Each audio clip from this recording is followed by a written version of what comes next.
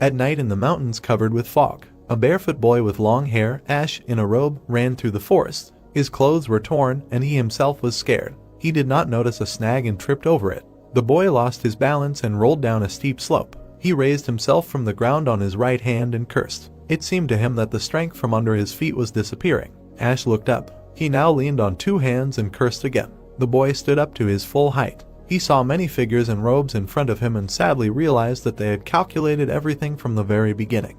Ash clenched his teeth in irritation. One of his enemies, who was standing on the highest branch of a tree, noted that Prince Ash had reached here in half an hour. His comrades laughed and said that they had barely waited for the protagonist. The boy looked at the naked blades of his enemies and did not know what to do. He had no more strength left. He loudly and confidently asked those who were hunting him what the reason was, because he didn't even have a chance to become king, and he was going to give up living in the castle. Ash didn't understand why they wanted to kill him. The hooded man's eyes gleamed unkindly. He said that it didn't matter whether the prince wanted to live in the castle or whether he had a magical gift from birth. The killer believed that Ash should have known about this. He put the sword on his shoulder and added that since the protagonist also had the right to become king, this was simply a necessary procedure. His partner suggested that the protagonist not resist. Ash's enemies' further words shocked him. They promised him that, despite the fact that he had low-class blood, the killers would take into account that he was the son of a king and would kill him painlessly. The guy was very offended by the phrase about low-class blood.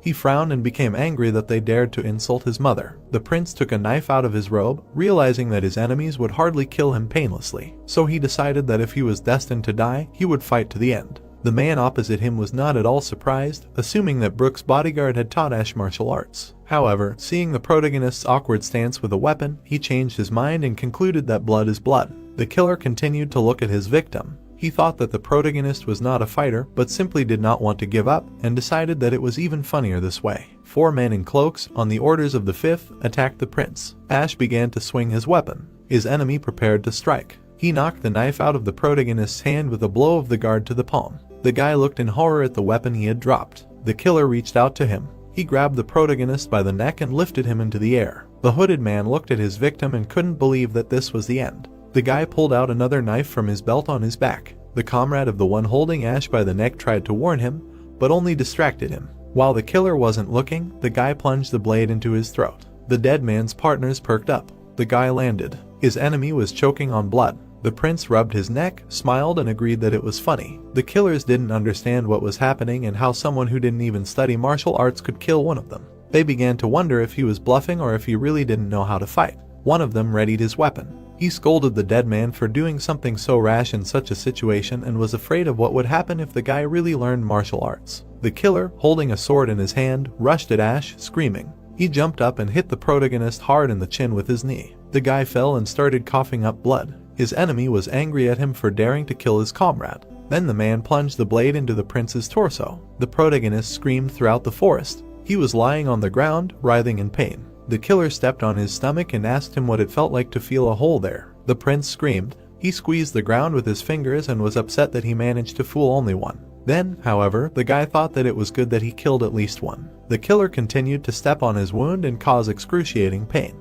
He wanted Ash to die very slowly and feel all this pain. The prince screamed. The sadist's comrade watched from the side. He did not like this method at all, but he admitted that since their member was dead, there was no other way. There was a sudden flash. The killer broke out in a cold sweat and opened his eyes wide. The next second, his partner, who had been mocking the main character, was destroyed by an explosion. He was blown away from the guy by the blow. No one else was affected. Ash looked in front of him at the bloody enemy. The killers stared blankly at the corpse and did not understand what this something that looked like white light was. A man in sneakers stepped onto the field. One of the men noticed this. He turned around and pointed his finger at the source of the danger. The killers looked at the new character, who had an incredible aura. This man sparkled with lightning. The killers did not dare to approach him. He stood confidently, dressed in modern clothes, with his arms folded across his chest. The killer frowned and sweated because he did not know who it was or what he was wearing. This man, smiling, lowered his hands. The man could not stand it, drew his sword and attacked him, at the same time asking who he was. The boy in front of him did not move. He continued to smile. There was another flash. The attacking assassin was scattered to pieces in front of his surviving comrades. One of the 2 remaining was shocked when he felt a splash of his partner's blood flying at him.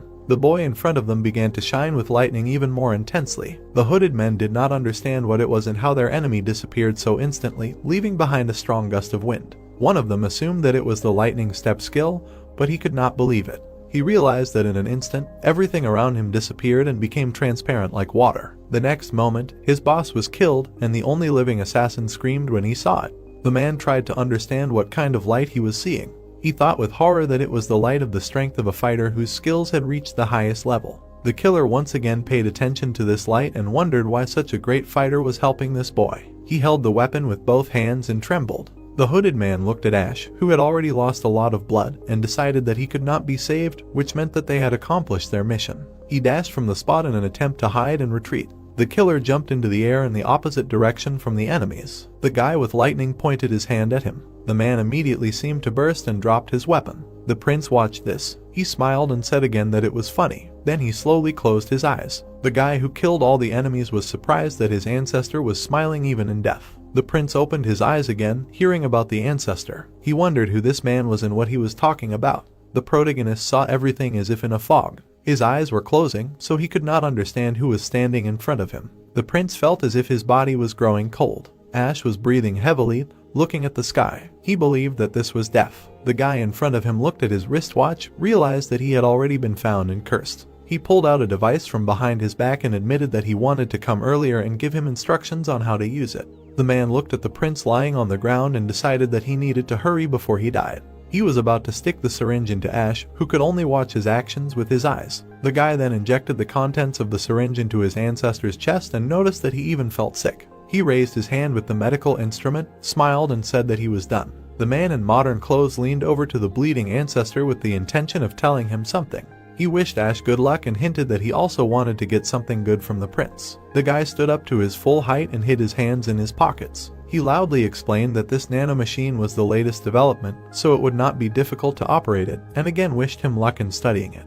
Then he disappeared, leaving Ash alone. The prince did not understand at all what this incomprehensible creature was trying to tell him. A mechanical voice rang out, announcing the 10-digit number of the invention. Ash's eyes widened in surprise. He thought he heard strange sounds in his head. The mechanical voice added that the 7th generation nanomachine of Sky Corporation had been put into operation. Long ago, the warriors of the Celestial Empire developed a martial art to protect themselves. Over time, it evolved from a means of self-defense into a lifestyle. Now it is a complex system that includes methods of nutrition, breathing, spiritual development, and much more. Warriors passed on their knowledge to the next generations through special writings and sacred books, which over time began to resemble a full-fledged teaching. Compared to ordinary people, those who mastered the art of war, who were called Murim, had simply incredible powers. One day, young students united, wanting to quickly gain more power and knowledge that their elders possessed. They did not want to share them ahead of time, and as a result, the Murim society was split into traitors and loyalists. Unable to defeat each other, a precarious balance was maintained between them for a very long time, until a completely different, third force appeared. They were called magicians, and their teachings were called magic. This is the story of someone who wanted to overthrow the Lord of Magic and become the new Lord himself. This is the story of Prince Ash. The protagonist woke up. He abruptly got out of bed, remembering everything. Ash looked at his palms and was surprised that he was alive, because he remembered that a sword had definitely been stuck into his stomach. He rubbed his forehead and wondered what had happened and why he was all wet. Then he began to feel sick, and the guy covered his mouth with his hand. The protagonist discovered that his hand was covered in black spots for some reason. The prince examined himself, smelled a poisonous smell, and felt the stickiness of his body. The mechanical voice asked the user if he was awake. Ash didn't understand what it was and looked up from examining himself. The nanomachine repeated its question. The boy got scared, jumped out of bed, and started looking for the source of the voice. He looked around the room but realized that there was no one around. The nanomachine asked the user to calm down. The prince thought it was an inner voice but decided that it was unlikely. The protagonist had only heard it once in his life and it sounded different. Ash thought deeply as the voice seemed to be coming straight from his head. The boy was in no hurry to move. He came to the conclusion that the voice was really in his head. The nanomachine confirmed his thoughts and Ash was stunned. The prince clenched his fists and loudly asked who he was talking to. The mechanical voice introduced itself as the 7th generation Sky Compression nanomachine, which had established a direct connection with the nerve center of Ash's brain. The protagonist closed his eyes and exclaimed that he did not understand what he was talking about. He asked to be told normally who he was. The guy, standing with his back to the open window, listened as the mechanical voice repeated that he was a 7th generation machine. The prince thought he called himself a nano spirit. He frowned when he realized that if it was a spirit, then it was the kind of creature that could be obtained by comprehending the magical sacred fire. The protagonist fell to all fours. He raised his head and asked if he was really talking to a spirit. The nanomachine remained silent. The man met the white advisor and invited him to follow him. The advisor, Old Man Wise, asked if this was really an attempt at a secret assassination. James, who was walking next to him, confirmed this idea. James tensed up, clenched his teeth, and noted that this was far from the first case in recent times. He added that, however, until yesterday, their enemies did not dare to speak so openly. Wise put his hand to his beard and guessed that since they had decided on such audacity, they were most likely from a magical organization in the north. He concluded that the Lord's decision to leave them alive was fatal after all. The two of them walked on. James said that it was obvious that someone had helped young Master Ash, but it was impossible to determine who exactly. The white advisor was surprised, as he thought that with his status he could try to guess. Sweat appeared on James's face from thinking about it. Yesterday he had been shocked. What he saw then was indescribably horrible. On the cold ground before him lay pieces of bodies torn in half, scattered in different directions. James discovered that only one of the attackers was lucky to be unharmed. The knife that the man had given the young master was sticking out of his neck. Suddenly, James heard someone breathing.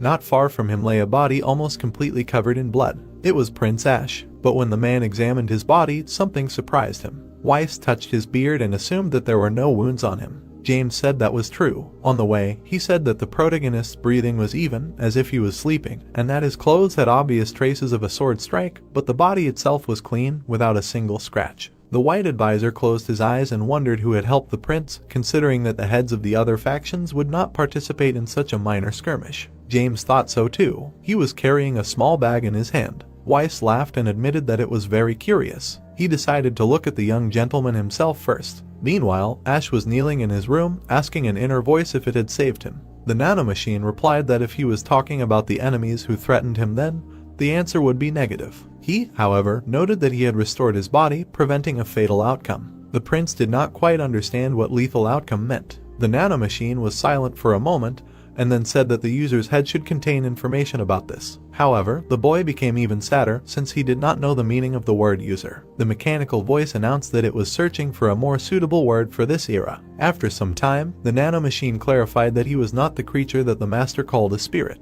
The protagonist was surprised when he realized that his interlocutor's dialect had changed. He asked who he was then, if not a spirit. Ash continued to sit on the floor during the conversation. The mechanical voice warned that it was going to download basic information and instructions for use into the prince's brain and asked if he agreed. The boy did not understand most of it, but agreed. Then lightning surrounded him and streams of information began to flow into his head. The prince was dumbfounded. He suddenly realized that he was nauseous and covered his mouth with his hands. Then he vomited right on the floor. Ash coughed. The nanomachine said that this always happens during the first transmission of information, and said that there should be no dizziness or nausea in the future. The protagonist sat with his back to the bed, put his hand on his face and complained about feeling unwell, not understanding what was happening.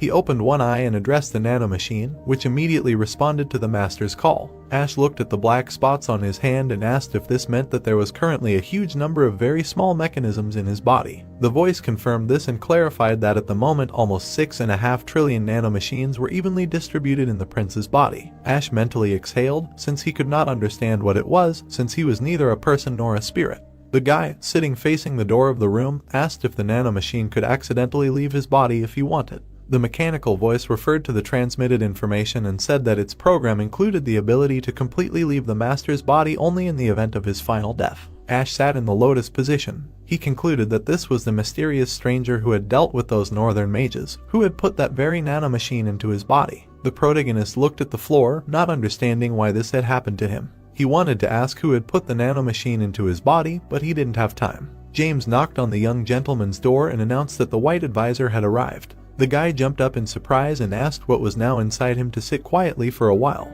He understood that if someone saw him talking to some mechanism in his head, they would definitely decide that he had gone crazy. Ash lay back down in bed. The nanomachine said that it could communicate with the master through thoughts simply by reading brain waves. The protagonist whispered that he understood everything and asked the mechanism to be silent. It said that it was temporarily switching to sleep mode. James walked inside with Weiss and noticed that the young master seemed to be still awake, so they should be careful. However, he didn't have time to finish his thought and rushed to the protagonist's bed, finding that he had woken up. James was very worried about the boy and asked if he was okay. Then he winced and covered his face with his hand. The man smelled a terrible smell and asked what it was. Ash realized that he had completely forgotten about it. The white advisor scratched his beard. He was interested. Weiss approached the young master's bed and asked if he remembered the old man. The prince confirmed and noted that he could not afford to forget the white advisor who had answered the call and come to treat his mother. Weiss extended his hand and asked to let him measure the protagonist's heartbeat. The boy became worried about it. The old man assured him that it was nothing serious and urged him to give him his hand. Ash offered his hand with clear black marks, and the white advisor began to feel the pulse. Weiss was shocked. He said it was simply amazing. James became agitated and shouted out a question about what the old man was talking about. He began to think the worst, that the young master had some kind of illness. Weiss let go of Ash's hand and noticed that it was just the opposite. He admitted that he did not understand the protagonist's condition at all. James asked what he meant. The old man, out of habit, put his hand to his beard and suggested that all the toxins had left the prince's body and his pulse had become healthier than ever. He thought that the protagonist had taken some kind of miracle drug. Ash turned his head to the old man. He did not understand what the white advisor was talking about and asked for an explanation. Weiss, standing by the bed, explained that he was saying that the young master's body was in the most suitable shape for mastering the art. The boy was shocked. He realized that the sticky black substance all over his body was the waste that had come out of him. The protagonist examined himself while lying down. He was amazed that all of this was done by a nanomachine. The mechanism thought it was called and asked if the master wanted to turn off sleep mode. The boy allowed it to be done, and sleep mode was immediately turned off. Ash felt as if lightning had passed through his entire body. The mechanical voice explained that the nanomachines in the master's body removed all the harmful toxins present and changed the circulatory and muscular systems so that they were best suited for sports. The prince swallowed, still not understanding what he was dealing with. He raised an eyebrow doubtfully and mentally asked the mechanism if he was sure he was not a spirit. It answered the master that he was not a spirit, but a nanomachine. Although the magic cult was created from many clans and families, there were only 6 main clans among them: Sword, Darkness, Stream, Poison, Sound, and Blade. The Lord took an oath that he would marry a woman from each main clan so that they would give birth to an heir. The successors were born and raised according to tradition. When they reached a certain age, they were accepted into the Magic Academy. This academy opens its doors every 10 years. It was founded to train the best warriors of the generation, and it is headed by the leading expert of the magistrate. Once upon a time, there was a time of unusually intense rivalry. Then several princes entered the academy at once. It was called the time of battles of the heirs of the magistrate. Ash asked the being inside him if he was sure he wasn't an evil god. The mechanism told the master that he was a machine, not an evil god. The boy completely forgot that he was in bed. He turned away from Weiss, remembering that he was from the Poison clan, which meant he shouldn't let on that he had a nanomachine. However, the mechanical voice warned that the technology of this era would not be able to detect his existence. The white advisor thought about it. He was sure that someone had helped the protagonist. The old man concluded that the prince's body was fine, but he was still going to prescribe a tonic to help restore energy. James thanked the doctor with great joy. James noticed Weiss heading for the door with the intention of leaving, and expressed a desire to see him off. The old man replied that it was not worth it and asked him to stay with the prince. The white advisor left the building and thought about it. It seemed very strange to him how a person could change so much. Long ago, when Ash was still a child, Weiss was sure that they would simply get rid of him, given his weak body and lack of knowledge of martial arts. Now, taking into account the state of his physiology, the old man believed that the protagonist had more potential to learn the arts than other princes.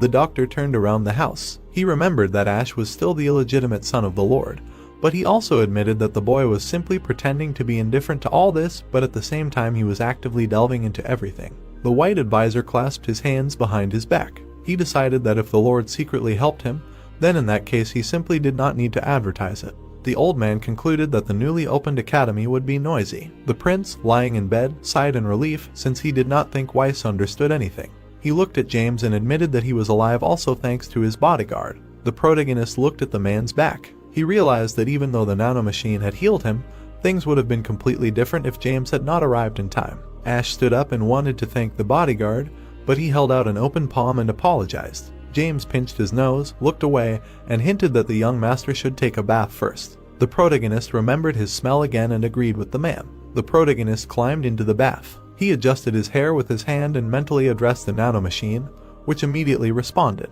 Ash placed his hand on the side of the bath and reminded that before this, the mechanism said that his body was in a state of self-healing. He wondered what kind of damage could be healed. The mechanical voice replied that all internal and external damage caused by an external source could be repaired. The boy became bored when the nanomachine explained that blood loss or decapitation would take longer as it required cell division. He complained that the mechanism kept saying things that were very difficult to understand. Ash looked at his hand and hoped that nothing bad would happen if he tested it a little. He then picked up the knife and brought it to his palm. The protagonist cut his hand and winced in pain. The nanomachine announced the activation of a self-healing state in his left palm from the knife wound. The prince looked at his recently injured palm in surprise. The cut had already healed, only a little blood remained. After that, the guy found that it had stopped too. Ash abruptly slid into the water, splashing it around him. The protagonist sank into the water up to his nose. He admitted to himself that, seeing it with his own eyes, it was hard to believe. But now he knew how it worked. Continuing to sit like that in the bathhouse, the protagonist asked the nanomachine if it was true that he would be able to use all the functions described in the information that it had previously transferred to his head.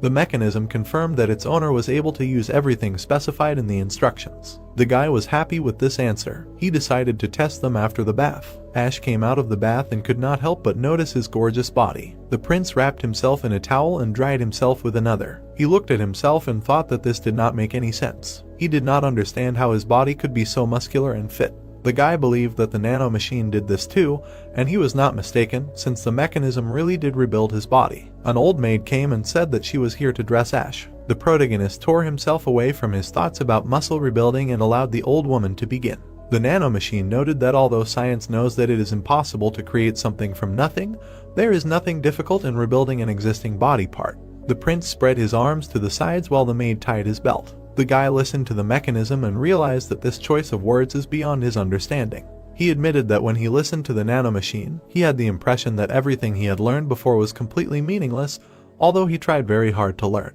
The protagonist thought about it and asked the mechanism for permission to call him Nano instead of his long name. Nano immediately registered the new name. The prince sadly noted that he was not fun to be around. Ash came to his office and began to think about what to do. His inner voice suggested that he find a book and flip through the pages. The guy stood in front of the cabinet and clarified whether it was true that he only needed to flip through it. Nano confirmed it. Ash took one of the books from the shelf. He thought that the only books here that were at least somehow related to martial arts were about blood points and kai, as well as the teaching of the three jesam, a breathing technique aimed at training the body and mind. But, unfortunately, even studying all your life, it is very difficult to reach even the lowest level. The prince decided in this case it would be better to read about blood points. Ash opened the cover and told Nano that he was starting. The mechanism said that it was ready. Then the protagonist began to quickly turn the pages. He felt like he was acquiring a large amount of knowledge. The guy closed the book. He leafed through it without missing a page. Nano politely informed that he had successfully scanned the book blood flow and asked for permission to attempt to transfer the information into the user's brain.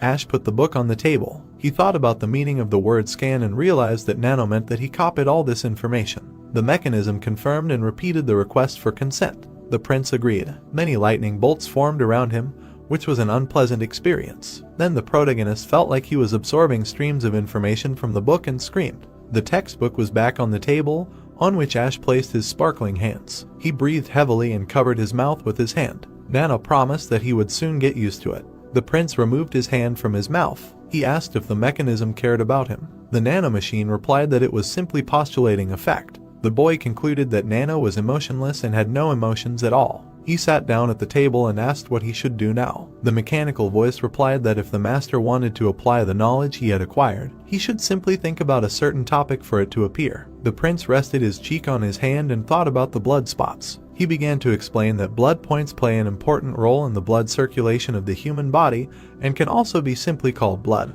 He knew that there are two types of points, one that paralyzes and one that can kill, and what will definitely happen if you poke the paralysis point with the human body. Ash abruptly opened his eyes as the realization came to him. The protagonist laughed, not understanding how this was possible. He considered it crazy because it was not just memorization. On the contrary, he could fully understand the content. Nano surprised the master by explaining that he transferred the information after correcting the errors in the book. Ash was interested in what these errors were and what was written incorrectly. The mechanism said that according to the information stored in the program, he corrected the error about blood points. The guy smiled dreamily and determinedly. He could not believe that he could now study and hone martial arts faster than anyone else. He smiled wider, and his lips trembled. The prince knew that the candidates of the 6 clans had been studying many techniques since they could walk. The protagonist walked outside. Even watching the other princes, he still couldn't understand the 3 jesam method. He clenched his hands into fists because he had heard that there were many of them in the Magic Academy. Ash bent his arm at the elbow and raised his fist,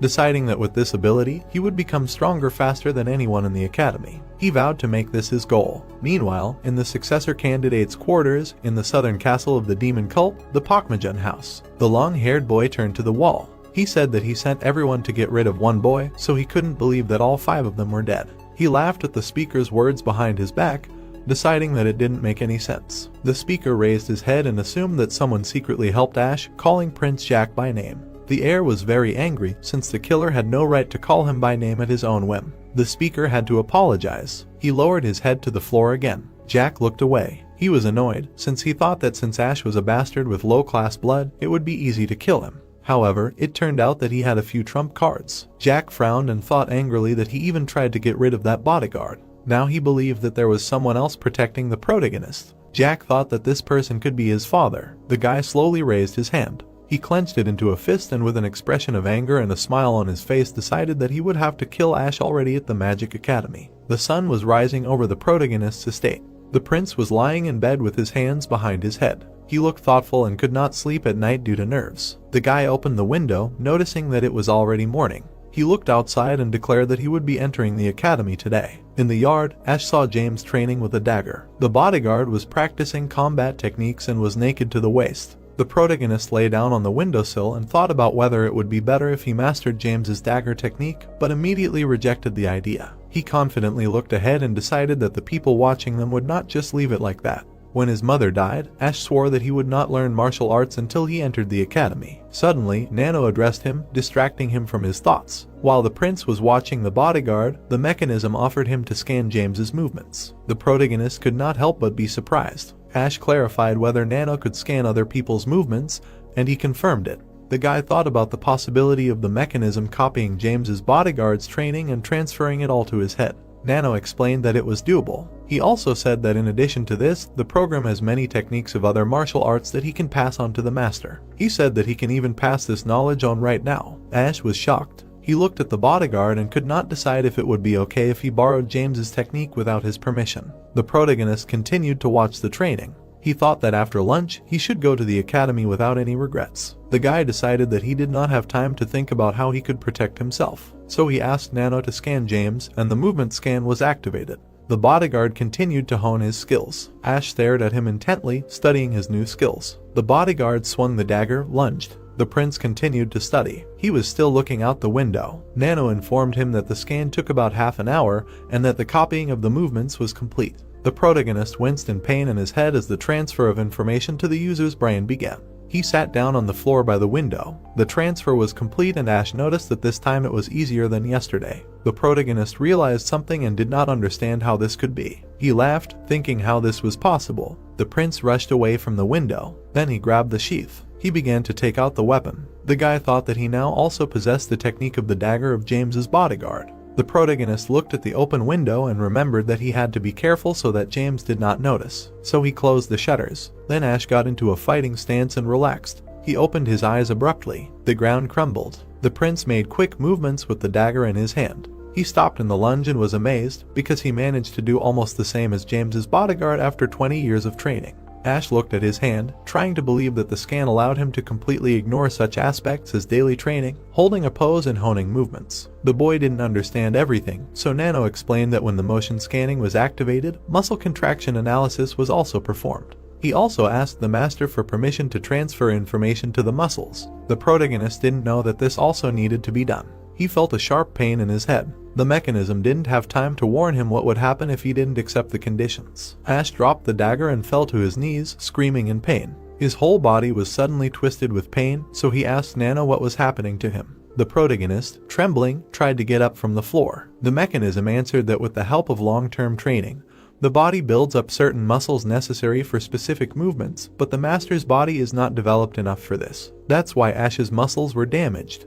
The prince knew that he was doing something like a transfer, but was indignant that Nano was explaining everything in such a complex language. The boy finally sat back down on the bed with difficulty. The mechanism reported the implementation of a simplification of the language to match the user's level. Ash felt humiliated after these words. He grabbed his heart with a shaking hand. Nano announced the end of the simplification and said that the master had not trained for as long as James, and even if his brain had mastered the information, his body could not adjust. He added that Ash's muscles needed stimulation, so the movements would become habitual for the body, and only after the information was transferred would he be able to fully use these movements. The guy, sitting and looking at the closed windows, admitted that it was much easier than before, but it was still difficult for him to understand.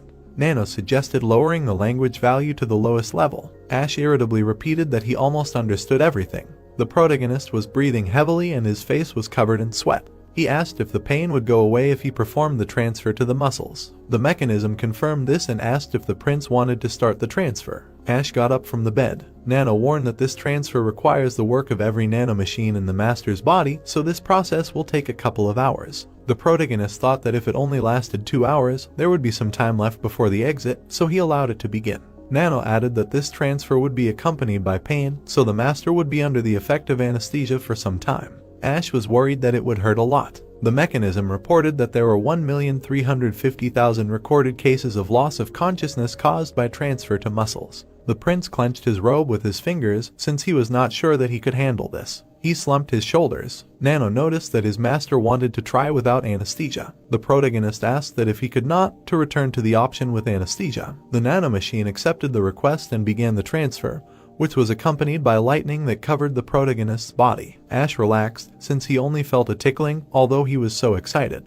Then suddenly he felt unbearable pain. The prince clenched his teeth and screamed. Nano announced the introduction of anesthesia. The protagonist sighed in relief. After that he fell on the bed. James was cooking in the kitchen at that time. He tried the dish and liked it. The man thought he was on par with the nearby masters. He continued chopping vegetables, wondering if he should cook something special today. The bodyguard decided to stick with cooking the usual dishes that the prince liked. He remembered nostalgically that it had been 5 years since he learned to cook for Ash. In the past, James wasn't even a good cook. Before her death, the protagonist's mother asked the bodyguard to look after her son. James returned to cooking. He noticed that it had been 5 years since Lady Nora died from poisoned food. Today, Prince Ash was going to enter the academy, so the bodyguard mentally asked Nora to grant her son her protection from the sky so that he could survive and enjoy food again. James heard the protagonist scream. The bodyguard dropped his cleaver. He burst into the prince's room and asked if he was okay. The prince was lying on the bed. James didn't understand what was wrong with him. He touched the boy's pulse. The man thought, judging by the protagonist's pulse, which he felt, everything was fine. The bodyguard tried to figure out what he did to make this happen. He saw marks burned into the wooden floor. James touched one of them. The man was kneeling in front of the marks. He concluded that Prince Ash had been watching his training for at least 2 years. The bodyguard smiled. He was shocked that the guy had only been watching him for 2 years and had already achieved what he had achieved in 20 years of training. The protagonist's eyes widened. Nano said that the requested transfer to the muscle fibers was complete and stopped the anesthesia. The guy stood up and took a sharp breath. He was trying to catch his breath. Ash scratched himself and decided to never repeat something like that again. The mechanism added that he had simply warned the master in advance. The protagonist noticed that he was lying on the bed and assumed that James had come. He got off it and picked up the dagger. The prince straightened up. He thought that it should be painless to use the dagger technique now. The nanomachine agreed that due to the transmission to the muscles, the master had the same fiber structure as people who had been practicing the necessary movements for 20 years. Ash closed his eyes and concentrated. He got into a fighting stance and held the knife out in front of him. Then he made a powerful lunge. The guy realized that in this lunge he used the same techniques as before, but the strength and accuracy had increased. The protagonist was happy. He thought that this feeling when he cut the air was excellent. Ash then made many training strikes. He tossed the weapon and twirled it in the air. The guy took the knife with a reverse grip and made a strike. He concluded that this was all that was needed for the first formation. The prince stepped forward for the second formation. He ducked and stepped loudly on the floor, causing dust to rise in the room. The protagonist was surprised. Ash looked at the broken parquet and noted that this was bad. Even though he did not use the light style, he still left marks. The prince crouched down to the smoking mark from his foot and added that he had already mastered the heavy style. He didn't want his bodyguard James to see this. While the boy was sitting on the floor, James shouted to him that his breakfast was ready. The protagonist jumped up from the floor. He was worried, not knowing what to do, because the marks did not disappear even when he pressed on them. The bodyguard opened the door slightly with a tray in his hand. Ash moved the table and said that he was very hungry today. James was surprised, because usually the young master ate by the window. The boy pointed to the table and explained that since he would be gone for a long time, he would like to have a snack in the center of the room. He smiled nervously, hoping that James did not notice. The protagonist looked at the tray and saw fried bok choy with pork and an egg on top of rice. These were his favorite dishes. The protagonist was ready to cry. He realized that James cared about him, and since today was the day he entered the academy, this could be the last breakfast that the bodyguard made for him. Ash was angered by Nano's sudden comment, which warned that a sudden change in emotional background causes the release of hydrochloric acid into the esophagus. He added that saliva production had increased and advised swallowing food with saliva to reduce the acidity level. The prince urged the nano machine to stop talking nonsense and keep quiet. The mechanism temporarily turned on silent mode. The protagonist began to absorb the food, intending to eat everything without a trace. James smiled silently. The guy continued to quickly throw food into his mouth. The bodyguard asked him to eat slowly, otherwise his stomach might get upset. Ash took his advice. After a while, he put down his chopsticks and declared that it was a great breakfast, praising James. The bodyguard seemed to have decided to ask something. He closed his eyes and inquired when the young gentleman had mastered his dagger technique. The prince became agitated. He asked James what he was talking about. The man took and moved the table. Ash was shocked. The mark from his foot was now visible. James looked at it and realized that it was left by the first movement into the second formation of his technique. The mark was much clearer than the one he had seen before, and this convinced the bodyguard that his eyes had not deceived him. The prince despaired, because stealing someone else's martial arts technique was a taboo in Muram. He had committed a crime by stealing someone else's technique using Nano, and he had nothing to justify it with, even if James hated him. However, the bodyguard sat down next to him and smiled and praised the guy for how he had done. The man assured him that there was nothing wrong with the young master training in secret, because he was his bodyguard. He admitted that if it were not for the oath given to the 6 clans, he would have taught Ash this earlier. The protagonist cried from such kind words. James handed him the paper, and when asked what it was, he explained that it was an energy expenditure method for the light style of the dagger technique. The prince did not understand why the bodyguard was giving it to him. James looked the boy in the eyes and said that he wanted to give him some advice on how to master the light style. However, he believed that there would be many things at the academy that were much better than what he could offer, so he asked him to master it. Ash took the note in his hands and dropped a tear on it. He could not hold back his tears any longer. James tactfully remained silent. He remembered how the young gentleman had promised him at his mother's deathbed that he would never cry again. That was the last time he cried. The bodyguard took the tray with empty plates. He noticed that 5 years had passed since Lady Nora had passed away. During that time, the man had clenched his teeth and put up with the prince's character, but he was still a boy who needed parental care. The bodyguard walked towards the exit. James stopped in front of the door. He, without turning to Ash, said that he would not be able to stay with him after his enrollment in the academy and allowed him to cry today. The man finally recommended that he stay strong from now on. The guy lowered his head and, without stopping crying, thanked James. The door closed from the other side. The prince wiped away his tears. He swallowed and decided that from today on, he could not allow himself to be afraid or doubt. While the bodyguard returned to the kitchen, Ash concluded for himself that even if his mother was no longer there, he still had a place to return to. There were many people at the gates of the academy during the day. The applicants lined up in the square. They began to talk and discuss whether all the clans were gathered and how many people had gathered here. According to their rough estimates, there were about 1,000. The guy in the purple headband admitted that now that he was standing at the academy, he began to get nervous. His neighbor with the gray headband explained that since this was a competition between the heirs, as part of a minor clan, they were forced to line up. Finally, the one who would greet the contenders showed up. He noticed with irritation that the people who had come were very noisy. A man with maroon hair came out to the crowd and angrily declared that the place was such a mess that he could not see any hint of their souls, and called everyone idiots. This man was burning with anger. He was outraged that the contenders had come here without due determination, knowing that this could be the place of their death. His name was Ben, and he was the left bodyguard with the title of Fire King. A strong wind arose in the square. The people in the crowd recognized the left bodyguard by his red hair. They knew that Ben was one of the 10 strongest of the magic cult, or even 5. The man smirked and was surprised to see children in the front row. He assumed that these 6 were the heirs of the 6 clans. The guy in the dark robe represented the Dark Clan. He was number 1 and his name was Claude. The Sword Clan sent a sly-looking guy who received number 2, Jeffrey. For some reason, Jack was very irritated by the others. He was the heir of the Creek Clan and had number 3. The Poison Clan was represented by the silent guy number 4, Romeo. The honor of the Blade Clan was defended by number 5, a guy with a warm cloak, Alex. The Sound Clan put forward the only female heir among the main clans, number 6, Maria.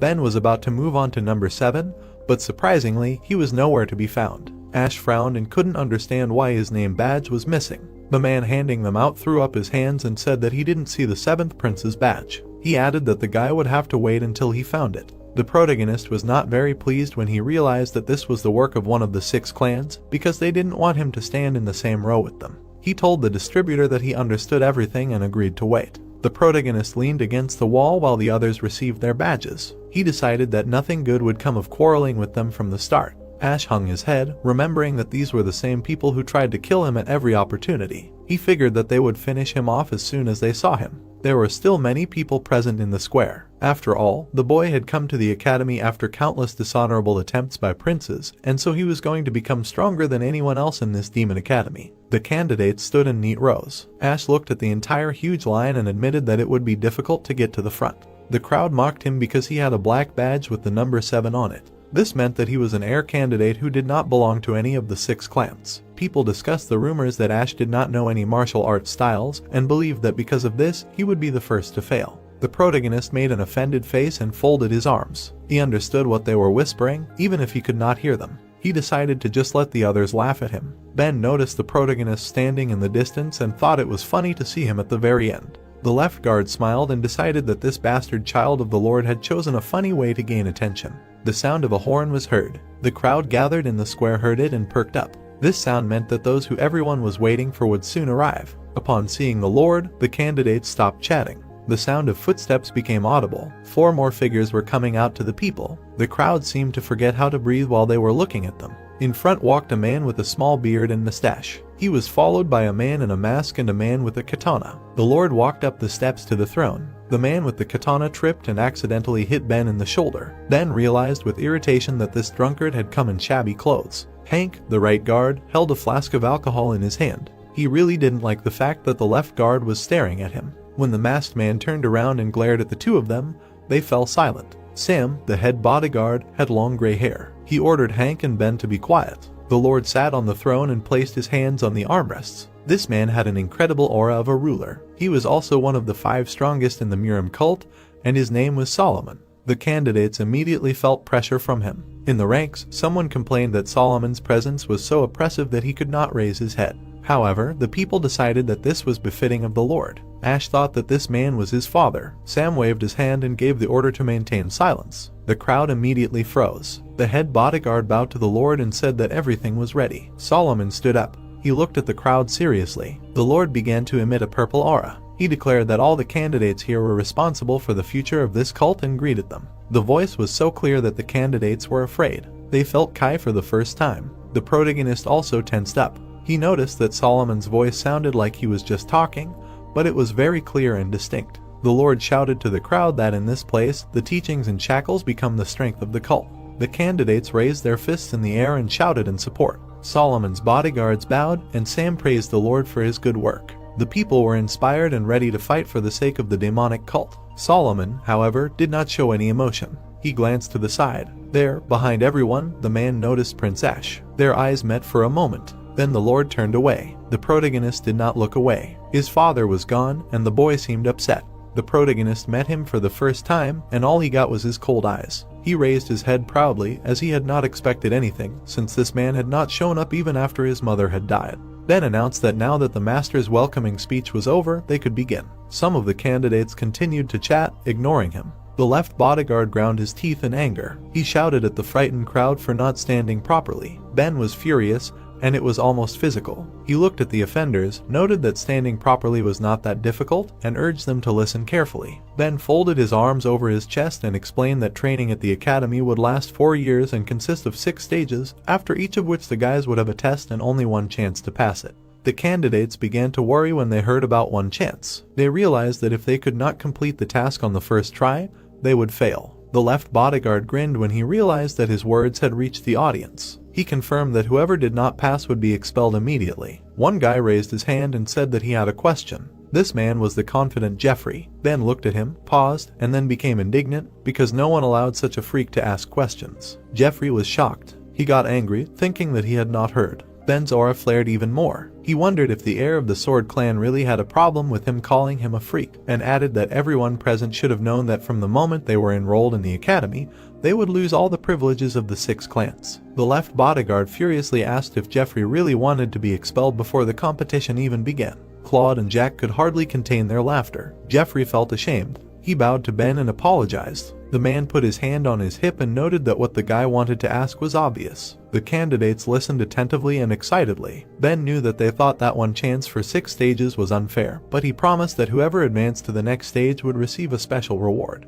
The left bodyguard said that the first reward was the Black Dragon Stone. Ash did not know what it was, so he listened to the guys in front of him discussing it. They said that if it was the same Black Dragon Stone, then it was most likely a healing stone that allowed the one who used it to gain 20 years, comparable to Kai. The guy in yellow asked if this meant that if you passed all the stages and earned 6 stones, you could gain 120 years. He thought that would be similar to the level of high professionalism. The man in gray replied that in this case it was not so, because according to rumors, the more the stone is used, the less effective it becomes. Also, it is difficult to absorb it all at once. The protagonist looked desperate. He had to go through 6 stages, but he currently had no Kai. However, he thought that if he passed, he would be able to increase it several times. Ben spread his hands and said that the second incentive was a book of martial arts secrets. He noted that all candidates knew martial arts, so they should understand the importance of such books. The man added that the library of the Demon Academy was located on 5 floors, and each time the guys passed the test, they got access to 1 floor. Ben explained that depending on the efforts made, students would have the opportunity to study the secrets of the 6 clans and even gain access to secret manuals on different martial arts. The candidates were inspired.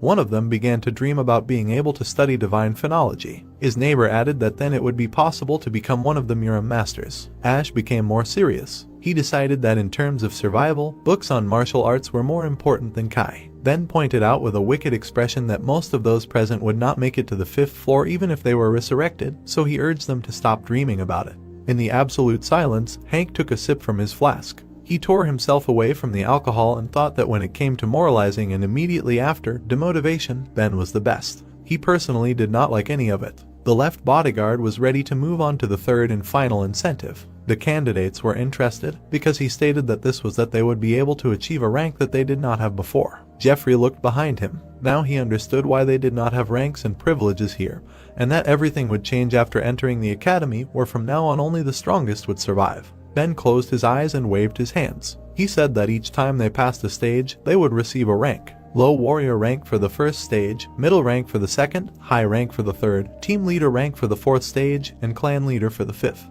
The man decided to skip the 6th stage, which he did not think the candidates would have to go through. He warned that most of the students would not even pass 3 stages, no matter what they did. The left bodyguard folded his arms again and remarked that despite this, it would still be a shame for high-ranking clan members to become low-ranking here. Hank looked away and sighed. He doubted that the 6th stage could be called a test, since it was almost impossible to pass. In the centuries that the academy had existed, not even a dozen people had failed this test. Ben added that if the candidates could pass the high levels, their rank would be taken into account. He said that everyone would start with the rank of cadet, but later they would differ. Ash frowned and tensed. If survival had been his main concern before, now survival meant rising in rank. The man exhaled, placed his palm on the guard of his blade, and concluded that he was done explaining. He announced with a smirk that everyone would now split into groups to move into dorms, and then the first test would begin. The protagonist didn't know how to react at all. When the guy came to his senses, he was in shock. The people around him couldn't believe their ears that the first test was about to begin.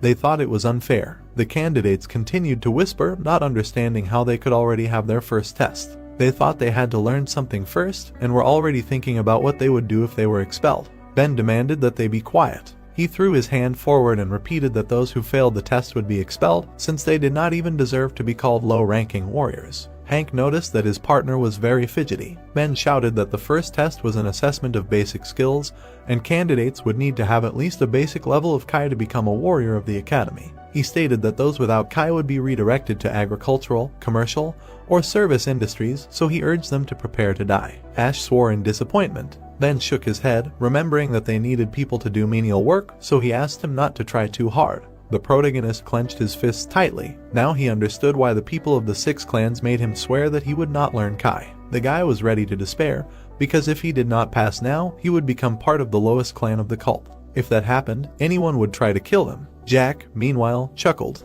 He looked back at Ash with a smile. Jack did not know whose idea it was to require such an oath, but he admitted that it was a good one because it would save him from having to kill the bastard himself. Something caught his attention. A woman in a beautiful robe walked in front of the candidates, accompanied by subordinates. She held a stringed musical instrument in her hands. She was the leader of one of the 5 oldest clans of the demon cult of the Sound Clan, Hannah. The woman climbed the stairs to the bodyguards. Ben pointed at her and announced that this person, Hannah, would oversee the first test. He spread his hands and honestly admitted that this test was very simple. The man, however, warned that if the candidates failed here, they would never be able to become even a low-ranking warrior. The people looked at the leader of the Sound Clan and wondered what test required her presence. They came to some conclusion and covered their ears with their hands. Ash did not understand why they did this, then chuckled and pointed out that if the 5th elder were to actually emit her waves of musical energy, they, the little ones, would not have a chance to resist. He urged the people not to worry, as she would have everything under control, adding that if they were lucky, they could endure it even without Kai. Ash cursed inwardly when he realized that they were about to experience a wave of musical energy. Hannah began to emit energy. She said that even with a small amount of Kai,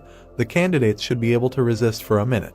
The left bodyguard waved his hand and shouted that those who could remain conscious for a minute would pass the first test. He then announced the beginning. The leader of the Sound Clan ran her fingers along the strings. Her aura immediately filled the area. The energy reached the candidates, and some tolerated it worse than others. The protagonist was afraid of this power. People around him fell to the ground. Some were sick, others complained of chest pain. The sound was audible even if you covered your ears. Ben looked at the fallen candidates and noticed that, as expected, those from the small clans had already lost consciousness. He admitted that in comparison, the representatives of the 6 clans and other children of the high-ranking clans were still holding up. Jack smiled and thought that it was just a tickle for his ears. Hannah plucked the strings again. Jack continued to smile. The candidates from the 6 clans had been taking medicine since they were children, which allowed them to accumulate enough Kai. He assumed that Ash, who had no Kai, was already lying on the ground. Hannah plucked the strings harder. The representatives of the 6 clans frowned. They felt something strange. The leader of the clan of sound continued. Maria, who could hardly bear the melody, noticed that Hannah's plucking was getting faster. The woman was emitting more and more energy, but it was unclear why. More and more candidates writhed in pain and covered their ears with their hands. Hannah looked ahead angrily, not understanding why he hadn't fallen yet. She really didn't like that Ash wasn't giving up. The protagonist looked at his hands, not really understanding himself. He saw that half of the people were already on the ground. The guy looked at them, assumed that they were suffering from internal wounds, and wondered why he himself was okay. Suddenly, Nano informed him that it had detected powerful high and low frequency waves coming from the instrument, and since there was a possibility of serious damage to the master's body, it had activated the emergency protection mode to block the influence of the sound waves. Ash realized that this mechanism made it so that he could not hear the sound waves. Nano confirmed that he had temporarily frozen the prince's body's ability to perceive sounds. The protagonist asked why he could then hear Nano's voice. The answer was that the information was transmitted directly to his brain. Ash admitted that it was difficult. Hannah looked at him with a burning gaze. The guy broke out in a cold sweat. To him, the woman's eyes seemed simply enormous. He asked Nano to block that terrifying gaze, and Nano offered to suspend his visual perception. Ash decided to be patient. Ben glanced at Hannah and felt the 5th elder starting to lose her patience. He became serious when he thought that the history of the Sound Clan was much stronger than before. The man thought that such a level of energy should be too much for those with less than 20 years of Kai. As he expected, Ash was the reason for this. He had heard that this guy had no Kai, but now he doubted it because the protagonist was holding up extremely well. Ben smiled and admitted that this was the first time since he got his place at the academy that he had seen the first test go so excitingly. He wondered how long the bastard could hold out. One of the candidates pointed out to another that his ears were bleeding, but the same could be said about him. The representatives of the elder clans tried to hold on, but not all of them succeeded. Even with 20 years of Kai, they were having a hard time, but they convinced themselves that they had to endure it a little longer because the clan's honor was at stake. Jack sat in the lotus position and had no problems, but he still didn't understand why the 5th elder was playing so hard. The representative of the Brook clan noticed that something was wrong with Hannah's expression. He assumed that she was angry. Jack turned around to check his sudden assumption. He was shocked. Romeo wondered why he was so surprised. Maria thought that they should not look behind those standing, but this was different. All 6 of them looked at Ash, who was standing, visible after all the other candidates had collapsed. The representatives of the major clans were amazed that this bastard without Kai managed to stay well, And besides, he was not tired at all. Ash himself did not understand how he deserved such attention. Jack clenched his teeth in anger. He realized with horror that this freak had Kai. The protagonist looked up and asked Nano if he was right in thinking that the boys were ahead and that the fifth elder was furious. The mechanism began analyzing the movements of the facial muscles. It counted bewilderment, surprise, irritation, and anger from Hannah's muscle movements. Ash was stunned. Because his hearing was disabled, he didn't know what was going on, but he could see their hostility. It was obvious to the boy that their pride was hurt since they thought he had no Kai, and now they saw that he was still holding on. Everyone around him was bleeding from their ears. Ash knew that if he passed the first test in good condition, they wouldn't believe him if he said he had no Kai. He thought, frowned, and asked if Nano could give him an internal defeat. The guy grabbed his stomach. The mechanism clarified whether by internal defeat he meant damage to his internal organs, and the protagonist confirmed. Nano confirmed that it was possible, but did not recommend doing so. The guy confidently continued to resist the sound. He told the nano machine that it did not matter and urged it, as soon as the performance was over, to cause internal damage and make him vomit blood. Then Nano accepted the master's order to cause damage to internal organs. Hannah was angry, realizing that almost a minute had passed. She looked at the bastard, who was not even 15 years old, and could not believe that he withstood it so easily. The head of the Sound clan bit her lip and decided that she could not leave it like this. She glanced at Ash from under her brows. Her pride did not allow her to stop. Hannah began to play many times stronger. She suggested that the protagonist try to withstand the performance, which would require half of her body's strength. Ben noticed that something was wrong and turned to Hannah as it was dangerous. Romeo winced in pain. He had started bleeding. The left bodyguard tried to stop the fifth elder from making things worse. The head of the Sound clan came to her senses and let go of the strings. The energy from the square immediately dissipated. The candidates struggled to get up from the ground when it was finally over. Hank sat nearby with a flask. He noted that if Hannah had added a little more power, everyone would have failed the first test. The right bodyguard could not believe that the fifth elder had lost control. Hannah sadly sat down on a chair and began to reproach herself for what she had done. The woman realized that she had not been able to control her anger at the bastard and had used half of her power. She gritted her teeth and decided that all this was because of the enemy of the 6 clans, because of Ash. The protagonist stood there, unmoving. He trembled slightly, then reached up to cover his mouth. The boy coughed up blood, causing both Ben and Hannah to notice him.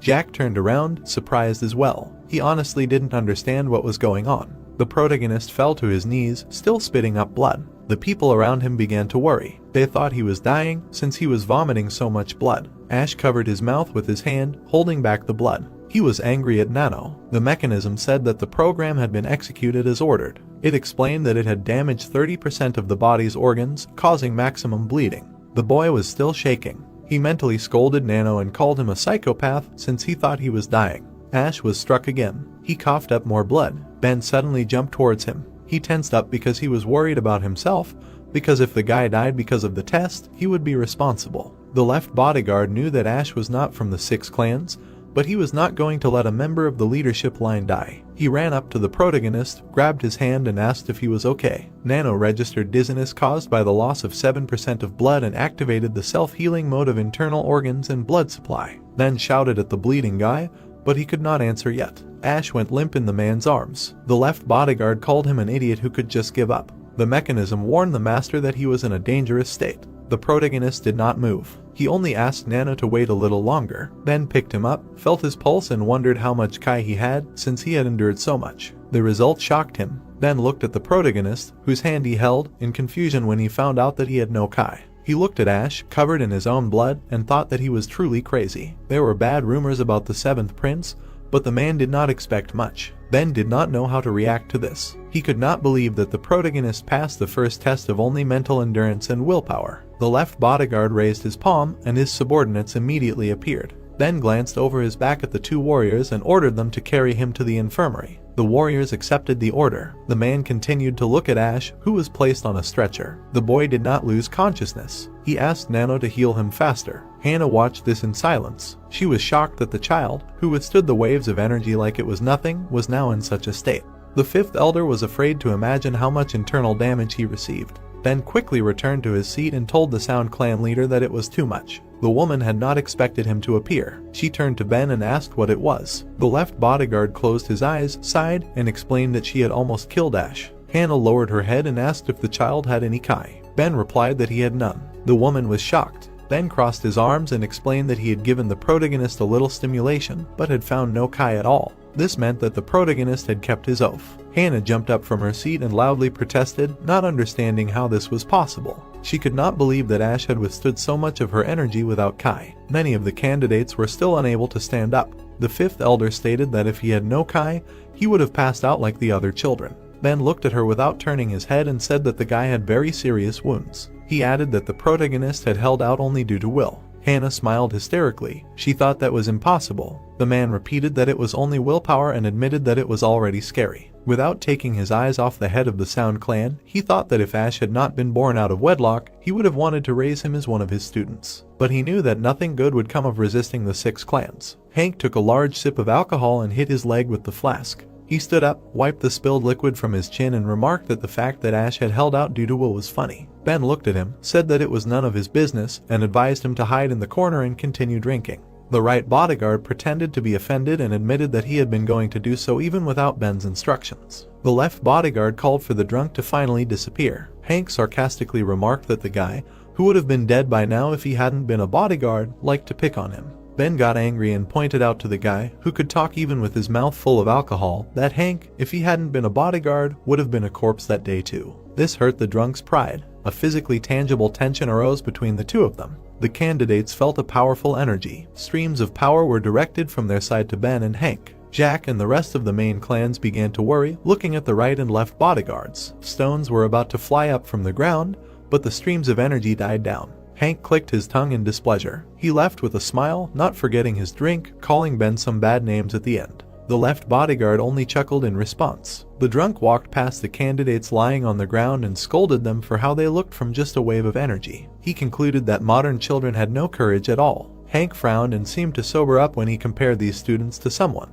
He thought of the 7th prince. The man smiled confidently and admitted to himself that he liked this guy. All the candidates in the square were still recovering from the events that had just happened. Dr. Klaus of the Demon Academy was filling out paperwork in the infirmary on the 2nd floor of the main building of the Demon Academy. Someone shouted from behind the door that there was a patient, and Klaus was surprised. He eagerly opened the door. The doctor literally beamed when he realized that they had brought him a real patient. He was happy and shed a tear because he could not believe that he had received a patient on the very first day. Klaus was happy that his thoughts about this Demon Academy being the best were confirmed. The warriors who brought Ash to him did not understand such behavior at all. One of them had heard that Klaus was Graham's student and that he was obsessed with medical practice. The soldiers carried the protagonist further. Klaus realized that now was not the time to act like this and pointed to the infirmary. When the boy was placed on a cot, the doctor was surprised. He had no idea how difficult the test must be to be in such a state. Klaus pointed to Ash and asked if he had been hit in the stomach.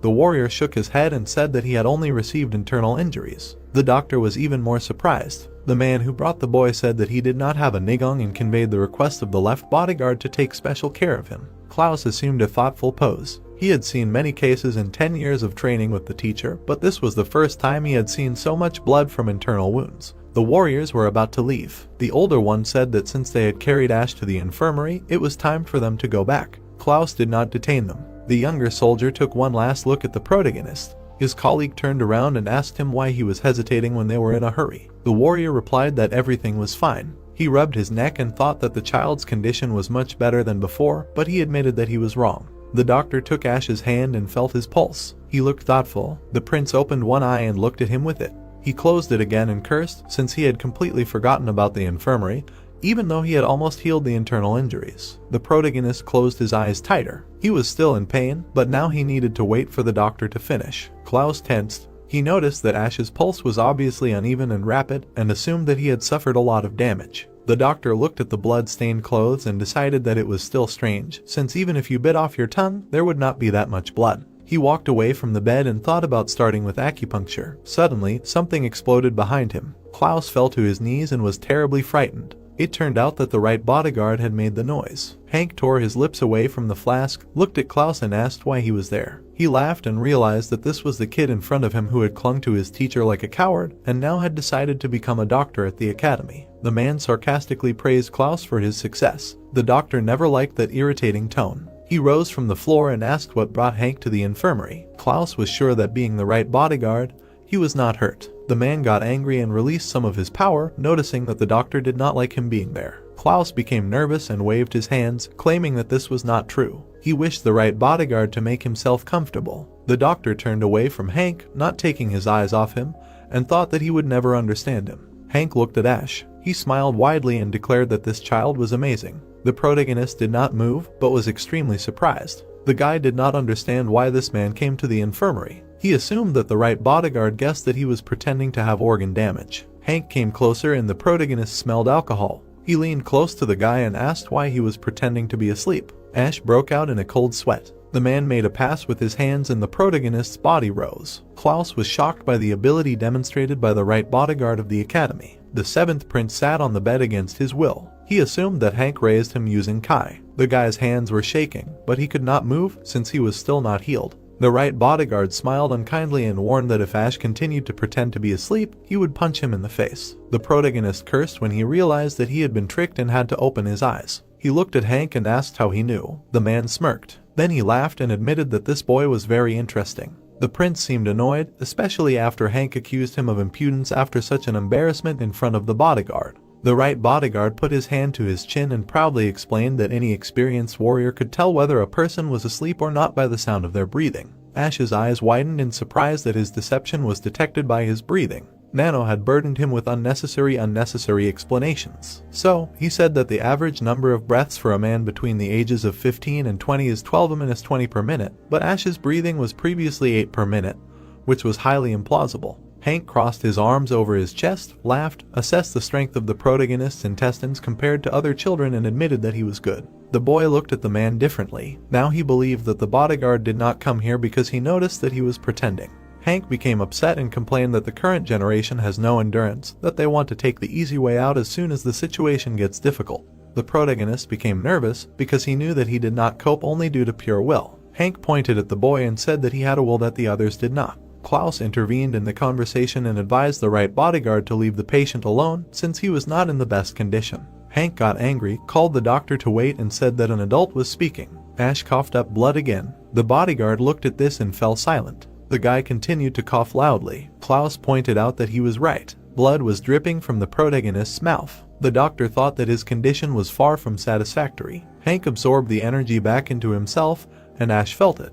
The protagonist immediately collapsed onto the hard pillow. He rubbed his sore neck. The man decided to get to the point. He smiled widely and said that he wanted the seventh prince to become his student. Klaus looked at the right bodyguard with bulging eyes. The guy looked at him in approximately the same way. Hank did not notice the surprised looks and drank more alcohol. Ash turned his head to the man and admitted that he did not quite understand what he said. The bodyguard repeated that he said that he wanted to take him as a student. The doctor still could not stop being surprised. The boy asked if Hank didn't know who he was. The man couldn't imagine anyone not knowing him. Ash was worried, thinking that the 6 clans would hate the right bodyguard if he took him in. Hank smiled, exhaled, and said that it was funny. He thought that they wouldn't do anything to him. The prince listened attentively. The man added that the clans would still have to compete with each other, and it didn't matter if he was alone or with Ash. The boy turned away and stared at the floor. He knew that this would be a great opportunity for him, but he admitted that it could be a trap. Klaus didn't know what to say. He frowned when he finally realized that this was the famous 7th prince. The doctor knew that the main clans would pull tricks at the Demon Academy this time, but the fact that they made Ash lose so much blood irritated him. The boy turned his head to Hank and admitted that this was all very unexpected, and besides, he had a teacher at the academy. The right bodyguard was indignant, as it began to seem as if he was begging the boy to become his student. The man took a sip of the drink and noticed that the kid was hesitant. He expected this, considering the life he led. Then Hank decided to do something different.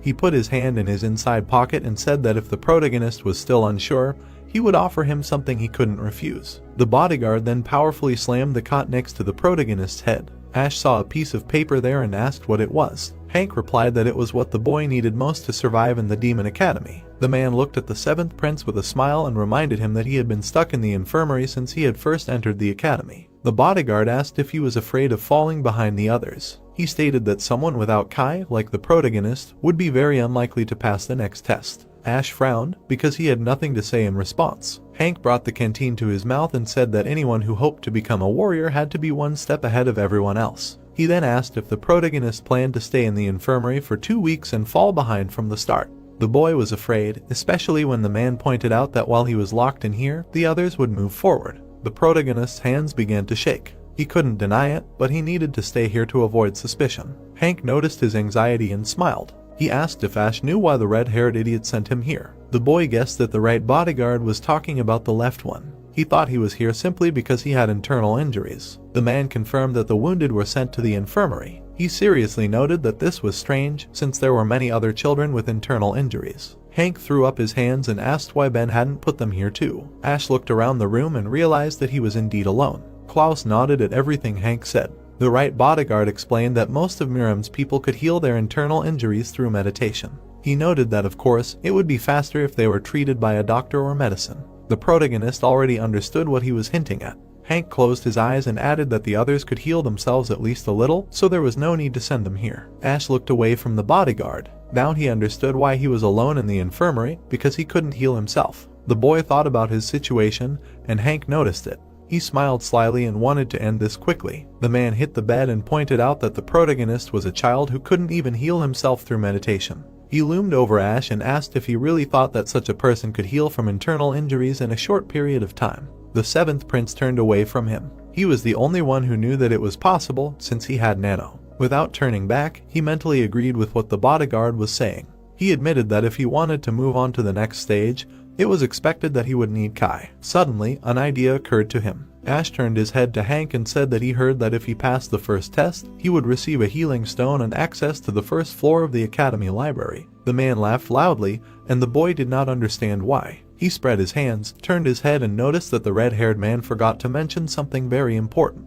The protagonist really wanted to know what it was. Hank looked at him and explained that the academy library was not a place where you can enter and leave at any time at your discretion. He added that you can only enter once after passing the test. Ash's mouth fell open in surprise. The right bodyguard asked the boy if he really thought he would be allowed to freely examine all the important books located there. He stated that this place was extremely secure. Hank took a sip. The protagonist seemed disappointed. The man wiped his mouth and said that, besides, you can only stay on the first floor for 2 hours. Ash sighed sadly when he learned about the time limit. He compared it to climbing one mountain, after which another awaits. Hank said that there will be more time when the protagonist goes higher. The protagonist's mouth fell open when the man added that rewriting the content is prohibited and he must memorize everything before he leaves, so studying 2 books was already a great success. Ash suddenly realized that in this case, he had a huge advantage. He imagined how, with Nano's scanning skills, he could read not 1 or 2, but hundreds of books in 2 hours. Hank rested his chin on his palm and warned that 4 years at the academy would test the mettle of a guy with no Kai like Ash. The prince was upset, assuming that the bodyguard implied that he was different from the others. He understood that the other applicants were trained in martial arts in their clans, while he himself had neither martial skills nor Kai. He looked at Hank and wondered if he really needed to become his disciple to deal with the threat from the 6 clans. The boy turned the topic to the paper next to his head.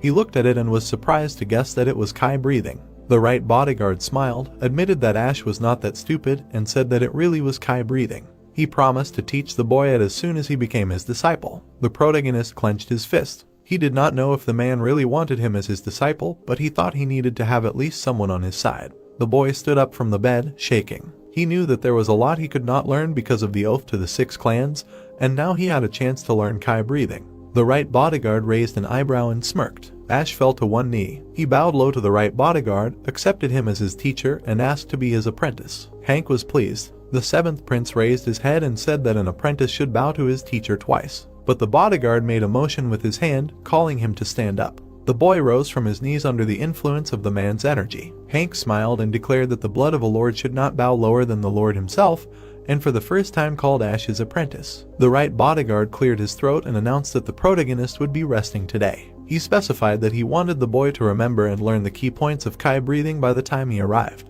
Hank slapped Klaus on the shoulder, appointed him as his protege, and entrusted him with the care of his apprentice. The doctor watched him go, rubbing his sore shoulder. Ash also watched him go. Klaus was relieved to see the bodyguard leave with a smile on his face, albeit with bad breath as always. He turned his attention to the protagonist and asked if he was okay. The guy replied that everything was fine, adding that everything was so chaotic, like a hurricane had passed through. Klaus guessed that he liked Ash very much. He wanted to call Hank a drunk, but decided that it would be more correct to congratulate his patient on the title of the right bodyguard's apprentice. The protagonist was grateful. The doctor felt his pulse again and was upset, since due to the internal injuries, he was still in a very weak state.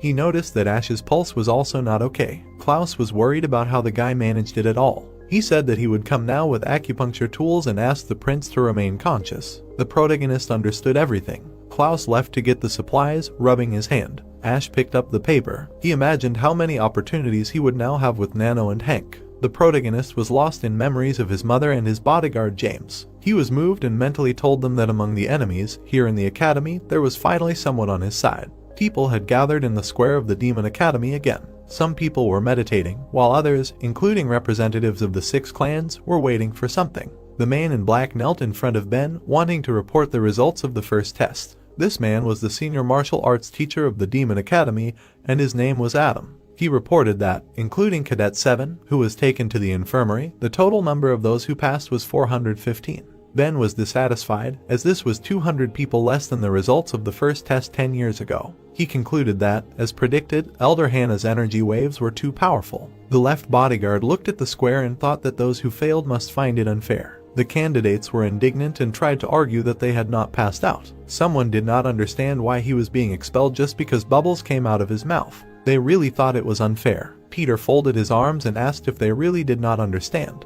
Those who had failed the test did not understand how they could live such a life and did not imagine a future where they would spend their entire lives as farmers or servants. Peter noted emotionlessly that the guys could not come to terms with the results, and the former candidates confirmed this in chorus. The man realized that there was no other way out. His subordinates jumped up when he gave the order to throw the rebels out of the Demon Academy. The soldiers began to grab the guys, beat them in the face until they bled, and threw them to the ground. Adam looked at this spectacle and tisked. He said that those on the front lines possessed remarkable skills that the expelled ones would not be able to resist. The man thought that they would not learn from this because of their stubbornness. Ben frowned and admitted that he would have thought it unfair too, since Cadet 7 had made the first test more difficult. Peter and the others had dealt with the rebels, and they were all lying on the ground. The left bodyguard said that they had neither luck nor skill, and decided that this was their fate. He then crossed his arms over his chest. Adam noticed that among those who had passed the first test, there were many children with outstanding abilities. Ben thought so too. He noticed that many of them had internal injuries and were meditating. However, the candidates from the 6 clans and the 8 people from the high clans seemed to have passed it with ease. The representatives of the major clans did not even seem to strain themselves. Adam agreed that they were on a different level from the others to begin with. Ben thought about it. He knew that it would take hundreds of years to master that kind of Kai to not suffer any damage from Elder Hannah's energy waves. This meant that these 6 were far superior to the other candidates. The right bodyguard took particular note of the Dark Clan's number 1, Claude, and the Blade Clan's number 5, Alex, who had withstood the energy waves without moving. He smiled, as rumor had it that the battle would be between their 2 clans. Ben grinned slyly, convinced that this would be interesting. The cadets looked in the same direction as they were congratulated for passing the first test. They presented a token with a hieroglyph when they were informed that they would receive a bronze medal, signifying the lowest rank in the academy, and that they would spend the next 4 years as cadets of the Demon Academy. A man stopped in front of them and added that they were not allowed to answer yes or no there, and the only possible answer was the word motto, and any other answer would be akin to asking for an order to be repeated. The people were standing in front of a tall building when they were asked if everything was clear. Ben smiled ominously and said that then they would begin dividing into groups. There were needles on a tray when the patient was asked to start treatment because everything was ready. Ash was lying down and looking away when he addressed the doctor. The man had his back to him when he said the name Klaus. He turned around and asked him to add his last name instead of just calling him doctor. The doctor sat down on the chair when the patient turned to him and asked if his condition was really that bad. The protagonist looked at him in shock when the doctor replied that he was sorry to tell a cadet of a Demon Academy, but it would take at least 11 to 15 days to participate in the next tests. Ash looked away, thinking about what he should do, because if Nano turned on the self-healing mode, then the treatment would end before it even started. Klaus looked down questioningly, while the protagonist thought about how if he recovered too quickly, he would be suspected. The boy's pupils narrowed when he thought about how if he agreed to the usual treatment, he would fall behind in his training, and about how he did not know anything that happened after the first test, because he was carried away to the infirmary. The doctor clenched his fist in front of him and asked him not to be upset, explaining that if he were treated by regular doctors, it would take months, but it would be much less time, because his teacher was very good. The protagonist looked away in disappointment and replied that it would still take a long time. Klaus was sitting next to his bed, who said that maybe it wouldn't help much, but he would pretend that he didn't know that the guy was learning martial arts from his right-hand bodyguard, so Ash thanked him and promised to repay him in the future. The doctor waved his hand, replying that he didn't expect anything in return. Klaus tore the guy's clothes off and exclaimed that since they were going to do acupuncture, he needed to get rid of his clothes. Klaus looked forward in surprise. The protagonist looked down at his toned body, while the doctor thought about how he knew the guy didn't learn martial arts, but his body was in much better shape than he thought.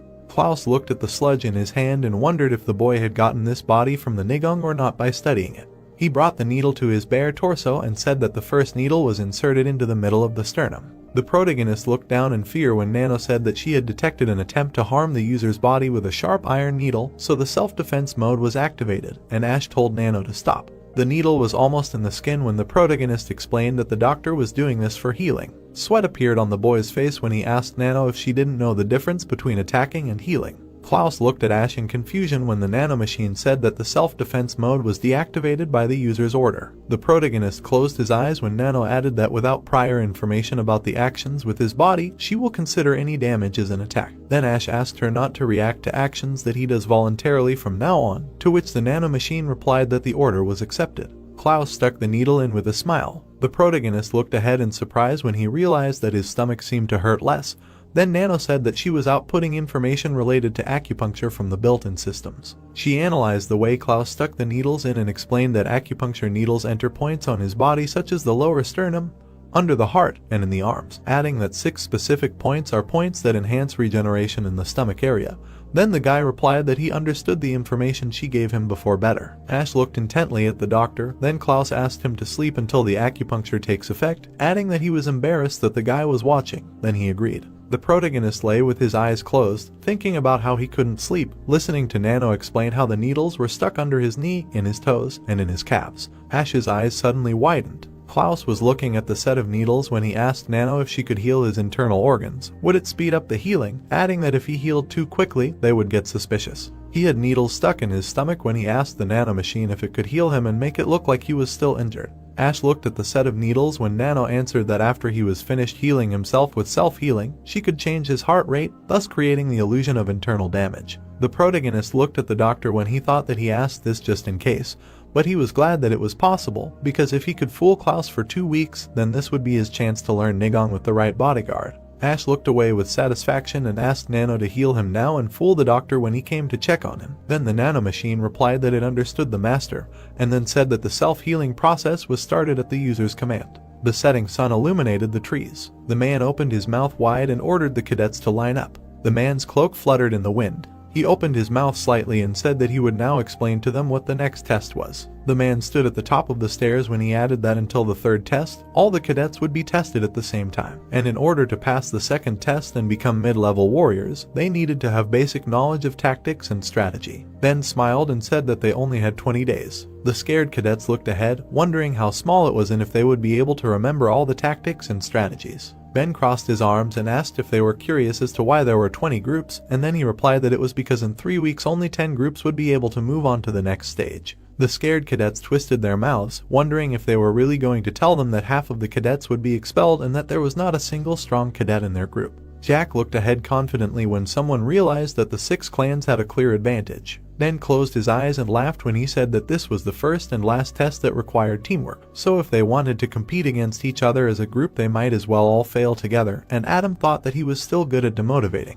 Ben stood sideways as he announced that this was the end of their schedule for the day and that they could return to their dorms and rest. The men looked murderously ahead as he added that starting tomorrow the cadets would be trained by the instructors standing in front of them and that they would kindly teach them tactics and techniques. The frightened boys remembered the men beating up the other cadets and wondered if they hadn't been the ones who had beaten up those particularly rowdy kids. Birds were flying over the building as they were told they could go free. Dark shapes were visible on the ground. Steve was looking straight ahead. He was the instructor for Group 8. Someone stopped in front of him and he asked why cadet number 3 was still there. Jack smiled and told the instructor that he had something he wanted to ask him.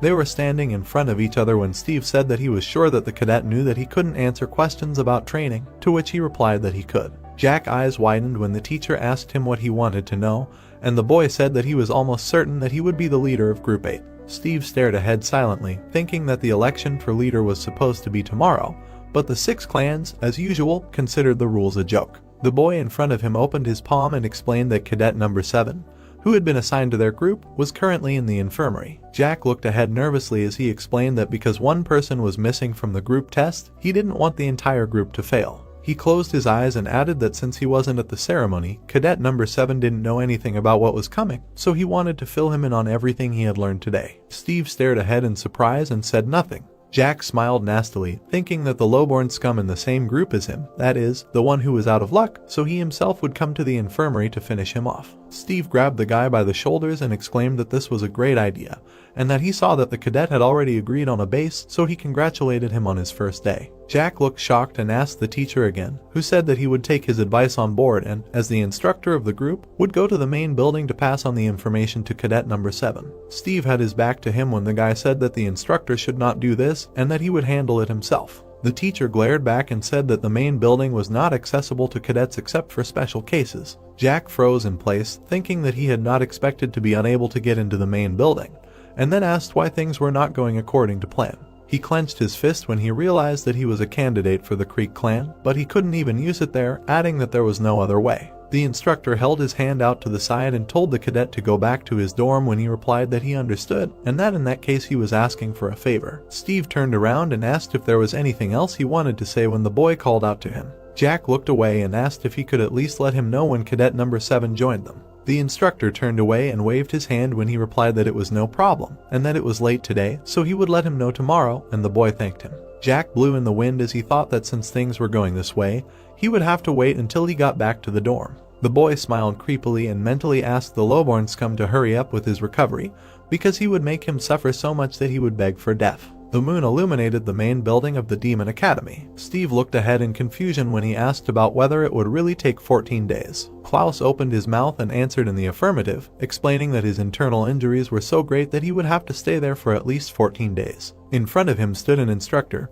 who said that if the boy stayed there for so long, it would be difficult for him to reach the highest level, and then asked if it was possible to speed it up somehow. The doctor covered his mouth with his hand and replied that he himself wondered about this, and that if he had Nigong, then perhaps it would work, but cadet number 7 did not have it at all. Sweat began to pour down Steve's face when the doctor added that in that case, there was no other choice but to wait as long as it took. The instructor looked away, thinking about how the second test was in 3 weeks and how he couldn't believe he was hospitalized for 2 weeks, and then he realized that he didn't want his group to be expelled just because of this guy. Klaus turned his head to the side when he was asked if he could talk to cadet number 7, since he had a lot to say. The protagonist was lying with his eyes closed when the doctor said that he was sleeping now, so it would be difficult to talk, and then asked if he should wake him up, and the instructor said no need, and that he would come tomorrow, since the guy would be there anyway. The door was open when the man said goodbye. The instructor looked at the silhouette behind the screen. Steve closed his eyes and clicked his tongue in displeasure. He walked out of the room, thinking about how the guy barely managed to pass the first test,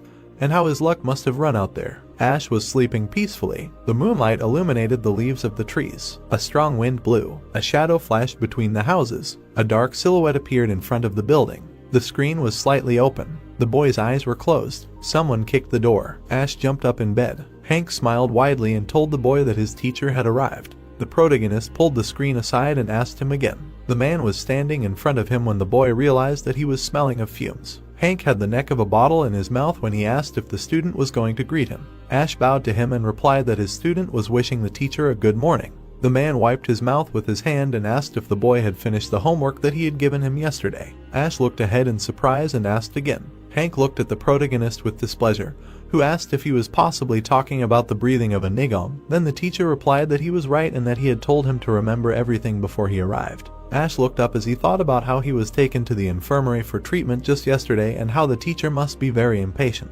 Hank cleaned his ear and assumed that the boy did not remember anything. The protagonist covered his fist with his palm and replied that of course he learned it, and thought that it was good that Nano healed him beforehand. The boy stood in front of the man, who was thinking about how he learned everything while being sick, adding that he only said that to provoke him. Hank praised him for doing the tasks given to him by the teacher, then Ash thanked him for the praise. It was twilight outside when the boy asked the teacher if he thought he was too early. Then the teacher asked if the student was tired, to which the boy replied that it was not the case. The teacher squeezed his shoulder with his fingers and replied that he was glad then, and that he would now tell him something he needed to know. The protagonist looked at the man in shock, who informed him that he could only teach him for 2 weeks. Ash looked ahead in disappointment when Hank explained that he could visit him while he was in the infirmary. However, once the boy returned to the dorm, the teacher would not be able to contact him. The man waved his hand when the student replied that he had not looked that far ahead, and Hank asked how he would know that, since he had been hospitalized as soon as he got there. The man smiled and said that he had to teach during the day anyway, so he could only come very early, otherwise people would become suspicious. Ash looked down sadly, thinking that in a demon academy it was forbidden to train with outsiders, so if he was caught, there would be even more problems.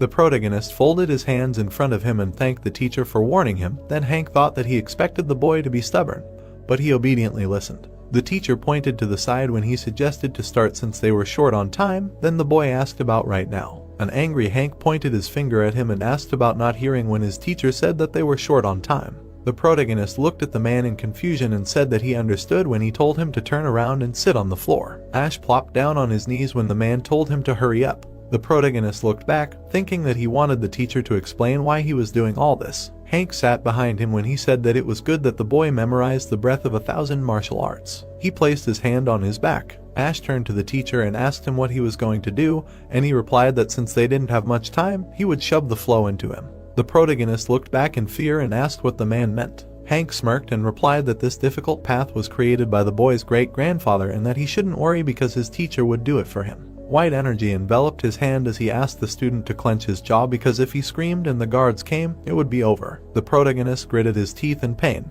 The teacher stared ahead as he told the boy to close his mouth. Streams of energy were coming out from under his palm as Nano reported that intangible energy had been incorporated into the user's bloodstream and that an analysis had begun based on the data available. Veins bulged on the boy's body as the nano machine explained that the energy detected was identified as Kai or chakra and that an analysis of the effect on the user's body was ongoing. Ash closed his eyes, thinking that he knew the teacher's nigong was making his veins bulge, but this was too much. Hank frowned, looking ahead and thinking about his student. He imagined the boy's body as streams of chakra movement as he thought about how he really had no training and how he couldn't believe there was no obstruction or hindrance to the circulation. His hand rested on the student's back as he thought about how the muscles looked trained and how, as far as he knew, the boy had no martial arts training. The man frowned as he thought that perhaps it was the Lord. He remembered his Lord standing next to a woman. She was laughing with her eyes closed. Hank looked ahead seriously, thinking about how out of all his 7 wives, he only cared about Nora, so maybe he was secretly taking care of this child.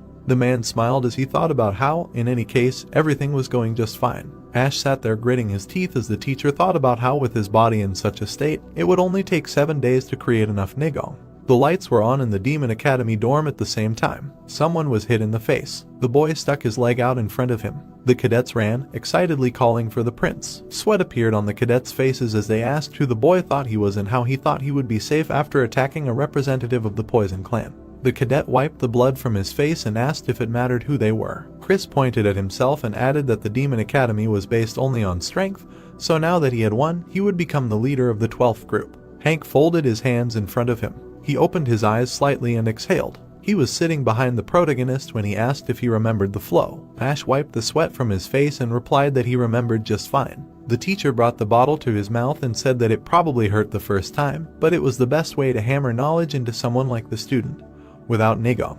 Ash turned to him when the man added that he had 7 days and that he needed to collect enough nigong in that time. Hank brought his hand to his face and asked if the guy understood. The protagonist looked away thoughtfully, thinking that, judging by how tired he looked, the teacher must have used quite a lot of nigong himself and that he needed to withstand at least that much strain. Ash bowed to the teacher and said that with his care, he would try to do his best, and the man replied that he could when he wanted. He placed his hand on his shoulder and added that this was the end of the training. Hank smiled contentedly when he reminded the student not to forget that he must perfectly know the breathing method and flow. The student looked at the bottle in surprise when the man said that it was time for him to go and asked the boy to get better. Then Ash thanked the teacher. He brought his hands to his face. Dawn was visible outside the window. The protagonist looked ahead with confidence when he decided that he could save up nigong in a week. In front of the building, silhouettes were visible on the training ground of the Demon Academy. Ben looked ahead angrily, thinking that this was expected. The young man stood up straight when he thought about how these kids became the leaders of their groups. Behind the girl, there were beaten cadets when he added that there were so many children with ruined faces from yesterday.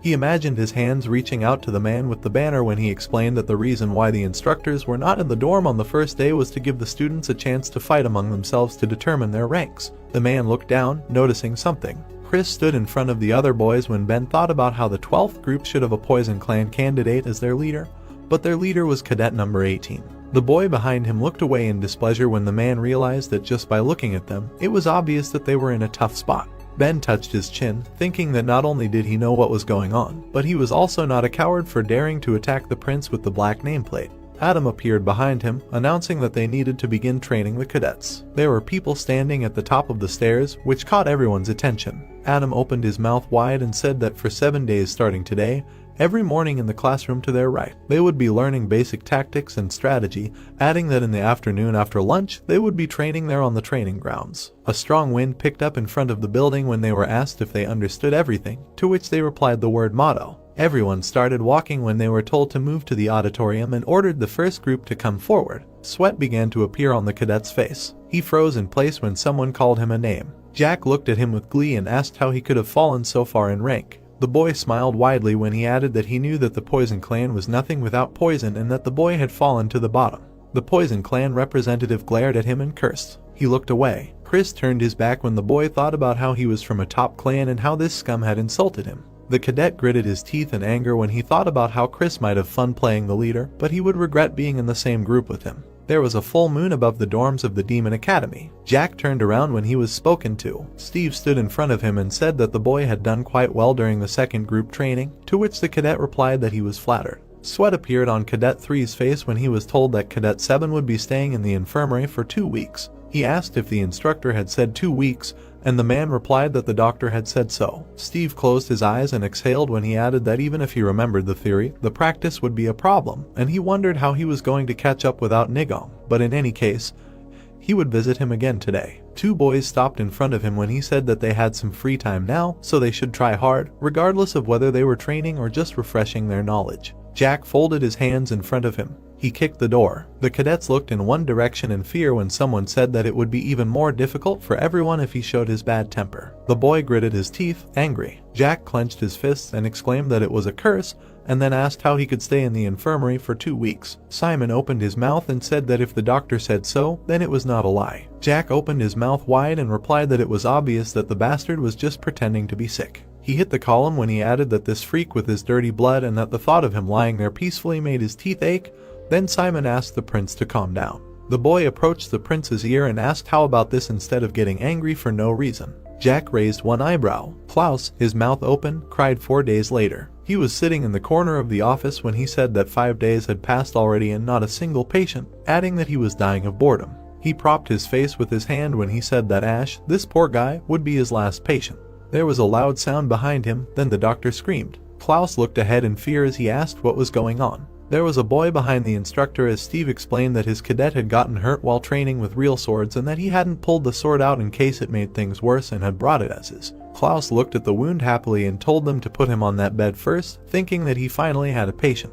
He stitched the wound up as Steve said that he had done it so quickly and that as befits someone who had learned from the best. The doctor then replied that it was because the instructor hadn't pulled the sword out. Steve looked down worriedly and asked about the kid's condition. The doctor then replied that luckily there was no damage to any vital organs and that he was lucky. The instructor sat down next to the doctor and exhaled. He closed his eyes when Klaus said that there seemed to be no reason to worry and that he was actually worried about the students. Then Steve replied that they were his responsibility until the second test and that 2 of them were already in the infirmary. The doctor covered the medical kit with his hand when he said that he had stitched it up, but the wound seemed deep enough that he needed to be hospitalized. Then he was asked again. The doctor smiled, satisfied, and explained that he would not be there for as long as cadet number 7, and that 3 days would be enough. The door opened when the instructor said that he would come later when the evening training was over and asked the doctor to take care of cadet number 23. Steve was walking down the hall when you guessed and said that he couldn't believe that this happened right after they switched to real swords and that an explanation would definitely be needed. A candle was burning brightly. A shadow appeared behind the screen. The cadet walked past the candle. He stopped in front of the toolkit. The boy took the knife and asked if he should start with self-harm. He moved the partition. The cadet lifted the boy's leg and said that he was doing it for survival. He brought the blade to his skin and asked him not to blame him. The boy's body received an electric shock. He opened his mouth wide and screamed. The knife fell to the floor. The protagonist opened his eyes. He looked at the boy next to his bed. Ash looked down menacingly when he thought that this was expected. The moonlight illuminated the infirmary building. The cadet's eyes opened wide and screamed. He looked at the ceiling when he asked why he lost consciousness. The cadet was tied up. His hands were wrapped in rope, then he asked who did it. The boy turned his head to the side. The protagonist smiled and, calling him bald, answered that he did it. Sweat appeared on the cadet's face when he asked the boy again. Ash looked pleased when he asked what he meant by how and said that while he was unconscious he tied him up and sat him on the bed. The bald cadet gritted his teeth in indignation, thinking about how he passed out in the first place and how he should have internal injuries when he looked so healthy. The boy looked down when he wondered why they called him bald. He opened his mouth wide and screamed when he saw his reflection. He shook his head when he realized he couldn't feel the smoothness of his beautiful hair. The boy began to toss and turn on the bed and screamed that it couldn't be true and then asked why he was bald. He was slapped in the face when he started asking about his hair. Ash loomed over him and told him to shut up. There was a puddle near the cadet's mouth as the boy thought about the fact that he had passed out again. The bald cadet opened his eyes. He was sitting in front of the protagonist, who asked him if he had finally calmed down. The tied-up cadet frowned and mumbled something. Ash looked sternly in front of him and asked him what he was even trying to say with a gag in his mouth. The tied-up cadet looked away in fear as he thought about how this guy had seemed so naive to him when he first saw him at the ceremony, and how he couldn't believe that the cadet was actually like that. Ash had an ominous aura as the bald boy thought about who he even was. A knife blade flashed in front of him as he was asked how he thought Ash had survived until now. The protagonist looked at the knife and explained that crudes like him were always trying to poison him or otherwise kill him. His hand tightened on the handle of the knife as he asked the cadet how many times he thought he had tried this. He brought the blade to the bald boy's neck. Ash smiled sweetly and said that he knew he had played with it before, then asked if he knew how painful it would be to have a knife stabbed into him, adding that he could even die. The blade flashed against the cadet's skin as Ash said that he couldn't speak right now, then asked who had made him do this, adding that it was sabotage. Bruce sat in front of him, trying to say something. The protagonist removed the gag from his mouth, then he coughed. Ash stood in front of the tied-up boy as he ordered him to speak. The bald cadet opened his mouth slightly and asked what he was talking about. He looked away and added that he didn't understand what he was talking about, and then asked if Ash wasn't afraid that he would be blamed if he stabbed him in the infirmary. There were men standing outside the building when he explained that there were rules about training and duels in the Demon Academy, and that outside of these classes, students were forbidden to hurt each other. The protagonist brought the knife to his face and replied that he understood that he wouldn't tell him anything that easily. Bruce angrily looked away and said that it was obvious, and that even if he tortured him, he wouldn't tell him anything. The cadet smiled, thinking that he was interested in what he was thinking, what he could do, and that he probably didn't expect him to be so strong. The protagonist punched his hand and asked about what they needed to check if he would open his mouth or not. He shoved the rope into Bruce's mouth. Ash walked away from his bed and told him to wait there for him. He sat behind the tied-up guy and explained that where he lived there wasn't much, but here there was so much. There were needles in the container, then Bruce wondered what he was going to do with them. Ash looked askance and laughed creepily. The tied-up guy looked away in horror. His arms were grabbed. The protagonist stood behind him when he asked if he was afraid, since he was clenching his hands so tightly. Then the bald cadet thought about how someone without martial arts skills could be so strong. He looked behind him and wondered why he was trying to open his arm and what he wanted to do. A needle flashed in the guy's hand when he said it would hurt a little. He stuck the needle under his nail. Tears poured out of Bruce's eyes, and he screamed. A needle flashed when he was asked not to overdo it. His legs hit the bed, and strange sounds were heard. The tied-up boy closed his eyes, crying and mentally begging for his suffering to end. Blood was trickling down his fingers as Ash said that he had said that he would not talk even under torture. The protagonist smiled ominously when he asked him to think about it as he took revenge. The sounds of wailing were heard from the infirmary building. The tied-up hands were covered in blood. The cadet lay with a gag in his mouth. Ash was behind him, asking if it hurt a lot and said that he had passed out twice. The bald guy looked away in fear when he was asked if they should move on to the other hand. He sat with his back to the cadet and shook his head. The protagonist looked forward in surprise and asked if he really felt like he was ready to talk. He took the gag out of the cadet's mouth and said that he should have done that right away. Ash looked at him smiling as he thought about how crazy this guy was and how he would have died or gone crazy after all this, so he should just tell him. The protagonist opened his mouth and asked if it was true that it was Jack. The bald cadet looked forward in shock and asked how he knew. In front of him sat Ash, who asked him if he wanted to know how he guessed, to which the tied-up guy replied in the affirmative. Bruce's eyes widened as Ash explained that thanks to the great Jack caring attitude, their instructor came to give him lessons every day. The protagonist smiled as he added that that's why he knew exactly what group he was in and who else was in it, and that he guessed right away but wanted confirmation. Bruce started crying as he said his name and number. He pursed his lips as he thought about who said that this guy was a loser. An ominous dark aura appeared in front of him as he thought about Ash being a monster and that he was hiding his power by pretending not to have it, adding that he couldn't even imagine what he would become when he became even stronger. Bruce looked forward with hope and rebuilt when the protagonist said that he got everything he wanted from him and that he needed to sleep now, so he would end it. Bruce looked at the guy with fear and exclaimed that he would not tell anyone when he started talking about what happened earlier. He slammed his head on the bed and asked him not to be mad at him. Bruce opened his eyes. He looked at the guy in front of him. The protagonist hit him in the temple. The bald cadet stared ahead in confusion, wondering if this was a neutralizing technique. Sweat began to appear on his face. He rolled his eyes thinking that he thought he didn't have a nigong. The protagonist clenched his fist as Bruce realized that this bastard had tricked everyone. The moon was shining above the buildings. A man was running along the roof. He smirked, thinking that he didn't expect the kid to learn so quickly. He remembered sitting behind him the day before. Hank was looking at the student sitting in front of him. He frowned as he thought about how that was possible. Hank was looking at the boy's back, thinking about how this child was able to gain internal energy in just 5 days, although it usually takes 2 to 3 weeks, maybe even a month. Sweat appeared on the protagonist's face as the teacher thought about how he had exceeded his expectations. Hank smiled mysteriously, thinking that he had originally planned to help him gain internal energy in 2 weeks and then teach him the basic techniques of the breathing method.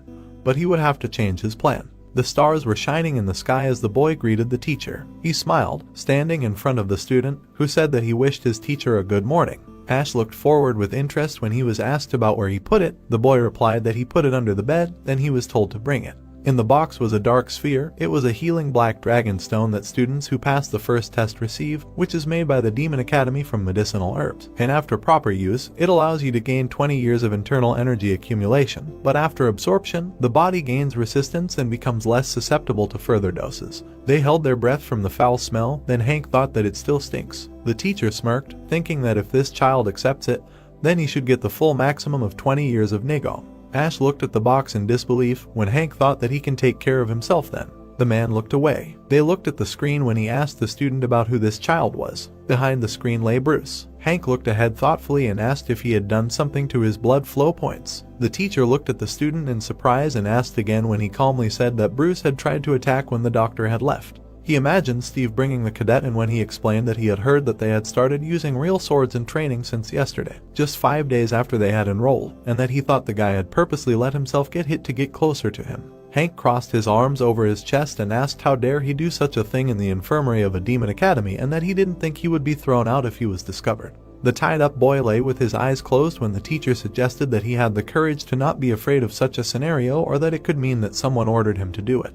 The protagonist looked ahead angrily. Light was shining through the curtains as the teacher said his reaction showed he knew who had ordered it, and then asked who he was. Hank turned to Ash, who replied that he was a scoundrel from the Loyalty clan and that he was in the same group with him. Then the man said that he had never met normal people in this clan. Hank brought his hand to his head, thinking that they were a problematic family with many rebels, but it was clear that he could not go against their will. The protagonist smiled sadly and replied that he was used to it when the teacher said that it seemed like he had a difficult life. Hank looked away when he thought that he was even sadder at how the guy reacted to this. The teacher hit the sleeping Bruce. The bald cadet lay there with empty eyes when Hank said that if the guy poked his bloodstream points with Nigong for less than a year, the effect would wear off after a couple of hours. The teacher blew on his fingers when he added that it would take at least 10 years of Nigong to do everything right.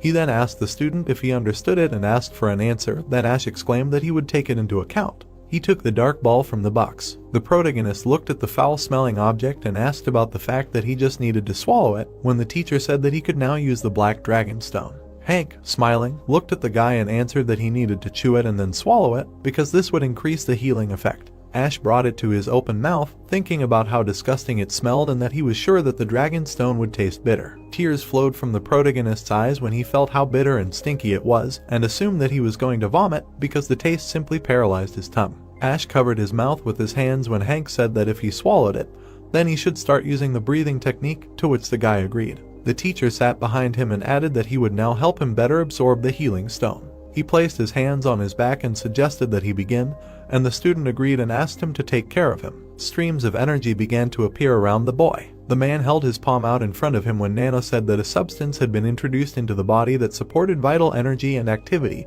and that this substance was reacting and increasing the flow that was present in the body. Sweat appeared on the boy's face when the nano machine asked him if he agreed to absorb the substance by accelerating his metabolism, and the boy replied that he did not understand what she wanted to say, but assumed that she wanted to help the absorption, and then agreed to accept the help. Hank looked ahead in confusion and wondered how this was possible when Nano said that the body's metabolism had been stimulated.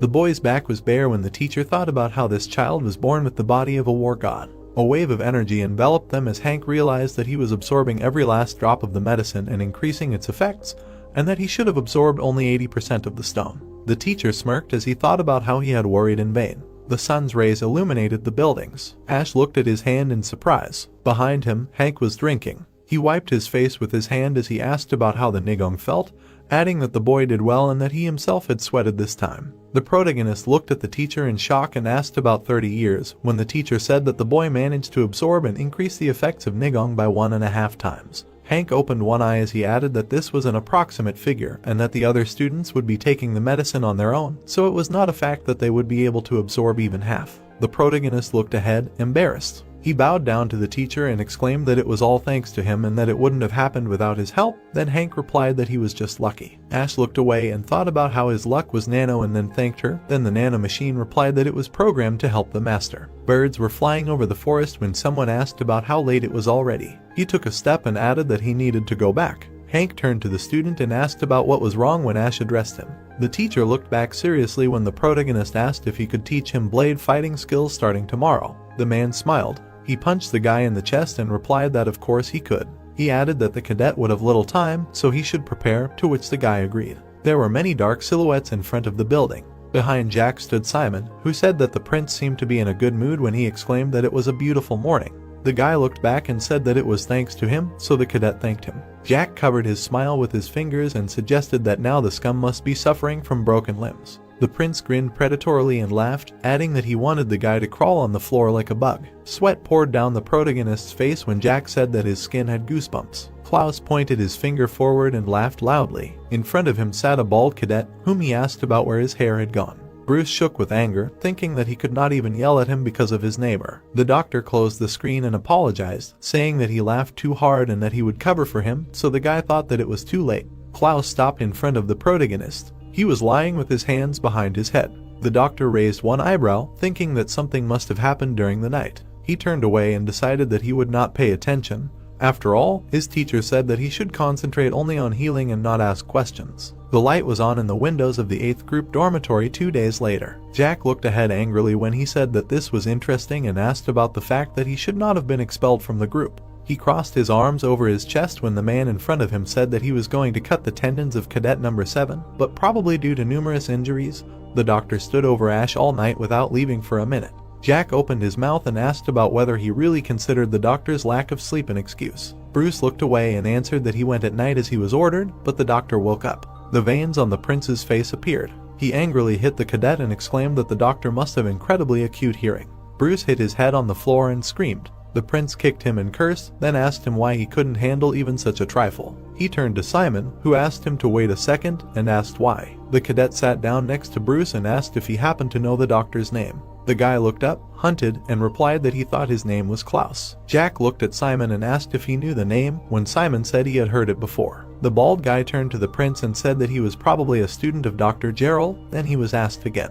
He pictured the old man with a needle in his hand and remembered that he was a member of the Poison Clan but chose to do healing rather than poisoning, and then became the Lord's personal doctor, and that he heard that Gerald was in the top 30, the Demon Academy, even though he was a doctor. Jack gritted his teeth when he was told that it wasn't certain, but if their doctor was his student, then his martial arts skills could be amazing. The prince punched the boy lying on the floor and exclaimed that sending that fool was a waste of effort. The cadet's nose started bleeding when Jack told him not to even dream of helping his clan. Then Bruce wondered about what he said. He remembered the prince smiling at him and asking if he would do something for him. Then Jack opened his palm to him and told him not to worry about failing, because he was the heir of the Creek clan, so if Bruce was expelled for some reason, he would definitely help his small clan. He punched the boy, who thought that if Jack had kept his promise, he would have told him the truth. Bruce, crying, looked up from under his brows, mentally addressing the prince with the words that he could continue to beat him, but he would see how long he lasted when the boy returned. The prince's hand grabbed the bandana when he asked why he was wearing it.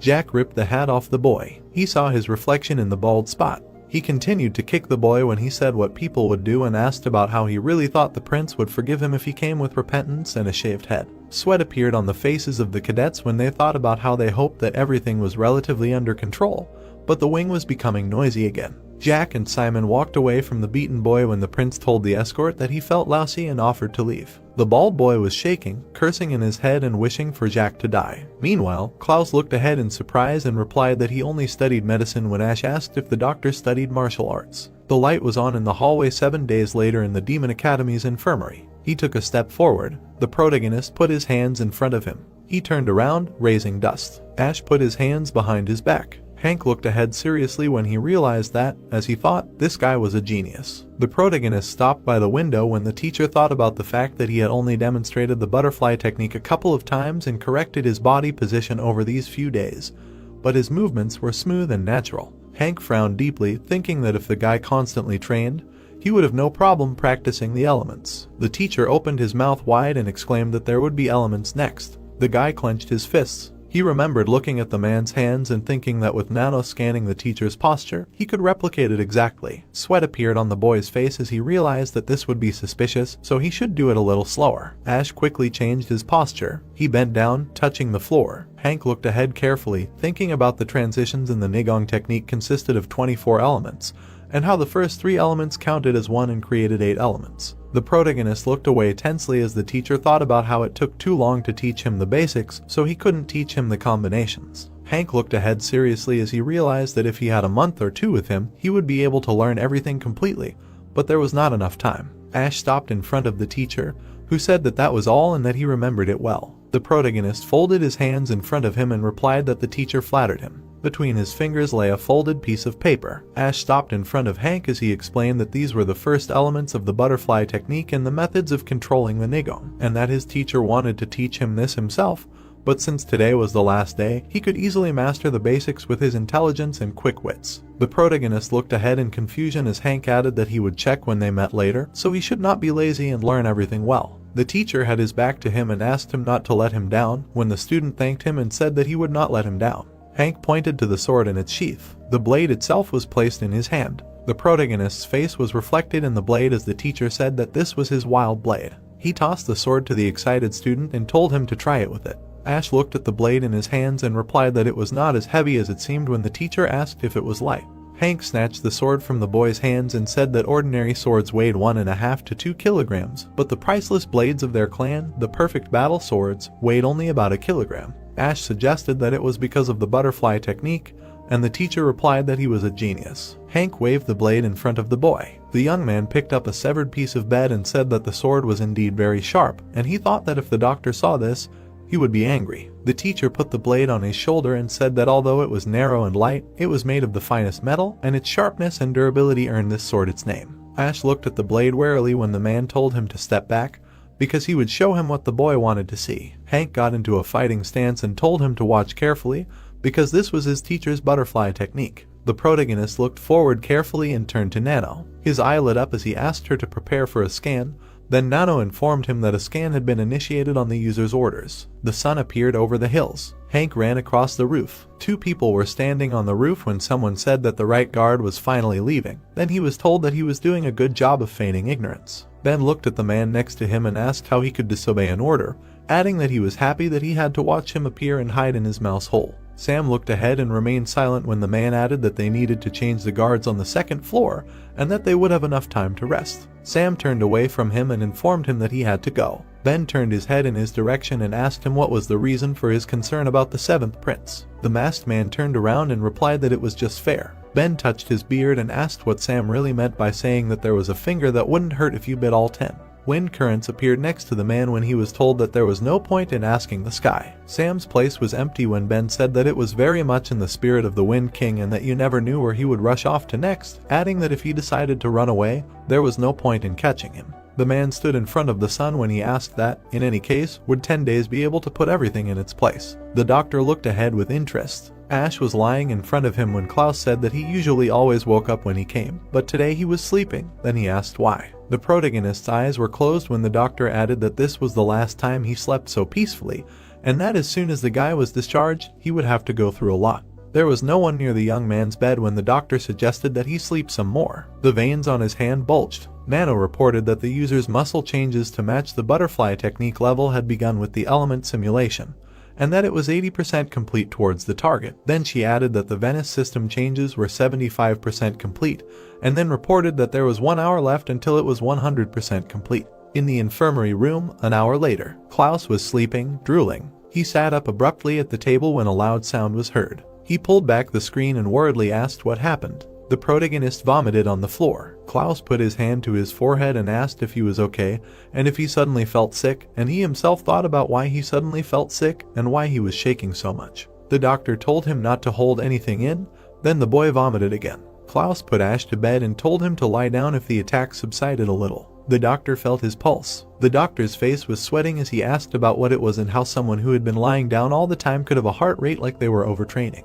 The protagonist opened his mouth and began to breathe heavily as Nano reported that his body's response to the changes that had occurred had stabilized. Ash covered his mouth and exhaled. Klaus grabbed his head, wondering what it was and why he had suddenly calmed down, adding that he had never heard his teacher mention anything like that. The doctor stood with his back to his bed and decided that he would let him sleep and go eat since it was almost lunch. The protagonist opened his eyes. He sat up abruptly. Ash opened his palm. Suddenly, he clenched his fist tightly. The boy looked at his fist, thinking about how the strength that appeared in his hands was so different from what he had 6 hours ago, and that he could imagine how many teachers he had gone through to train himself like this. Ash wondered if the man would be scared if he knew that his body had become like this in just 6 hours. The teacher's eye flashed. Hank instantly left the student behind. Ash looked ahead in surprise as he said that it was amazing and thought about how he had created so much pressure with just the basic elements, even without Nigong. The boy's pupils narrowed as he asked Nano if she had scanned, to which she replied that the scan was complete. Hank sheathed his sword and asked the cadet if he had been watching closely, to which he replied that he had. The teacher smiled kindly and said that he was sorry as he had to teach him the basic elements properly.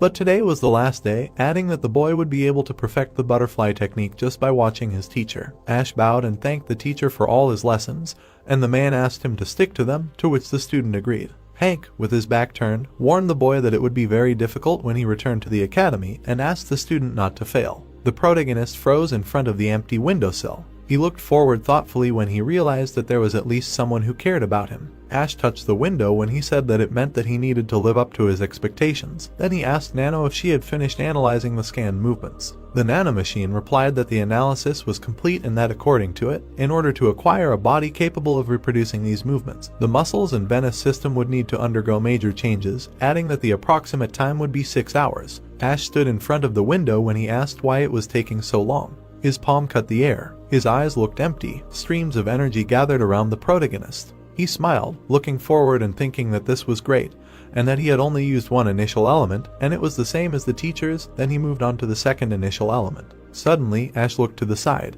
He noticed a person through the wall.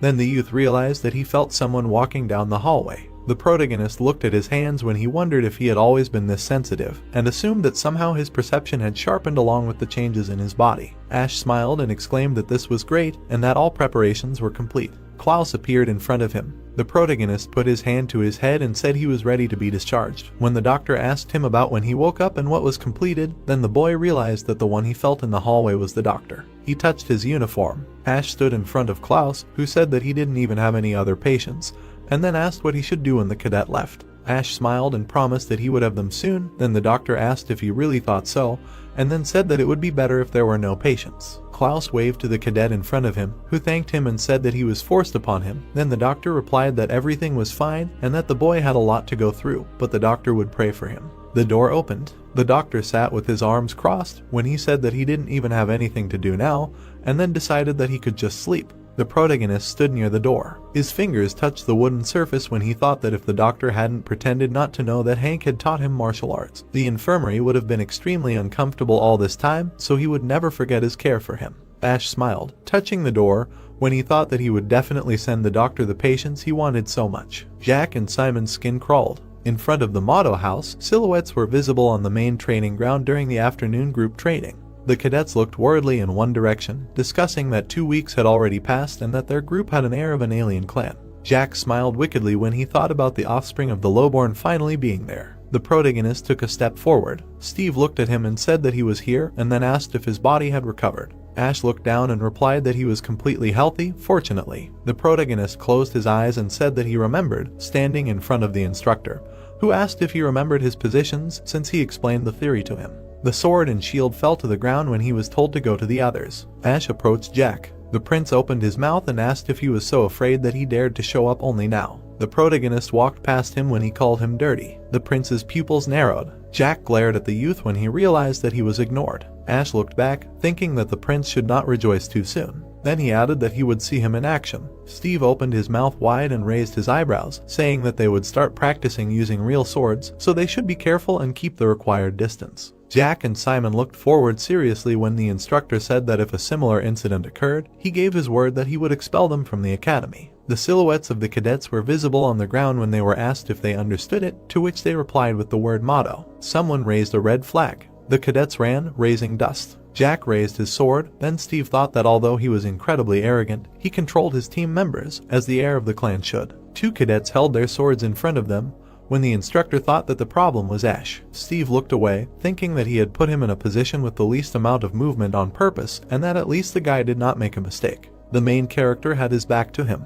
The cadet looked forward resolutely when the instructor thought that the guy was doing better than he thought and keeping up with the actions of the rest of the team. Sweat appeared on the faces of the cadets when they were ordered to align their shields properly and maintain stability and an even row. Clouds were floating over the buildings when they were told they were doing great and not to move until they were given the signal. The cadet closed his eyes and shook 15 minutes later when the instructor reminded them that he had told them not to move and then asked who had made the sound and if they couldn't handle it.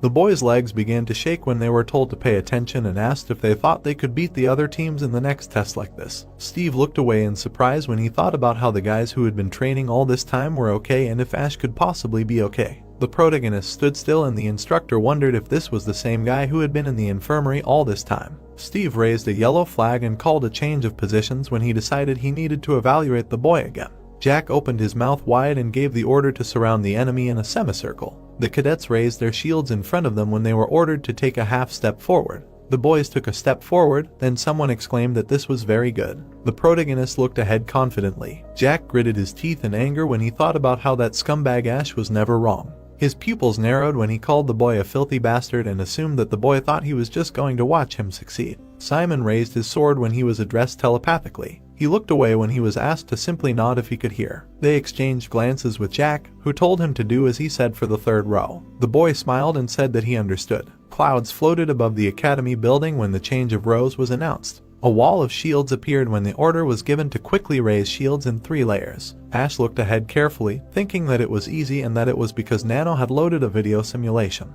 Blades appeared between the shields as the cadets were told to stick their spears through the holes if the shields were up. Simon appeared behind Ash as he was told to be careful and maintain speed. The boy bared his teeth when he realized that he could see his back. Simon approached Ash from behind, smirking, thinking that the lowborn brat should crawl on the ground. He brought his foot up to the protagonist's clothes. Ash glared. Simon looked ahead indignantly when he cursed and realized that he was noticed. He swung his leg, thinking that he was just going to use some nigong since he didn't know any martial arts, but he would probably use everything. His leg was attacked by electric shocks. Simon fell to the ground. He flew far away from his group. Jack turned around and wondered if he had bounced back. Simon was lying on the ground with his arms outstretched. He frowned as he realized he had been thrown back and that this scumbag's nigong was so much stronger than him. A shadow loomed over the boy. Steve crossed his arms over his chest and asked if it was him again. He quickly sat up and turned to the leader. His leg began to hurt and he grunted. His pupils narrowed as he realized he could still feel the pain in his ankle. The cadet stood in front of him with shields. Ash turned around and smiled. Simon looked forward in anger, thinking how this peasant dared to laugh at him. Steve glared at him and asked if he had clenched his teeth and couldn't get over it. The cadet said no and that it was his buttocks, so the instructor asked him again. Steve punched the guy in the stomach and exclaimed that this guy was all clear. The man put his stick on his shoulder and asked about how he was the one who had punched number 23 in the back last time. Simon stood in front of him, hunched over, as Steve informed him that he would not get any rest for the next 4 days and that he would be going through hellish training with his leader until lights out. Steve felt a red aura as he thought about the fool still trying to babble out excuses. Behind the prince, the cadets were whispering about how this would be a lesson to him and that he deserved it, because he had been all cocky while Jack had his back. The guy gritted his teeth in rage. Jack looked ahead furiously, his thoughts turning to Ash. Simon crouched before the leader who informed him that he would be training with him from hell until lights out for the next 4 days. They were watched from the side of the academy building as Steve said that this fool was still trying to make excuses. Ash stared ahead as Ben thought about how this was going to be a lesson and that the protagonist's nigong was stronger than he expected, adding that even if the right bodyguard had trained him, it was still strange. The man propped his head up on his fist, thinking about how the bald man had nigong that amounted to about 30 years of training since he had eaten the healing stone and how Ash was stronger than him.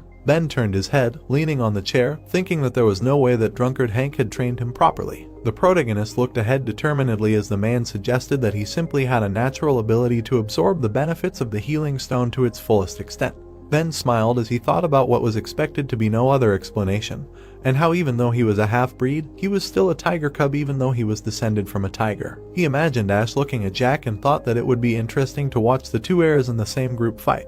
The cloudy sky was above the great hall of the main training ground. The cadets were sitting at the table with food when Steve ordered them to start eating. The chopsticks were clamped between pieces of food. The protagonist brought the chopsticks to his mouth, thinking about how delicious the chicken marinated in soy sauce was. He chewed with tears in his eyes, remembering the torture of eating only porridge for 2 weeks. Ash opened his eyes. In front of him sat an angry Jack as he wondered if this fool was really going to stare at him for the entire dinner, and then decided that he would rather just enjoy the food. The protagonist looked away, thinking that he didn't know why he hated him so much, but he wouldn't forgive the actions of the Six clan. Ash brought the plate to his face, thinking that Jack would never understand what it was like to see his mother die and not be able to do anything, so he should be careful because from now on, he would surpass them all. The sky above the academy building was blue when it was announced that dinner was over and the Friday schedule was over, and that everyone except number 80 could go free. Sweat appeared on the face of the bald cadet when they were all informed that they were free. Simon followed Steve, who called him. The protagonist smiled contentedly. He was standing in front of a 2-story building. Ash walked past the cadets, thinking that room 8 was the room of group 8, and how easy it was to remember because of such a coincidence. Ash turned around when he was asked about where he was going without his permission. Jack crossed his arms. The protagonist looked away, thinking that this scoundrel always lives up to his expectations. Behind the prince stood the other cadets when Ash thought about how he was always with his mongrels, probably because he wanted to look like a lord wherever he went. The cadets looked at the crowd of guys who were talking about how this was the 7th heir, according to rumors, and that it should be interesting. Maria looked away and called out the names Jack and Ash. The prince looked at the cadets when he thought about how many had gathered, and that it was time to start. Someone stopped in front of the protagonist. Jack came close to his face and called him a low-born brat. Ash looked forward sternly when he was asked about how he didn't try hard and just lay in the infirmary. Jack looked into the boy's eyes and called his blood dirty, asking if he irritated him. Then Ash asked if he was insulting the Lord. The prince looked ahead in confusion and asked again. He looked at the protagonist in shock, who asked if calling him a low-born brat was insulting the Lord. Ash smiled and wondered if his status was so high that he could insult the Lord, who was like a god to them. Jack looked at the cadets in irritation and asked when he had ever said such a thing. Sweat appeared on the prince's face when he thought about how he was going to destroy him in front of everyone, but this guy was humiliating him. Maria smiled and said that the Brook clan brat was really stupid. The guy crossed his arms over his chest. Jeffrey looked ahead arrogantly, wondering why this fool was so angry over such trivial things. The prince's hand clenched his clothes as he cursed. Jack swung at Ash, calling him an arrogant chatterbox, adding that he would destroy him. The prince was hit in the face. He fell to the floor in front of the protagonist. Ash smiled and asked what he was trying to say and who he was destroying. There was blood on the prince's palm. Jack looked forward in anger and exclaimed that a lowborn dared to do such a thing. He took off. The prince thrust his fist in front of him. Jack attacked the empty space in front of him. The protagonist landed not far from him. Ash flew up to the roof level as he was reproached for running away. Jeffrey looked up in shock, thinking about how the filthy brat could be weightless. Jack glared at the cadets and asked what they were doing, then ordered them to catch him. The prince was left standing alone. He covered his nose with his hand, thinking about how Ash dared to hit him first and run away, and how if he let it go, he would no longer be considered a human. Someone was moving quickly between the trees. The cadets were catching up to him, wondering why he was so fast. The dark-haired boy pursed his lips as he thought about how strange it was, and how it felt like he was running just fast enough so that they couldn't catch up. Jack appeared next to him, asking why the slow fools were hesitating, adding that he would catch up with him himself. The prince grinned creepily, thinking about catching Ash and destroying his face and every bone in his body. He jumped over a tree branch. The protagonist landed. Behind him stood the prince, who called him names and asked if he was tired of running. Ash turned around and asked him again. His foot turned sharply as he added that it was funny. Jack frowned, not understanding what was going on. The protagonist smiled sinisterly. He raised his hand up and said that there was no point in showing it to others. Ash attacked the prince in front of him. Jack covered his forehead with his hands. The protagonist hit him with his hand. He was sent flying away from him. The prince put his fists in front of him when he realized that he had covered himself using the 7-star defense skill, but he was still sent flying, and that this scumbag's punch was strong. His pupils narrowed in anger. Ash put his hand in front of him when the other asked him how he knew martial arts. Jack gritted his teeth in anger, thinking about how his weightless movements were quite fast now that he thought about it, and what happened when he had no internal energy at all during the first test. The protagonist looked ahead in satisfaction when he thought about the prince being nervous, as he expected. Jack looked forward in anger as Ash decided to drag out the moment. The prince's subordinates landed, calling out to him. The protagonist swung his arm in front of him, utilizing the second position of the butterfly dance circle boundary. Ash looked ahead carefully. Jack dodged his strike. He clenched his fist in front of him. The prince punched the protagonist in the stomach. Ash gritted his teeth in pain. Jack swung his fist. He smiled as he executed the second position of the first technique of the stream clam. Ash looked away. The prince looked back. He attacked the protagonist with his elbow. Ash was sent flying a short distance away from him. The protagonist flexed his arm in front of him, thinking that he still couldn't match his internal energy, and that this bastard's nigong was probably higher than the others even before he was accepted.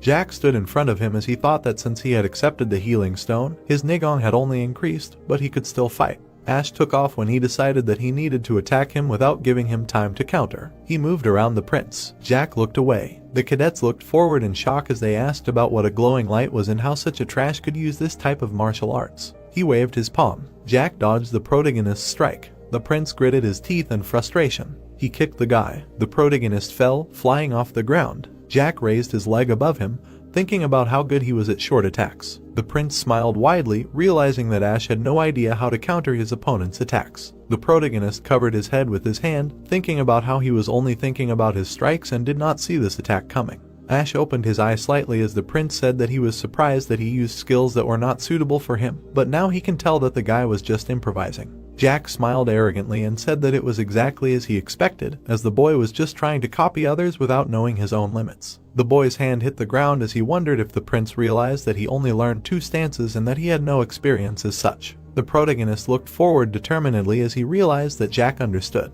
The prince stood in front of him as Ash thought about who knew that having experience would give him a huge advantage. Jack clenched his fists and said that he did not know how the boy learned martial arts. He charged forward predatorily as he exclaimed that he would ask these questions later and used the 5th stance of the first technique of the Creek clan. Ash frowned, thinking about what he should do and which stance to use. Then Nano reported that danger from external forces was detected. The color of his eyes changed as the Nano machine notified the increase in visual ability to respond to the threat. The prince put his 2 fists in front of him when Nano announced the operation of the defense mode from the training devices. Ash dodged the blow. He slowed down with his feet. The protagonist appeared to the side of the confused Jack. The prince was hit in the chin from below. Ash looked at his hand in surprise. Jack covered his mouth when he realized that it was not a technique. The protagonist clenched his fists in front of him, wondering what it was. Nano scanned the prince and reported that it was a built-in combat self-defense option, and that boxing was used for this training fight. Ash's mouth dropped in surprise when he asked the Nano machine again, to which it replied that this was an indicator of independent learning, and that they created the result based on analyzing the opponent's movements every 100th of a second. The protagonist stood with his arms bent in front of him when he replied that he did not know what all this meant, but she said that it was boxing. Then Nano agreed, and Ash asked about the possibility of using the butterfly dance instead of boxing. The protagonist smiled and said that he accepted when Nano said that the analysis was finished and that it was possible, and then asked if he wanted to accept. Jack glared angrily when he asked about the brat learning fist techniques, adding that it seemed like he had some trump cards hidden away. The protagonist stood in front of him in a fighting stance when he exclaimed that it wouldn't work anymore. Jack launched a series of punches when Nano said that she changed her defense mode from boxing to butterfly dance. Ash dodged, smiling, when he realized that he could see where the prince wanted to attack. The protagonist continued to dodge his punches. Jack looked forward in confusion when he realized that the brat had dodged all of his punches. The protagonist waved his hand. He launched a series of punches at the prince. Jack remembered the face of his crying mother. Blood was dripping from his mouth when he realized something. He remembered her telling him that if he tried, if he was good, his father would leave that filthy girl and come back to her. He remembered his mother petting him and telling him that he needed to win. She held his hair in her shaking hand as he said he would. She opened her mouth wide and cried out that it was because he couldn't do it, and because he was bad at everything, adding that if only that filthy thing hadn't appeared. Tears streamed from her eyes as she said that it wasn't her fault and that it was because he couldn't do it. She choked her son and screamed that it was because he himself was a mistake. Blood dripped down his legs as he wondered why this worthless memory had appeared now. Ash looked straight ahead seriously as his opponent cursed. Jack curled his lips as he realized he had lost. His feet froze in place. The prince clenched his fist and exclaimed that he would never lose to a lowborn scum like Ash. The protagonist grabbed his head. He pinned Jack to the ground. Blood spurted from the prince's mouth. The wind lifted the leaves into the air. Jack was lying on the ground in front of Ash. The protagonist looked down emotionlessly when the prince said that all this was because of such a vile brat like him. Jack covered his face with his hand when he was told that he deserved all this. The voice said that it couldn't be. He really defeated Jack, whom they would not have defeated even together. The guy turned to his comrade and asked if they hadn't told him that literally 10 days ago he did not have Nigong at all.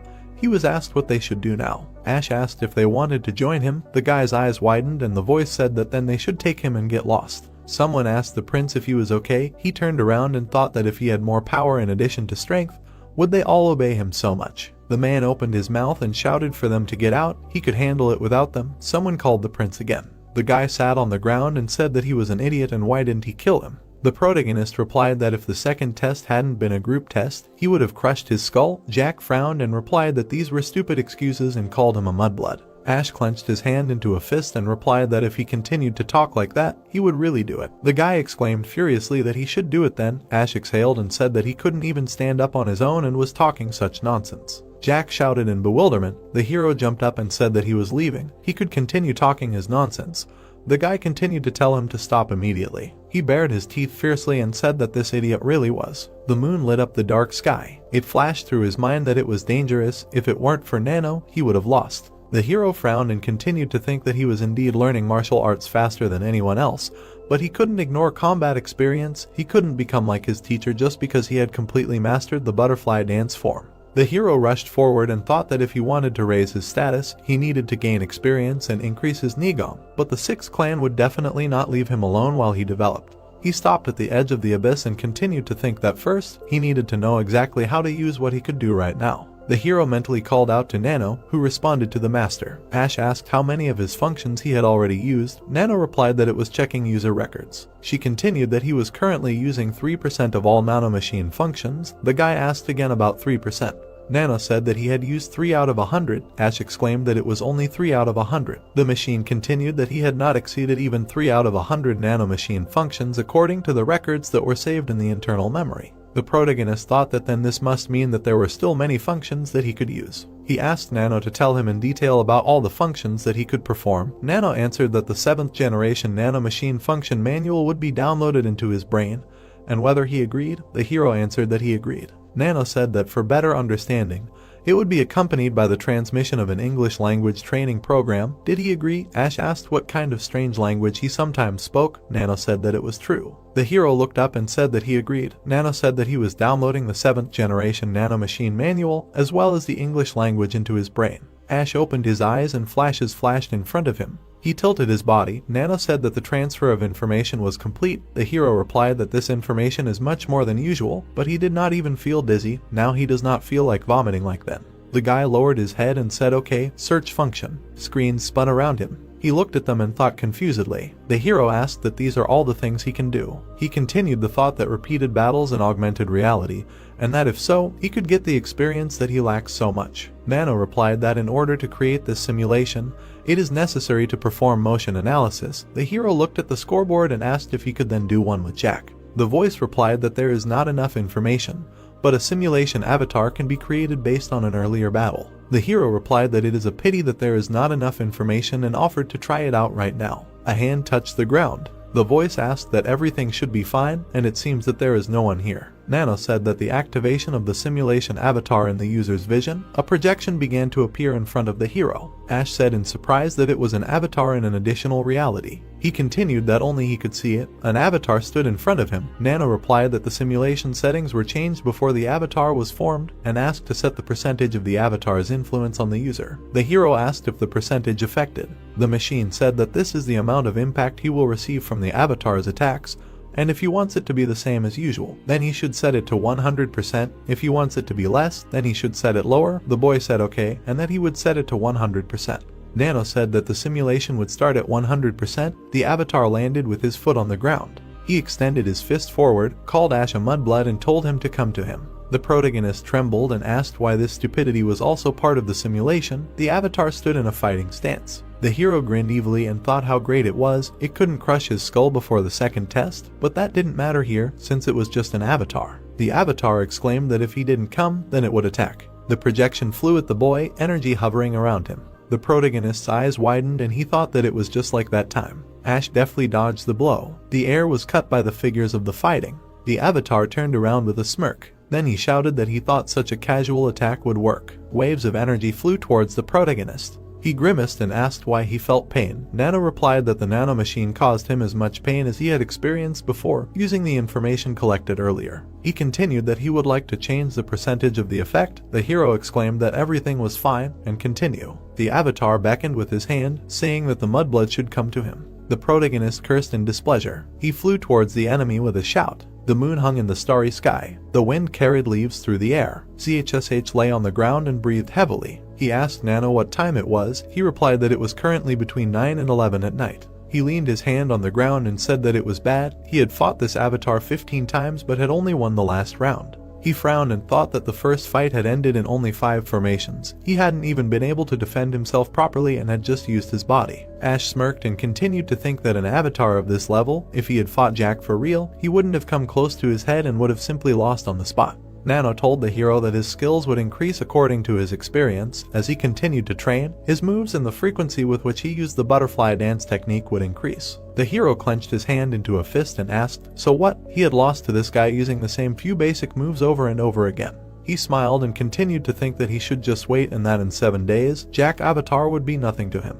The cadet dorm. The hero entered the room and wondered which of these beds was his. He stopped in front of a crowd of people. Ash was surprised to think that he had just defeated the clan prince and they were already parting for him. Someone approached him and called him a prince. He closed his eyes and continued that his bed was here. Ash asked if it was true. Everyone looked at him and talked about why he was acting like this. The hero turned to the guy and asked why his attitude was different from before. The voice asked if he wanted something from him.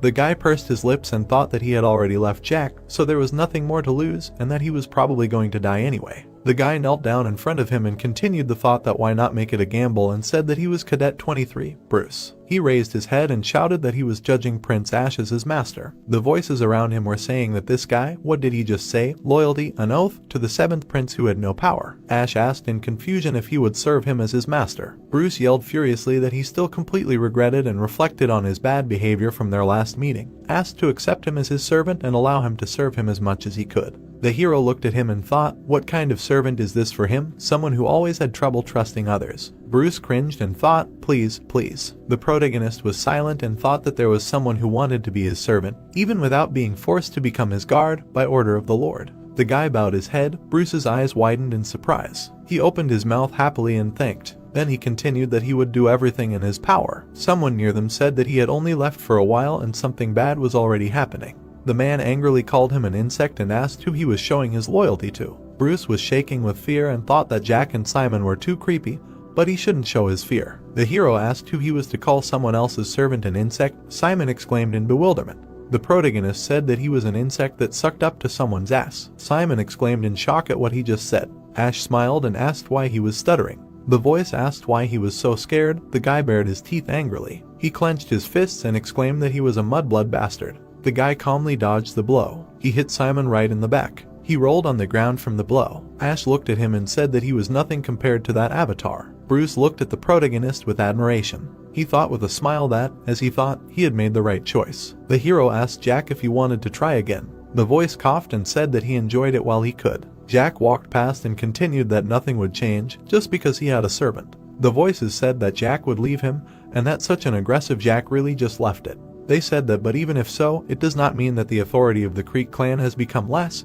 but still. They looked at the guy, thoughts flashed through what could be. The guy walked straight and people thought that he would bring changes to the Demon Academy. A week later, the day of the second group test, the great construction of the Motto House. Steve shouted that he taught them everything they needed, now everything depends only on them. He asked if they understood. Everyone shouted that motto. The voice continued that before they started they would draw lots, as explained earlier. Groups 1 to 4, 5 to 8, 9 to 12, these 4 groups would draw lots to choose who would be their opponents. The man opened his mouth wide and shouted for the leaders of groups 1 to 4 to come forward. Footsteps were heard. Someone asked that the leaders of group 2 and 3 had changed, they had changed too, and that it was still Claude, from the Clan of Darkness, from group 1. He continued that he used to be Cadet 72 from Group 4, right? Probably. The man asked with a smirk that there were only 2. A hand reached into the hole. The boy pulled out a sign from the box. Match 1, Group 1 versus Group 3, Match 2, Group 2 versus Group 4. The people cheered enthusiastically.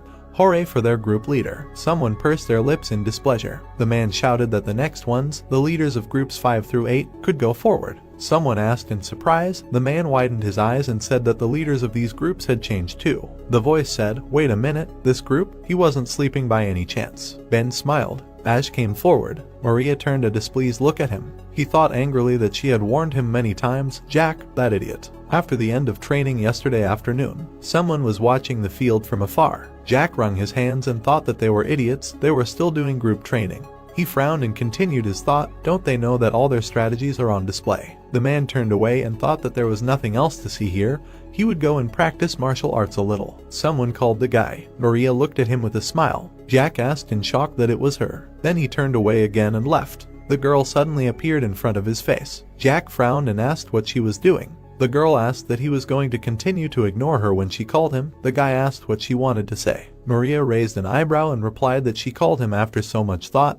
He was going to continue to treat her like this. Jack walked past saying, "Didn't she say that the people of the Creek clan were idiots and for her not to talk to him?" Maria put her hand to her face and said that he was so annoying. Okay, she would say it quickly, so listen carefully. The girl lifted the sleeve of her sweater. Jack asked in surprise if she was hurt. Maria adjusted her clothes and replied that it was yesterday. Jack asked again. She frowned and continued that when she was training alone last night, and that someone ambushed her. The guy spread his arms and asked what she was doing. An ambush? Who in their right mind would dare to do something like that? Maria frowned and replied that this attacker was hiding his face. She didn't know who it was. Jack said that whatever it was, it meant that her wound was some pathetic coward. The girl opened her mouth furiously and replied that he should not disregard her words. She never lets down her guard. Jack smirked and said that it meant she was injured and she was telling him to be careful. The girl replied that if the attacker came for her, it meant they could attack him. She continued that they were in the same rival group. The man asked furiously. The girl sighed and asked if he knew that 4 groups would be competing against each other, right? Jack asked what that had to do with the matter. Maria held up 4 fingers and said that they could always draw lots with all the groups,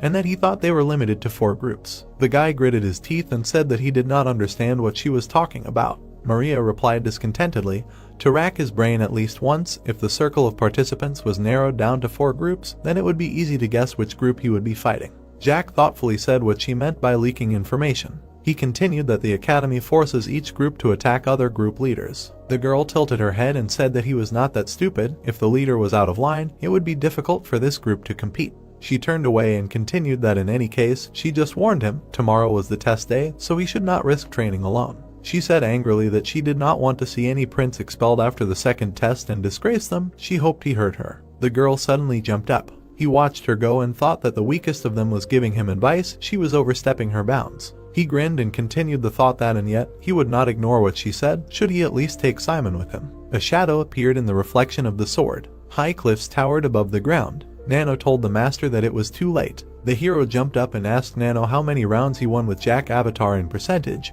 He was told that it was about 60%. Ash said that he could easily defeat him after 7 days of training, but his victories were only 60%.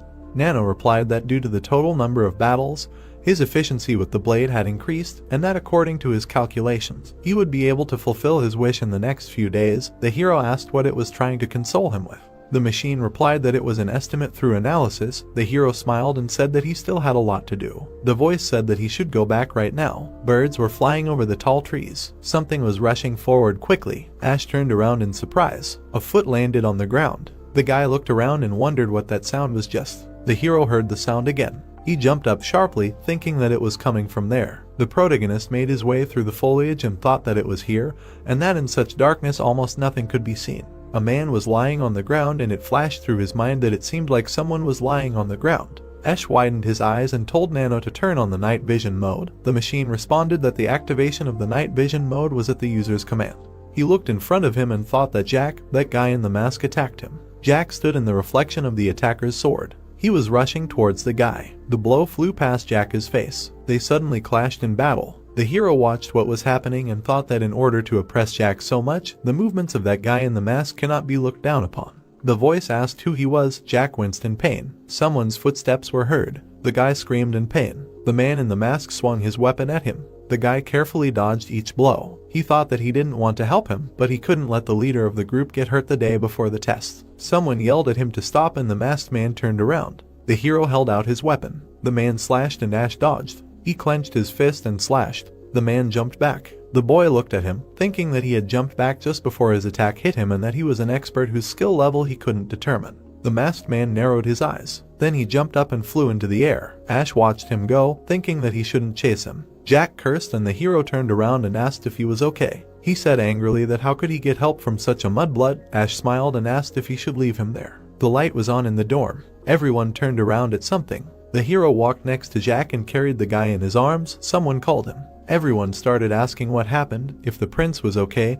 Ash replied that first let them help them, he would explain everything a little later. Bruce ran up to the hero and exclaimed if he was okay and if he was hurt. The guy replied that he was okay and not to worry. His gaze fell on Simon and Ash asked Nano how he was. The machine replied that it was scanning the patient's injury. The voice continued that a cut made by a sword was found, 4 centimeters long, 2 millimeters deep. Nano said that the wound needed to be treated and stitched up. The hero thought that the wound was not that serious. Someone screamed, looking at Jack, that he was bleeding. Ash widened his eyes and thought that this idiot. Jack was shaking with pain. His thoughts flashed that he had completely forgotten about him because of Simon's wound, and that his skin looked pale and his right hand was bleeding heavily. A voice shouted to call the instructor immediately. Someone tied the wound with a bandage. Everyone was standing near the bed and the hero asked the instructor how he was. He replied that he had given him first aid, but someone asked if there were any problems. The man thoughtfully said that this guy. He continued that he would not be able to walk normally for some time. Jack lay with wide eyes. He clenched his teeth and cursed. The voice asked, so what should they do now? People shouted that the test was tomorrow, and their leader could not walk. They had no chance. Sparks flashed near Jack's face. The instructor said that they should go to sleep for now, and he would take him to the infirmary. The hero asked to wait, and that there was another wounded man. Bruce told the gentleman that he would carry him. The guy replied that he shouldn't, he would do it himself. The voice called the instructor. The hero carried the guy in his arms and said that he was not the only one who was injured. Cadet number 80 was also injured. The instructor turned around and said that he knew, and that he knew that someone would take him and follow him. The hero asked what he wanted him to follow. The man replied that he was not that stupid. The hero asked what the reason was for this. The instructor asked again about the reason, and that nothing special, only because of this incident, their team lost all hope of winning the test. The voice said that the fact that this guy was injured was quite unexpected. The man continued that this was all he wanted to tell him and asked to pass it on to him. Then he turned to the protagonist and told him to come back now, and if he knew that cadets are forbidden to leave the dorm at night. Ash replied that he certainly did. The voice said that he should learn to use his gums if he had no teeth. The protagonist bowed. After a moment, he looked up and thought, wait, what did he just say? The guy looked at the moon and wondered if he meant that this happened to the other groups. The hero continued to think that he thought that this was just a loophole in the testing method, but it was not. Ash realized that it was obvious that there was a hidden agenda in the second test. He looked down. There were ants running around his leg. Looking at them, the hero thought that by eliminating the team leader, they were trying to make it easier to defeat this team in tomorrow's test. The guy's eyes widened sharply and thought to wait. Then he continued to think that this is why the 4 groups were doomed to fight each other. It was all planned from the beginning to justify the secret attacks. Ash smirked and thought that they really were acting like a demonic cult. Well, if that was the case, then he did not need to burden himself with rules. The voice in the room was saying that it was bad. Their group was finished. It was all over. They were doomed. The boys sat there holding their heads. Someone asked how long they were going to act so pathetic just because their leader was injured. The man jumped up and asked what he was talking about. The hero looked at him and said that they should think about choosing a new leader and think about their new strategy for tomorrow's test, and that they can't just sit back and wait for tomorrow's defeat. Someone exclaimed, then who will be their leader? And that only Prince Jack has the experience and training as a leader. The man called out to the boys. They looked up at him. He asked with a smile how they could forget everything. Bruce happily pointed at Ash, saying that they have their handsome Prince Ash. Everyone stared at him silently. A question was asked about the witch prince. People looked at each other. Someone raised a hand. The man introduced himself as 83rd Cadet Robert, agreed with the idea. Someone next to him said that he did too. A voice said that he even won last time against Jack. Someone added that he also agreed, and what they would do now. Someone grimaced and said that since Prince Jack could no longer participate, all that was left was to simply agree, and that since their priority now was to pass the second test. The hero looked at them and said that it meant they all agreed for him to be their new leader. He smiled and agreed. Then he continued that there was something he thought about when they were practicing their formation. Midnight. Dormitory of Group B. Light penetrated into the dark room. Someone carefully closed the door. The man mentally told Nano that night vision mode. Nano replied that night vision mode was activated by the user's command. The guy's eyes lit up and he exhaled. The man suddenly jumped up. His hand touched the floor. The masked man sat on a platform. His mind flashed that he entered through the open door to the 7th bedroom and asked Nano if there was anyone awake. The voice replied that it was scanning the interior of the room. All 20 people in the room were asleep. He crouched down and replied that they had finally all fallen asleep. He jumped out of the high window. The voice asked Nano if there was a person in this room who had attacked Jack. The machine replied that it had scanned 20 people and compared their body heights with the masked attacker. No matches were found. The hero flexed his fingers and thought, well, it doesn't matter. Lightning flashed near the guy's head. The magic was near other people too. Looking at the guy, his mind flashed that he was the leader of the group. The man suddenly jumped up and exclaimed that Ash's eyes widened. A moment later, the magic was near the guy's face. Foam came out of the man's mouth. Ash thought he could sense his presence. His senses were quite keen, as expected of the leader of the group. The hero had the game in his hands and he thought that now he would stick a couple of needles in it to make it difficult for him to walk. The needles dug into the boy's limbs. He thought that because he had pierced his muscles and meridians, he would not be able to stand on his feet properly for several days. He turned around and continued thinking that even though he knew he hadn't done it, he couldn't blame him. He looked at the exit and thought that since he was done here, he should go to the next room. He thought that the leader of the 5th group, Maria, the masked person he had seen, was not a woman, and that Maria was no match for Jack in martial arts. Ash opened the door slightly and thought that this meant that Jack attacker must be in the 6th group. Nano said that all 16 people from the 6th group were in a deep sleep. The guy widened his eyes and thought 16. He continued the thought that there were only 20 people in the 6th group. If you take into account the 3 girls, it turns out that one guy was missing. Then he asked Nano if there was anyone similar to the man in the mask. The machine answered that no matches were found. Ash thought that so, the person who is not here is most likely the attacker. He clenched his hand into a fist and continued the thought that if he was on the 1st floor, he would have certainly noticed him, and what should he do now? The protagonist stopped and flashed through his thoughts. Although what is he thinking about? There are no rules that allow you to attack only the leaders of the group. He continued the thought that an eye for an eye, a tooth for a tooth. Ben thought that if Ash is the leader of the 8th group, it means that the guy from the Creek clan was injured by someone. He smirked, thinking that they had understood the hidden meaning of the test perfectly, and as he thought, the participants would not disappoint this time. The man, standing in front of the cadets, asked if everyone was ready, to which they answered in the affirmative. He said with a menacing smirk that since they had all prepared for the test honestly so far, he hoped that they would show good results, to which everyone was surprised by the word honestly. Everyone was going down the stairs. The hero turned around to look at one of the guys. He thought about him, deciding that his eyes were suspiciously familiar. He ordered Nano to scan. The body scan began. It turned out to be a 100% match in height and build of the attacker. Ash smiled and realized that he had finally found him. The second test round 1, Group 1 versus Group 3 began. Ben shouted that the team that can suppress the enemy team wins, and then ordered to begin. The fighters started to attack each other, shouting. Henry shouted for formation number 3, ordering them to attack. The man frowned, thinking that it was a diagonal formation. Everyone rushed at each other with weapons, defending themselves with shields. The guy shouted not to let them push them, telling them to resist. One of the fighters was pierced with a sword, another was hit in the face with a shield. The other guy turned around in fear and shouted for his partner to come to his senses and get up. Suddenly, he was pierced in the shoulder with a sword and the guy grunted. He fell to his knees and a guy stood in front of him, holding a sword in front of him and telling him that he had lost, ordered him to surrender. The wounded guy nervously thought about losing. Ben thought sullenly that it did not look like the enemy was that weak, and then decided that it was rather boring. He congratulated Group 1 on their victory, adding that this also meant that Group 1 and its leader had passed the test. The winners raised their swords. Group 5 versus Group 8, Match 2. The man shouted for the next teams to compete to come forward. Ash thought with a smile that it was finally their turn. He turned around and saw the worried boys, realized that they looked scared and wondered what had happened to them. He asked the scared cadets if they were scared. The boy replied that he knew they were worried about what had happened earlier and that things were changing too fast. He clenched his sword in his hand and said that he intended to pass the test or they would be expelled from the Demon Academy. Ash frowned and stated firmly that he wanted to become one of the strongest in this academy with a mysterious history,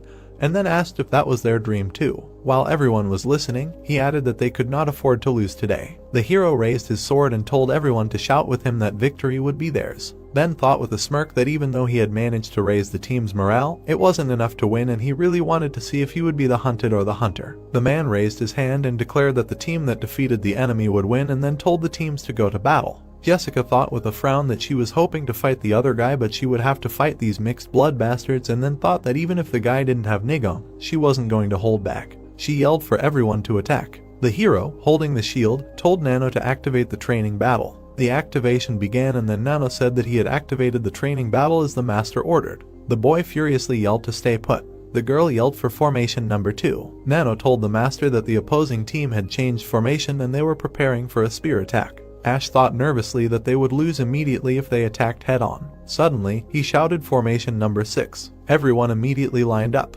Ben thought about the linear formation, wondering why he would make such a stupid choice, since it was only acceptable if the leader was unarmed. He crossed his arms and thought that his mind must have been clouded to think that the kid was training with an old drunk. Jessica furiously told the hero how dare he greet her by calling her a worm. She made a strike with her shield, but the boy managed to block it. A gust of wind was heard from such an attack. The girl was shocked that the boy blocked, wondering if he was feeding nigong to his shield and how he could hold her for so long. At this time, the man looked at what was happening in shock. The trembling hero realized that since he absorbed the dragon stone, his nigong was higher than Jessica's and everything was going according to plan. The girl cursed, thinking that the team's formation would be ruined if this continued. She frowned and wondered how he had become so strong. Suddenly, the girl started to run away, thinking that they should retreat, then shouted to her fighters to leave and change to formation number 1. Nano reported that the enemy changed their formation 1 again. The hero shouted to the others to move and change to formation 3. Jessica noticed this and thought about the third with a smirk, calling them idiots and asking if they really thought they could beat them like Team 1 beat Team 3, then decided that even with his nigong, the guy couldn't go against her tactics. She shouted to her fighters about formation number 6. The girl smiled nervously, thinking that they had no chance with this tactic since he couldn't move freely because of his friends on the other sides, so his movements were limited. Suddenly the hero rushed forward, and she thought it was a very stupid move to go straight at her. The hero grinned and the others started running. Jessica was very surprised. The fighters started looking around in panic and wondering what they were trying to do, then realized that they were changing formations. The girl waved her shield and told everyone not to panic. The hero shouted for everyone to change formation now to formation number 2. Jessica heard about formation 2 in a panic. One of the fighters shouted about this formation, telling them to be careful. Suddenly, they said in fear that they were attacking from behind, from all sides. The girl thought hard about what they were thinking. The hero's fighters stood up with shields in their hands. It turned out that the girl's fighters were surrounded and there was no escape route. She cursed sullenly and decided that he was making fun of her. A building appeared at night and Ash told everyone to listen carefully, because tomorrow they would need to use the knowledge of all the formations that the teams had learned to gain an advantage. He added with a smirk that when he said formation 2, they would surround them, they would be confused and the team would not have time to react, then this would be their chance. The girl thought tensely that he had fooled her, then asked how dare he, this mixed blood bastard. The hero pulled out his sword and ordered the fighters to move forward.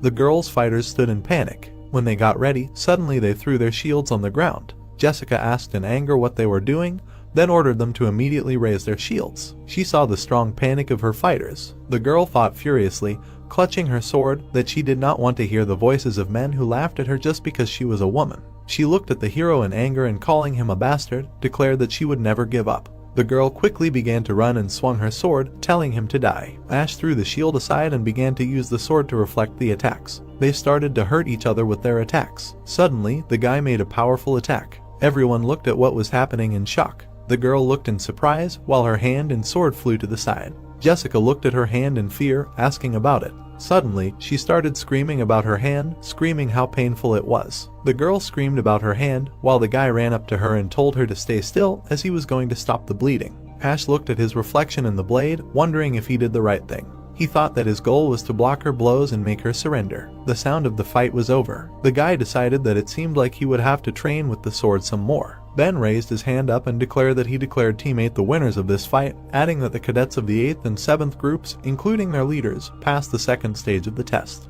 The hero's fighters ran up to him and happily said that they did it. The man thought with a smirk that this guy wasn't bad, since besides his high nigong, he used some really interesting techniques, and then he wondered if this drunkard actually taught him these techniques, and in such a short time he managed to perfect his nigong, not to mention the strategy. He realized that he had greatly underestimated the guy and regretted that he couldn't take him as a student, since maybe they were facing a martial arts genius. Everyone admired the hero for using amazing tactics, and wasn't it wonderful, while Bruce asked him if he could see them. The man wondered how far he would get. Ben announced that the third fight would begin soon, ordering the teams to step forward and begin. The defeated fighters walked away silently. Jack frowned, realizing that he never thought that the hero would dodge his attack and even counterattack him. He was furious, thinking that he was playing with them, since this bastard kept his true potential a secret. He looked at Ash and just wanted to see the smirk on that freak. George yelled to listen to him because if they attacked them directly they would easily win. He ran forward with the fighters and said that they would use Formation 6. The other fighters nervously said that they were rushing at them at full speed. Jack asked with a frown if they were crazy and then ordered to use Formation 2. The fighters reformed and he ordered to hold their position. George smirked, thinking that they wanted to die since they were using Formation 2. Jack swung his sword and when the guy rushed at him, he made a quick attack that sent the guy's shield flying into the air, shocking him. Jack made a strike, piercing the guy, causing him to bleed from the mouth. He yelled for the fighters to come forward, to which they quickly rushed forward. George's fighters said that they were being thrown back, then tried to defend themselves. The guy yelled to suppress them and not let them get up. Ben was surprised by what was happening.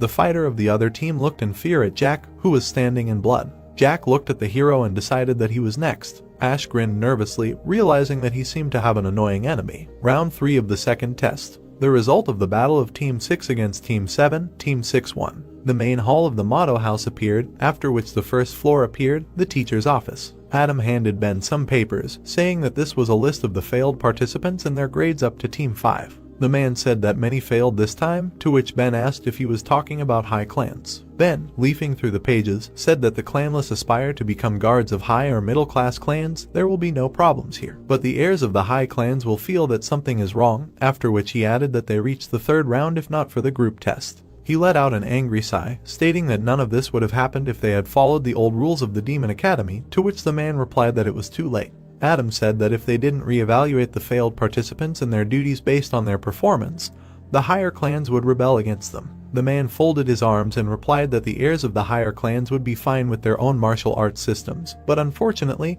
the middle and lower clans would not have access to the healing stone and the sacred library. He smirked and added that on the other hand, everyone who passed the second test should be gathered there now. The sacred library of the motto house appeared. The hero walked up to the building, saying that it was the sacred library, adding that it seemed to be more majestic than the main hall of the motto house. He turned around and thought that the other candidates were already on the first floor while he was in the infirmary, wondering if today was the second floor. He remembered the teacher who, while picking his ear, told him that he needed to devote himself entirely to swordsmanship and the stream dance breathing method in the butterfly dance, without wasting time on other useless things, because he needed it to improve his chances of passing the test. The hero awkwardly asked if he meant the reserved library by the useless things, to which the man answered affirmatively. He pointed at the boy and said that he was already learning the art of the 4th and 5th floors thanks to his teacher, so he shouldn't be upset that he didn't get to the first. The teacher confidently said that there was nothing there that could even come close to his martial arts. The hero thought that he said that,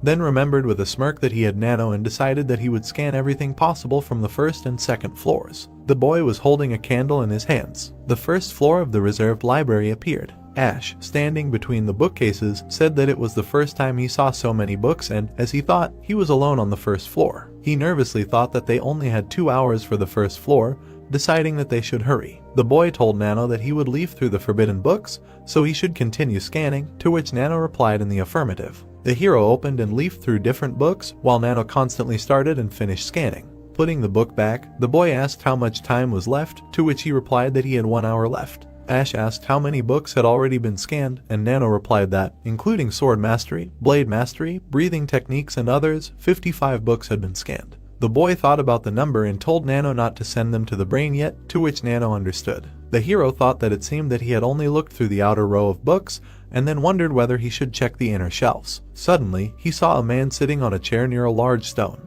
The boy thought he looked like an expert, and then wondered if he was the warrior who protected and controlled the first floor of the library. As he got closer, he wondered why there was a huge stone in the middle of the library. The caretaker noticed the boy and said that it was a tombstone left by the main founder of the library, The ancestor of the sky demon, which surprised him. Ash turned around and thought about the ancestor of the sky demon. The man continued that he carved it on the sapphire while looking up. The boy thought that it looked like a poem was carved on top of. He was suddenly surprised and asked if it was carved with fingers. The caretaker asked if it was surprising, saying that the ancestor concentrated his nigong in his finger to carve it on the sapphire, which is difficult to scratch even with a sword and a huge amount of nigong. He said that people are usually busy reading books and do not pay attention to such things, but he was able to find the great trace of the ancestor, perhaps because it contains his blood, to which the hero said that he also almost passed by without noticing. The man said that this was expected, asking who would pay attention to the tombstone on which the ancestor carved a poem when there were so many books around, adding that he protected this place for about 20 years, but no one looked at it, including the descendants of the heavenly family. He added that he had already taken up the boy's time, however, so he should continue doing what he was doing, to which Ash bowed and said that he understood. He turned around and noticed scratch marks from something sharp on the back, as if they were hiding something. The boy told Nano to analyze the marks. Nano analyzed the surface of the tombstone, and when the analysis was complete, he said that according to the analysis, the marks were made by a sharp sword. The hero was very surprised, wondering who would do such a thing on the tombstone of the ancestor of a heavenly demon. Nano said that according to the analysis of the depth of the marks, there were 2 people who could have made them. The boy was surprised and, holding the candle closer to the scratches, thought that it was hard to tell looking like this. He told Nano to show the sword marks in 3D augmented reality, to which he turned on augmented reality for the user's vision. Ash thought that there was a huge difference in the force and angle of the sword strike, now it was noticeable, and also realized that it was easy to miss the fact that the marks were made by 2 people. He wondered if it was possible that they were trying to hide the original scratches by leaving random scratches on top. He remembered that Nano said that he could distinguish the marks from 2 people and then asked him to get rid of all the marks except the original ones, to which he did so. The original scratches appeared. The guy looked at him in shock. Standing in front of the scratches on the stone, he realized that, as he thought, they were not ordinary, because they were the movements of the sword formed by an unknown bundle. The hero frowned, thinking that it was difficult to determine what kind of movements these were because he lacked understanding. He asked Nano if he could analyze the marks and create a simulation in augmented reality, to which he replied that it was possible. But before, the hardness of sapphire was a way to measure a person's strength, after which the guy thought about hardness. The overseer approached him and asked if he hadn't read the books, saying that he saw what was behind him, asking if it was quite a mess and that it was sad, wasn't it? He told him that there were rumors that the ancestor of the heavenly demon left his insight into the sword technique here. Ash asked about the insight of the ancestor of the heavenly demon, to which the man shook his head and said that they didn't know who did it or why. He added that maybe it was because they wanted to be the only ones who could use the legacy of the ancestor. The boy wondered if these traces were just vandalism. The overseer waved his hand and, leaving, said that he needed to make a detour, so let him look around before leaving, after which the hero thought that fortunately the overseer was leaving. Nano said that the hardness of the sapphire can be measured by placing your palm on the surface, to which Ash smiled nervously and did as he was advised. The measurement began. Nano said that the hardness measurement was complete, and if the hardness standard was set to 10, this sapphire had a hardness of 7. Holding the sapphire in his hand, the boy thought that it was actually hard. He wondered, so who destroyed the real sword marks with theirs? Nano replied that using the sapphire's hardness analysis, the sword marks were recreated in the augmented simulation. The hero looked at the simulation in shock and asked who. Nano suddenly interrupted him, saying that the dialogue was not supported, and when he said that he had just interrupted him, he interrupted him again, saying that the simulation of making sword marks was starting. The simulation took a pose and swung the sword. The boy looked at what was happening in shock. The simulation quickly made a powerful blow to the sapphire. Ash asked Nano with trembling hands if this was one move, to which he replied that the analysis was completed by collecting all the links together, and according to his martial arts, it was one move. The boy thought in surprise that it couldn't be, because even the butterfly technique consists of 8 links and is difficult enough to take half a year to master. But this is not even comparable to it, after which he decided that it was impossible to cancel this technique. The boy thought with a determined smirk that he did not expect much from the first floor of the library, but to face such an opportunity. He told Nano to save this move, adding that he would translate it later, to which he obediently followed the order. The hero realized that he could have missed such a treasure due to the disorderly tracks above, and also thought that he did not know who it was, but it was definitely someone evil. He exhaled and realized that only he got this move, so he should be grateful. As the boy was leaving, Nano said that according to the analysis of the sword marks after removing the surface marks, 45 intertwined movements were found. Ash was horrified and asked again, to which he replied that the analysis showed that the 45 movements were carved at different times. The boy wondered if these were not marks to hide the technique, but were all sword movements. He made a guess and told Nano to create an augmented simulation in the order of the sword movements, to which he recreated the simulation of the first sword movement.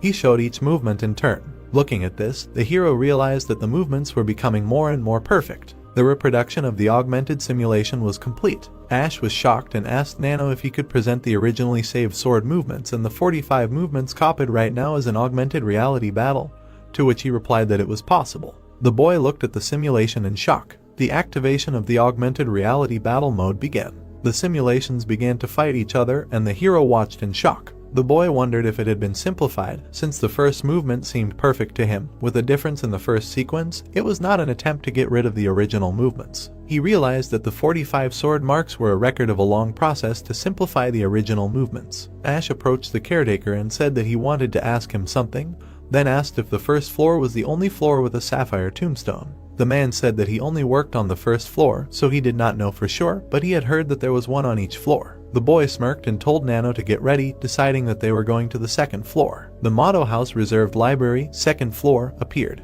The hero saw the other boys, realizing that they were not finished yet, and thinking that it must be because the first floor was given 2 hours, and the second, 3. Suddenly, he saw Alex sitting with a book and realized that the other clan heirs did not even come here, as they were too confident in the martial arts of their clans. The boy realized that he must be cautious since he was studying low-level arts, and then decided that he should be more careful of him than the others. He carefully began to make his way through the others. Finally, the hero saw a tombstone, wondering what about the other side. He turned around and, as he thought, saw that the surface of the tombstone was completely covered in sword marks, after which he ordered Nano to analyze it in the same way as he did on the first floor. Nano replied that the same sword marks that were on the first floor were found, and the first sword movement was a movement of 24 ligaments, and the sword marks left by the second person were 56 movements, which surprised the boy at that number. Ash put his hand to his chin and realized that they were clearly studying how to modify the first movements carved here. He decided that he wanted to check right now, but when he turned around, he realized that it would be difficult given how many strangers were here, so he told Nano to extract only the sword movements and save them. The boy looked up and thought with a smirk that he had obtained 4 incomparable movements,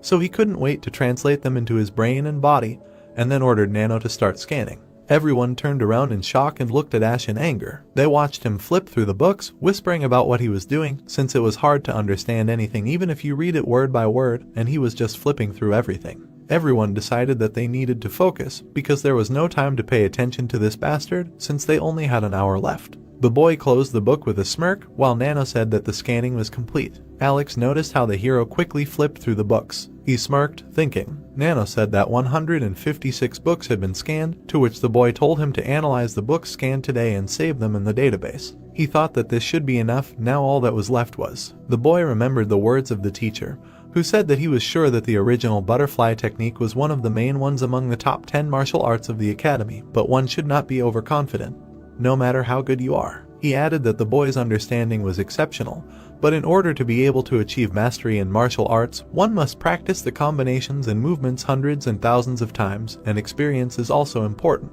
The teacher smirked, pointing at himself, and then said that he also had to go through many difficulties and battles with enemies to understand martial arts, which is why the academy is a great place to gain experience in fighting everyone, whether he is from a clan or not. The hero grinned, thinking that all that was left was to try out Nano's augmented reality ability, and if everything went according to plan, he would be able to get a wide variety of experiences. The man noted on the paper and told the boy that he was not late and could go, to which he bowed and said that he understood. The man said that he remembered now. It seemed that someone asked when he would leave, and when the hero asked again, the man answered that nothing. Ash wondered if someone was really waiting for him, although, however, this was not the most important thing now. He began to leave and grinned, thinking that they said that the rooms for individual training would be open after the second test, so he wanted to get there as soon as possible and transfer all the special moves. The building for individual training of the Motto House appeared. The boy began to walk forward, when suddenly Jack stood in front of him and said that he had looked everywhere since he was not in their rooms. He stated with a scowl that he was here, Cadet 7, to which the hero wondered if this was the leader of Team 6 in the second test and asked him why he was looking for him.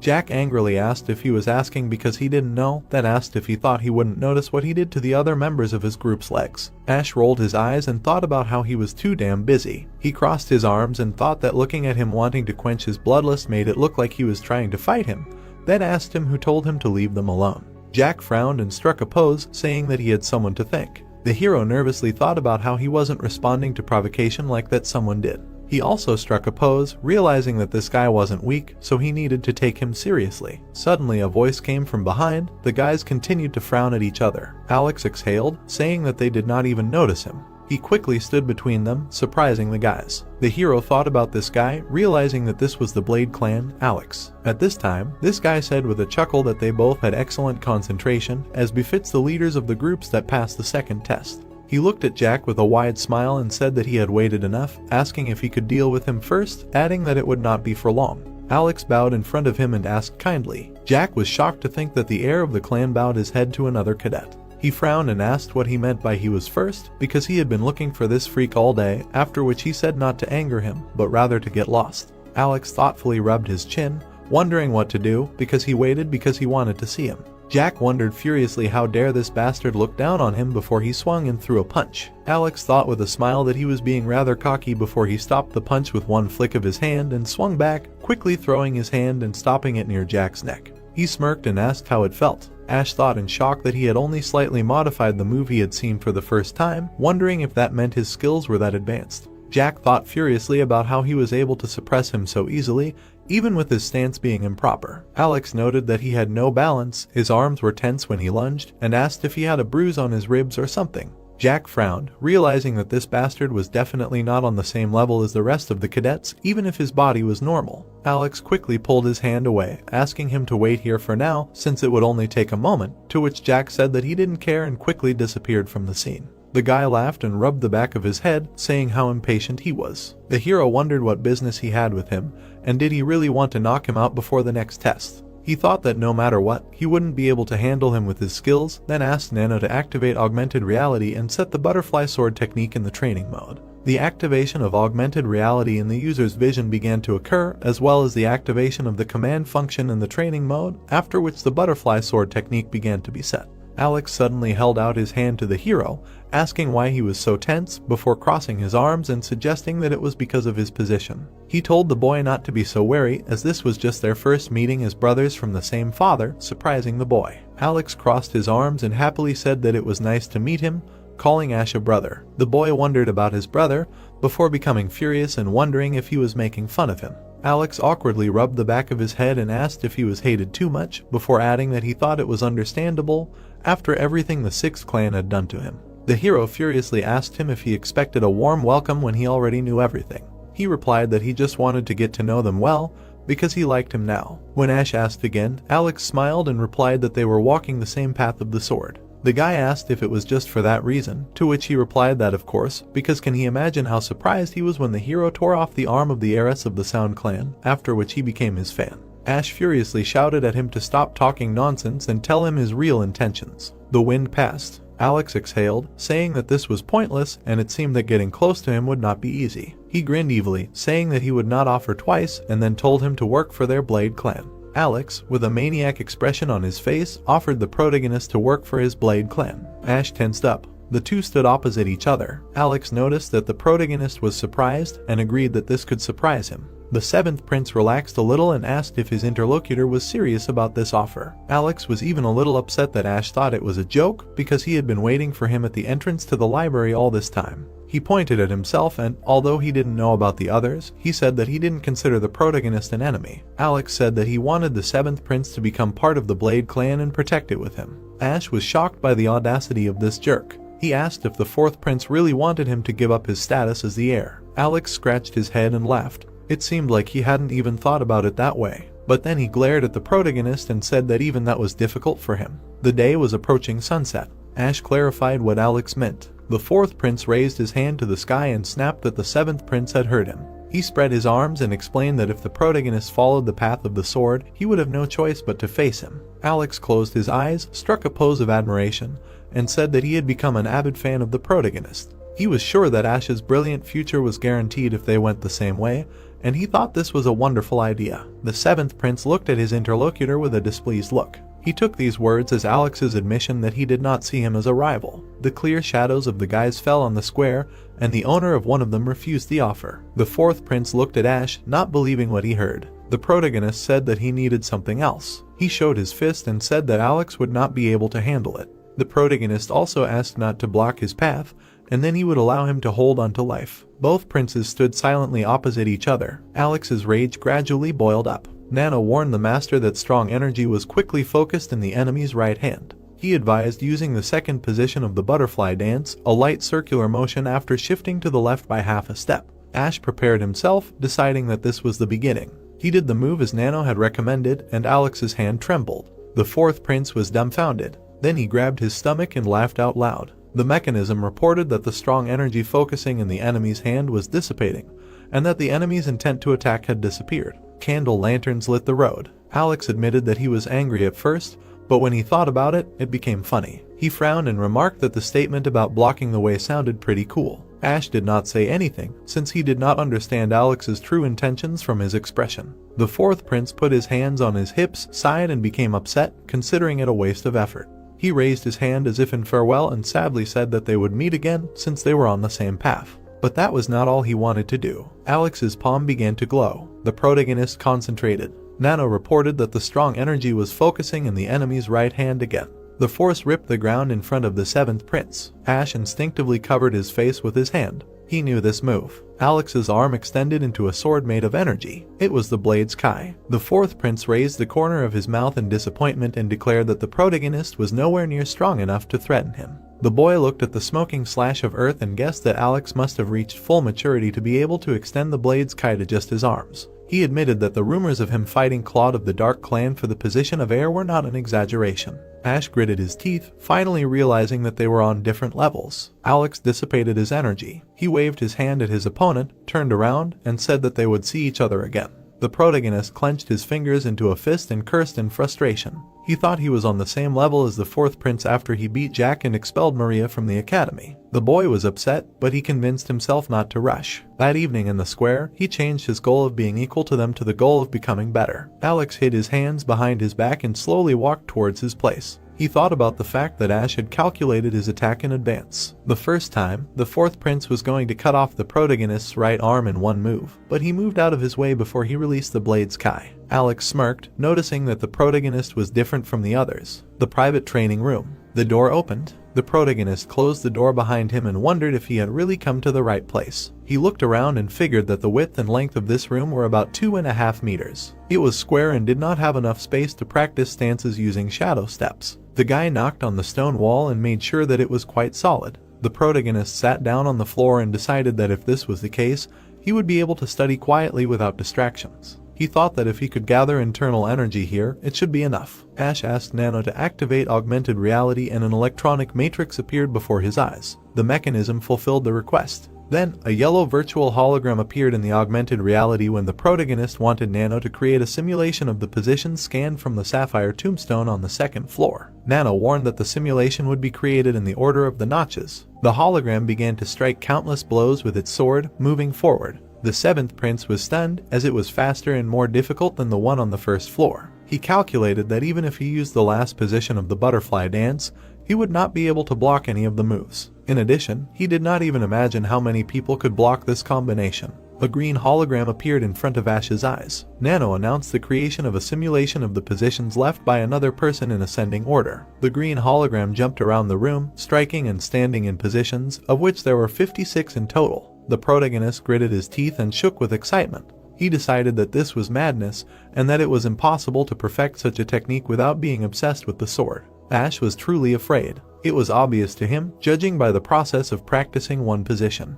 He admitted to himself that watching a crude and unnatural position become so perfect by the 56th move gave him goosebumps. Both holograms appeared in the augmented reality at once. Ash asked Nano to create a battle with the 56 positions initially carved in order. The mechanism understood him and activated the battle mode in a similar mode at the center point. The green hologram changed positions. First, third, 10th. At the 56th position, he cut off the enemy's head. The boy was amazed. Nano reported the completion of the augmented reality simulation. The seventh prince noticed that, like on the first floor, the absolute positions carved first were modified with a difference of one move. He had an idea. The protagonist realized that he had gone against this absolute position by using the butterfly dance. He knew that the sword positions were initially unable to block any of the moves from the absolute positions carved on the back. The boy closed his eyes and thought. He imagined his clone and decided to try. Ash prepared for a sword sparring match. The prince believed that there must be a way to counter this with the butterfly dance. His clone intercepted the sword. The protagonist took a defensive stance. The clone dashed and attacked. The protagonist was about to meet it. They both jumped. There was a moment left before the collision. Nano reported that the neural activity in the user's brain was rapidly increasing. It also announced the stimulation of blood pressure points due to the increased flow of energy and the increase in formation of the user's active energy in the lower abdomen. Ash and his clone struck each other in a dash. Then their swords met again, and they were angry at each other in the battle in exactly the same way. Ash imagined all this with his eyes closed. Suddenly, he began to emit energy, and there was a lot of it. The guy opened his eyes in surprise. He fell and hit his back against the wall because he did not understand what just happened. Ash broke out in a cold sweat. He was sure that he was definitely focused only on the fight, but somehow he entered a trance. The protagonist looked at his trembling hand and felt strange sensations in his body. He could not believe it. The protagonist took a meditative pose and closed his eyes. Then he abruptly opened them. Ash was happy when he realized that his internal energy was 30 years and suddenly increased to 40. He assumed that he had achieved awareness. The seventh prince rose from the ground. He noticed that he had accumulated these powers without the help of Nano, and admitted that these positions truly deserved the title of the best among the Muram martial arts. The guy smiled and his eyes sparkled. He thought that now he would be able to use the butterfly dance better. The protagonist began to hone his moves and noticed that the movements now cut the air differently. Ash decided that the awareness he had achieved had not only increased his Kai. He swung his sword and was surprised. The protagonist looked at his hand covered in Kai and realized that he had managed to materialize it. He smiled and clenched his hand, covered in energy, into a fist. The prince knew that he could not manifest it into a solid sword form due to its lack, but he believed that he would be able to have energy equal to 60 years after taking the medicine stone very soon. The guy thought that when this happened, the difference between him and Alex would quickly decrease. Ash remembered that he was in a closed room and asked Nano how long he had been in this state. The mechanism replied that he had been in this state for 2 hours. The protagonist was shocked at how much time he had spent. The seventh prince put his hand to his chin and thought. Ash thought that it would be difficult to translate this into his body and decided that he needed to return to the rooms. He asked Nano to transfer the positions that were originally carved on the sapphire tombstone on the first and second floors, as well as the 45th and 56th positions, into his brain. Ash grimaced in pain after the machine reported that the 4 selected positions had been transferred to his brain. After the procedure, the protagonist leaned against the wall and covered his face with his hand, mentally complaining that this headache had not yet stopped appearing. He asked Nano how long it would take for the positions to be transferred to his body. The guy straightened up and raised his head. The nano machine replied that, according to the analysis, the process of changing his muscles and Kai flow would take 10 hours. Ash was shocked, thinking that this was too long compared to the butterfly dance, even though the martial art level was different. He noticed that it was already night and decided that there was nothing he could do about it and he would have to leave early. With this thought, he suggested going back. Opening the door to the team dorm, the seventh prince realized that not all the students were here yet. He assumed that they had not returned from their training in the rooms. Mike bowed to Ash and informed him that he had returned first. The protagonist looked at him. He noticed the papers in Mike's hand. The protagonist guessed that they were all studying the materials they had memorized in the library and asked if he had found anything useful. Mike smiled widely and admitted that there wasn't much useful since it was only a second-grade martial art. He added that he had studied the stepping technique because he was not strong in pure fist techniques. Ash smiled and relaxed. He realized that he had caught the moment when everyone was fully dedicated to their work, and he agreed that the 4 days given for rest should not be wasted. The prince knew that if anyone wanted to advance even a little, they should not lag behind the others. Sunset the next day. The protagonist was lying on the floor of the individual training room. Nano informed him that the muscle transformation and energy flow process was 100% complete. He cancelled the sleep mode and Ash stood up abruptly. The prince felt sick. Then he immediately threw up. The mechanism began to stabilize the body's biological response to the transformation. The boy wiped his lips, leaned against the wall and decided that he could exhale now. He looked at his hand and was upset that he could not get used to it, although he had already done it so many times. Ash clenched his fingers into a fist. He was surprised to realize that his strength had reached a completely different level. It seemed to the boy that he had become much stronger now than when he was perfecting the butterfly dance. The seventh prince took off his clothes. He assessed his muscles and could not hide his shock. The protagonist touched his abs and was amazed. He did not believe that this was his body. Then an idea occurred to the protagonist. Ash turned to the wall. Then he slowly exhaled and inhaled. He concentrated Kai in a fist, which he prepared to punch. Jack was sitting in a similar private room and meditating. He frowned deeply when he thought about how his skills were not enough and that he was too self-confident when he injured Jack. Jack remembered how easily Alex had defeated him and decided that, knowing the terrifying difference between them, he had a lot to learn to regain his honor. He focused on forgetting about Ash first and aiming for something bigger. Just then, the wall to Jack's right began to crack. A second later, shards of rock flew everywhere. The explosion was visible even from the outside. The rocks hit Jack and he screamed. He clenched his teeth, opened his eyes and thought it was a mercenary. Jack looked at the hole in the wall. He saw a figure in front of him and couldn't even guess who dared to do this. The guy peered into the face of the one who broke through the wall. To his surprise, it was that same Ash. Jack began to lose consciousness, mentally cursing the protagonist. The protagonist felt ashamed and tried to wake Jack up. A few minutes later, in the same place, the seventh prince was being harshly scolded for the fact that, even though it was his personal training room, he had punched a hole in the wall where everyone else was training. The guy was also accused of the fact that if someone had persistently meditated, they would have died right there. A worker carried Jack, who was raving about the protagonist, on his back. Ash was yelled at and told that he should be grateful that Cadet 108 was still alive, otherwise he would have been expelled from the academy. He was warned that this would be included in his file. The seventh prince bowed and apologized. Ludwig folded his arms and said that the protagonist was forbidden to use the training rooms on the first and second floors and could now only use the rooms in the basement. He warned that if he broke them, he would be banned from using them forever. Ash lowered his head, said that he understood everything and promised to be more careful. Ludwig watched him go. He couldn't believe that this guy had broken through a wall of stone that had stood for decades, because that meant that his Kai had exceeded its permissible limit. As the prince left the room and walked down the hallway, he asked Nano why he had suddenly become so strong. He admitted that he never thought he could do that to the wall of the training room. Nano's answer shocked him. The mechanism told him that the master's muscles and energy flow had reached their maximum, after which they were greatly transformed to the point where he could leave marks on Sapphire with his physical strength, which had the highest durability. Ash looked at his hands and thought about his physical strength. He remembered that the simulated data was created by analyzing the marks left on the tombstone, and the movements themselves were not shown. The protagonist assumed that this was why the emphasis was on the ability to leave marks on the sapphire stone instead of perfectly reproducing the positions, like in the blade technique or the butterfly dance. The guy continued to look at his hand.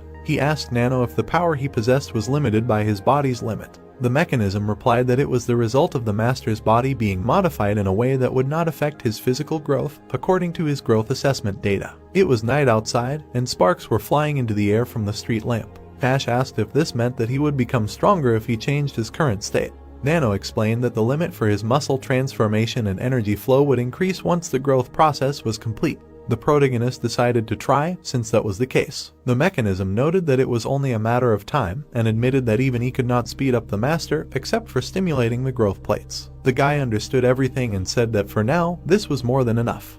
Basement, rooms for individual training. Ash was in one of these rooms. The protagonist was impressed that with the help of Nano, a technique that had been practiced for decades was transferred to the brain. But he was a little worried, because he would be practicing the technique of the ancestor of the heavenly demon's insight for the first time. The guy exhaled and decided to start with the sword. Ash made several movements. He stopped and did not understand what just happened. The protagonist moved his leg to the side and was going to try again. He made another training lunge and did not like it. This was not what he was trying to achieve. The prince began to worry when he realized that he was not succeeding. The guy pierced the air with a straightened palm, then cut it, lunged and delivered the final blow. Finally, he smiled, considering the first and second positions simply perfect. Ash remembered the recordings with the green and yellow holograms and wondered why he had such a feeling that the technique of the ultimate sword was incomplete and not at all like what he saw in augmented reality. He asked Nano to compare his movements in 3D with what was in the video. The figure of the green hologram and his own appeared in front of the protagonist's eyes. The mechanism announced the launch of work on the augmented reality program based on user information. The simulation objects pulled the attacking hand back. Then they slashed the air in unison. Then the movements began to differ. Looking at this, Ash realized that his technique looked unnatural since he was simply connecting the movements. He also noticed that his rhythm was lagging when finishing. The boy became angry and, cursing, fell to the floor. He did not understand what the problem was, but he assumed that the reason was that this was a normal technique. The seventh prince began to bite his nails out of nerves. He thought that even if there was not enough breath, the techniques were performed on their own. Suddenly, it dawned on him and he stopped biting his nail. The protagonist despaired, lowered his face into his palm and remembered that the last secret of the martial arts method did not work properly either, without the rotation of energy. He considered that in this case, everything was pointless. Ash looked at the opposite wall in frustration. He admitted to himself that he was very tired and reproached himself for concentrating only on the sword technique, losing his breath. The protagonist thought about the tombstone with the inscriptions. The prince raised his head and asked Nano if he could show the front of the stele on the first floor in 3D. The mechanism agreed to try searching for the saved video using the master's visual data. Soon, an object began to materialize in front of Ash. Nano said that the information was found and that he could only show the stele's appearance. The protagonist read the inscription on it, which read, "A strong wind rises, clouds fly high. I have returned to my hometown. How can I become a brave warrior and protect my homeland?" The prince raised an eyebrow in confusion, trying to find some kind of clue in the text. His expression relaxed slightly when Nano explained that this was a tale about the Han state, namely a poem written by the future ruler of the state when he returned from defeat. The guy guessed that these were not even the verses of a heavenly demon. The protagonist had an idea that perhaps there were some altered lines, but Nano immediately rejected this idea. Ash looked disappointed when he realized he had made a mistake. He assumed that there might be some small clue in the way the text was written, so he asked the mechanism to check it out. Nano began to analyze it, looking at the writing. During the analysis, Nano noticed small holes under the letters, and this was a revelation. He zoomed in on the image for Ash, who realized that the number of dots was also different. Now he needed to figure out what that meant. The seventh prince thought about the small holes and assumed that they were acupuncture points. He looked closely at the hieroglyph, which had 4 holes underneath. The boy quickly discarded the idea that these were not dots and began to think further. He remembered that the first book he scanned through Nano was related to acupuncture, and all the dots were numbered in order. The prince imagined the location of the dots on the human body, and specifically where the 4th one was. He found this strange, because for normal breathing you need to start from another point, and for this you need to open 7 of them. Suddenly, an idea occurred to him. Ash noticed that the hieroglyph consisted of 3 large lines and there were 4 dots underneath it. In total, this gives 7. He looked at the rest of the hieroglyphs, each with a different number of lines and a different number of dots. With his mouth slightly open, the protagonist realized that the sum on the last one was 23. The protagonist laughed. He jumped up from the stone floor and joyfully shouted that he had found the hidden airway. His exclamations about what a genius he was were heard outside. Ludwig no longer responded to them. The sun was still high and the street was quite lively. Ash, licking his lips, thought that he should quickly return to the training room and try out the technique with breathing. Suddenly, he was called out. The 7th prince turned around, clearly unhappy about this. A guy approached him and greeted him with a martial arts gesture. The smiling guy introduced himself as Bob, student number 200, and asked the protagonist to spar with him if he was not busy. Ash stopped, looked at Bob and asked why this was even necessary. The 7th prince turned away and said over his back that the 2 of them weren't even in the exam. He didn't see any reason to fight Bob, and he didn't want to waste time. But the 200th disciple decided to go after the protagonist, which really irritated him. At the same time, he still apologized for thinking only about himself. Ash continued to listen to Bob. Bob suddenly offered to share information about the 3rd stage exam with him and give him something if the young master won. After a while, the guys were standing opposite each other in a clearing among the trees. The protagonist was tense. He still didn't understand the reason for such stupidity, exchanging information for a duel. A wind picked up on the field. Bob decided to be honest and said that he would like to test his strength. Ash asked for clarification. Number 200 narrowed his eyes. He got into a fighting stance and praised the 7th prince's moves, with which he was able to cut off Maria's hand, which, in his opinion, were not so bad. Then he said that he wanted to show his opponent a technique that his clan of power was proud of. The protagonist motioned for Bob to come to him, thus letting him know that it was time to start. Bob immediately jumped up. He hit the protagonist in the head, but he dodged. The guy swung his hand again, but the prince dodged again. Bob missed again. Then he tried to hit from below upwards, but all his attacks seemed slow to Ash. The 7th prince looked confidently at his opponent and began to raise his hand. He spun his body and sent Bob flying. Bob coughed up blood and fell to the ground with all his might. The protagonist clenched his fist and trembled. He was very worried about putting in too much power and hoped that the 200th did not die. Bob curled up on the ground and held his stomach. He was upset and did not think that he would lose so easily, because when he saw Ash's fight with Maria, he thought that he could use thousands of techniques. Number 200 rose from the grass, assumed that the protagonist was hiding his abilities, and admitted that it was amazing. He looked at the 7th prince from his prone position and said that the blood of heaven flows through him, and it was immediately obvious. Bob continued to hold his stomach. He said that he suspected that the protagonist had the abilities of a first-class warrior, and was going to share the information as promised, but Ash stopped him. The protagonist frowned and looked at Bob. At first, he wanted to know why Bob wanted to fight him, because regardless of the outcome of the duel, it was not in his interests. 200 chuckled and said that he knew that Ash would not believe him. The prince was surprised by such an answer. Bob opened his eyes and assured that, as he had already said, he simply wanted to test his strength. The protagonist narrowed his eyes and clarified whether Bob was talking about his powers. His recent rival replied that he meant the powers of both of them, and added that all this was for the sake of the third test. Ash asked seriously what this fight had to do with the test. Bob gestured with his hand and explained that there was a high probability that everyone would be divided into teams. The seventh prince was surprised and raised his head. He reminded them that it had been said that there would be no more divisions into groups. Number 200 smiled slyly and said that this was no longer the second level, and this time they would need to show much more personal abilities.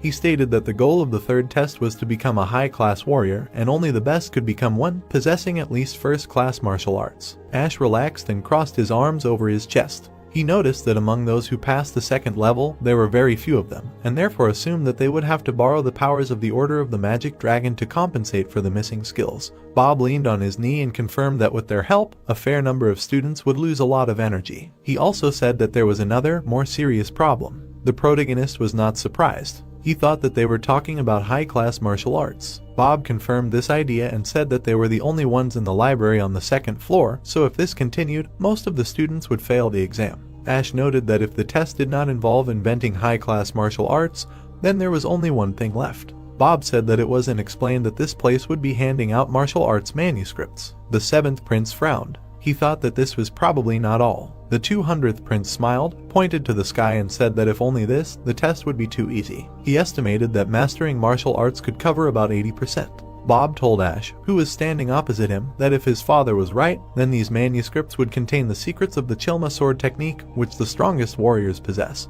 The prince thought about it. He had heard of this technique. James was washing clothes in a tub. He was talking about a rare technique that a sword master had invented. The protagonist was sitting next to him and listening carefully. The bodyguard said that this martial art was originally created for the 18th and 36th steps of Shaolin, but despite being designed to be the best, there was one oddity about it.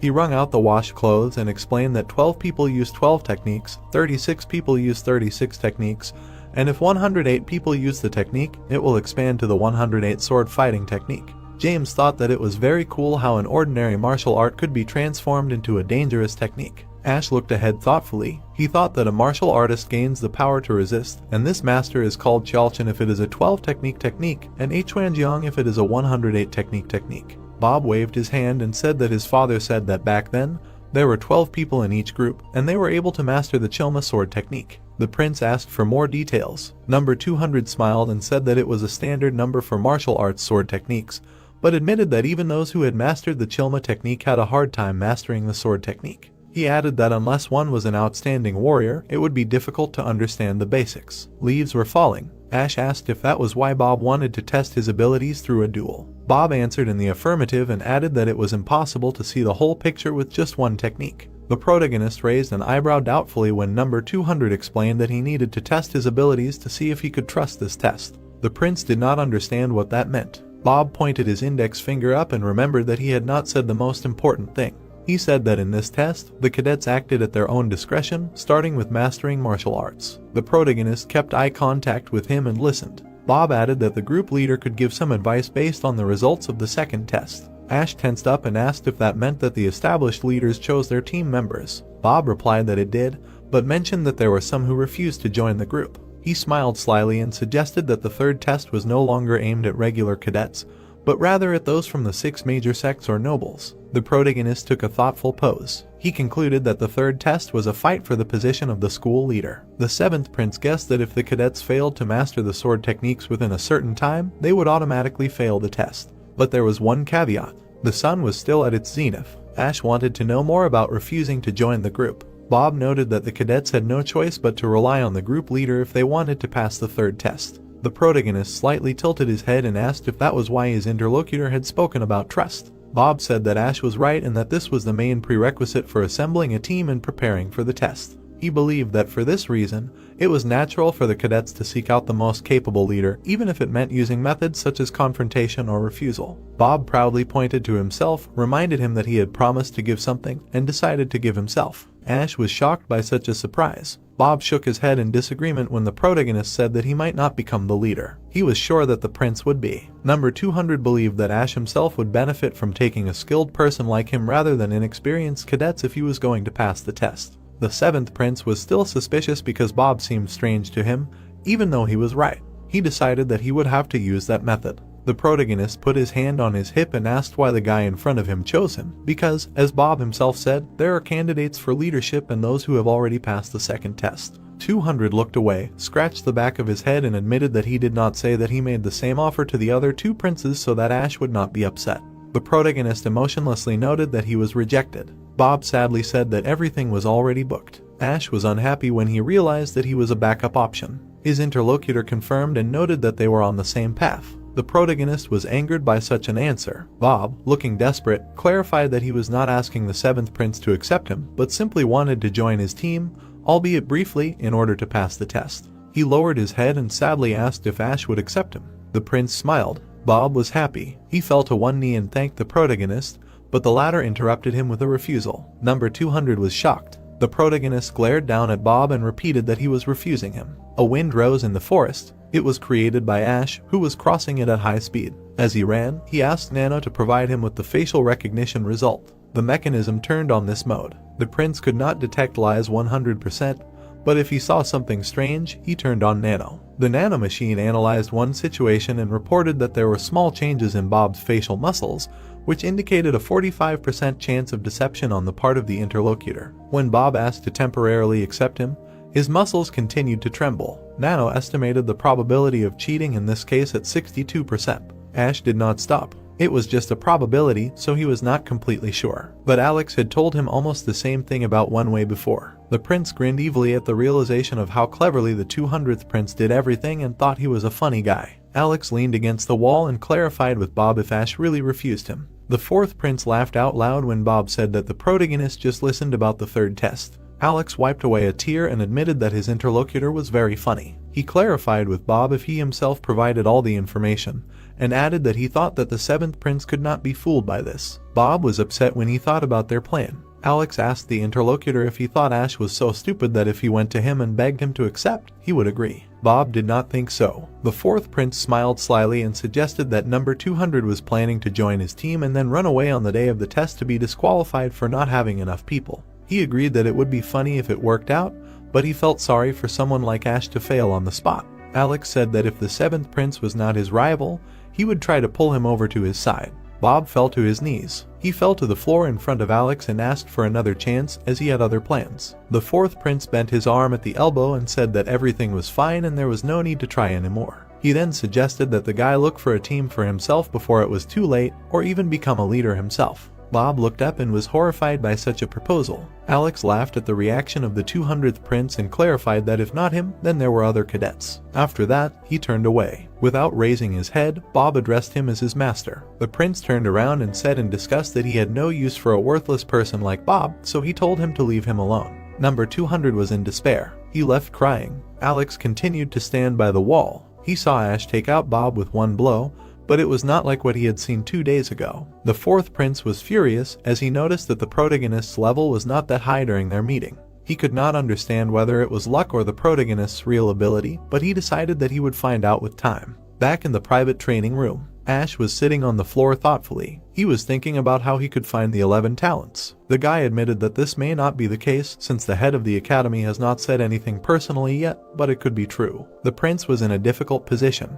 He had someone in mind from Group 8, but it was not enough. Besides, there was no guarantee that they would follow him. The protagonist rested his hand on the floor and decided that he needed to finish his day's training and think about it on the way to the dorm. He stood up and asked Nano if he had finished analyzing the martial arts books they had scanned yesterday on the first and second floors of the library, and received an affirmative answer. The mechanism said that he had finished analyzing 55 beginner-level martial arts books on the first floor and 156 intermediate-level books on the second floor. Ash, without changing his expression, wondered if it was possible to create a hologram of a specific person after analyzing their kai and body movements, and then have the hologram show the result. Nano confirmed that it was possible if the master selected a person for the avatar and determined the martial art. The seventh prince decided to choose the 5 sword arts. After that, he imagined the avatar, which began to appear in the augmented reality. Finally, a blue virtual figure similar to Jack was ready. The hologram snorted arrogantly and called the protagonist a lowborn bastard.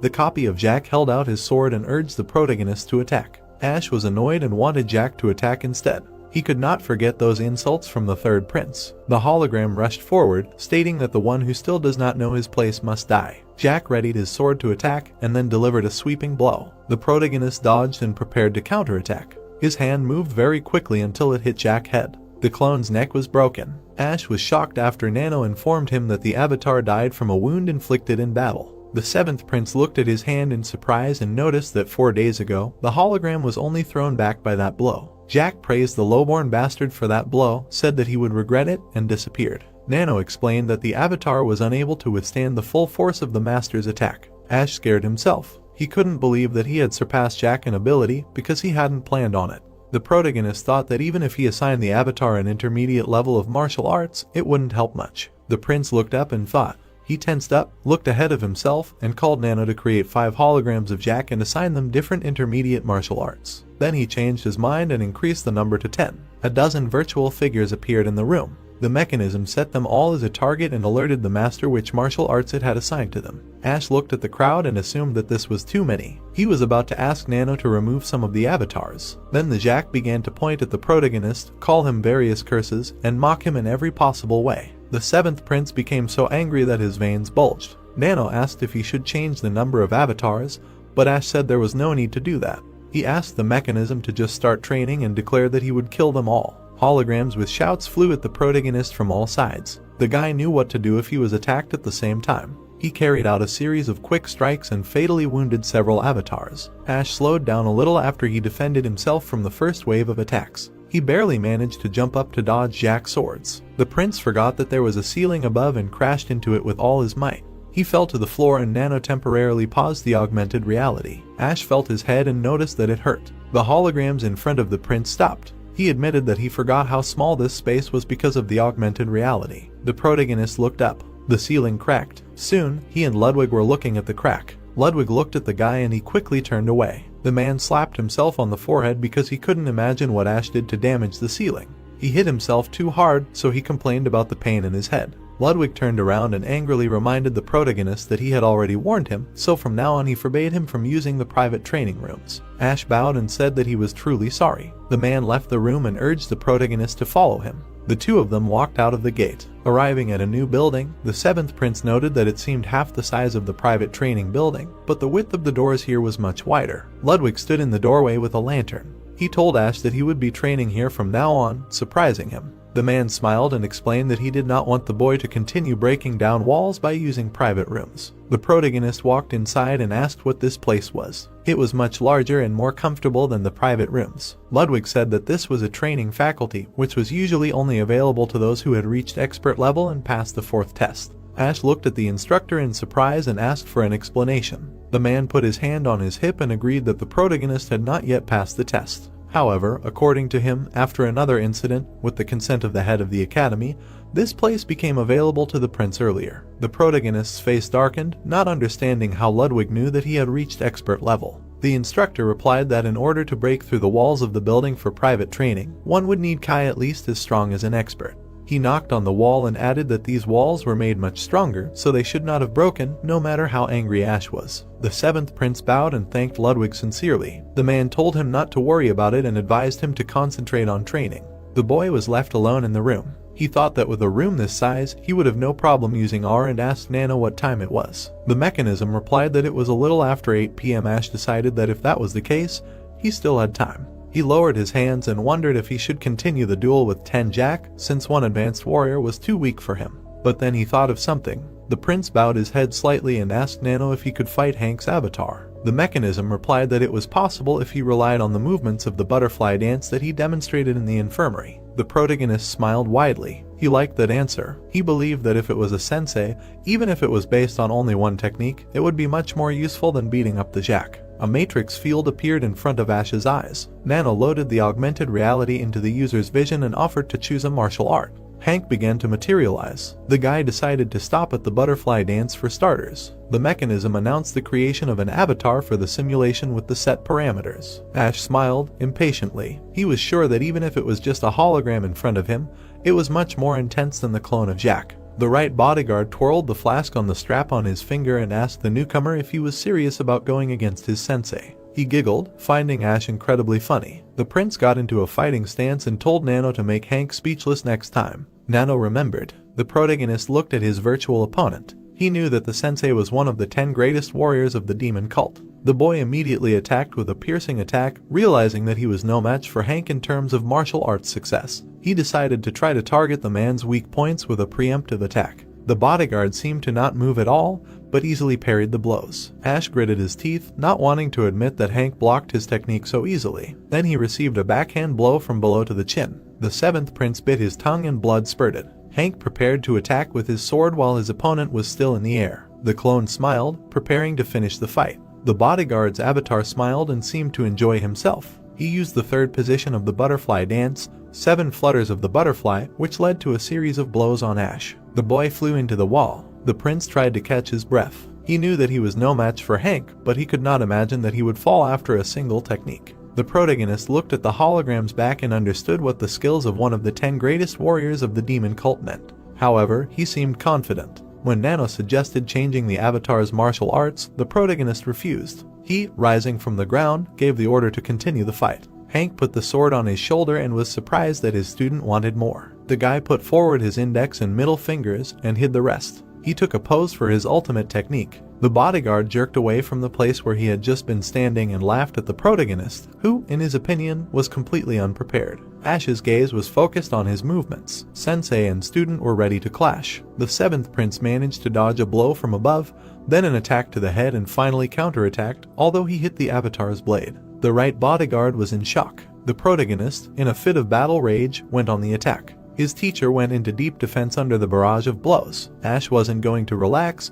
but he noticed that it was working. He aimed for the hologram's head to make the finishing move. When the boy's fingers were near Hank's face, he suddenly delivered 2 sharp blows with his sword. The prince coughed. His back met the wall again. Under the influence of gravity, he fell to the floor. The protagonist did not take his eyes off his opponent and grunted in pain. He cursed mentally because even with the ultimate technique, he still could not match the sensei. Then Ash saw something strange. He noticed artifacts on the hologram's body. The boy examined Hank and realized that he left many wounds on the avatar's body. There was also an artifact on the bodyguard's face, which meant that the final blow also affected him. However, all of these wounds were superficial. Ash wiped the blood from his mouth and thought that in terms of pure technique, he could surpass Sensei's avatar, but he doubted that he could handle critical impacts due to the huge difference in combat proficiency. He decided that he couldn't defeat a real master with just an absolute technique. The seventh prince frowned and calculated that he had 4 years to pass the 6 tests of the Demon Academy. He examined the hologram and promised himself that in that time he would surpass the right bodyguard, but he had to start with his avatar. 4 days later, the main training ground of the Demon Academy. The students stood in neat rows in the square. Ash lowered his head and cursed silently. He was dissatisfied that he had trained all day yesterday, but he had only managed to fight on equal terms with 10 of Jack avatars,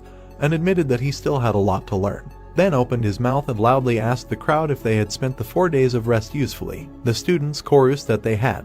The left bodyguard put his hand forward and announced that, as promised 4 days ago, they would now tell about the 3rd test and distribute the Black Medical Dragon Stone.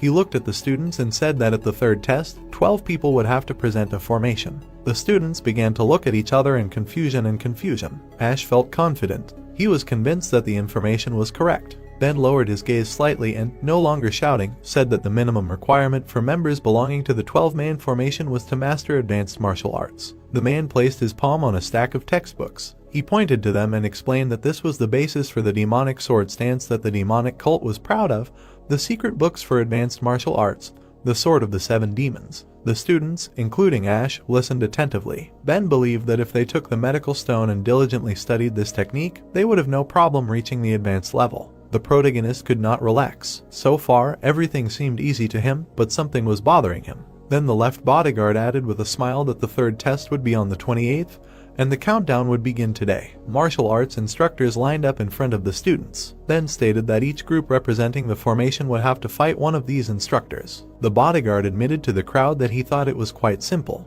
The trainees began to whisper among themselves, doubting their ability to defeat a martial arts instructor, each of whom was an expert. Unlike many, the protagonist did not lose confidence. He listened as the people around him discussed how some instructors had even reached the master level. They were desperate and did not understand how they were supposed to win, having no experience in real combat. It would be much easier for cadets to fight other cadets. Ash looked ahead with a serious expression. It was as Bob said. He noted that all they had to do was announce the group leaders, then folded his arms and explained that the process would be different from the second test, namely that now everything would be decided by the students themselves. He urged the children to try to gather in groups and learn the sword position. The bodyguard added, addressing the cadets, that after he explained to the group leaders how to choose, they would hand out secret books and medicine stones. For the first time in this speech, the protagonist was surprised. He hadn't expected that the leaders would be chosen without grades. Ben pointed to the yellow nameplates on the instructors in the front row. He said that there were 17 of them. As always, with an evil smile, the man said that the students who could take these nameplates from them within 7 days would become group leaders. The students were very surprised and began to exchange glances. They concluded that if the nameplates had to be taken away from the instructors, then they were simply being kicked out. Ash tensed up. He had heard opinions that this whole idea with the nameplates meant that if they couldn't take them all, the number of groups would decrease. Someone calculated that there were only 207 of them, so with 17 groups of 12 people, 3 people were inevitably doomed. The cadets realized that the higher-ups wanted them to start stealing the instructors' nameplates before the main test even began. Ben urged the students not to worry so much and assured them that the instructors with yellow nameplates would not use special techniques, only the 7-demon sword. The students stopped whispering and began to complain out loud. They felt that this did not make things any easier for them, since it still meant that they would be up against experts using an advanced martial art. Ash continued to think. He saw a hidden intention in this, since in order to be able to counter the 7-demon sword in a short time, one must have a deep understanding of the sword's movements. The 7th prince realized that they did not use this method just to increase the difficulty. The boy frowned and thought that 7 days was a very short time to learn and master the 7-demon sword. He believed that the higher-ups did this on purpose to put the cadets into a state of stress and despair. Ben saw the mood of the people and chuckled. As he expected, the students were restless, but he wanted to shake them up even more. The students became scared and nervous when the left bodyguard asked if there were any of them who wanted to challenge the instructors right now, despite the 7-day deadline. The square became very quiet. Ben was upset. He realized that he had expected too much, but he had hoped for at least one volunteer. The man believed that if the guys had the skills and courage, then this would be a great chance to make a reputation for themselves. But the effect would be the opposite if they lost. The bodyguard wanted to go further, but noticed a raised hand. He smiled slyly, clearly pleased with it. The one who raised his hand was the leader of Group 1 in the heir of the Dark Clan, Claude. Along with him, the leader of Group 8, Ash, volunteered. He was very surprised by the third person on this list, Cadet Chris, who defeated the heir of the Poison Clan, Romeo, and became the leader of Group 12. Ben was happy. He didn't expect these guys to volunteer. He was very curious. Ben was surprised and captivated, as 2 guys he didn't expect volunteered for the battle. Ash looked around at his allies, looking for at least one familiar face. Next to him stood Chris, who had become the leader of Group 12. This cadet made a very strong impression on the hero. Laughing, Ben crossed his arms and loudly declared that the instructors had challenged these people. The cadets looked at him warily. The man realized that among them were not only cadets, but also instructors who were working with 2 tests, and they should not get attached to their charges. Among the crowd was Adam, the most experienced martial arts instructor. Ben noticed him and called him by name. The instructor slowly began to approach him, attracting the attention of the other heroes. Steve was the trainer of Group 8 in the second stage of the test. He watched the situation unfold and realized that since Adam stood up, they no longer had the right to choose. The instructors studied their opponents. The choice was left to the 7th cadet, but despite his decision, he was about to meet an opponent who was not going to show mercy to him. Ben did not like this. No one would challenge their student to give him an easy victory and a place as the leader of the group. The man looked around the crowd and prepared to begin the first fight between the cadet and the instructor. He loudly asked who would like to challenge the first student. Peter raised his hand and expressed his willingness to participate in the first duel. Adam gave him a threatening look, as he wanted to challenge himself first. The trainer continued to watch Peter closely, while Peter turned away in fear. Peter felt sorry for the instructor being so cruel to Ash and thought that he was quite suitable for the role of the future Lord's candidate, so he did not want him to disgrace himself in front of everyone. After these events, Adam raised his hand and announced that he would handle the 18th candidate. Peter was surprised by such an announcement. Ben smiled and agreed with this choice. Cadet 18 had a tough fight ahead of him as a result of this vote. Wellesley was confused because he originally wanted to fight the main character. All eyes were on the two participants in the duel who were standing opposite each other. The guys met each other's eyes and greeted each other before the fight began. A blue circle flashed before the hero's eyes, and Ash realized that he had to watch every moment. Ben carefully assessed the situation, shouted menacingly, and said that they could start the fight first. At that moment, a blue beam appeared in the sky. The cadet suddenly began to attack his trainer. The Dark Clan previously specialized in 2 martial arts techniques. Peter, realizing this, felt regret that he could not use his own skills against such experienced opponents. He pointed 2 fingers at his opponent and made a sharp movement that hit the hero on the wrist. The blow was so strong that the guys were thrown back. Peter's mastery of the sword was familiar to Ash and surprised him. Claude confidently took a fighting stance and began to attack, while the opponent's hands surrounded Peter. This turn of events was a complete surprise to him. The opponent freely repelled the man's attack, and judging by his strength, was at the final stage of his mastery. The trainer continued the fight, trying to test the inner abilities of his young opponent. The guy looked at him with fear and did not expect such actions. Peter, not wanting to leave the stranger alone, broke him with force with an even more diligent blow. However, the opponent could not believe that he would be able to repel the trainer's shadow palms, since this turned out to be a high-level martial art. Ash felt fear when he noticed that the movement of the opponent's sword was the same as on the sapphire in the library. 24 strikes were recorded on this stone, and the technique of the 7 demon swords included only about 8.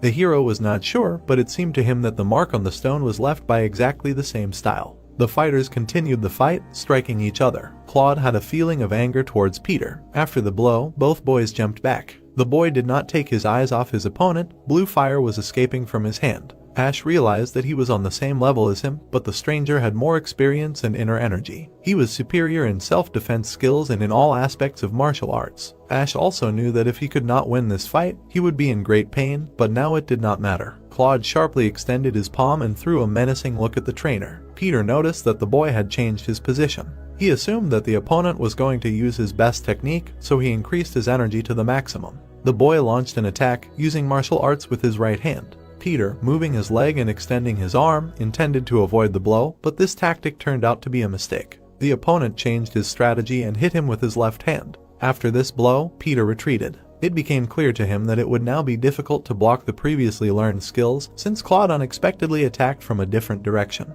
Peter gritted his teeth and extended his right hand, intending to strike back. But he missed, failing to attack his opponent. Peter was angry with Claude and continued to watch what would happen in the current fight. The guy wounded him in the shoulder, and the instructor immediately fell to the ground from unbearable pain. Claude remained in an attacking position, demonstrating confident superiority. When the duel was over, the spectators could not hold back their enthusiastic cries for their ally. The cadets happily noted that he would undoubtedly become the main president, ready to take the throne. The stranger was rightfully considered an absolute master, taking second place in the cult. His skills in using both hands and quickly changing attacking positions were impressive. Ben realized that the guy learned martial arts from the First Elder and turned out to be a real genius. Peter took out a bronze coin and handed it to Claude and congratulated him on becoming the leader of the group in the 3rd test. Ash stood in the crowd, shocked that his trainer had given up his badge. He was tormented by doubts. Could a person have only one such distinction? Ash stood in front of Wellesley and prepared for his fight. He understood that now was not the time to think about medals, since everything was decided in these moments, and a serious turn of fate for the hero was ahead. The opponents looked at each other. Wellesley seemed relaxed, which made Ash suspicious. They exchanged greetings before the fight began. The opponent was curious whether the protagonist would be able to overcome this test, but the guy was not going to make his life easy. He took a fighting pose and prepared for battle. The hero took a fighting stance and prepared to attack. Wellesley said that now it was Ash's turn to strike first. The guy realized that he did not yet have enough strength to fully fight an experienced opponent, despite the fact that he had reached the initial master level. The opponent, although he allowed the protagonist to start the attack, continued to look at him with disdain. Ash stood up and quickly jumped up to his opponent, preparing to perform a blow 10 times more powerful than before. The man did not expect such a quick attack. In the eyes of his opponent, Ash looked impressive and intimidating. The young man quickly delivered a blow, to which the opponent simply did not have time to react. After the blow, the opponent began to lose his balance, and Ash continued his attack, pushing the man back a few steps. Wellesley saw that the situation was getting out of control and began to feel irritated.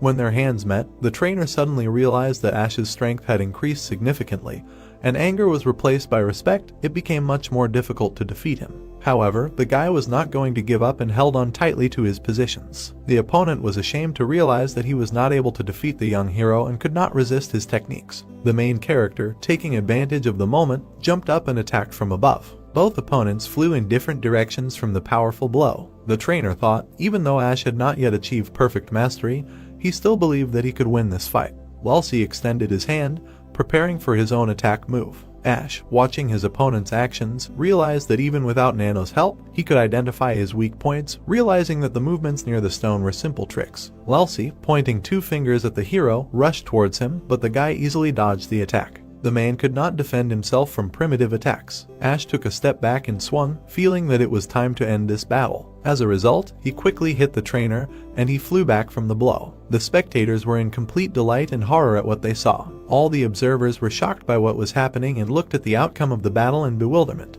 Ben could not believe his eyes when the protagonist managed to prevent the attack of the 7 demons sword using only the basic technique of the blade movement. Wellesley, angry with Ash, could not accept the fact that he was losing to a weak opponent. Full of rage, the trainer did not hold back and prepared to attack the hero with internal force, completely not caring about the damage he could cause. Wellesley's decision enraged Ben. He considered such behavior madness. Ash, meanwhile, was completely unprepared for such a sudden turn of events. When the opponent's blow fell on him, he felt a strong pain pierce his body. Blood flowed from his mouth, and the hero realized that the internal attack causes damage from the inside. The difficult situation did not give him a chance to resist, and deep in his soul, the guy began to call on Nano. Then his pupils turned white, which became a signal for the activation of rapid self-healing. Ash, feeling a surge of strength, was able to strike back at his opponent. As a result, all the damage inflicted was eliminated, and the hero stared at Wellesley. The opponent, despite all his efforts, was barely able to withstand Ash's onslaught. The situation escalated, and it seemed that the battle was reaching its climax when both opponents concentrated on their actions, waiting for who would gain the upper hand in this unequal fight.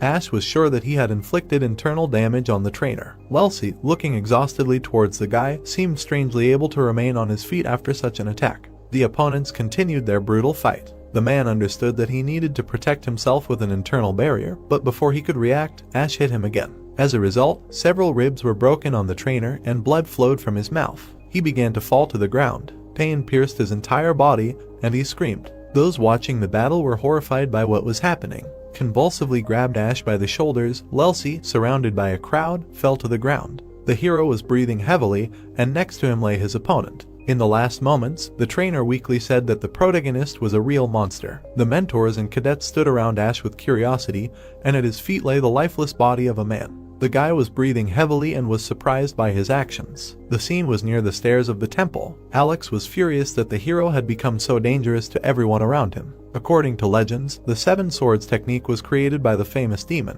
With its help, one could easily block and destroy any movements, remaining almost invulnerable due to the many forms. Ben, watching everything that was happening, decided that Ash deserved the title of martial arts genius. It became clear to him that he should not miss this chance and let the hero escape. The cadets shouted, offering to take Wellesley to the infirmary. They noticed that the coach had broken ribs and 3 of them were sticking out. Ben, surprised by what he saw, carefully looked at Wellesley and ordered his assistants to take him to the infirmary. At this time, he remembered the missing report of the instructor who was in charge of the private training hall and noted that one of the 7 cadets destroyed the walls of the room. Ben realized that he should have warned the man in advance to avoid such dire consequences after the battle. He took out the medal and handed it to Ash. He looked at the medal and was shocked by his actions. Wellesley looked at the protagonist with disdain, understanding that what happened could worsen the authority of the instructors, since 2 of them were already defeated. Adam glanced sideways at them, and they immediately turned away, realizing that they were losing face due to the appearance of such a powerful person. The hero was tired after a long battle, and a guy approached him, starting to praise him. Adam, watching this, realized that he could no longer blame the trainers and was disappointed in himself for not recognizing Ash's talent. Ben looked at those around him and loudly said that they needed to continue a new final battle. Chris passed by the cadets and headed towards his future opponent. The students understood that if the guy won this fight, Adam's reputation would suffer. The man chose to fight voluntarily and he could not lose this fight. All the coaches looked at them and hoped for this victory. Chris greeted his opponent and said that with his skills he was waiting for instructions from the instructor. Adam looked at him and offered to see all their forces in a fight. The guys moved away from each other and got into a fighting stance. The man prepared to attack. He looked seriously at his opponent. Chris was surprised that the man had such great energy and he was the same person who was smiling innocently. The guy put his foot on the ground. He quickly ran to attack Adam. The opponents were ready to attack and struck at the same time. A blue circle appeared near the main character's eye. Ash took note of Pink's new skill for his collection. It was interesting to watch Claude perform various skill formations with both hands. He thought it would be useful for him to fight him at least once. Chris decided to attack and jumped in front of the trainer, aiming a kick. Adam was ready for this attack and therefore skillfully dodged the opponent's legs. The guy was amazed because he did not expect his mentor to be able to control his upper body so well and dodge his blows. However, Chris did not stop and continued to attack. Adam managed to shout at him to watch his position. The old man insists that he should watch his leg. He kicks him. The man with the ponytail bares his teeth. He steps on his opponent's hand. The man jumps up from it. The old man is confused and frowns. The guy delivers a spinning kick. He hits right in the head. People are confused that it hit. A stream of blood rushed into the sky. The man's leg is pierced through. He does not understand whether the sword pierced him. He flies back. The man is bleeding and coughing. Chris thinks that he created a sword in such a short time and asks if this is an excellent level. The old man thinks that he only used simple swordsmanship and could not even properly reveal the skill of the 7 swords and replies that he used a special way to practically seal the functionality of his leg and asks what he will do now. While the guy thinks that he is much stronger than his previous 2 instructors. Chris stands on his pierced leg. The old man is puzzled again. Chris continues that since they have such a difference in abilities, he is not sure if this will make sense, but he must try to defeat him. The old man smirks thinking that the guy has a real fighting spirit. He pushes off the ground with his foot. He goes straight to his enemy. Another spinning kick and his leg flies to the enemy. The old man smiles and thinks that he has such strength even though he injured his leg. This is quite good.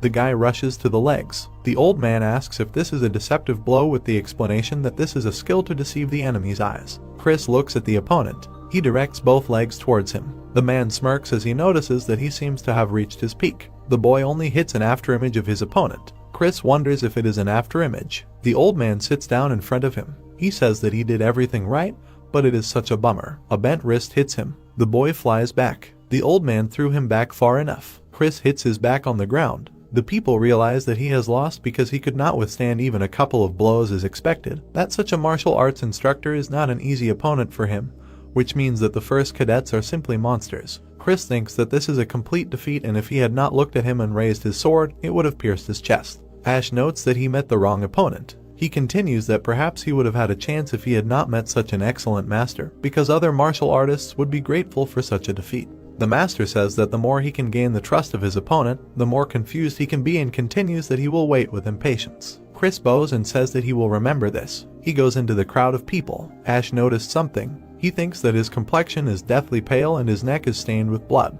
He asks to nanoscan cadet number 18 with an enlarged image to prepare everything so that he can immediately check him after the 3rd test, to which he agrees. The people open the boxes and say that for the 3rd test they will give them wooden swords and 1 for each, so they ask not to break them and use the amount. The man continues that if one of them manages to get a yellow tag, then he will become the leader. The people wait for him to continue. Ash wonders if he should take a pill first and then check something. He holds 2 packages in his hands. The man looks at him. Ash frowns at him in response. Someone asks if he wants something. The crowd turns to the voice. The boy smiles because he called him master. The plot moves on to the previous night in the 8th group dorm, where someone says that of course they also thought that he could change. The man asks him if he thinks this game is too risky and if he is afraid of the 6 clans. He replies that he is afraid. He is terribly afraid. He continues that it is better to risk everything than to remain a weak clan for the rest of his life, and with his master, people like them can have hope. The 3 are perplexed. The man asks if he really believes in him so sincerely, to which he receives a positive answer. The 2 turn around in disbelief. Someone continues that everything is clear with him and asks to allow them to join this risky game then, to which he replies that you must swear to be faithful to the master, because he hopes for them. He turns to Ash, to which he says that everything is fine and just move him a little. The comrade says that he has seen the brave 7th cadet's valiant art very well and says that he is cadet number 857, to which the 2nd thanks him and states his name. Travis continues that he will be brief and will say only what is needed because he wants to become a member of his team. Ash asks again if he wants to join them. The man rejoices at his master, while the 2nd says that the faster they assemble a group, the more time they will have to train, and the 3rd that they are 7 people short, so 9 of them will just have to return. Travis says that he is from a high-ranking clan currently holding the first position, and becoming a member of his team he will not let him down. The man with the ponytail raises his hand and declares that he is cadet number 920, also known as the Stern Punisher, and his skills are still in transformation, but if he can absorb his pill, they will become first class and he will never drag the team down. Another man continues that he is cadet number 971 from the Blade clan, and he thinks that he will be useful since his abilities are also first class, and the other that he should listen to him because he is from the Golden Gate clan and is not so good yet but with spear skills. The man with the headband is perplexed by what this is because out of 16 people gathered here, 5 are from the high clans, and they ask if the remaining 11 will have to fight for the remaining 2 spots, and still wonders why they are from the high clans. Ash replies that many of them would like to become members of the group, but first he has something to tell him because he is not looking for team members just to pass the third test. The crowd looks at him in confusion. Ash continues that he is looking for loyal comrades and those willing to spend blood with him. He says that when he leaves the walls of the demonic academy and goes down the difficult path, the man asks what they will do, to which the second one replies that he did not intend to interfere in the Battle of the Airs at all. Ash they are scared and says that it does not matter to him whether they belong to the supreme clans or not, and all because at the end of the path that he chose their name and glory will have no meaning. He continues that the time has come to put an end to the power of the 6 supreme clans. People are perplexed by what this guy is saying, although he is one of the heirs, but he doubts that it is too early for such speeches, because he could simply declare war, and why hesitate? Another one says that it looks like they will have to look for another team. Ash continues that he calls on them to join him and together with him become the new force of the demonic cult, and he hopes for their support. People are perplexed and exchange glances. The man with the ponytail bows and replies that they are asking for forgiveness and he is just looking for a strong commander to pass the third stage, and the second adds that he is sorry or he would like to join but does not think that he is right for him. The crowd apologizes to him and leaves. Bruce is scared and believes that he should have thought about this in advance. He looks at the people and is perplexed. Travis belongs to the highest clan. His number is 857th, and Bella belongs to the middle clan. Her number is 77th, and the last one is Chuck. He is also from the middle clan and his number is 997th. Travis turns to the master and says that he has seen other heirs, but only he managed to evoke such a feeling in him, but the path he spoke of is quite dangerous and can harm him and his comrades. The guy closes his eyes and continues that, to be honest, he also thought about refusing. Ash thinks that everything is clear because he comes from a strong clan. He has the opportunity to support a more reliable heir. Travis adds that a person who is destined to become a warrior from birth will always fight for the championship, and he is also a warrior, so his aspirations did not leave him indifferent. He kneels down. The brunette says that he swears allegiance to him. He continues that although he is not yet strong enough, he will never kneel before anyone except him and hope that he will allow him to become his first sword. Chuck and Bella followed his example. Bella says that she swears loyalty to him, and Chuck that he also swears loyalty to his master. Ash looks puzzled. The guy smirks. He bows his head before them and thanks them. Bruce says that he does not care whether he is the first sword or the 10th, but he should keep in mind that he is his first assistant. The plot moves to the training grounds of the Demonic Academy. The man with the ponytail says that today, after they accept the Dark Dragon Core, they must review the text describing the use of the 7 swords technique, to which they ask him again.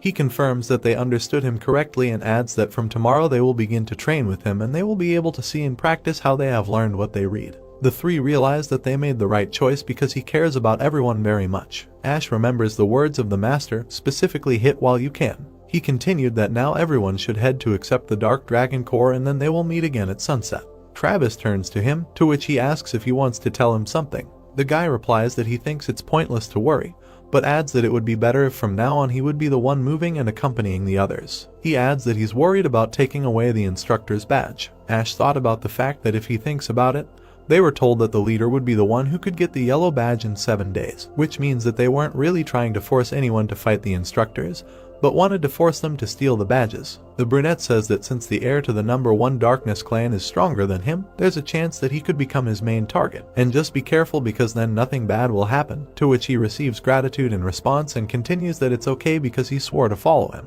Travis says that he'll take the room next to him in the dorm, to which he asks what he's talking about. His room is not there. He says that it just so happened that his room is in that wing, to which his interlocutor is perplexed and asks if this is not a wing for those cadets who have already reached the highest level. The brunette adds that he also wants to quickly reach the highest level and take the room next to his, to which he agrees. An empty room. The man trains energy. Ash thinks that the ideal execution of a top-level technique His Nigong is equal to 60 years and asks himself whether the effect of his blows will now be comparable to the level of inflicted by a sharp sword. He thanks Nano because only thanks to him his body was able to adapt so quickly, to which he replies that he is right and without him he would not have achieved anything. The guy asks if he is familiar with the word modesty, to which he answers positively, and Ash thinks that it is not noticeable on him. He remembers something and asks to show him a video fragment with a fight. Nano says that the command was accepted and he activates the skill allowing the user to access an additional reality. Ash watches the video and asks to stop. He asks to bring the guy a little closer. Nano replies that he is enlarging the image of the installed object. Ash insists that he move it closer to his face. He continues that he is enlarging the image of the installed object. Ash thinks that his face has turned very pale, and the capillaries in his eyes have burst, and there are also these red spots all over his neck. He frowns and says that there can be no mistake because the wind blows dust off the roofs. People are training. Jared thinks that this guy has clearly gone beyond the level of a simple cadet. He continues that the perfectly precise movement is of the highest level and he will not stop at just the 7 swords technique because he differs from the 7th number in that he does not lose his head and tries to break the enemy. Jared adds that this man, on the contrary, is looking for a more suitable strategy to fight the enemy and he is convinced that this is impossible, but he was able to master 7 swords in such a short time. He looks at Alex and says that this guy is the same genius as the previous 2 and he is the heir to the clan of the Blade number 5. The instructor says that there is no need to continue their battle and suggests sending it here. Alex smirks. Jared gives him his badge. He says that he hopes that he will assemble a good team and lead them to a worthy one, to which he thanks him. He squeezes the badge in his hands and is glad that now he has a whole one. Alex asks who is next. The scene moves to the cafeteria of the demonic academy. The man jumps up from the table. Jeffrey turns to cadet number 18 and says that he saw him fight with the instructor so long ago. His interlocutor puts down his chopsticks aggressively. He says that he is actually eating and just not to bother him.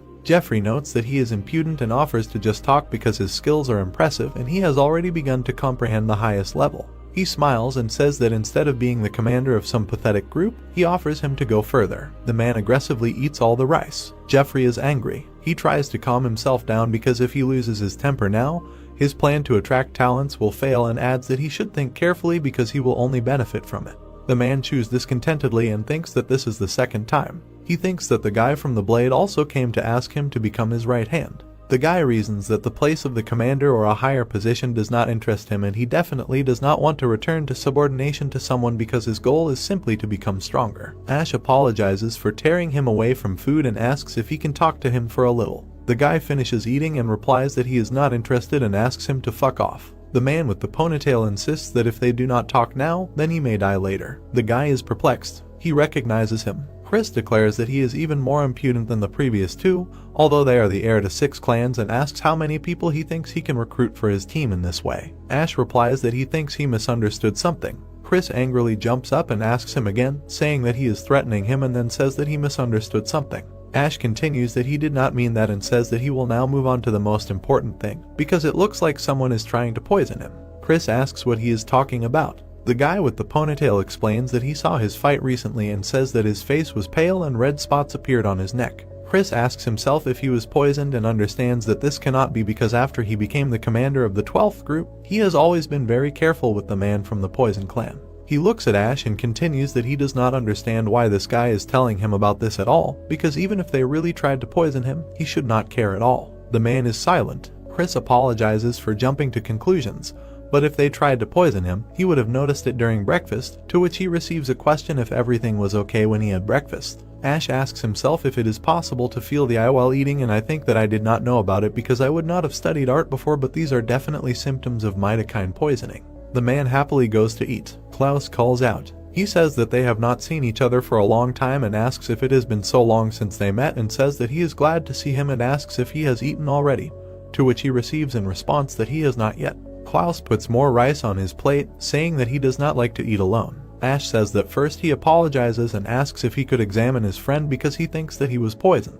The man is perplexed. The plot moves to the demonic academy on the 2nd floor in the infirmary. Klaus says that you need to inhale the vapors through your mouth. The guy asks him again and receives in response that you need to inhale the more the better. Chris agrees and does it. His face contorts into a grimace. The man tries to cough. He looks at the floor in horror, drooling from his mouth. Klaus states that it is indeed a mitoxin, to which the guy asks if he was really poisoned, to which he receives a positive answer because he was undoubtedly poisoned. Chris says that everything was fine when he was having breakfast, and there were no other ways to poison him. He always eats alone, to which he receives in response that this poison has a different principle. He explains that mitoxin is not a poison that spreads through the blood vessels, it is activated over time, accumulating in the stomach and lungs. Chris asks again about the lungs, to which he continues that it can be poisoned through food, but you can also grind it into powder and allow it to be inhaled during sleep. The doctor continues that if you use a small amount, it is almost impossible to notice, and asks if there are any guys in his dorm who are knowledgeable about poisons. The plot moves to the Demon Academy on the first day in the dorm of the 12th group. People are fighting, someone asks the master to come to his senses, and another says that he does not understand what this freak thinks of himself, and another asks how dare he go against the master of the Poison Clan.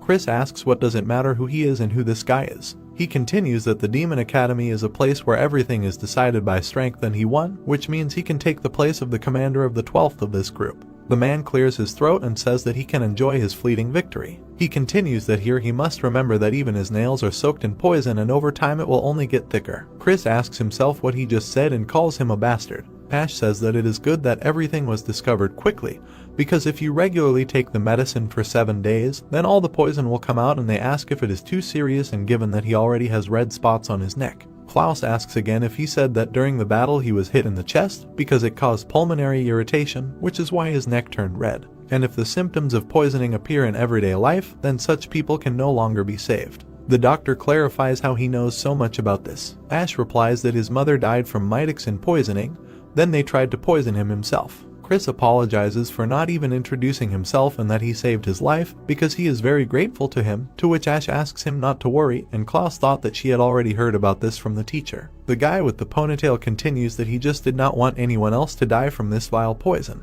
Chris knelt down while he tries to finish his thought. He is perplexed. Ash says that he was looking for someone who would try to poison him, to which the guy thinks that he has an incredibly malicious grin. Klaus asks him how about he rest in the infirmary today. The doctor replies that if he returns to the dorm that guy will probably continue to hurt him. Does he think about it? Klaus asks if he is going to find him right now to take revenge, because it seems like he still hurts sometimes. Chris denies that he wanted to do this, although in fact this is not true. Ash says that first they need to remove all the poison, so he needs to stay here and rest, as the doctor told him, and asks to leave the poison master to him. Klaus asks what he is going to do, to which he receives in response that he thinks that they need to talk to him, and Chris realizes that the guy is in trouble. Someone calls him a poor guy, and the man with the ponytail recognizes him. Someone says that the guy he is looking for will be in the forest opposite the 5th building.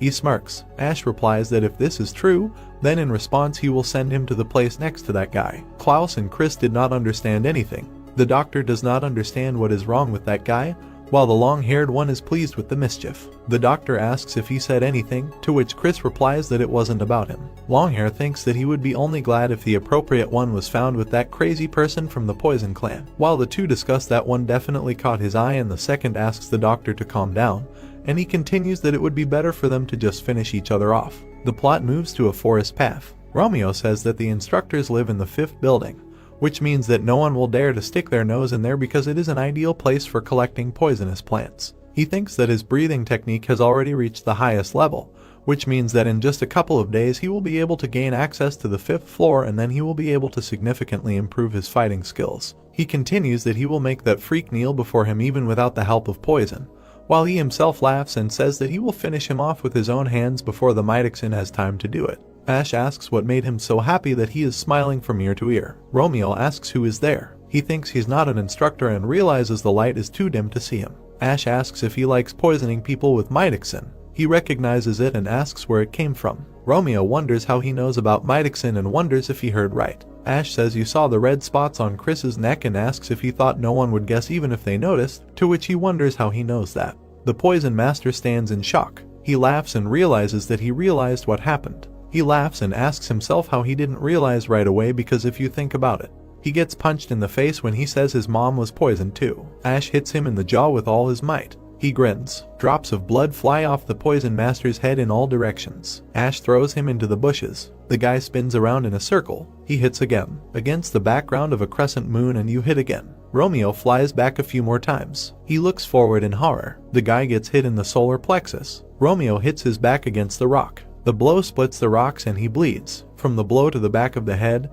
he stopped seeing. A scream is heard throughout the forest. Half a liter of blood spills onto the floor. The man trembles and bleeds. The last bits of reason are perplexed by what just happened. Ash asks him not to put on a comedy because everything is just beginning. Romeo thinks that he is a moral monster because he is going to kill him, but he understands that he will not be able to do this because it will not go against the rules of the academy, which means he is definitely bluffing. He trembles and realizes that his body is not moving at all and tries to do something. Ash asks if he understands what he is talking about. He would have gone too far. Romeo asks for something. He tries to move. The sight of Ash frightens him. Ash points his fist at him and says that he dared to insult his mother, dared to mention her name with his filthy mouth, while he realizes the insignificance of the situation. The fist hangs right in his face while he smirks. Romeo calls him an arrogant scum and counterattacks. The poison master gloats. He looks forward in horror. Ash calmly holds his fist. Romeo is perplexed how he stopped him so easily. He squeezes his fist with a crunch. Ash twists his hand, digging his nails into the lower layers of skin. Romeo is perplexed by what is happening and promises that they will not leave a wet place from him. He holds out his palm to Ash. The man with a ponytail is perplexed by the gas attack. He closes his eyes from the fumes of the poison. Romeo grins and attacks. A vapor of poison is released from his palm. Ash steps back. Ash's face is eaten away by the attack. Romeo gloats that he succeeded because the skills of the 4th level allow him to use up to 7 saturated poisons, and this is the most dangerous of all, although he was told not to use it against other cadets because it will cripple or kill them. He smiles and continues that what problems can there be if he was the first to decide to take his life. Ash gets up and he is perplexed. Nano reports that a toxic substance of an acidic nature is trying to penetrate the host's body and he activates the emergency defense mode. The poison master looks at him in bewilderment. Nano reports that the regeneration has been completed. Romeo asks what it is. He looks up in horror. The poison clan member asks himself what the hell is happening and how wounds of this kind could evaporate without a trace in the absence of any neutralizer. Asks to wait because even the strongest masters cannot do this. He hits his ass on the ground. He calls him a son of a bitch. Ash looks angrily and asks if he is a monster. The guy bares his teeth and speaks out, because again and again all the problems come from the poison and he realizes that he simply cannot do anything else. He looks at his interlocutor and says that he probably knows, but this is already annoying. He is tired of watching how the members of the clan that poisons everyone in a row continue to calmly evade the problems that they themselves provoked. Romeo is horrified. The poison master attempts to crawl away. Ash kicks him in the jaw. The guy flies to the side. The ground around him is soaked with blood. He covers his mouth and coughs up more blood. Half of his front teeth fall out right into his hands. A scream is heard in the forest asking him to stop. Ash frowns at his victim. Romeo asks not to kill him. While he asks again, he hits his forehead on the ground. He screams with all his half-toothless mouth asking him to stop. Ash grabs him by the shoulder. The man with the ponytail asks why he wants to live so much. He asks if he should be killed. Ash furiously asks if a man who was involved in the death of a person dear to him dares to beg for mercy. Romeo says that everything is not as he thinks. He asks himself if he will die and realizes that he will never forgive him. He turns around, meaning that his master is in the camp. Romeo gets a kick in the back of the head while begging for mercy. He realizes that his voice is gone. Ash asks if he hoped to call for help and does he think that he will not guess. The man with the ponytail crushes his fingers with his boot, asking if it was his hand that threw the poison. Nano says that based on the manner of pronunciation, twitching the contours of the lips, he has the following line, "This is the wrong hand." Ash picks up the bloody boot. Ash continues that he will remain kind to him for today because he does not want to be expelled because of trash like him. Romeo happily asks himself if he will survive. The guy with the ponytail adds that he will not have to go to extreme measures because under the yoke of suffering, he himself will beg for a quick death. Ash asks if they will start with the bones. The member of the poison clan cries. Ash broke all his arms and legs while he asks himself what he did to deserve this because he cannot remember the reason. Romeo begins to lose consciousness and remembers the ill-fated poison. He tries to remember when he first learned about its existence. The plot goes back 6 years to a certain pharmacy. Someone asks how long it will take for this effect to appear. The girl replies that within 1 year, to which she receives a positive review. The girl continues that if a person has never studied martial arts before, then he will definitely not be able to suspect that he was slipped something. Liana says that everything will go extremely smoothly and asks if she will allow him to inquire about the purpose. The girl answers ambiguously and suggests that she try to guess. The girl looks mysteriously. Romeo is perplexed. The plot reports that a year later the district was broken by the news of the death of the 7th wife of the subordinate ruler. He continues that his mother did not like her very much. After all, the lady was of low class, and therefore such circumstances only amused her. Romeo adds that when it was revealed that the cause of death was poisoning, The mood in the house quickly changed and the father became furious. Unfortunately, with the help of a healer who knew that I can be bought at any generally accessible market, his family managed to avoid a terrible punishment. He recalls that due to the fact that the cook who prepared the ill-fated dinner very quickly said goodbye to life, no one managed to unravel this ball of yarn to the end. He recalls the lady's face and says that he remembered how a year ago his mother spoke with a certain woman, but he didn't know who she was. The guy continues that after that incident, his grandfather, who had been the elder of the Poison clan for the 6th generation, was immediately exiled, and his father severed all ties with his wives. Liana denies that she killed anyone and asks the boy if he saw that she simply sold him to that devil, while the guy says that it is enough to tell at least someone and he will immediately be recorded as an accomplice. The girl convinces him that they must keep this information a secret because his father will despise them for the rest of their days. Romeo agrees. The plot tells that after a few years she died and he was suddenly overcome by such an oppressive feeling of despair that he wanted to tell everyone that some old crime was the work of a certain young lady from outside. But still he could not break his last promise. Romeo remembers how he cried over his mother's corpse and understands that he only swore that he would definitely take the place of the ruler, learn the name of that vile scum and avenge her for her mother. He understands that this damn crystal blood is to blame for everything and carelessness. He will find her, and with his own hands he will definitely finish off her son. He asks her forgiveness. He looks at Ash and continues that no matter how hard he tries, he simply cannot defeat this monster. Ash says that if he stays in Madaquan, then he will surely poison other students. He will throw him into the dungeon and from there he will definitely not be able to cause him trouble. Romeo looks pitifully. His victim turns his head. Ash asks himself what is wrong with him and it seems to him that he is trying to say something and understands that he will only allow him to do this quickly. Romeo turns his head. He is trying to say something and the guy asks for Nano deciphering. He says that he is conducting an analysis. Nano says that neither their clan nor the Poison clan are to blame for her death. Ash stands up and asks what he is saying while he is trying to say something. But Nano immediately translates that in fact his mother was killed by the wife of the owner of one of the other 5 clans. He lisps and asks him for mercy because she is his mother. Romeo is horrified because if he continues he will reveal all his cards and he will have to say who sold the poison, and he cannot do this. Ash understands that he is hiding something and asks to analyze his facial expressions, to which Nano agrees and asks the guy if this means that one of the 5 clans did this. Romeo turns away. Nano says that the changes are unnoticed, the probability that he is lying is 5%,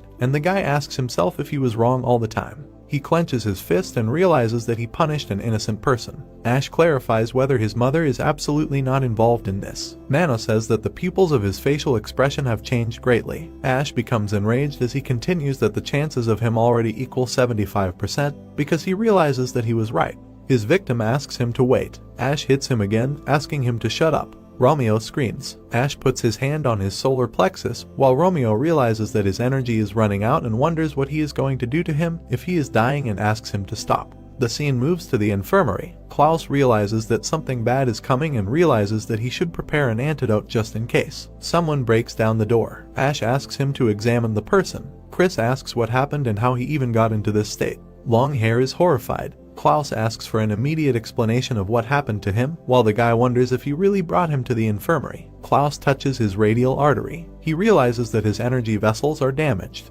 He thinks that according to the book that contains the secrets of the Poison clan, if a toxin appears in the middle energy vessel, the body blocks its spread with the help of internal energy accumulated in the lower vessel. But this guy's is destroyed and he is, and therefore the poison has freely leaked into all corners of the body. Klaus turns around and says that he is certainly not a martial arts master, but he kind of understands why they value him so much and understands that he almost let him down and something was definitely going to happen today. He tries to fix the situation with acupuncture. Klaus asks why it stinks so much and thinks that this is how he even stayed alive. He continues that perhaps there are antibodies in his blood. After all, the place of birth matters, and now he is certainly holding on, but in the end he will still die and does not understand what to do. The doctor removes himself from the head because he realizes what happened. He is trying to find something because it was somewhere here. He holds a bundle and says that this is the antidote that his teacher made. He examines his face and says that he knows it is disgusting, but if he wants to survive, he must drink it. Ash understands that his conscience will not allow him to leave him to die and asks Nano to go into his body and heal him himself. Nano replies that in no case, because his genome is registered as a carrier, therefore it is not possible to transfer it to someone else. Ash asks if there is another way. He asks to analyze his blood and find out what kind of poison it is, to which he proceeds. Nano asks to touch his finger to the liquid that he wants to test. Nano replies that he is studying the substances contained in the blood. The results of the analysis are ready because the substance consists of 7 different components. Ash asks what ingredients among all those in front of him need to be mixed in order to quickly prepare an antidote. Nano begins tracking and tells him Pureria, Dandelion, Houttainia, Thistle and Goji berries. Klaus wipes his forehead and says that it was not in vain that he saved it, but at least it will not get worse, and he obviously calmed down. He feels some strange smell. He understands that it is the smell of herbs but does not understand where it comes from. Klaus asks Ash what he is doing. Ash replies that he is preparing some remedies. The doctor is perplexed. What kind of nonsense is this? How can such a blockhead be able to do such a thing? Klaus looks at the mortar and thinks that all these herbs are just right, but still, in order to really succeed, you need to correctly observe the proportions. He tries the mixture and understands that it is ideal and asks when he managed to study pharmacology so well. Klaus says that he mixed everything perfectly. First you need to find out what kind of poison it is, to which he receives in response that this acidosis consists of fish fungal poison of insects, frogs, red spider. Klaus is perplexed. Ash asks if he could trust him this time. There is a small smoke in the background of the boxes. He gives Romeo the antidote. Klaus says that since he swallowed everything to the last drop, he clearly isn't going to die, so they've already done everything they could. All that's left is to wait, and he'll fix the picture with acupuncture and that's it, then he'll get better. Klaus says that this time everything is really true, but next time he must first tell him what happened, to which he agrees and once again asks him to apologize. The doctor asks if it was necessary to go so far. He of course understands that the strongest survives, but in his opinion this is too much. Klaus continues that both the ruler and the poison clan itself will not leave him alone and asks how he is going to get out of this. Ash thanks him for his concern, but since he did it himself, he will have to clean up the mess. Klaus looks at him in bewilderment. He understands that he is a child and has always pretended to be an adult, but after all, there is only a 15-year-old boy in front of him and says that since this is his decision, he has no right to dictate, but he hopes that he will act more wisely. Klaus continues that he knows from hearsay that only the most cunning survives to the end and asks not to offend him ahead of the rest of the planet, because everything has its time. The doctor declares that it is too late and gives him the command to go to bed. Chris asks what about him, to which he is also sent to bed. Ash leaves. He stops. The guy thinks that he just wanted to become stronger and thanks to Nano he managed to make his dream come true, but this is not enough for him. He just looks ahead and understands that it would seem that he was going in the right direction. But still, something prompted him to stumble. Chris looks at the back of his head. The guy asks why he destroyed his energy vessels. Ash replies that he was unable to stop in time. He adds that he realized that if he is not restrained now, sad incidents will continue, and then a way out is obtained, while the trouble may no longer concern him. Chris thinks. He understands that he certainly does not think perfectly, but he is already clearly deeper than the others. He closes his lips. Chris tries to say something, but someone from the side calls out to Ash. People say that thank God he is here, while Ash says that he remembered that they agreed to go together at night, while someone says that it is very good that he was found because they already thought that he was attacked. Ash apologizes for making them nervous, to which Bruce replies that it's nothing to worry about. The main thing is that everything worked out. Chris understands that it's not a bad thing to have such an army of fans. He continues that he's going to go to the team camp now, and it's unlikely that anyone will be happy to see him there. He leaves, saying that it's time for him to go. Ash says that he's a smart guy, he wanted to tell him something, to which he replies that he should forget about it because it doesn't matter. Bruce says that in that case they should hurry. Ash replies that it goes without saying. Travis says that everything is clear to him. He continues that he clearly did it for a reason. But in his opinion, for now they should save up their strength, of course, although it was officially said that for 4 years no one from the outside would dare to interfere, but his opponent is one of the 6 ruling clans. He says that it is not known for certain how they intend to press and now it is definitely necessary to concentrate on increasing combat power, to which Ash absolutely agrees with him, and Bruce notes that he is a realist and by his appearance you can't tell. Ash replies that because of what happened, the Poison Clan will probably want to settle the score and you need to prepare well for this. Bruce says that the most important thing is what the clan owner will say about this.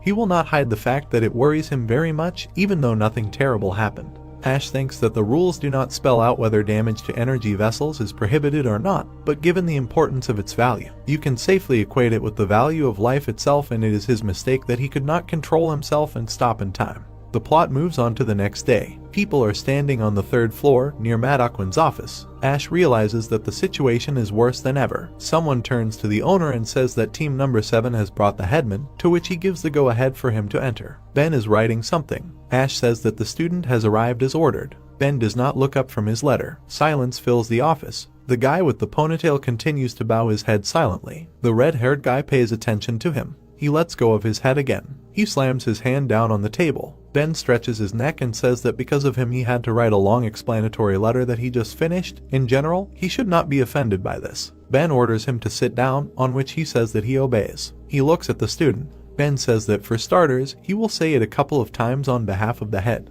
Ash asks again. The red-haired guy continues that he could not even imagine a more stupid act. This is the first time something like this has happened in the entire history of the existence of Madaquan. If they do not close their eyes now, there will be a chance of repeating this offense and other blockheads. Ben declares that for this reason, the head of team number 7. He looks menacingly and says that he orders to return the yellow tablet and train facing the wall in a prison cell for 5 days. Ash looks dumbfounded. He clarifies if he really is not expelling him, to which he says that he should not make things up. Ben adds that it is possible to fly out of Madaku for only 2 reasons, failing an exam or for killing another student outside of competitive trials. Ash thinks that he is very lucky. The red-haired man continues that if he really realizes that he was guilty, then he should not be happy about it. Ash understands that he is telling the truth, but still, if he needs the yellow tablet, he will suddenly cease to be the head of the group, so given the 5-day imprisonment, he will only have 1 day left to return it. The guy in horror asks himself whether the teacher will even wait for this time or will simply find a replacement for him. Ben says that according to the rules, the offender should be sent to prison for a week, but in this case,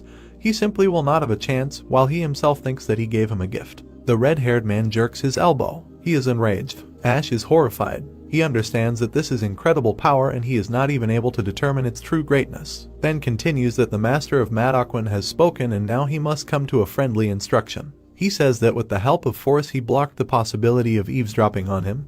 There is no need for outsiders to know what they are going to talk to him about now. He addresses him by name. The red-haired man says that he thought he was worth more and realizes that he is disappointed. Ash asks him to forgive him, to which he asks again and clarifies whether he could not have acted differently since he had done such a bad thing.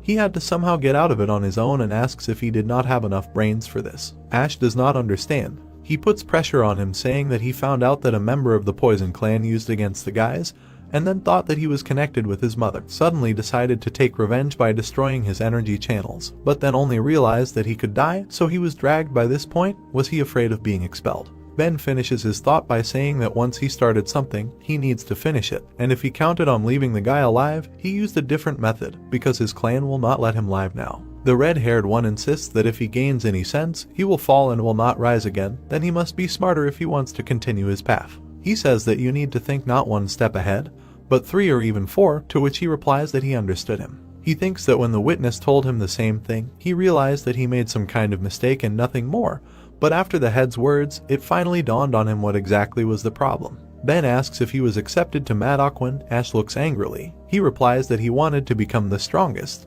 Ben sullenly replies that malice and hatred are certainly the main catalysts for his development. He continues that the position of junior master is at stake. He asks if he is going to win it with the participation of such vile vices. Ben supplements his speech by saying that his feelings will set fire to not 1 tree but the whole forest. He must be more careful, otherwise he himself may end up in the fiery end. The red-haired man asks again if he explains clearly, to which he receives a positive answer. He gets angry and asks if it is true because he has nothing, and if she continues to behave in this spirit, then not only will she die but also suppress all her surroundings from danger. He gets up and turns to him that if he wants to survive in the future, he will rule this place. Ben says that he must keep his heart warm and his head cold, otherwise the path will end before it even begins. Ash agrees with his words, because he was consumed by rage. The final goal is more important, to be punished each of the existing 6 clans. He continues that altogether in the main point of his attraction he must think globally, and what he lacks is composure. He looks after the head. Ben thinks that it is noticeable that he is carrying fools who turn a blind eye to everything. If he understands what he lacks, then he will be able to overcome any obstacles, become an invincible monster, something you did not know yet. Magic cult. The red-haired grins and says that and behind him will stand he is not a drunkard, but a real teacher. The aura dissipates. He puts a sign on the table. Ash says that for this and for centuries he will carve all his words in his head and thanks him. All the people are waiting for him to come out. Someone orders to lock him in the prison room. Ash asks him for 2 minutes, to which he refuses. The guy with the ponytail insists because how can he leave without explaining to his comrades, to which he replies that the order for his punishment will be posted for all to see. They will find out anyway. then continues that yes, and now for them he is a former headman performing formalities unnecessarily. Ash grins and thinks that does he really want to say that these are the consequences of his actions? He should come to terms with it. The crowd stands near the notice board. The message says that student number 7 destroyed the energy vessels of student number 4, thereby scattering his future to the wind as retribution. He orders to deprive him of his position in the group and lock him in a prison cell for 5 days. Let this incident serve as a lesson to him. People note that this is scary because he thought that he was just a strong master. It turns out that he is just crazy, to which the second asks if he thinks that he is a psychopath, and another, or rather from the personality of student number 4. Is he from the Poison Clan? Another feels that someone is no longer there until the end of training, and the last says that most likely he will still be sent here. Someone laughs. Alex says that he is an idiot because he destroyed the energy conducting vessels. How did he even think of such a thing? He laughs out loud. The guy thinks that he was worried about how to eliminate him, but now he can stop worrying about it. So to speak, he self-destructed. This old student number 5 is a candidate for the post of Junior Master from the Blade Clan. Student number 2 is a candidate for the post of Junior Master from the Sword Clan. 2. He thinks that this is great. Student number 1 is a candidate for Junior Master from the Darkness Clan, silently watching. People are sitting in the forest. Travis thinks that everyone seems to be sitting in shock. But the fact remains that even if old age returns, he will only have one day and he will hope, but they do not know. Although who can know? Maybe he will have to shit for the same post but in a different group. Someone addresses the group. People are perplexed by the appearance of Chris. The plot moves to the night of the next day. The guards are doing something important, guarding the stone. There is a lantern hanging on the wall. Ash is training breathing techniques. He suggests that Nano finish, to which he replies that he is finishing the simulation of an additional reality. He falls to the ground and says that he is hungry. Ash throws a rock into his mouth. The guy with the ponytail swears, does he really have to eat this for 3 more days? He looks around and says that the atmosphere is hellish, stuffy and damp. He doesn't even have a minute to catch his breath. He thinks that an ordinary person can't last 3 days here. He continues that on the other hand, he's calmer and easier. He needs to train non-stop while he has time. He turns around to look at the open passage. The guy asks himself if it's too early. He sees a man in a cloak and asks who it is, realizing that he's emitting an incredible thirst for blood. The man shows his claws, and Ash realizes that he's using the void area. The man asks if he's Ash. Last night, a view opened up of the western part of the cult's fortress, the Poison Clan's estate. The guy was lying under the blanket. He heard that it was his nephew. Looking down, the man said immediately. Joe's eyes widened and he said that they should immediately inform the master. The man crumpled the paper. He grabbed his face. Looking away, the man shouted that they couldn't just leave it like that. They couldn't wait until he finished Madaquan. People were sitting at the table. They heard that they would send a hired killer there. He thought there would be no suspicion. Stop. It would be better to hire someone from the teachers inside the school, or, for example, the cooks, give them poison to put in this scoundrel's food. Gritting his teeth, the man said that they should remain silent, asked what they had forgotten. What happened to their clan 6 years ago after the death of the mistress? Joe furiously shouted that but of course, to take and leave everything as it is, he wants to trample on the honor of his ancestors. Sitting in front of them, the man said that there was no need to make hasty decisions. If the Clan of Darkness reasoned in the same way, they would have already taken measures. Looking straight ahead, William added that after that incident, the Lord gradually began to avoid them all, and for any reason to use cruel measures. If they finish off the student, it will be a clear basis for influence. Lowering his head, the man asked what he wanted to say then, what they should know until he finished training. Leaning on the table, the head of the clan answered that yes, this is the right decision, correct. Walking straight, he added that well, at least first he would like to get to know him. The man lifted the guy up. He looked straight ahead angrily. Gritting his teeth, the protagonist thought that he could not resist. This old man was simply incredibly strong. Looking at the man, he added that he felt such a powerful thirst for blood. He did not know where such a master came from, but he obviously came with bad intentions. Clenching his fist, the hero thought that he had to do something, otherwise he was finished. He clenched his fist even tighter. The man looked at him in surprise. Looking at Ash, the man thought that he was trying to oppose something. He had never seen a boy equal to him. Frowning, he added that he would not go. William raised his hand. The protagonist gritted his teeth in pain. The head of the clan extended his hand forward. He began to strangle the protagonist. It was heard that overwhelming energy was emanating from the enemy's hand, which could destroy the carrier, activating the defense module, to which he thought no, let him stop. The man was strangling the hero. A thought arose that he should not provoke him. This is exactly what could harm him now. Since he came here to see him, it means he has a reason for this. They will find out about it. Looking straight, the man said that he is not trying to resist. He thinks quickly. Standing in front of the protagonist, He added that he wanted to see who beat his grandson, but it turns out he is no fool, to which Ash thought that his grandson, he is talking about him. The man looked forward angrily and asked what he thought. Now he understood what he had forgotten here. The thought appeared that in this case, the lord of the Poison Clan was in front of him. Looking at the man, the protagonist thought that the devil had decided to kill him personally, and what to do, how to get out of it. If he even slightly squeezed his hand, he would instantly break his neck. Gritting his teeth tightly, the protagonist thought that he would really leave like this without even starting his revenge. The man looked at him in surprise. Looking at the hero, the thought appeared in William's head that he was just a child, but before his death he was not convulsing with fear, but on the contrary, exuding a tart anger. Squeezing his cane, the man said that it seemed that light instruction was not enough for him. Suddenly the protagonist flew back. The protagonist fell to the ground. Blood flew out of his mouth. The man extended his hand forward. He struck the protagonist. The man smiled widely and thought that they would see if his face had become obedient. Ash looked at him angrily, and he thought that. William's eyes widened, thinking that he was still radiating rage. Blood was pouring from the hero's mouth, and he added that he, of course, assumed that he was sharpening his teeth for a reason, but to have such impure hatred, he could not be left like this. He would grow up to be a huge threat. Looking at the man, the protagonist asked that he was going to break the rule of their school and kill, to which he asked why he decided to scare him. Standing in front of the hero, the head of the clan said that he only needed to pour acid on the body and there would be no trace left. Asked how he thought anyone would find out that it was him, to which Ash replied that he would have time to wipe away the traces. Smiling, he added that as soon as he disappeared from Madokuan, their clan would be the first to be targeted. The man's hands trembled and he thought that it was amazing that despite the fact that he might die soon, he did not tremble at all when he grew up. Looking straight ahead, William thought that if it were not for the territory of Madokuan, and then said that he was cunning beyond his years, and such a sensible youth attacked his grandson, thereby shortening his life. Letting go of his neck, the head of the clan said that he was right, he could not do anything here,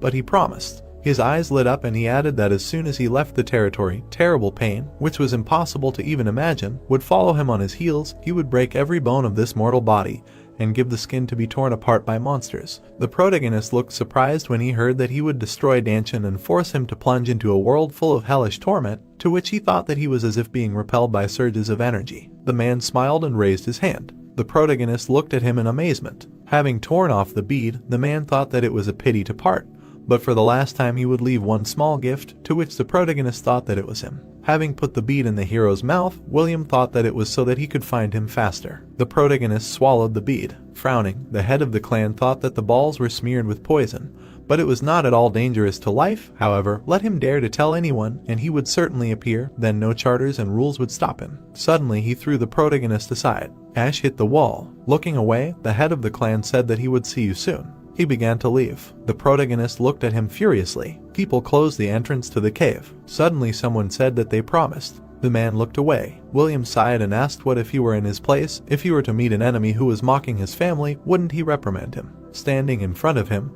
the man heard that he understood. He apologized for losing his temper. There was no internal bleeding. It was not a serious matter. He sighed and said that it was fine. Bowing, the clan leader said that he thanked him for granting his humble request, to which the man replied that he asked him not to embarrass him. He only did it because he promised not to touch him for the next 4 years. Looking away, William said that he shouldn't worry, so be it, he would take this secret with him to the grave. Suddenly, he jumped up sharply. The man watched him. Then he turned around. Looking away, he thought that unfortunately, he would not be able to protect him for more than the agreed time. The protagonist sat on the ground. The thought appeared that the further fate already depends only on him. Kneeling, the protagonist cleared his throat. It was heard that a poisonous substance penetrated the carrier's body through the oral cavity, to which he thought that they should immediately take it out. The protagonist was trembling. It was said that as a result of the analysis it was established that when trying to extract the poison, the carrier's internal energy is completely blocked. But the toxin can also be used as a catalyst for Danchin, thus it will be quite possible to increase strength, to which he asked again. Having risen, the protagonist thought what it means. He hoped to weaken so that he would fail the exam. He would be quietly expelled, thereby signing a death sentence. Grinning, the protagonist thought that he was offering condolences. The plan is good, only in this case, it is destined to fail. Frowning, the protagonist thought that he should start the procedure, to which he was told that he was listening, extracting the poison from the body. Black drops flowed down the body. Plugging his nose, Ash thought what a wild stench. The healing process was complete. Sitting on his knees, the hero heard that he was redirecting the received fuse to the center of the Danchin, to which he thought that it looked like it worked like a rendang. Light appeared around the protagonist, and he added that then he would repeat the good old breathing technique. If the assumptions were correct, it might even be possible to play the situation in his favor. The digestion of the host was activated. Drops fell from above. Particles from the hero flew up. Suddenly he opened his eyes, smiling widely. Ash thought that it was amazing. Before it was only enough for an hour, and now, for sure, it will last for an hour and a half. It seems that Grandpa gave him a pretty good gift. Putting on his clothes, he added that, by the way, an unexpectedly quick reaction from the Poison Clan, if only he hadn't been nearby. Frowning, the protagonist thought about how hasty decisions lead to unjustifiably serious consequences. This time he was lucky, but next time, the coin could very well land on its edge. It was time to grow up. The clothes smelled, and he added that the clothes were now completely screwed. Suddenly, he exclaimed in surprise. Looking to the side, the protagonist thought that he seemed to feel cold air. A crack appeared on the wall, and he added that it was a fissure. A memory surfaced, and the protagonist thought that yes, when he was thrown into the wall, some strange cracking sound was heard, as if there was emptiness behind. Ash knocked on the wall. He looked forward in surprise. Looking straight ahead, the protagonist thought how easy it was to break, to make a passage or something. He began to crawl forward. The protagonist found himself in another cave. Walking forward, he thought that a huge cave, which definitely leads somewhere. Looking to the side, the protagonist asked to turn on the night vision module, to which Nano replied that he was doing it. Moving along the cave, Ash thought that it was interesting.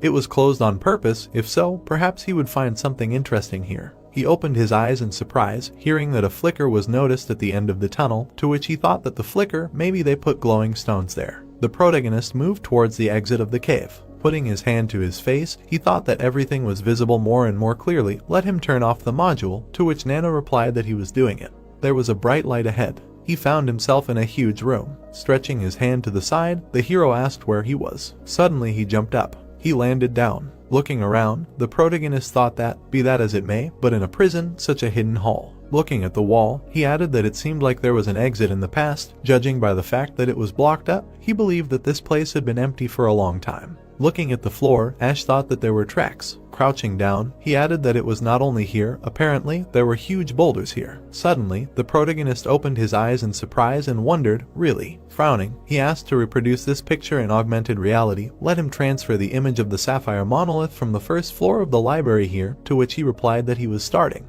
A building appeared, and Nano said that he was reproducing the copied object. Standing in front of the building, Ash asked that he saw marks. Let him try to find out if this stone had stood here, to which Nano replied that he was conducting a detailed analysis. Many objects appeared around. Standing still, the protagonist heard that according to the results, he had indeed been in this room before. Sitting down, the protagonist thought that his eyes were not deceiving him. Let him transfer the monolith from the second floor of the library here, to which Nano replied that he was listening. Sitting in front of the hologram, he heard that the location of the said object had been restored. Grinning, the protagonist added that great, so that's where they came from. Walking through the room, Ash wondered why they were placed on different floors then, and what this column was for. Suddenly, he turned his head to the side. There were inscriptions on the column. Opening his eyes in surprise, the hero said that it was a technique for controlling the sword of the heavenly demon. When they remember the founder of the heavenly demon cult, they start talking about his fighting skills. Koi made up a cluster of techniques of the great martial art of the heavenly demon, which in turn was once considered one of the 3 strongest in all of China. The protagonist's eyes widened as he thought, what is this? A technique for controlling a sword using internal energy, or maybe something completely ordinary? He's never heard of anything like it. Standing in front of the pillar, he added that although the guardian James said that the most powerful form of martial art that the current head of the cult was learning was something similar, could this really be it?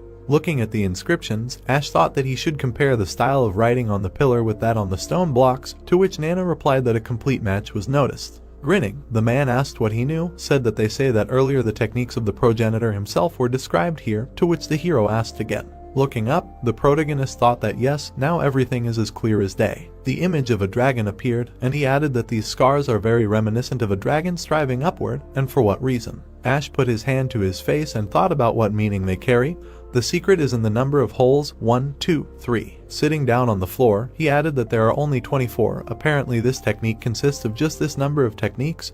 There is no other explanation. Closing his eyes, the protagonist thought about the fact that it was not without reason such a clear correlation with the dragon. Opening his eyes wide, he added that he was aiming. Suddenly, Ash raised his head in amazement. A bright glow appeared, and he asked, what the hell? Covering himself with his hands, the hero said that his eyes hurt. Frowning, he thought that it seemed like someone decided to keep secrets with the help of piercing light. Well, nothing is given with half a kick. Looking up, the protagonist asked the Nano to adjust the brightness of the luminescent elements, to which he was told that it was doing so. Looking at the pillar, he thought that it was incredible. Looking at the stones, the hero thought that something was written on the glowing stones. He added, smiling broadly, that he had found it. Looking straight ahead, the protagonist asked to scan every single text, to which Nano replied that he was listening. The glowing stones began to scan. Standing still, the hero thought that he should restore the overall picture so that he could study them, to which he heard that he was reproducing the scanned objects in 3D projection. Raising his finger up, Ash thought that he should leave only those related to combat techniques. He opened his eyes in surprise, hearing that only 24 such signatures were found. Raising his head up, the protagonist shouted that here it is. Smiling, the protagonist thought about what it means. Now it is clear what these dots on the pole were for. Let him leave only the colored elements. The blue dots began to evaporate, and Nano replied that he obeys. A red circle appeared. Pointing at it, the protagonist thought that it seems that this is a technique for managing internal energy. First you need to take the basic stance, and then follow the indicated poses in turn, while concentrating on the flow of energy. Frowning, he added that he should wait. He understood correctly. This is one of the 24 components of the technique of controlling the sword of the heavenly demon, really. Looking at the red circles, the hero wondered what each of these stones contained. Then he added that but here it is indicated how to properly manipulate internal energy when performing. Usually they are taught to concentrate it while in a lying position. Strange, in short, I need to try. Standing in front of the circles, the protagonist thought that he should save in his head, one by one, all the described actions, to which Nano replied that he was doing it. Sighing, Ash thought that so, inhaling air, he immersed himself and followed his descendant along the meridians. He stretched his hand forward. It was heard that his body began to emit the most powerful pressure, conducting an analysis. Suddenly the main character opened his eyes wide. He swung his hand sharply. The protagonist stamped on the floor. Ash began to wave his arms. Standing near the cave, the guy yawned. The hero clenched his teeth. He suddenly rushed forward. Sighing, he asked how long he had been training. Nano said that he calculated that the carrier had been subjected to continuous physical impact for 2 hours, to which the hero asked why for so long. Looking at his hands, the protagonist thought that there was no fatigue, and weakness, on the contrary, disappeared as if by magic. Strength was overflowing. With each repetition one could literally feel how his combat power was increasing. Looking to the side, he heard that the speed of energy recovery had increased, to which he thought that then, maybe, he should risk meditating. A glow appeared around Ash's legs. The hero stood still. The beam suddenly rushed upward. With his eyes wide open, the protagonist thought that it was true. Raising his hand up, he added that, in addition, now he could emit it with such ease. Ash clenched his fist tightly and thought that only to believe, so this is the secret of the invincible technique. Looking at the column, the hero thought that when performing each technique, it is necessary to follow the correct sequence of movements, perfectly feel the flow of energy and hold the sword correctly. Well, now it is clear what it is indicated in the name. The founder of the demonic cult really was God. He fell sharply to his knees. Leaning over, Ash thought that the great ancestor let him accept his immeasurable gratitude. 4 days later, the guys were sitting on the stones. It was heard that the girl from the Blade clan, who received 4 yellow tablets, a guy from the Sword clan, who took possession of 2, and another guy who also has 2, and almost 7 more guys who have 1 in their hands, a total of 11 people became elders. Looking straight ahead, the guy said that what an absurd situation. It means that the coach has the only free one of all existing ones, to which he was answered that yes, what he least expected happened. Gritting his teeth, he said that the 3 had bought the tablets for money, but no one was judging them. The skill of these guys was rightfully superior to the rest. Looking straight ahead, the guy said that according to rumors, they had already reached the highest level. Well, and of course, the most important thing is that each of them had been expanding their influence for a long time, to which he was told that yeah, they had gotten into a dangerous situation. Looking to the side, Chuck said that but, who knows, maybe it was for the best, but now there were definitely only their own left. Looking straight ahead, the student said that they were traitors. Sitting on a stone, the guy said that it was okay, they just went their separate ways. Clenching his fist, the guy said that and yet, these two behaved somehow strangely when they found out that Ash had destroyed the Danshin. Turning around, the guy said that let them forgive them. They would like to go with them to the end, but unfortunately. Bruce frowned and said that as soon as the headman was punished, they immediately merged. Such opportunists would hardly be able to get along with others. People were sitting in a circle. The guy waved his hand and thought that it seemed like everyone had lost heart, and then said that they would think positively. Smiling, Bruce added that Chris had joined them instead of 2 traitors. He alone would replace 100 devils, to which he replied that he should stop, it was too much. Travis grinned and said that no, he was right, if it weren't for him, the situation could have turned out even worse. Looking at him, the guy said that yes, if he hadn't played the sign 4 days ago, their group would have been disbanded long ago. They were very grateful to him. Looking up, Chris said that he simply owed their headman, so he decided to pay him back somehow, although he didn't know what he would think. To which Travis replied that if they hadn't become friends, he wouldn't have helped, so he shouldn't worry about it. Closing his eyes, the guy replied that he would say the same. A glow appeared from behind the trees, and it was heard that, well, enough chatter, they would train before dinner. Tomorrow the headman would be released from prison. They would have to prepare in order to help him with something.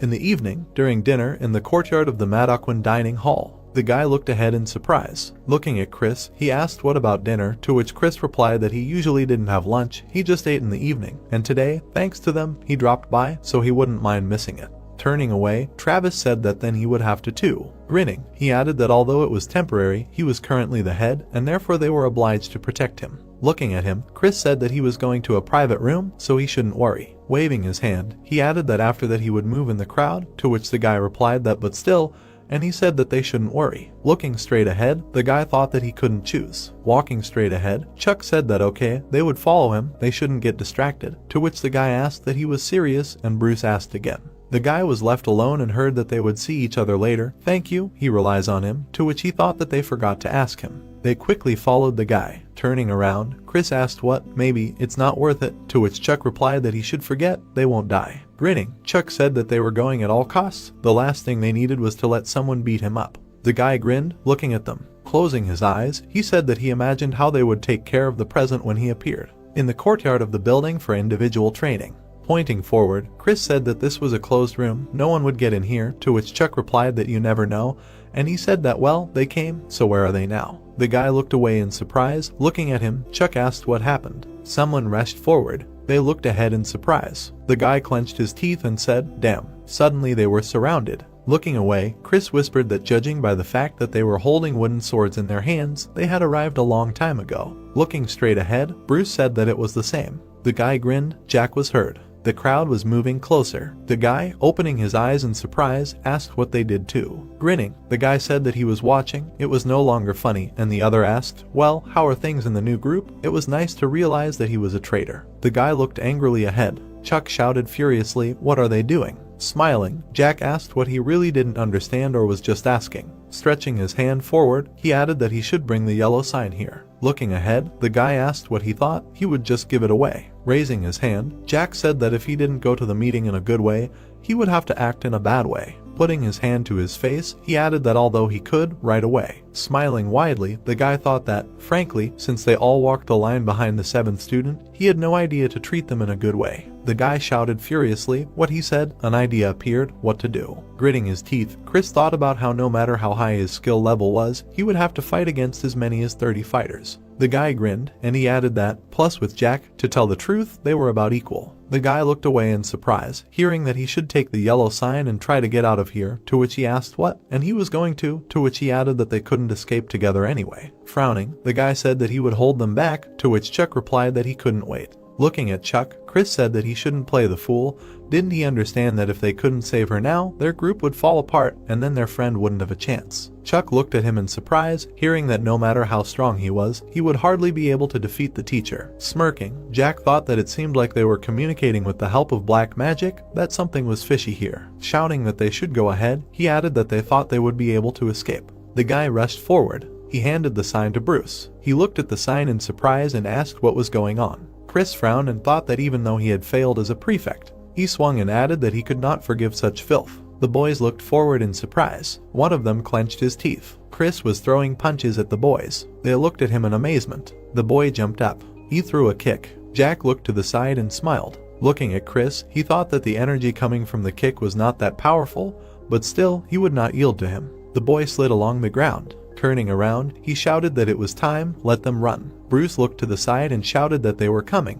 Chuck clenched his teeth and said that the hell. Suddenly the bandage flew off his head. Stretching his hand forward, the boy shouted that they should detain him. That bald guy stole the sign. Bruce turned and shouted that he had told him that. Chris yelled furiously at him to shut up. Bruce clutched his head and yelled what the hell. They were running fast. Looking to the side, the guy gritted his teeth. Turning around, Chuck thought, oh shit, Bruce is too slow, he won't be able to break away. Suddenly he braked sharply. Holding out his hand, Chuck said let him give it here. Holding out the sign, the guy yelled, here. Looking at the guy, he yelled at him to run faster and not look back, to which Bruce replied, okay. The guy ran to the side. Looking straight ahead, he thought that if they caught him, they would definitely kill him. He needed to get to the cafeteria quickly and call Travis. Gritting his teeth, Bruce thought, at any cost. Looking at the building, he added that he saw. Suddenly, his eyes widened in surprise. The guy stopped abruptly. Looking to the side, Bruce was breathing heavily. Looking back, he thought that there was no one. The guy was sitting at the table. He looked to the side and asked why he was sweating so much. Bruce was breathing heavily. Standing in front of them, he said that he was heading to the individual training building.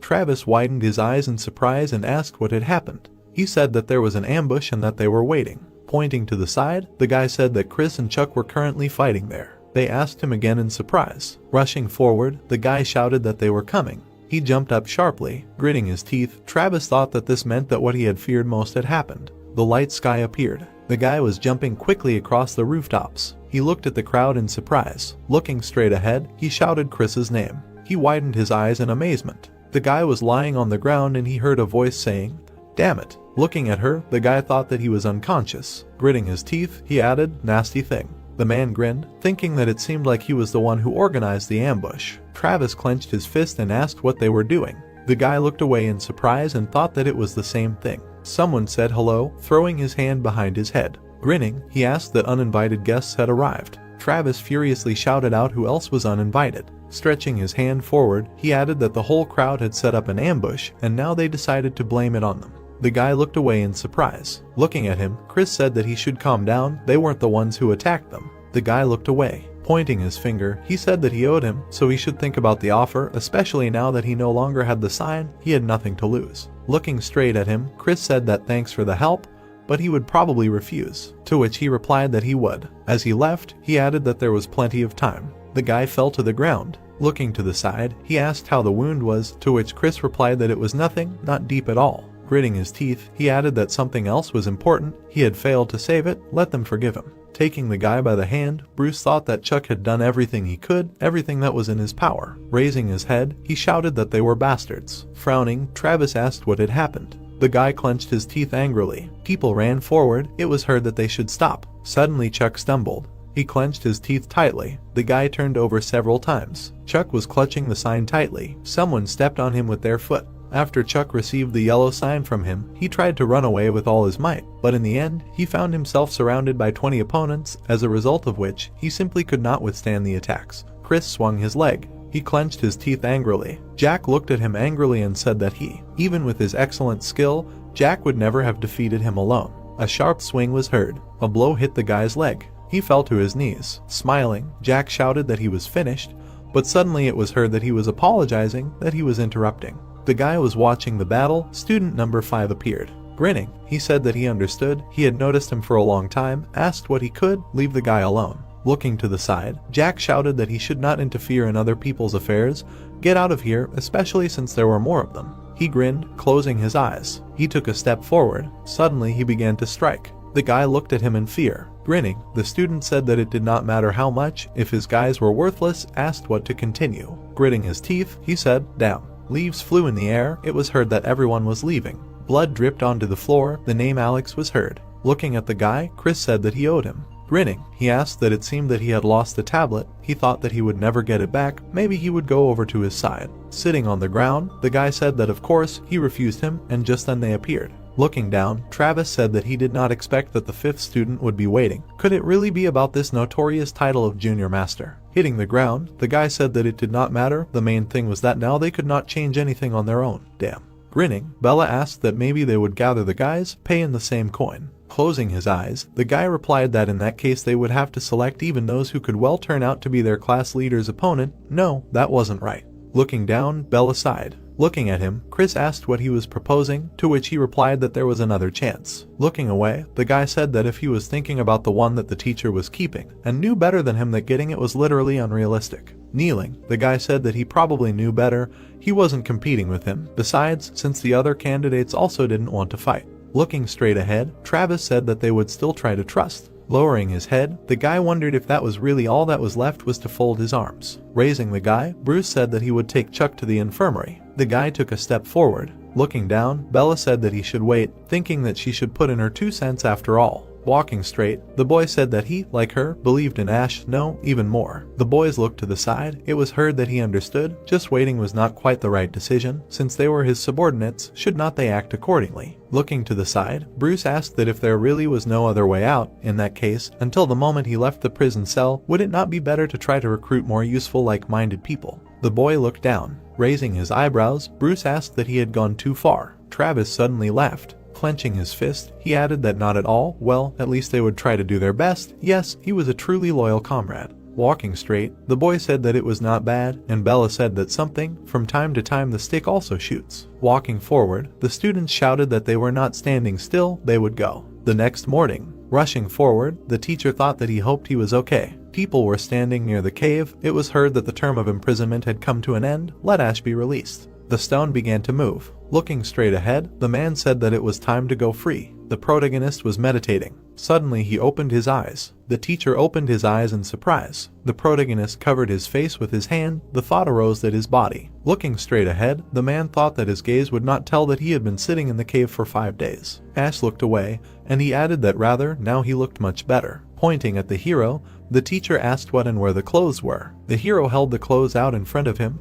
and he said that it smelled bad. Throwing them aside, he asked what he had done with them. The hero looked away in surprise. The teacher looked around. The protagonist watched him. Coming out of the cave, the man said that everything was in place, to which he replied that it was good, they would go. A cave appeared, and the thought occurred to him that he had covered the entrance with stones, and no one seemed to notice. Walking through the forest, the hero asked how many tablets were left. The teacher grinned and thought that he had not lost hope yet, and then said that there was only one. Looking straight ahead, the protagonist said that it was there, to which he replied that it was true. Closing his eyes, the man said that he could try to take the other one. Looking away, Ash replied that he knew, thinking that the other students had them. The teacher turned around and responded. Looking away, the protagonist said that they would go to the teacher. The man asked again in surprise. His eyes widened and he asked if he was out of his mind, that he should stop being smart. Looking away, the teacher said that he agreed. There was no need to overdo it. The less time was left, the more sensible he should act. The protagonist said nothing in response. Looking straight ahead, he said that thanks for the advice. If he realized that he couldn't win, he would drop out of the race, that he should just give him a chance. Looking down, the man thought that he hadn't understood anything during all this time. No, he was acting strangely. Shaking his head, he asked if he was going to give up in the middle of the fight, thinking that he would allow something like that.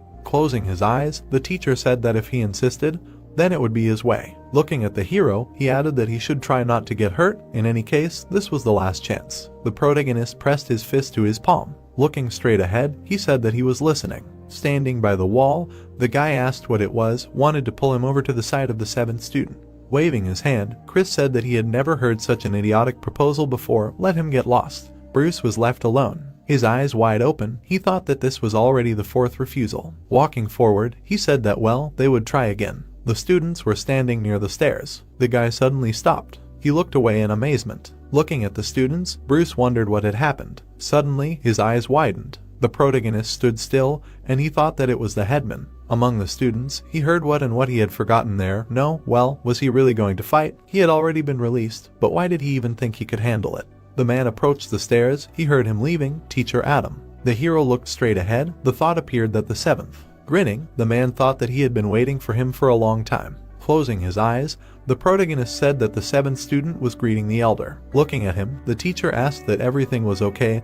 It would not be hard so soon, after prison. Stretching his hand forward, he added that okay, well, wooden swords, or, to which he was answered, hand-to-hand combat, and he added that okay, then they will begin. Ash stood in front of the teacher. It was heard that he decided to challenge. Bruce opened his eyes in amazement and thought that the headman. The man raised his hands. He stood in a stance. The students looked in surprise. It was heard that what a colossal power. I am sure this fool will simply lose. Now it is clear why the 5th gave up at the beginning of the fight. Looking straight ahead, the protagonist thought about the fact that the punishment trampled his reputation in the dirt. Frowning, he added that in order to gain support, he will have to do something stunning. Adam waved his hand and said that he was giving him the advantage. Looking at him, Ash thought that in a demonic cult, the strongest survives, and therefore the best way to surprise everyone is to show an overwhelming difference in combat power, and then said that he was grateful for such an honor. They looked at each other. The protagonist sighed heavily. Suddenly, the hero rushed forward. The man opened his eyes in surprise and thought how fast he was. Swinging his hand, he added that just that.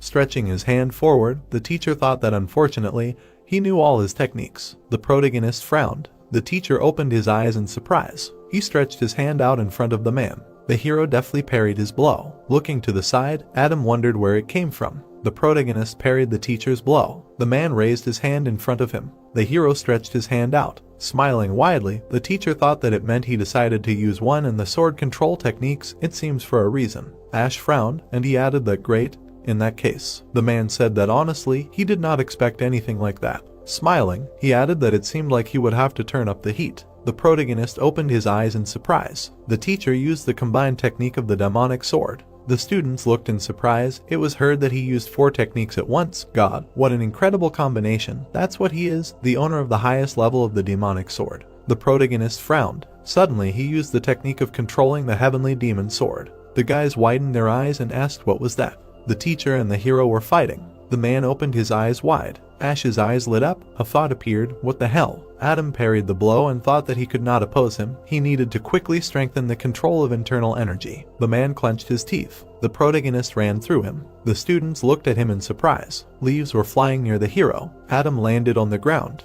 Grinning, the protagonist thought that yes, it worked. He finally recreated the full sequence. After all, compared to what he saw, his tricks are worth nothing. The man frowned. Lightning appeared around the teacher. Looking at him, Ash thought, but the trainer's rage clearly had not died down yet. The fight continues. Kneeling, Adam thought that it was good that he managed to strengthen his body. If they fought with real swords, he would definitely be dead by now. His hands trembled, and he added that he agreed. Putting all the trump cards on the table was simply stupid, but he did not try to spare him. Blue particles appeared around, and the teacher thought it was funny. He himself decided to fight to the end. The protagonist opened his eyes in surprise and thought that he got rid of the alien energy. The man's eyes lit up. With his hand outstretched, Ash thought that he had heard of course that masters of the highest order were capable of such things, but he believed that it would be harder from here. The man's eyes widened and said that they would have fun. The trainer looked down in surprise. He was standing in front of the protagonist. A glow was radiating from his hand. Suddenly, it disappeared. With his eyes widened, the protagonist wondered why he had suddenly calmed down.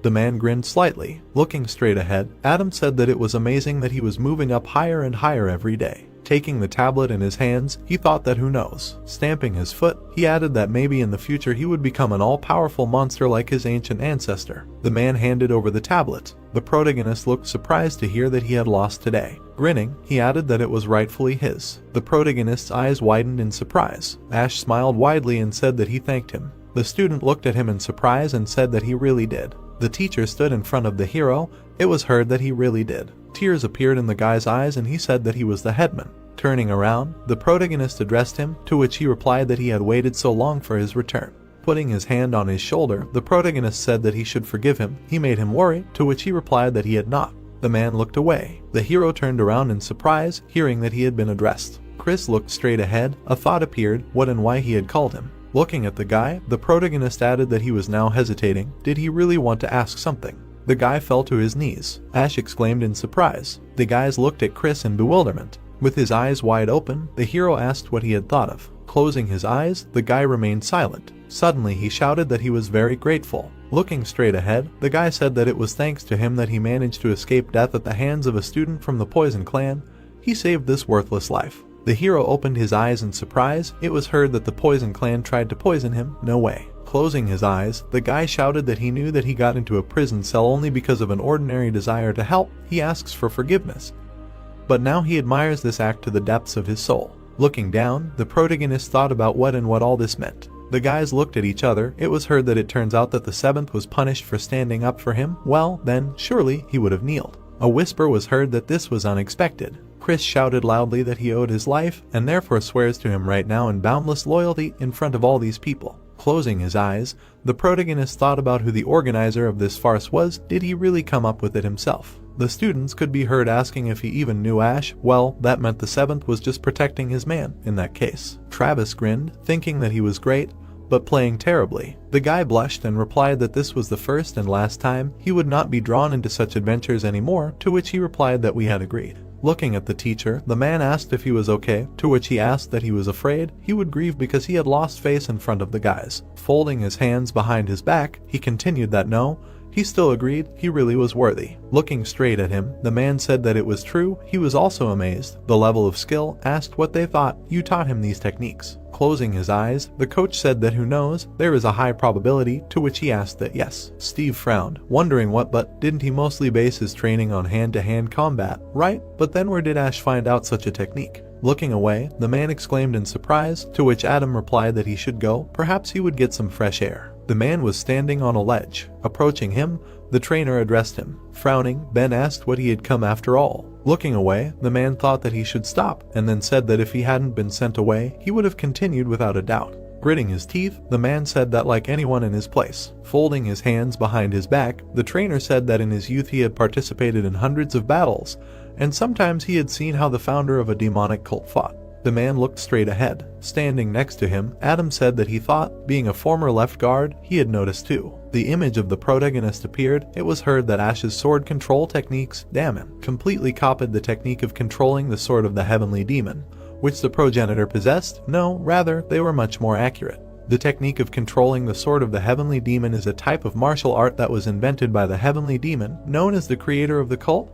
The style is considered invincible to this day, but is passed on only as an inheritance to the next chapter. The heavenly demon was an expert of a truly extreme level. With only a sword in his hands, he could bring all his enemies to their knees. Looking to the side, Ben thought that, to tell the truth, in appearance his movements really resembled some kind of obsession, but in reality, things were completely different. The protagonist stood in front of the guys, and he added that his sword control technique dominated over the similar one of the heavenly demon, which to this day is considered a symbol of the inaccessibility of the founder's stage. Where did he come from? Cracks appeared on the wall. The thought arose that he could really read the commandment on the sapphire monument. The man stood in front of the statue and thought that, but its surface was completely covered with traces of the sword. What can you do? He himself tried more than once to make out what was written there, but it was all in vain. Then, looking to the side, Adam said that he believed that he had somehow managed to read the ancient scriptures, to which he turned to him. Looking straight ahead, Ben said that they would keep this moment a secret, at least for a while. Looking into the distance, the coach said that it meant he had thought about the same thing. I agree, it is better to close his eyes for now. The students stood in front of the building. The girl walked forward and addressed the hero. Kneeling down, she said that she was delighted by the story of how they stood up for a good man. Amanda clenched her fists and said that she heard, gender doesn't matter to him, only skills and abilities play a role. If he accepts, he promises to serve faithfully until death. Travis suddenly blushed. Looking away, Chris wondered why he suddenly blushed. Kneeling down, the guy shouted that they should wait for him.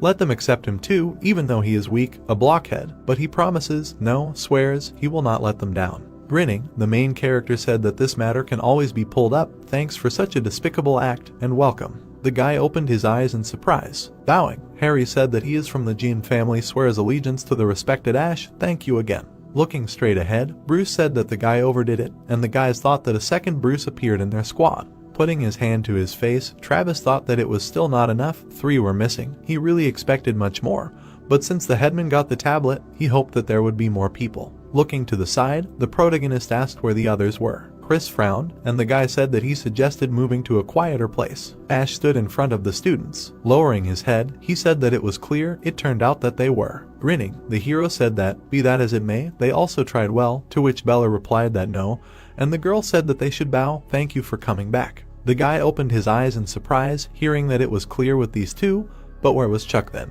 The guy pulled at the bandage. Frowning, the protagonist asked what happened. The blue sky appeared. It was heard that this is why Chuck is now lying in the infirmary. Looking straight ahead, the protagonist thought that Jack, he had allowed himself to go too far before, and it seemed that he still hadn't corrected himself. Looking at Chris, he added that yes, he had changed, and even when he was furious, he tried to think coolly. The guy looked away. A thought appeared that he felt he had learned the right lesson from what had happened. Stretching his hand forward, Travis asked what they would do. The protagonist folded his arms and thought that it was not forbidden to take away the signs, so formally he was not guilty of anything, and the question of etiquette here was of absolutely no interest to anyone. But the guys frowned, and he added that is there anyone here who is ready to forgive him? Walking straight ahead, the protagonist said that well, debts must be paid. Smiling broadly, he added that apparently the time had come. Looking at him, the guy thought, damn, he was definitely joking. The students were standing in the square. Looking straight ahead, the guy said that as he asked, he pushed Jack to take the yellow plate from Chris. Alex looked at him in surprise and asked if he was the main one among their gang. What was his name there? Where was he? Frowning, the guy said that he was badly wounded and was now lying in the medical center. Let him fulfill his promise. Laughing, he asked what he was afraid of. Pulling out the yellow plate, the guy said that he just understood. Opening his eyes in surprise, the guy heard that their agreement was not fully fulfilled, to which he asked why. Standing in front of him, Alex said that they would help when Chris asked what and where is he now really here. The guy clenched his fist and asked what and what now. Smiling, Alex answered that nothing special. He just thought that in order to get Chris, he would have to show him how nasty reality can be. The thought arose that an animal. Looking away, he added that they say that to know the sweetness of life, you need to know its bitterness, and also, if you think about it. The guy asked again in surprise, hearing that it seemed like there was no one among them who could be a leader. Alex turned to the guy, to which the guy responded. Grinning, he said that he was giving him a chance, to which he replied that he was giving him a chance. Looking away, Alex said that he should take these guys with him, destroy Chris's group, no, Ash's group, and take the yellow plate from him, asking that he knew how to do it. Standing by the wall, the guy replied that he hoped he wouldn't screw up, to which he replied that of course he wouldn't let him down. Turning around, Alex said that if he could still take it, he would become the leader of these drones and would be directly subordinate to him, and they would finally be run by a smart person. He thought, not a bad deal. Gritting his teeth, the boy thought that he wanted them to fall at his feet. Damn. The roof of the building appeared, screams were heard. The students struck the air. They were standing in the square. The boy turned around, hearing that he was the former class monitor of the 6th group. Grinning, the boy introduced himself. Jack looked at him in surprise. The boy looked away. Frowning, he thought that the idiots standing behind were the same ones who attacked Chris yesterday, and then asked what he needed. Grinning, the student said that in short, he needed help to pass the 3rd level exam, he needed a yellow plate. Looking away, the boy said that he was making fun of him, as if it would do him any good. Let him go, he was in the way. Smiling, he asked what if he was going to fight Ash's group. The boy widened his eyes in surprise and asked again. Bob stretched out his hand to the side, thinking, why, look how suddenly he perked up, said that he had a personal dislike for him, and a very deep one. Grinning, he added that if you take away his sign, the group will break up, as he thinks, who will follow the headman, who could not defend his place for the 2nd time. Smiling broadly, Bob said that in this way he will not be able to pass the planned test, and he will be expelled from school. Frowning, the guy thought that yesterday's fight would like to end, but this power, and if you take it in numbers. Standing in front of him, he replied that it was good. Taking the sword in his hands, the guy said that he expressed gratitude for the consent, to which Jack asked when they were performing. Looking straight ahead, he replied that right now. The guy smiled broadly. Jack looked at him and said that he liked him. A tall tree appeared. The students were sitting in the forest. The guys looked in surprise, hearing that rats. Many students were walking towards them. Pulling the sword forward, the guy said that he was watching. They were constantly hiding in the shadows. The hero grinned slightly. Taking a step forward, he said that for some time, he himself wanted to go to look for him. Looking up, he added that thanks for that. Turning around, the guy shouted that he was laughing. It seems he still did not understand what was happening here. Idiot. Standing in front of him, the protagonist said that it was a pity that he would have to disappoint him. Pulling his sword forward, the guy furiously shouted that they should drop their weapons immediately. Bob clenched his teeth. Jack turned to him. He looked at the protagonist in surprise. Gritting his teeth, the guy thought about what was going on here. Looking at him, Ash said that he would ask them one question, which of them was really an idiot. 4 hours ago, a view of the backyard of the training camp opened up. The guy turned around, hearing that he would really go alone. Stretching his hand forward, he asked what to do, so they asked, to which he replied that he did not like it.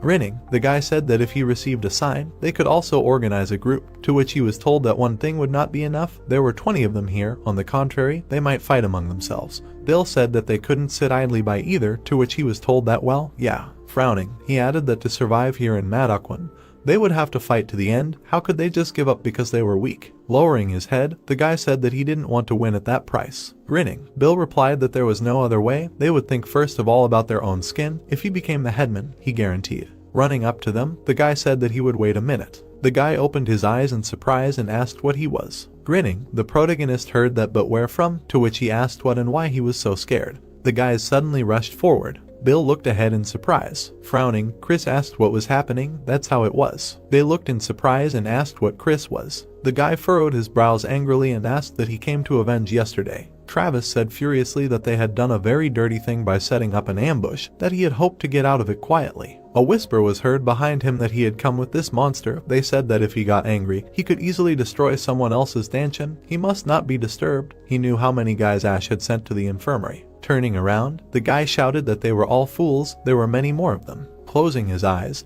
the protagonist said that he had clearly not been taught manners. Well, it seemed there was no point in talking. Suddenly he rushed at the guy. The hero grabbed his arm. Swinging, Ash thought that the main thing was to be careful. Suddenly he struck the guy. His eyes widened and wheezed. The protagonist threw the guy back. The students looked at him in fear. The guys raised their heads up. He bounced off the ground several times. The guy looked to the side and said his name. The guy was lying on the ground. The protagonist ducked and hesitated. The students looked at him in surprise. Bruce grabbed him and asked where she was. Standing in front of him, he added that the yellow plate he and his friends had taken from Chuck, breaking all of his fingers. Looking to the side, the guy said that the 108th student and Jack had it. Looking to the side, Travis said that, in fact, the obvious was nearby, to which the protagonist replied that it was stupid to think that this bastard would give it up. Hitting the guy, Bruce said, "Damn it." Chris grabbed his arm and told him to wait. Turning around, the guy replied that he shouldn't stop him, that he felt sorry for him because they were both in the same group before, to which he was told that he shouldn't hurry. Looking down, the guy said that a couple of minutes ago they were talking about making some kind of deal with his participation.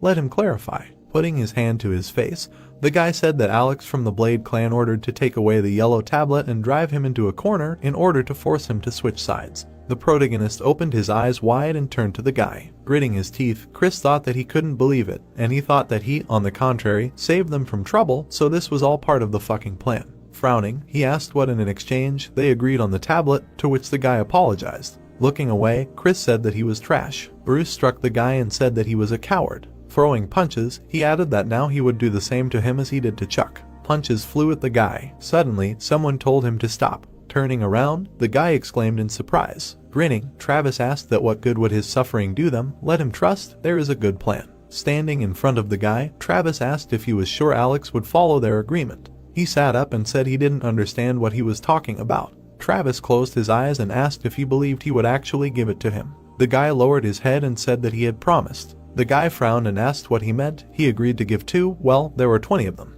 The guy looked up and said, well, that's it. Marcus turned around, hearing that he had really promised only 1. But he had said that they would now be in the same group, so what was going on? Standing in front of him, the guy said that not only had they been used, but they were also being forced to fight each other, a pathetic sight, to which he asked what he meant by used. Alex smirked, and it sounded like he was thinking that by handing over 1 tablet, he didn't foresee that a conflict would arise and they would fight each other, which in turn would benefit him. The students looked at him in surprise and heard what it meant. They were being manipulated. The guy smirked slightly and asked if they were going to continue standing like that. He folded his arms and added that they did not want to take revenge. Marcus extended his sword forward and shouted that they should immediately drop their weapons. Jack turned around in surprise. Looking back, Bob asked what he was doing. Extending his hand forward, the guy shouted that he was doing something, thinking that they could be led by the nose, taken for fools. Looking to the side, the guy said that it seemed that someone had set them up. The protagonist looked forward, smirking. Bruce asked what had set them up, but they were nothing special anyway. That's why they couldn't take the tablet in a fair fight with the teacher, but decided to attack their own comrades as a crowd.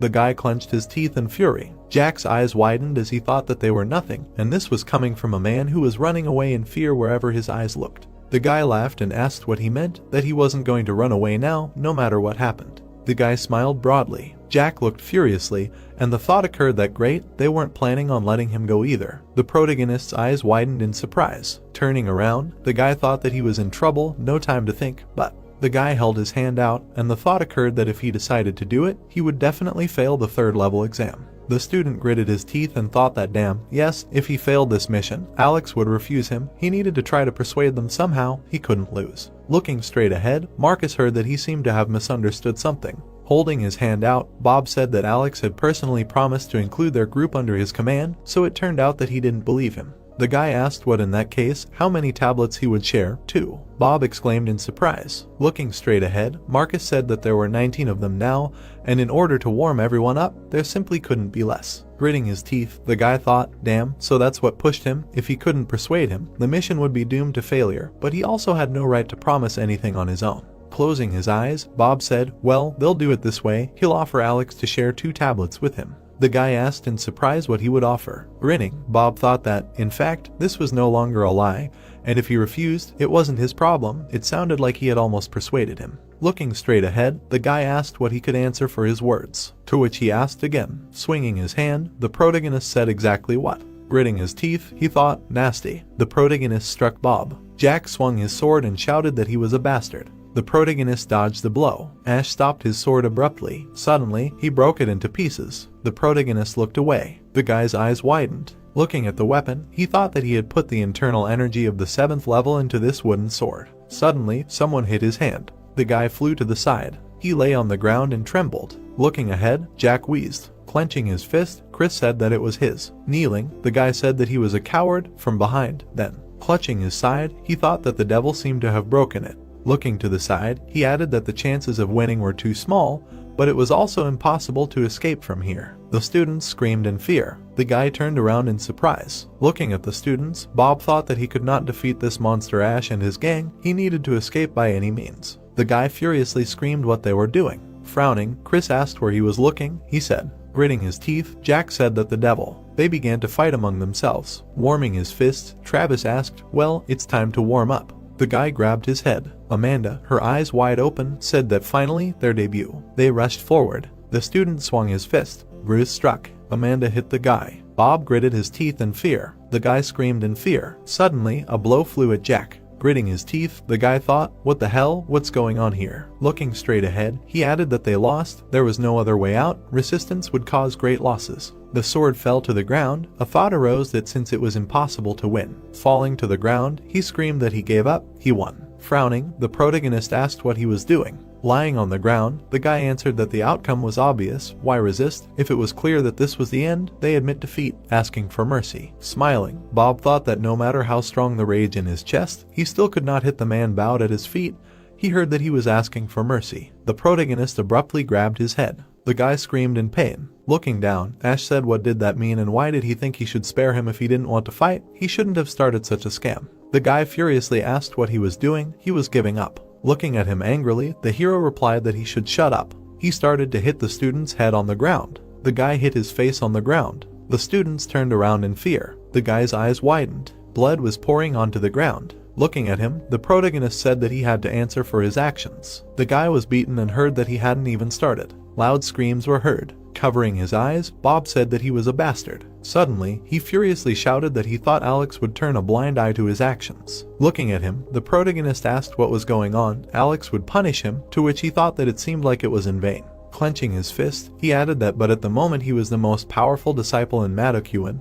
He hoped that Ash would not dare to conflict with him. The protagonist sighed heavily. With wide eyes, he said that thanks for the advice. Bob opened his eyes in surprise and thought that he forgot. He almost finished off that guy. Suddenly, the protagonist slammed his head on the ground. The guy was lying on the ground. His hand fell down. Getting up, Ash asked why he lost consciousness, said that if he pressed him with full force, his head would burst. The disciples were kneeling. They were shaking, looking straight ahead. Standing in front of them, the protagonist asked where Jack was, to which he was told to look. He resisted for too long, so he blocked his meridians. Gritting his teeth, Jack thought, damn, if only the rib would break. Chris put his hand forward and said that he could after all, to which Ash replied that it was not worth it. He had nothing to talk about with him. The protagonist grabbed his hand. The guy looked at him angrily. Gritting his teeth, he wondered what he was going to do. Suddenly, the hero grabbed his finger. He broke it sharply. Jack raised his head in pain. The students turned around in surprise. It was heard that he was calmer. He only broke one finger. Having broken another, the protagonist asked what hurt. Yeah, well, they will continue.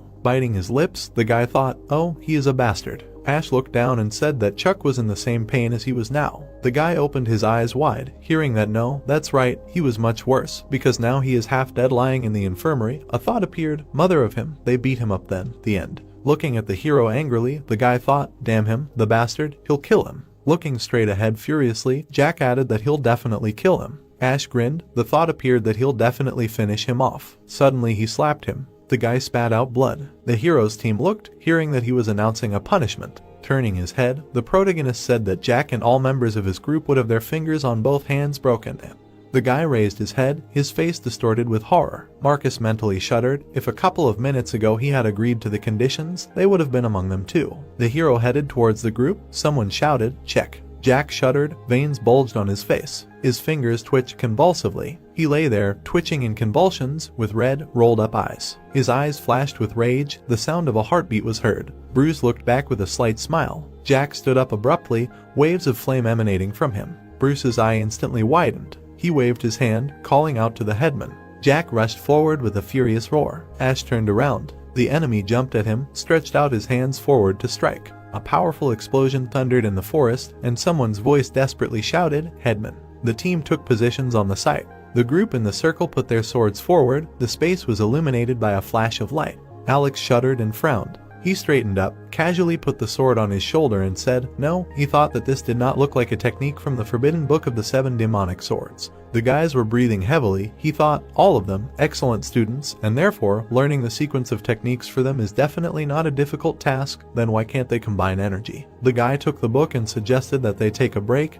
They need to check the book again. He quickly flipped through the pages without taking his eyes off the text, asked Fred to come over. He poked his finger at the text, asked how they looked from the outside, had they managed to move forward at least a little. Fred looked down, put his hand on the back of his head, and said uncertainly, "Well." Alex smiled, waved his hand, and said, "Okay, just be honest." He wouldn't be angry. The guy looked ahead thoughtfully, admitted that it seemed as if everyone was just doing the same movements at the same time. He had never seen the result of combining energy, so he couldn't even say what it should look like, and yet the picture was unsightly. Alex sighed in disappointment, so it seemed that way to him too. Someone shouted, "Sir, there." He looked back with a question. A group of people approached them, carrying the bodies of members of another clan. A man with a bandaged head was carrying an enemy on his shoulder. Someone shouted in panic, "Who are you? Don't come closer." His cold gaze was visible through the slit in the bandage. He slowly said that he. Alex tapped his sword on his shoulder, assumed it was Bob's voice, asked what happened to his face and who he was carrying.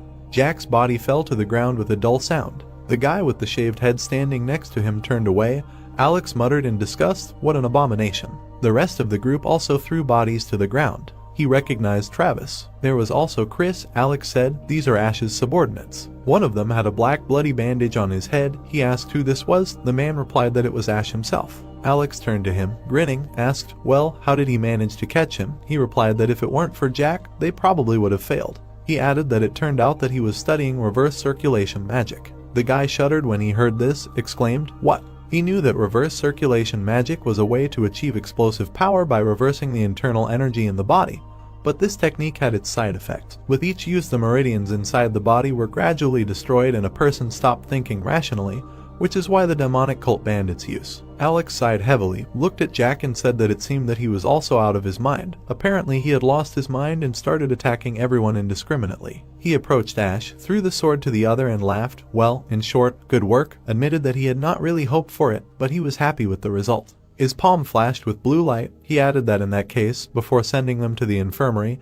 he would leave a gift. He laughed evilly. He waved his hand down. Blood gushed out of the cut wrist. The guy laughed. The light around his hand disappeared. He exclaimed, "It probably hurts." He squatted down next to Ash, said that, however, he was taller than him because he had not destroyed the dantian. Marcus looked at him in horror, thought that he was going to cripple him, a monster. He should not mess with him anymore. Alex grabbed the bandage on his head, asked, "Well, how did it hurt?" He tore it off in one movement. His eyes widened in shock. Bob was lying in front of him. He turned his head sharply, screaming furiously, "What the?" The stranger ran towards him, raised his fist to hit. The fist crashed into his face with force. The guy was thrown back. Fred jerked forward. Bob shouted, "What is he allowing himself to do?" A fist surrounded by a whirlwind of air froze in front of him. One of the fighters struck him. Fred raised his hands to cover his face.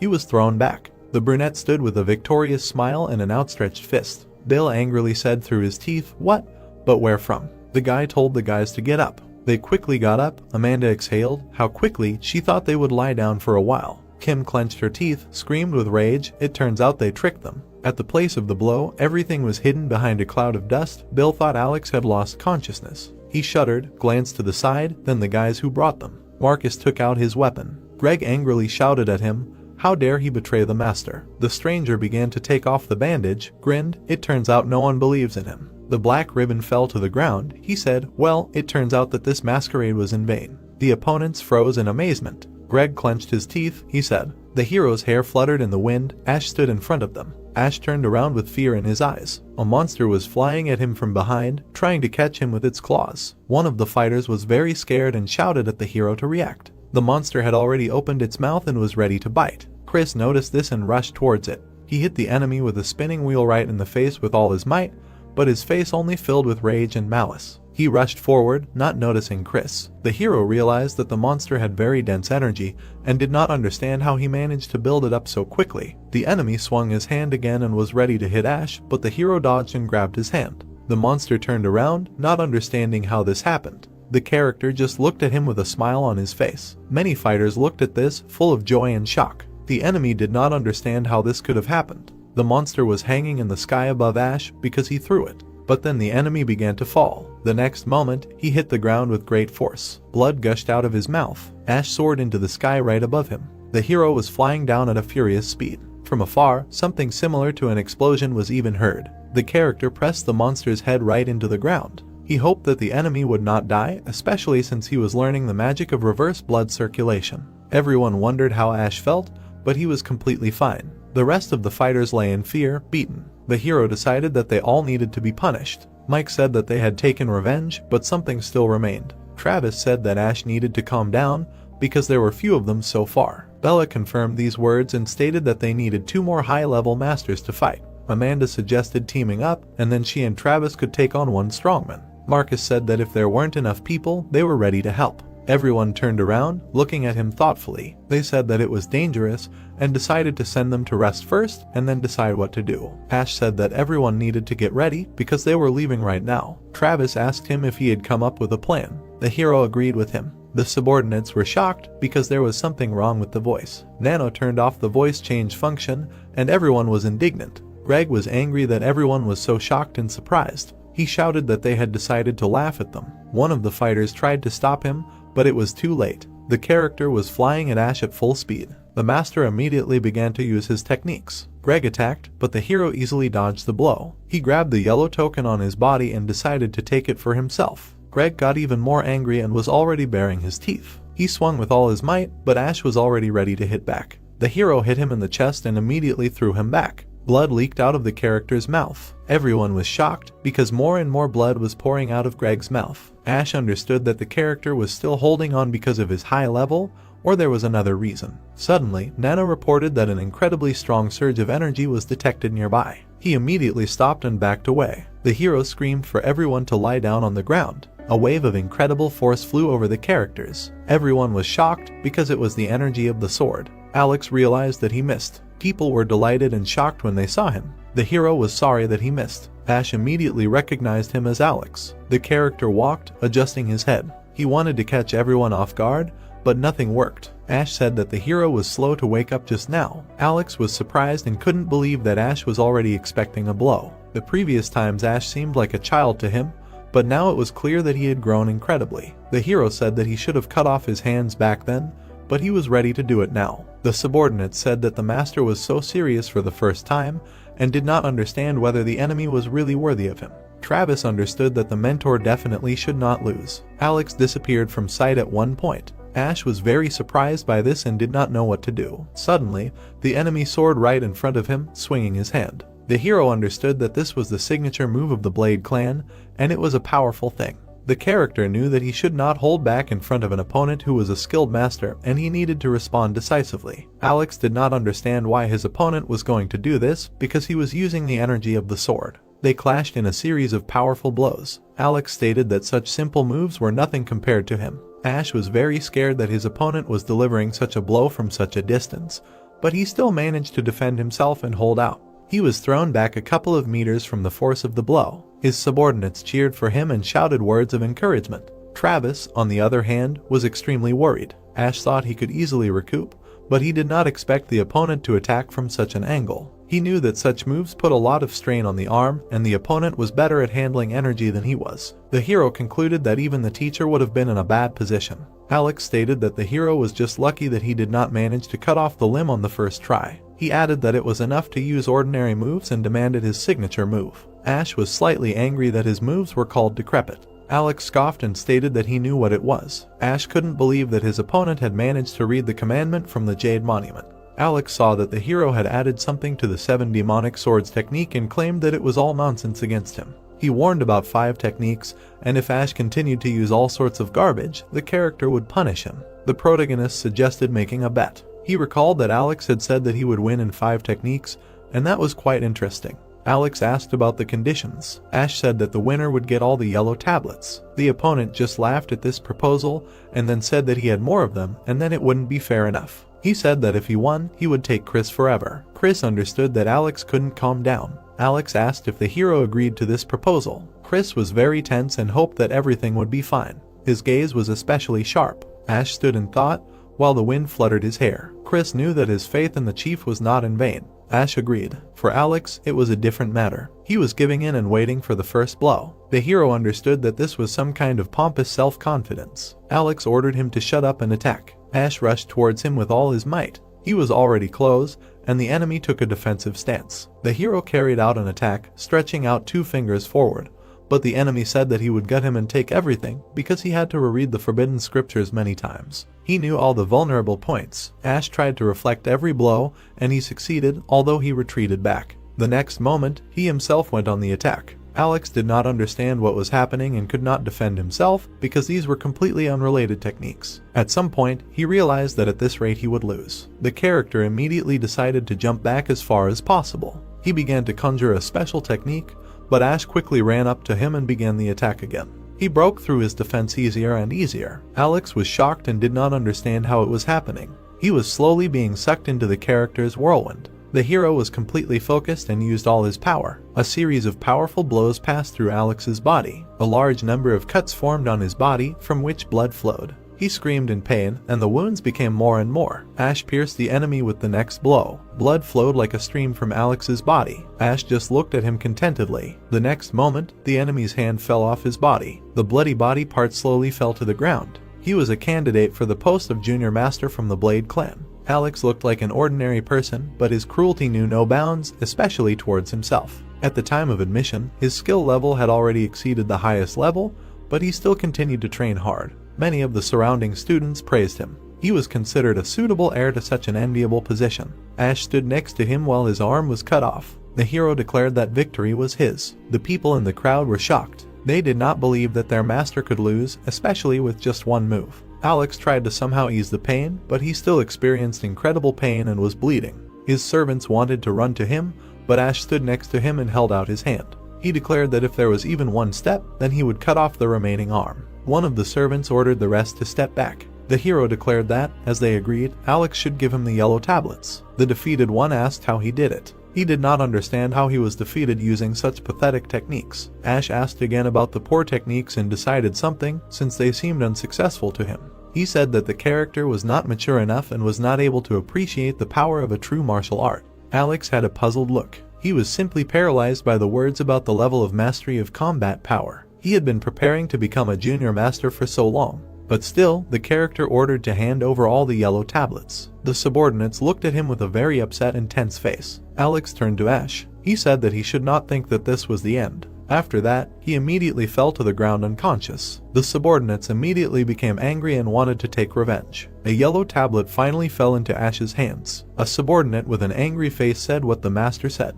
but suddenly the hero hit him in the stomach. The subordinates stood in complete shock with their mouths open. The man immediately burst into blood from his mouth. Then he fell to his knees and continued spitting blood. The character was very angry. He stated that the bet condition had been fulfilled and he was allowing himself to go too far. Ash stated that he had not said that it was the only one. The subordinate looked at him with worried eyes. The hero said that Alex had taught him a good lesson and it was worth finishing them off once and for all. The subordinate said that he was a bastard and that you can't attack the losing side. The next moment, a strong blow from a hand flew into his face. He flew back, bleeding from all over his face. The rest of the subordinates stood in fear. The character was already lying unconscious with a mouth full of blood. Ash said that attacking someone from the side was fair, but waiting for a counterattack was not. Now they would think with their heads. The hero ordered everyone else to break one arm and one leg. His soldiers rushed towards the subordinates. They stood in shock and wanted to run away. Their screams could be heard throughout the forest. Ash decided to pass the yellow tablet to Marcus. He didn't understand why they gave it to him and decided to ask.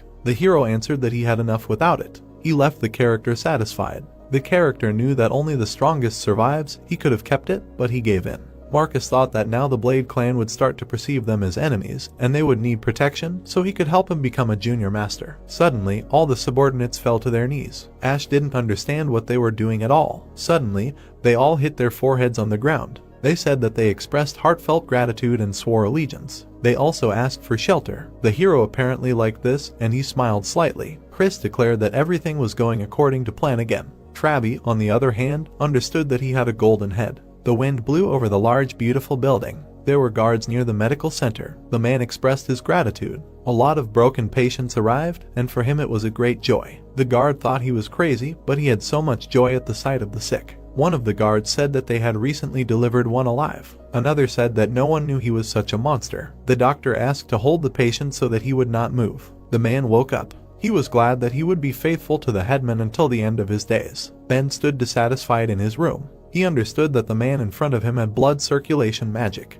His forehead was almost completely broken. Ben carefully extended his hands to him. He began to use some magic, putting his hands to his head and chest. The man's veins began to redden, but then immediately weakened their color. Suddenly, the man woke up and opened his eyes. He did not understand what was happening and quickly jumped up. Ben looked at him and said that everything was fine. The hero asked how he ended up here at all. He remembered that he had recently fought Ash. Ben had only one question for him. How did the character know about the forbidden technique of the ancients? The man was very surprised, and his eyes filled with fear. Ben did not understand how the character learned about the forbidden technique of the ancients. The hero became very scared. He was about to make excuses and said that he did not understand what the man was talking about. Ben thought about it, because he was not satisfied with this answer. The next moment, he waved his hand. Because of this, the force lifted the man into the air. He was very scared and asked what Ben was doing. Ben began to rotate his fingers and use this force. The character's hand immediately turned to the side. His body turned in different directions, and he screamed in unbearable pain. Security stood at the door of the office where the events took place. The man screamed louder and louder in unbearable pain. Ben said that sound did not pass through this barrier, and no one would hear it. He knew that this man was from the Red Warrior Sword clan and was not associated with anyone else. The character was crying and in complete despair. Ben said that he could not be deceived. He understood that blood circulation magic had been taboo for a very long time, and the character was only 17 years old. So, the whole clan was in the power of the traitor. Ben was not against everyone associated with him being executed. The next moment, he dislocated the hero's leg with all his might using his power. He screamed in pain and spat saliva. The pain was so strong that the hero did not even resist. Ben suddenly grabbed him by the throat with his hand. He said that he would be able to find out everything even on his own, and he could not be deceived, even if the character decided so. The hero guessed that the Red Warrior Sword clan was just a division of the Poison Sword. The man was upset by these words. He became extremely angry and bared his teeth. The next moment, he bit off his tongue so as not to tell anything.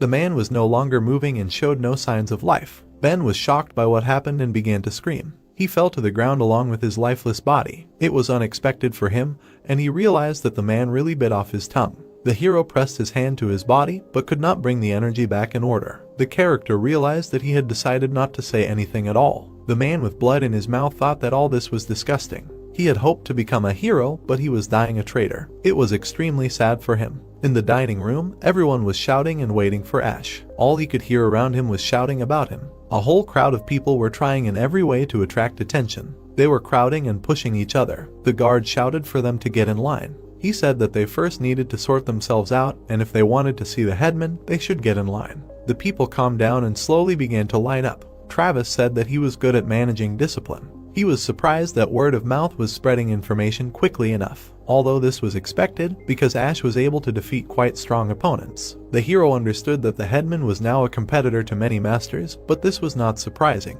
The man immediately dropped to one knee and stated that he was from the Nightblade clan and wanted to be of service. Many people began introducing themselves and stating that they wanted to join. Ash knew that if he talked to each of them, it would take too much time. The hero decided to thank everyone, and until they heard a positive answer, he wanted to make a small confession.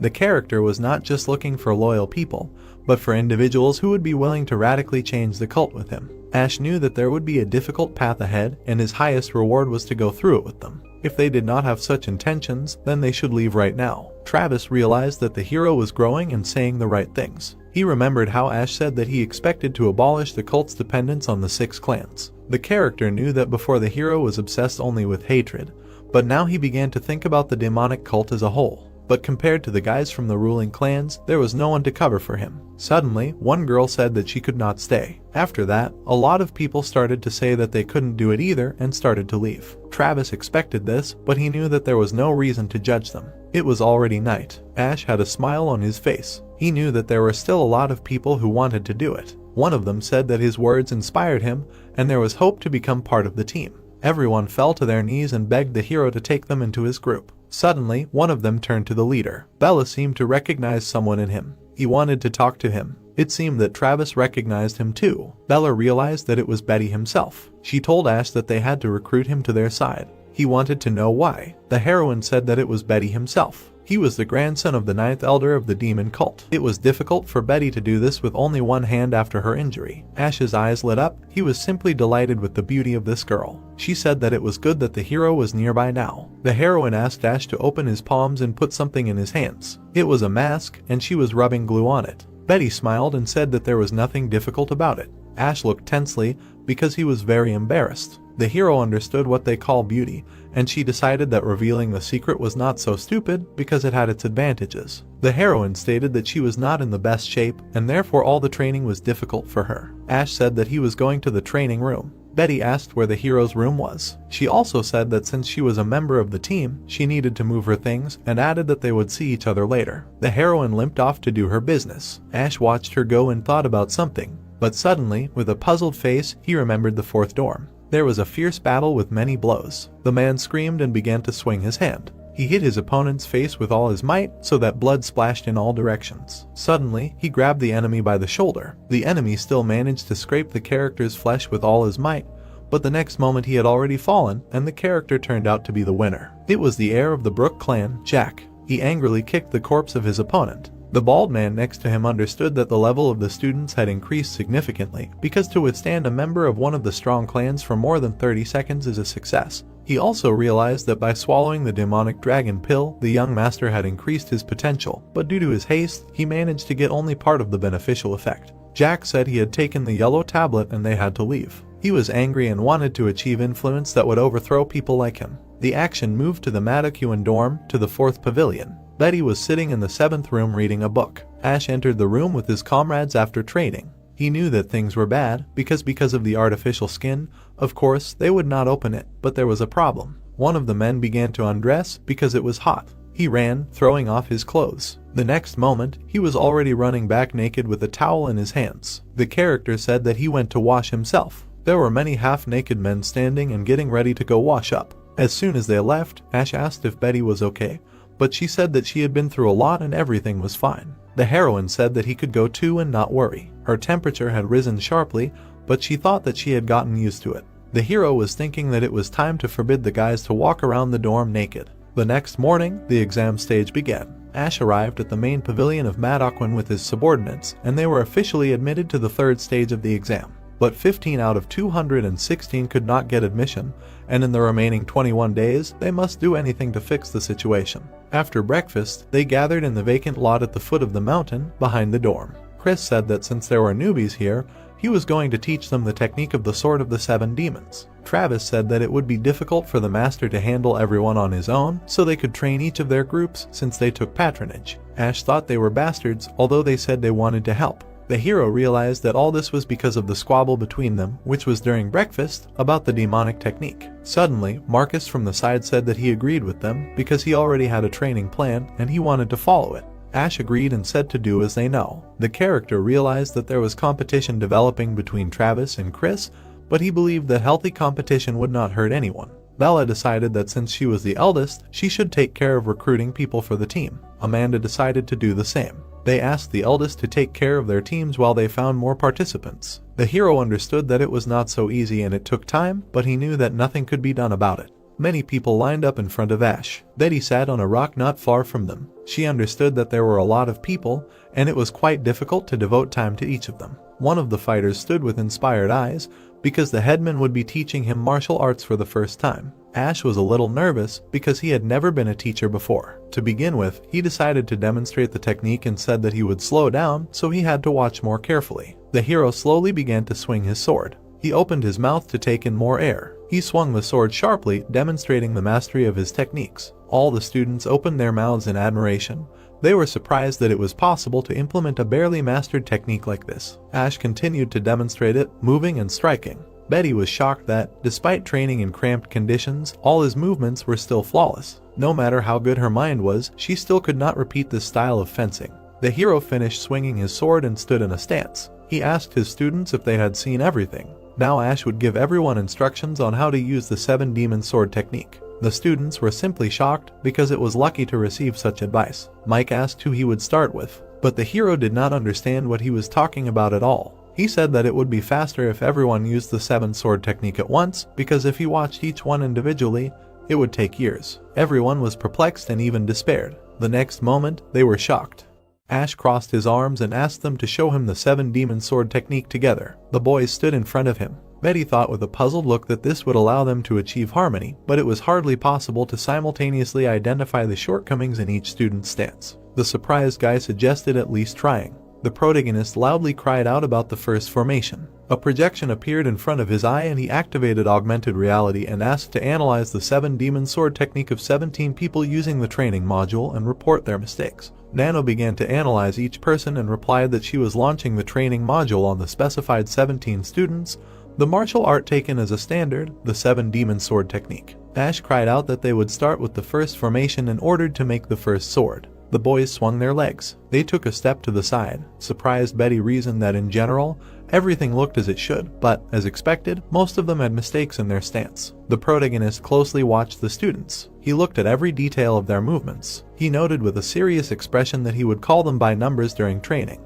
Ash called number 31 from the top 10. The puzzled boy responded. The protagonist looked at the boy and said that when performing the first formation, on the first sword step, he put little strength into his hand, so the rest of the steps were weak and he should be more careful. He corrected the student's hand and asked if he lost his balance during the first formation. Stretching out his hand, Ash said that on the third sword step, the right leg should be in front, and he had the left. The boy should watch this, noting that due to incorrect movements, the entire technique can collapse. The protagonist looked at the frightened student number 23. Swinging his sword in front of him, Ash noted that with each step he lowered the tip of the blade down, and on the third sword step, putting his right leg forward, he only controlled his wrist, and his back moved by inertia. Betty, dumbfounded, mentally noted that this could not be. She looked at the protagonist and reasoned that he was watching Bruce most closely, but he pointed out the shortcomings of everyone. She wondered if he really watched everyone. Ash took a step forward and said that number 508, while taking a step, constantly bends his knee and this puts extra strain on the body during the next movement.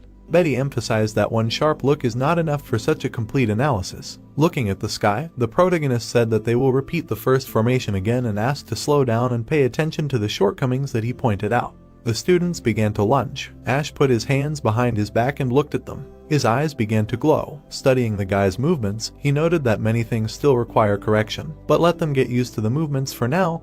They can be corrected later. Betty frowned and thought that the students' stances had improved greatly. They couldn't compare to the original ones, and Ash was an incredible person. The protagonist held his chin and noted that they weren't stupid enough to repeat the mistakes, and with such methods, a week would be enough. The student waved his hands in front of Ash, who thought that it took much longer than expected to master the first formation of the 7-demon sword technique. The students of the famous clans managed to do it in a week, but the rest were stuck on the last step, the 7th sword, which has a complex formation. Chuck folded his arms and looked at the protagonist with a smile. Ash noted in his mind that Chuck, who had spent almost a week in the infirmary, joined the training late, but fortunately, thanks to his outstanding abilities, he mastered the 7-demon sword technique in 5 days. The story takes us to 10 days later. People gathered in a forest area. Chris looked away and said that he lost. Travis started laughing and said that Chris was a real man who admitted defeat. Chris sighed and said that even Marcus had done it in 9 days. He asked how Travis had taught them in a week. Travis replied that it was nothing complicated.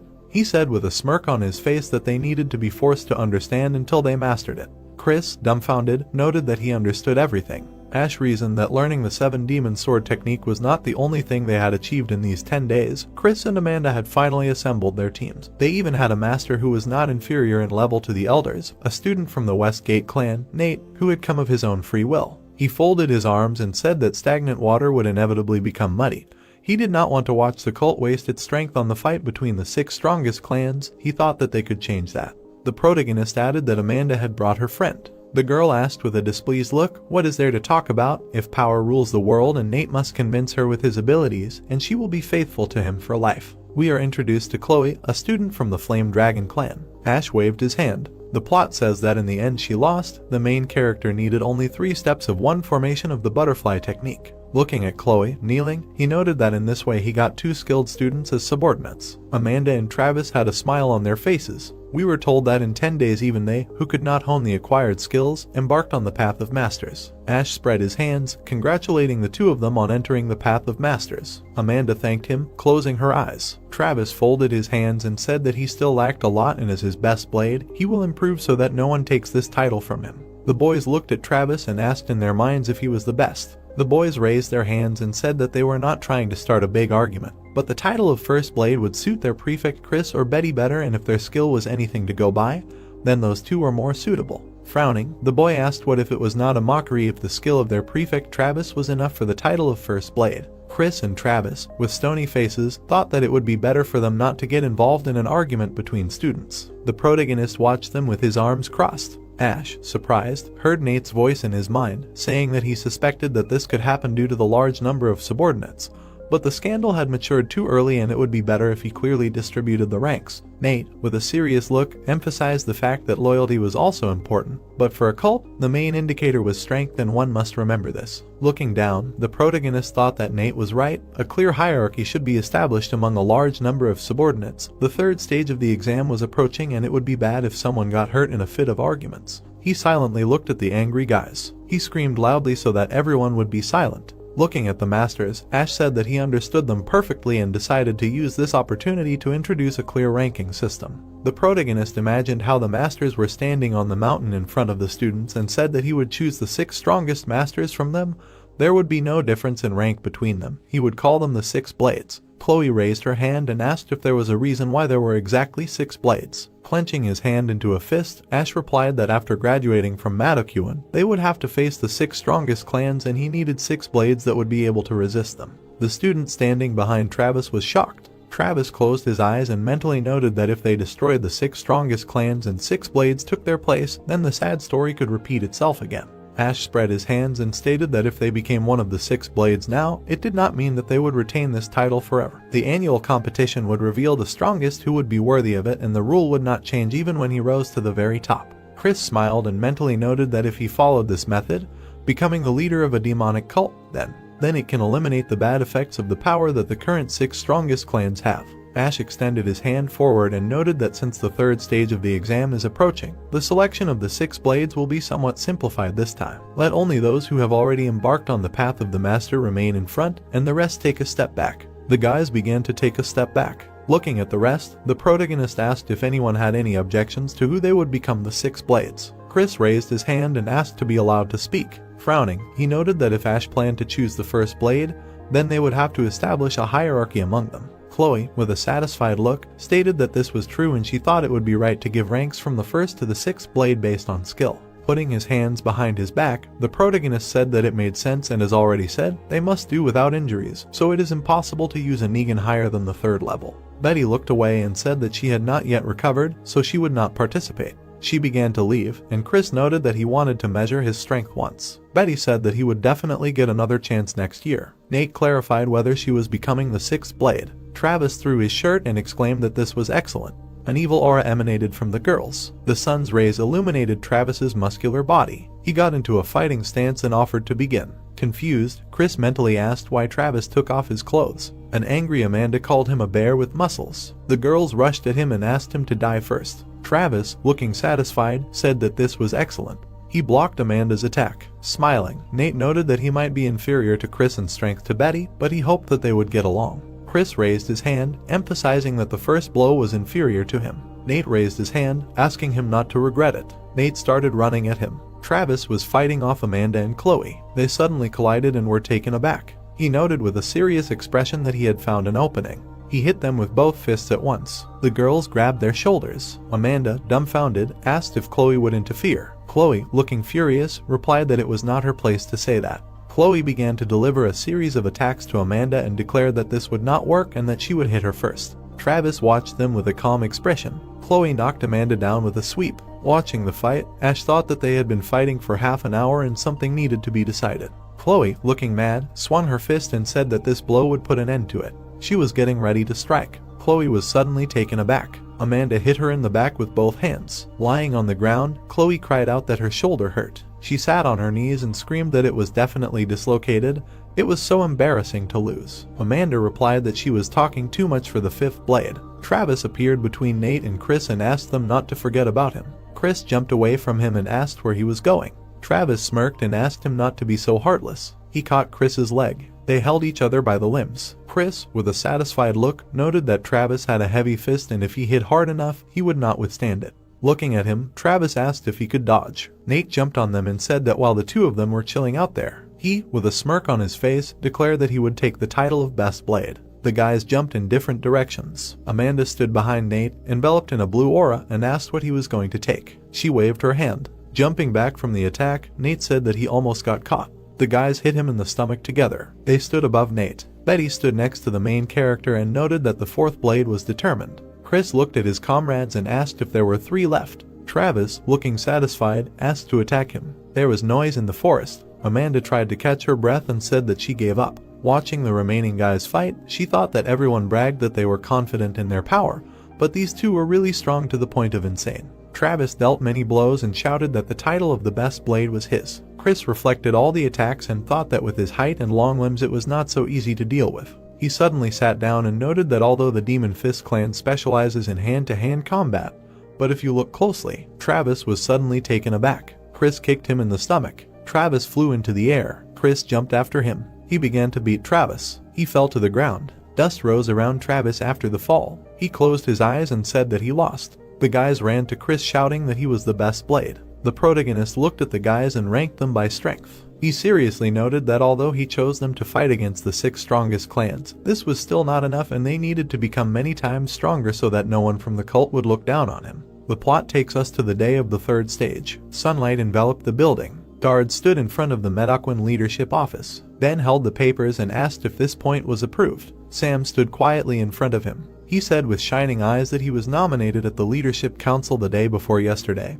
and was finally approved by the Lord yesterday. Many people were sitting at the table. The plot told us that in order to prevent information leakage, the essence of each stage of the exam except the first one is revealed after the students enter the academy. The method is determined by the cult lord and combat mentors, and then it is approved by the leadership council. People were sitting in front of the man on the throne. We were told that the elders approved the first half, the founders the second, then the method is finally approved if there is a problem. An official request to change the method is submitted, but there were no precedents for changes to be made on the day of the exam. Putting the paper on the table, Ben mentally noted that making changes because the method is too idle was too much. Frowning, he thought that, moreover, the cult lord, who implements the policy of restraining the 6 strongest clans, personally approved it. Sam watched him silently. He put his hand inside his bosom. Sam handed Ben the document. Ben unfolded the paper, surprised. He was shocked. A blue aura began to flow from the paper. The document burned. He turned away and replied that he was listening and obeying.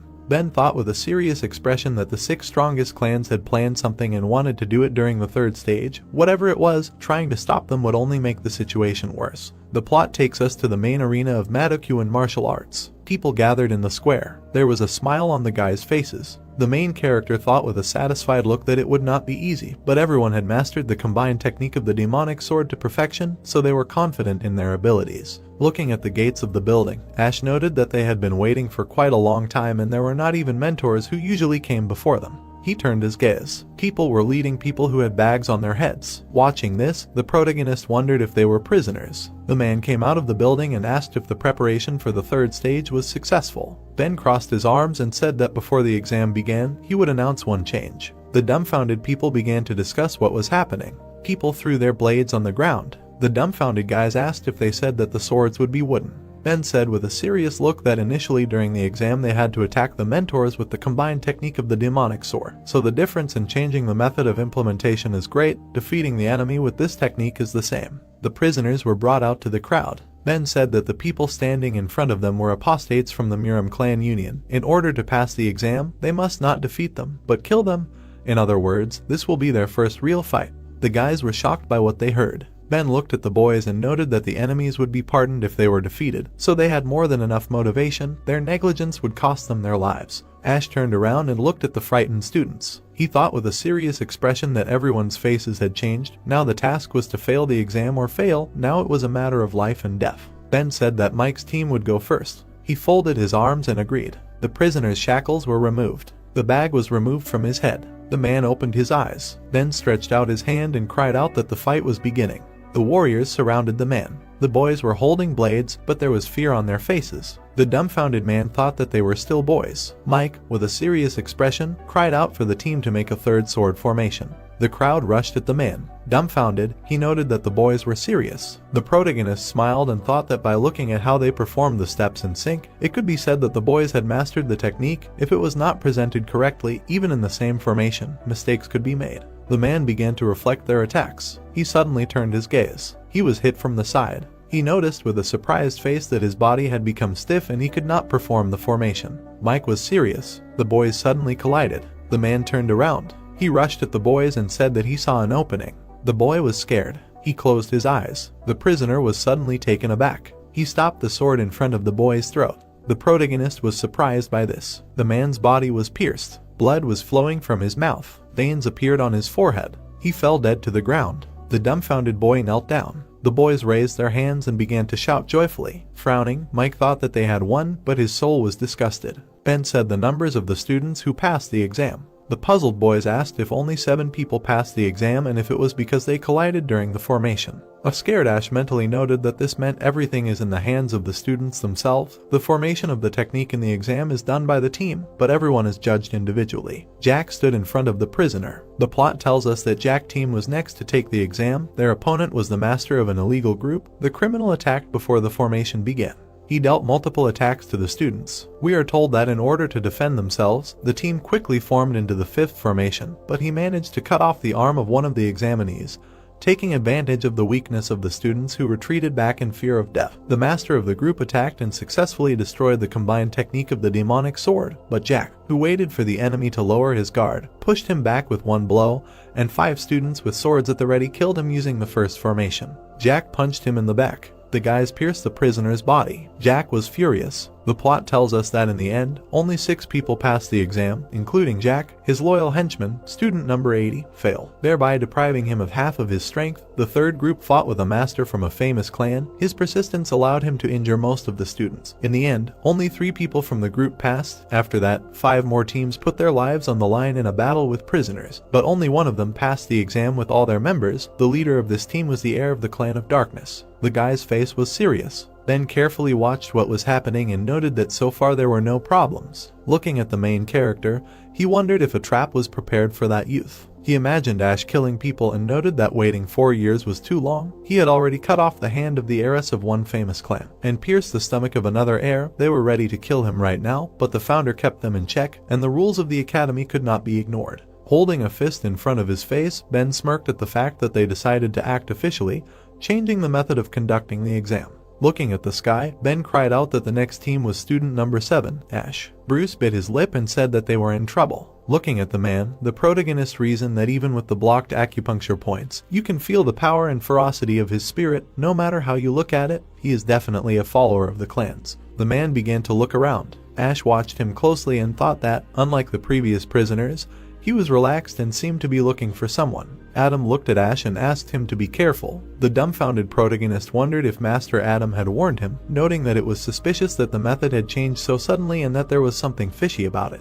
Ben sat on a chair and shouted for the guys to start the fight. The man held his hand in front of him and watched the warriors closely. Holding his sword in front of him, Ash asked why he had taken a stance and was not moving. Extending his hand, the protagonist ordered the 4th sword formation. The man suddenly turned to Ash. The man turned around and, looking madly, said that he had found it. The opponents were fighting, and armed guys rushed at them around them. The man looked away warily. He fought furiously, striking many blows at the guys around him. The guys looked at him in surprise and wondered where such power came from. The man raised his sword up. The guys quickly ran at him, holding their blades in front of them. The man smiled and swung his sword. It hit the guys' weapons and broke them. Ben stood up and looked at him in surprise, wondering how a simple touch could shatter the swords. He frowned and thought about this guy, deciding that the great masters were no match for him. Chris stood next to Travis in surprise, saying that something was wrong. The man looked forward and shouted that the exam was stopped. Adam took out his sword and shouted for Ash's team to step back, thinking that it was dangerous to fight an exceptional master. He was checking his Nigong. Did he really hide his abilities? The man grabbed the screaming Ron by the neck and lifted him. Swinging, he threw him to the side. Adam caught the flying guy with clenched teeth. He looked at him in surprise and wondered what power was hidden in him, if even he, who had embarked on the path of an exceptional master, could not stop him. He stood in the middle of the guys and held the falling Ron. The guys looked ahead in shock and said that this couldn't be. Could this really be reverse circulation magic? The man stood, turning around at them, covered in bulging veins, smiling and saying that there were no more obstacles. Now nothing would stop him from being killed. The main character stood in front of his opponent, pointing his sword at him. The furious man looked at him and wondered what was wrong with him. He had heard that the boy was only at the beginning of his path to becoming a great master. Looking at the confident Ash, he decided that there was no fear in his eyes. On the contrary, it burned him with anger. The guy frowned and said that this was their trick. The man ran towards him in rage and shouted that he was an impudent boy. He would tear him to shreds and make him suffer from pain. The guys looked at them in fear and called for the leader. The man quickly swung his sword in front of the guy. The protagonist looked at him coldly and told him to shut up. The opponent looked at Ash in shock and clenched his teeth. The guy swung his sword. He swung the weapon and turned around and cut the opponent's body. The man's body fell to the ground behind the guy. The guys looked at what was happening in shock. Jack frowned angrily and grinned, saying that this fool was a monster. Ash turned around to look at the man's body and thought that she had given it harder than she should have, and the sword had not gone in deep. The man's hand twitched. The protagonist stood looking back at him and thought that he knew it. The opponent stood up and writhed in rage, saying that he would kill him. He spread his arms and raised his head and growled loudly. The guys covered their ears and eyes from the deafening scream. Ash looked forward seriously and Nano said that powerful high and low frequencies were detected in the sound vibrations of the roar. An emergency defense module was launched. Sound waves penetrating the body and eardrums were blocked. The man stood in front of the guy and said that he even withstood his roar. It is clear why he should die here. Ash raised his sword and looked at his opponent and said that first let him survive,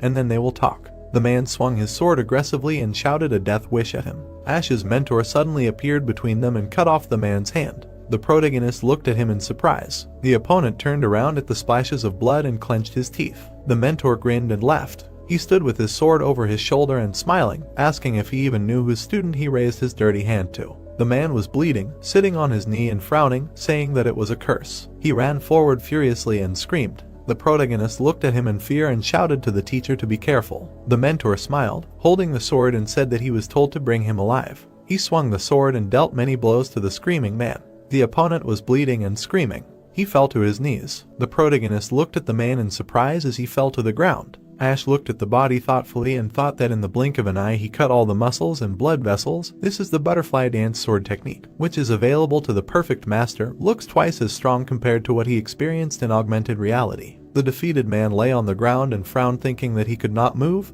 He would have to take extreme measures. Hank grabbed his head. He looked at him seriously, lifting him by the hair. The master grinned and asked if he had really decided to blow himself up by reversing the flow of Nigong in his entire body, and if anyone had allowed him to die. He hit the surprised man on the forehead. The opponent's eyes rolled back. He collapsed to the ground. The mentor stood with his sword on his shoulder and frowned, saying that fighting these scum was a waste of time. Ben was angry and bared his teeth. He stood among the guys lying on the ground and shouted that he had only killed one, and his tail was already fluffed up, the damn drunkard. The guys looked at him in surprise and said that he had killed 7 people in an instant. That was the level of a perfect master. The mentor frowned and looked to the side and said that because of his manner of speech he had no friends. The guys ran up the steps. They were quickly approaching. The guys looked at them in shock with their mouths open. They watched the huge crowd of people in the square and asked when so many people had managed to appear, how long they had been hiding there. They had not even noticed their presence, who they were. The guy looked at Ben standing with his arms crossed, surrounded by guys with scarves on their faces, and said that this was a security squad under the founder's command, assembled exclusively from great masters. Then frowned, looked down next to his subordinate and ordered him to arrest and take away all the criminals who used reverse blood circulation magic. The protagonist stood in front of Hank with his head bowed and said that he greeted the teacher. The man looked at him with his arms crossed and smiling, saying that it would still be better if he used the butterfly dance sword technique. He sighed and looked at the student plaintively, then stood behind the man and put his hand to his chin and coughed. Frowning, he looked to the side and mentally told the man to keep his mouth shut. This cannot be revealed. Hank lowered his eyebrows in displeasure and sighed. He quickly turned his head in front of Ash, hearing that, moreover, the third stage is not over yet, let him leave from there. The mentor patted the guy on the shoulder and said with a smile that there were too many eyes here, they would say goodbye here, hoping for a good result. The protagonist looked up at the teacher who had jumped up. He watched the man fly in the air and thought that it must be that now they would only meet in 4 years, and then he would greet him as the heir of the cult. The mentor landed on one leg. He frowned and turned around. The man looked away seriously, thinking that we did not understand the true motives of the Lord at all. He thought that he considered Ash only a tool and used him as bait. The mentor remembered how the guy cut down the enemy and thought that watching him from cover, he was not able to see for sure, but it definitely looked like the Lord's technique. Looking at the gate of the fortress, he decided that since the red-haired man understood what he wanted to say, it means that he saw it too. There can be no mistake. He walked along the ground, thinking that he would watch some more and find out everything. If suddenly the Lord really had some hidden plans for Ash, then the demonic cult would be reformed. The man grinned and said that it was time for him to deal with the remaining case. He walked through the army of guards and said that they were going to the Sword Clan's estate. Ron, scratching the back of his head, smiled and looked at his friend and said that he was fine. Hank caught him, so there were no injuries. The main character looked forward seriously and thought about how they had already become so bold that they attacked in front of everyone. To do something like this in front of the left guard, who was considered a trusted person of the Lord. He stood with his head down and imagined the man, thinking about what it meant. Even the teacher guessed about the situation, since he was waiting for the right moment. All this time he was just a pawn. He remembered crying at his dying mother's bed and thought about how his mother had never doubted his love until her last breath, and he hadn't come to her even when she was dying, so he must not have loved his mother either. Ash frowned and decided that if he really had used him and his mother only to suppress the 6 clans, he would make him regret it. Ben stood with his arms crossed and looked ahead with displeasure. Nano showed us a girl sitting at a table in the room and said that the head of the Sound clan and also the 5th elder Hannah, having given in to her emotions during the first exam, received a punishment of 1 year. Nano showed us William sitting in prison and said that having violated the unbreakable rules and fed Ash a pill with a toxin, the head of the O clan was sentenced to imprisonment for 2 years. The system showed us a disgruntled Jack and told us that also the clan of Great Swordsmanship, which supervises the prison of the demon cult, a secret ally of the Sword Clan, was involved in the incident at the exam, so even the Sword Clan will lose its power for its involvement in the forbidden magic of reverse circulation. Nano showed a serious Ben and said that the Lord achieved this by using his son, but everything was too smooth. The system showed the main character with the guys and said that they were worried about Ash's unconditional victories in the battle for the title of heir, so they decided to take extreme measures and stage this massacre. Showing Ben turned away, the system said that this was just like when Nora was poisoned, he cannot get rid of a bad feeling. Ben stood on the steps in front of a crowd of people and said that Ash's team had mastered the given technique perfectly and was passing the exam as a whole. Despite some delays, the exam would continue. From now on their opponents would not be prisoners, but combat mentors. Upset, Bruce stood with his friend, closing his eyes and saying that luck was clearly not on their side. At least it was good that 4 of the remaining 7 teams were Ash's subordinates. Nano said that Bruce had made a mistake in his calculations.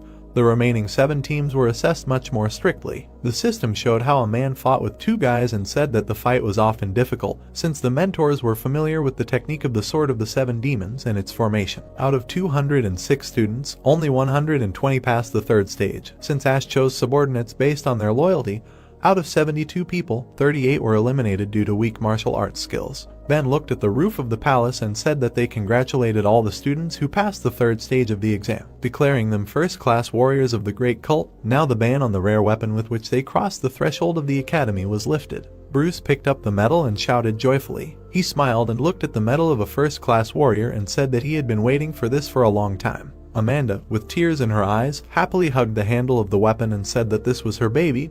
Her mother was here, she missed her baby. The guys watched as she hugged a huge axe and thought that this did not look like a baby. Steve held the sword and shouted to all the unarmed students to come to him to receive it. Ash put his hand to his chin and thought about what the teacher said, that only a rare monk's sword, the sword of the wild dance, will reveal the full power of the butterfly dance sword technique, whether there is, by analogy, a weapon suitable for the technique of the Sword of the 7 Demons. Ben stood in front of a crowd of people on the steps and said that they arrived here as green youths, but now they were not ashamed to look at them. Now he would tell them about the next stage of training. The protagonist stood in the crowd holding a sword and listened to how after the 3rd exam there were no more time limits. Ben raised 4 fingers and smiling said that they could take the 4th exam whenever they wanted. He was talking about the next 4 years that they would spend in Manhwa. The guys in the crowd looked at each other in surprise, looked in disgust. Does this really mean that one stage can take all 4 years? Ben stood behind Hank and Steve and said that the 4th stage of the exam was the easiest. This time they were free to choose weapons and fighting art. No restrictions to pass, you just need to defeat the mentors in front of them, using any means. The crowd of boys looked at the man and said that this was crazy. Even their leaders couldn't defeat the mentors who only used the 7 demon sword technique. Their leader barely survived the first formation to get the tablet. Ash stood there frowning and thinking that defeating a combat mentor alone meant one thing: they should at least reach the level of the great. He looked at the boys in the crowd and thought that it was impossible to reach this level if there was no understanding of Kai. The 4th stage would clearly show who was worthy and who was not. Ben smiled and said that they had already been warned when they entered that if they failed the exam even once, they would be expelled. They should keep that in mind. He stood near the palace and said that this was all. May luck accompany them in battle. The crowd of people stood in the square and Ash apologized for not being able to take good care of the boys. The protagonist's allies bowed before him and said that if it weren't for him, they wouldn't even be allowed to participate in the exam. Even after leaving the academy, they would eagerly await his victory in the battle for the title of heir. Ash smiled looking at them and said that he was annoyed. He would like to spend more time with them. The man shouted loudly, calling the student number 7. Ash turned around in surprise. Mentor Leslie was walking towards him, clenching his fist. Bruce stood with his friend and looked at him and said that this mentor had a broken rib from the leader, after which he spent 20 days in the hospital. Leslie approached the protagonist and put his hand on his hip and told him to follow him to the main pavilion of Madokuin, and the guy asked what was wrong. The man frowned at him and asked if he had the right to ask him questions. Ash looked at him warily and agreed.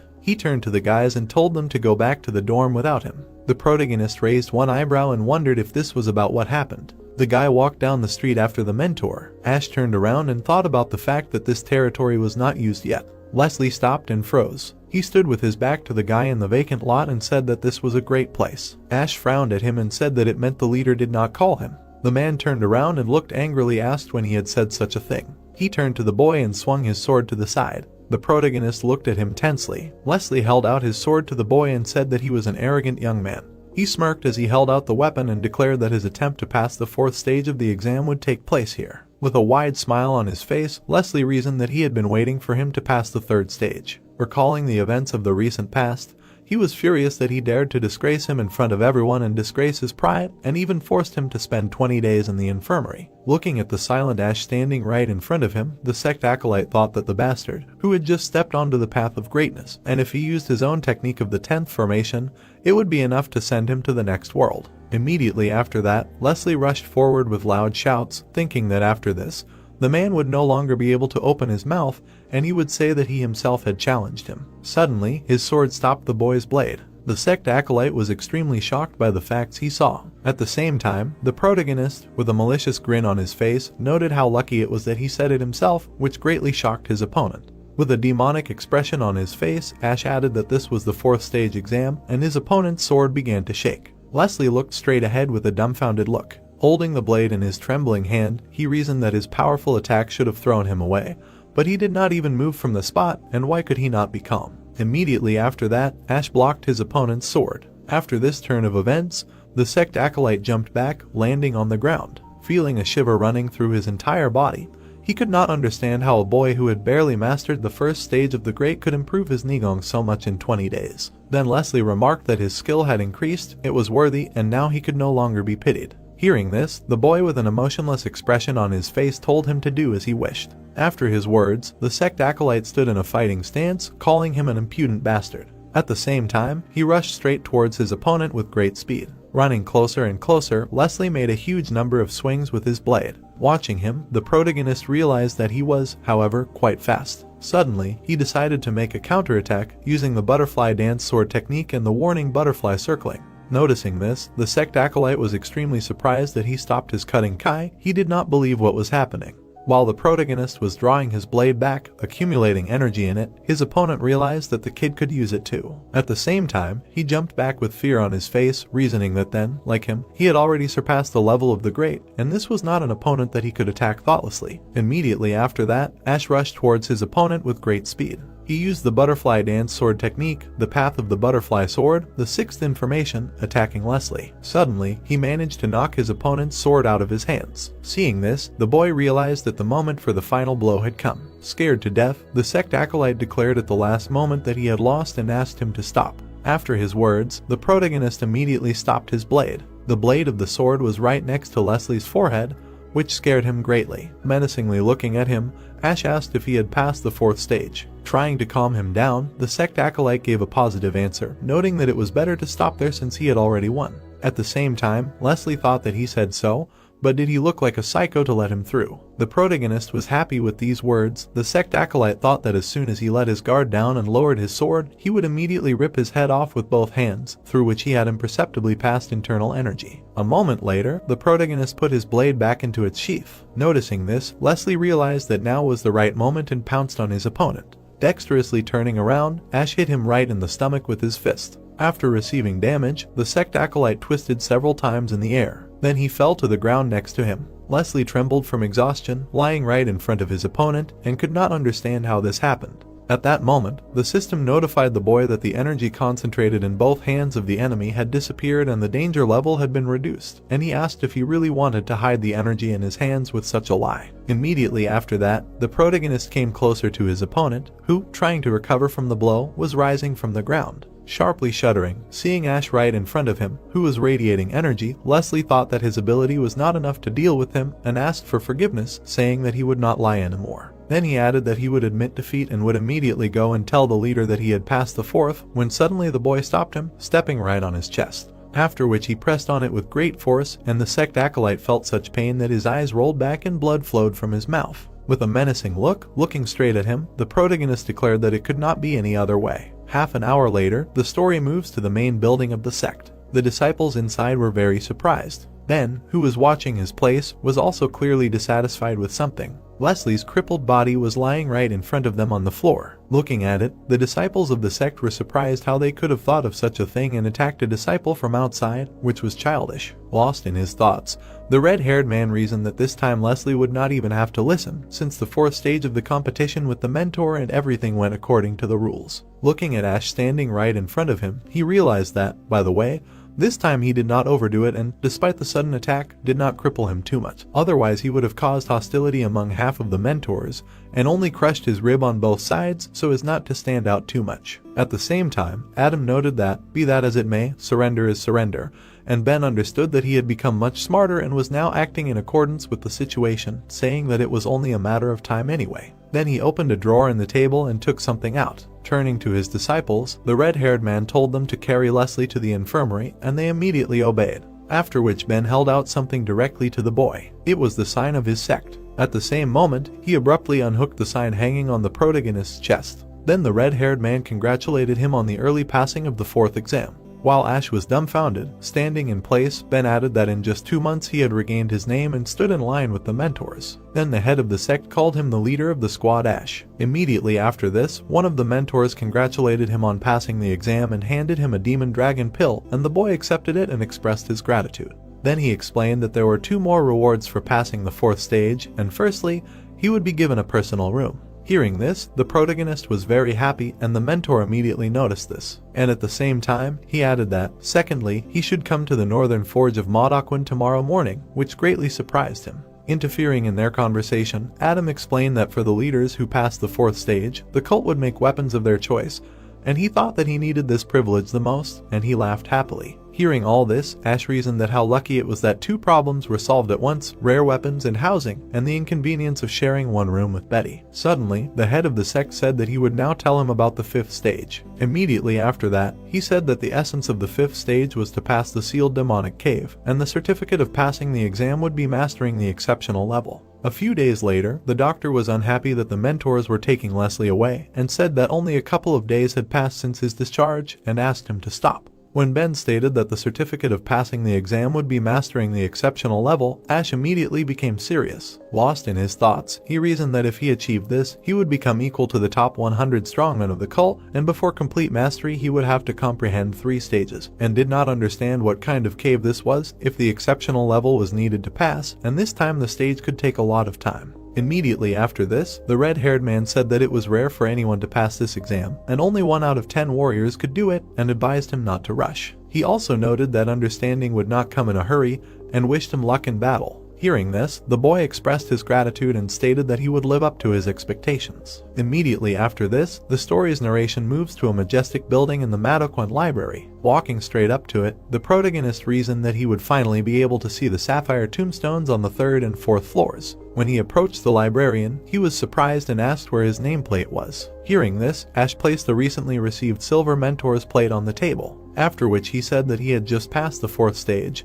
and the librarian was extremely dumbfounded by such a fact and looked from the plate to him. The other novices in the library also heard this and could not believe it, because not even half a day had passed since the 3rd stage, and perhaps he was lying. But looking at the sign, one could understand that the mentors had the same, so he really was able to pass the next exam. The headmaster, dumbfounded by this fact, reasoned that it was incredible, because in the previous generation the best result was 5 months from the moment of admission, and here in just 2 months he once passed 4 stages. Then he apologized for his ignorance to the squad leader, and he explained that everything was fine, and asked if he could then first visit the 3rd floor, and the leader answered that of course. After this, Ash went to the 3rd floor of the library, holding a lantern in his hand, and reasoned that there was more time for reading here than on the 2nd floor and was as much as 4 hours. Suddenly, he noticed something to the side of himself. They were disciples of the sect who were deeply immersed in the study of the teachings, and were about to start as well. After a short search, he managed to find the tombstone. Standing right in front of it, the boy noted that it looked much more intricate than the ones on the 1st and 2nd floors. He also reasoned that he would need to analyze it thoroughly later, and told Nano to extract and save the sword marks on the tombstone, and the system immediately accepted the order. After a while, the protagonist began to flip through all the books with the teachings at great speed, and Nano scanned each of them.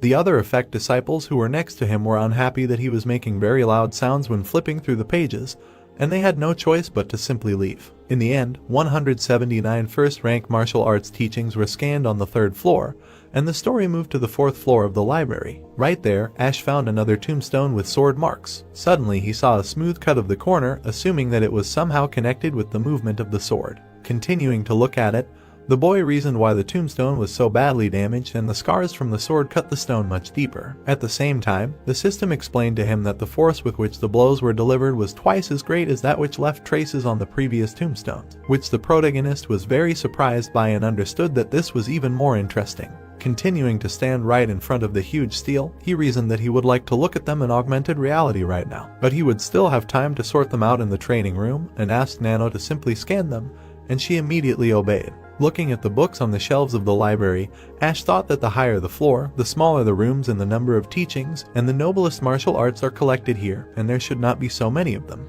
Walking further and looking around, the boy noticed the secret and sword technique of the Diankang school, the breathing technique of the Cullen school, the Plum Blossom sword technique of the Hyashin school, and half of them were the teachings of the strongest schools of the cult, the rest were the teachings of famous clans and occult groups. Having found a suitable book, the protagonist thought that this knowledge could be useful in battles with recognized masters, and since he had 6 hours to spare, it was worth starting with scanning the cult teachings. On the 4th floor of the library, 112 great-level heavenly demon cult martial teachings, 83 school martial teachings, 50 occult clan martial teachings, and a total of 245 books were scanned. Going down the stairs, Ash reasoned that he had immersed himself in work and had gotten everything he could, because if you think about it, it is not necessary to keep the teachings of the great level a secret, and it is worth distributing them to subordinates from the middle clans. Seeing the squad leader approaching him, the manager noted that he was late, and it was already past 1, and he apologized, noting that time had flown by unnoticed. After hearing this, the librarian allowed the boy to leave, and he was going to postpone training until tomorrow. Having learned about all the news, Bruce was extremely stunned that he was on the 4th floor. Bowing to him, his disciples congratulated the leader on passing the 4th exam. After that, Betty thought that it was incredible to overcome the 4th stage in a day. She was given the young master, the strongest contender for the inheritance. Unexpectedly for everyone else, the protagonist declared that today was the last time he would spend the night with them, and the guys were very surprised that he was even talking. To satisfy their curiosity, Ash said that a personal room was given for completing the stage, and he thought that tomorrow he would move there. Hearing this, Bruce asked the leader not to leave them, and his friend held him, telling him to calm down because he was not going somewhere far away, and Betty, delighted with the news, talked about a separate room. Then the narrative of the story moves to the morning of the next day to an unknown building located on the edge of the mountain. It was the northern forge of Madoquan, to which the boy was asked to come. Coming closer and closer, he talked about his rare weapon. Suddenly noticing him, the man asked that he really was the one who passed the 4th exam before everyone else. Hearing this, the protagonist immediately turned around and wanted to greet him. Seeing the man in front of him, Ash was alarmed by his appearance. Looking at him more closely, he noticed that he had no eyebrows or hair on his arms, and assumed that he was working the brazier so much that he had burned everything. Realizing what was happening, the blacksmith laughed and explained that this was a production cost, so nothing could be done, and the protagonist reasoned that he had really been staring too openly. Immediately after this, the man introduced himself as a descendant of the great blacksmith Dexter and was glad to meet him. Hearing this, the boy remembered what he had read about his ancestor in the chronicles. As the protagonist was thinking about himself, he remembered that this man lived in the Yu Kingdom during the Chunku era and was the one who forged the fish-gut sword. And half of the swords he forged were called famous, and his hands created such swords as Janlu, Chunjun, Fish-gut, Dragon Pool, Great Bend, Gongbu and others, which even the people of Miram dreamed of getting. Suddenly, his thoughts were interrupted by Dexter, who laughed and asked him not to look at him like that because he had a lot of descendants and he was not as good as his ancestor. In response to this, Ash said that, however, he had incredible skill, and he replied that, apparently, the squad leader understands people and was going to make every effort to forge his weapon. After examining the boy, the blacksmith said that, as he saw, he uses both a sword and a dagger. Hearing this, the protagonist said that it was so and asked if he could do both, and he asked for forgiveness since only one is allowed and asked which one he wanted. Thinking, Ash chose what exactly to ask for and realized that it was worth thinking about this question. Remembering the events of the recent past, when he used the Sky Demon sword technique, the first form, he thought that, by the way, he did not notice this after the battle with the prisoner who used the magic of reverse blood circulation. Looking at the blade of his sword, the boy remembered that later, when he looked closely, he found small cracks on it, and most likely it would have crumbled into fragments if he had also used the second formation. Immediately after this, the protagonist said that he chose the sword, and Dexter laughed, noting that this was an excellent decision, and, to tell the truth, his main specialization is precisely this weapon. Coming closer to him, he also noted that before starting, he would like to see his style, which greatly surprised Ash. Explaining the whole situation, the blacksmith said that this was to forge a blade that suited him, and only then would he be able to estimate the required length of the blade, hardness, shape. After his explanations, everything immediately became clear to the boy. Then he slowly pulled his sword straight out of the sheath. The protagonist got into a fighting stance,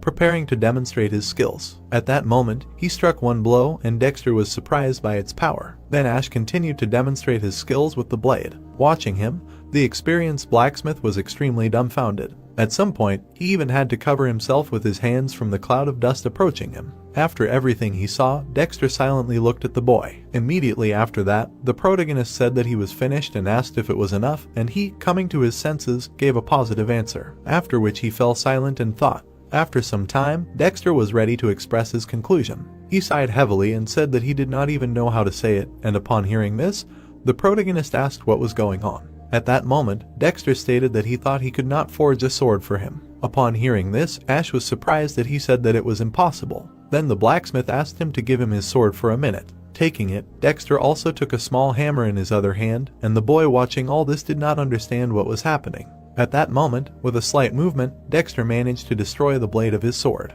Watching what was happening, the protagonist reasoned that instead of breaking off together where the hammer hit, the entire blade flew into pieces. He also noted that he did not even think that it would break so easily, because this was not even a fight with a person. Looking at the remains of the sword in his hand, Dexter declared that an ordinary sword would not withstand his technique. Then Ash suggested making it stronger, and the blacksmith explained that if he could compensate for this with skill, he would do so. After which he stated that in order for the sword to withstand his technique, it must be forged from at least cold iron. Then Dexter explained that cold iron is a metal tempered by the icy energy of the Northern Sea, and in terms of hardness it is several times superior to ordinary iron.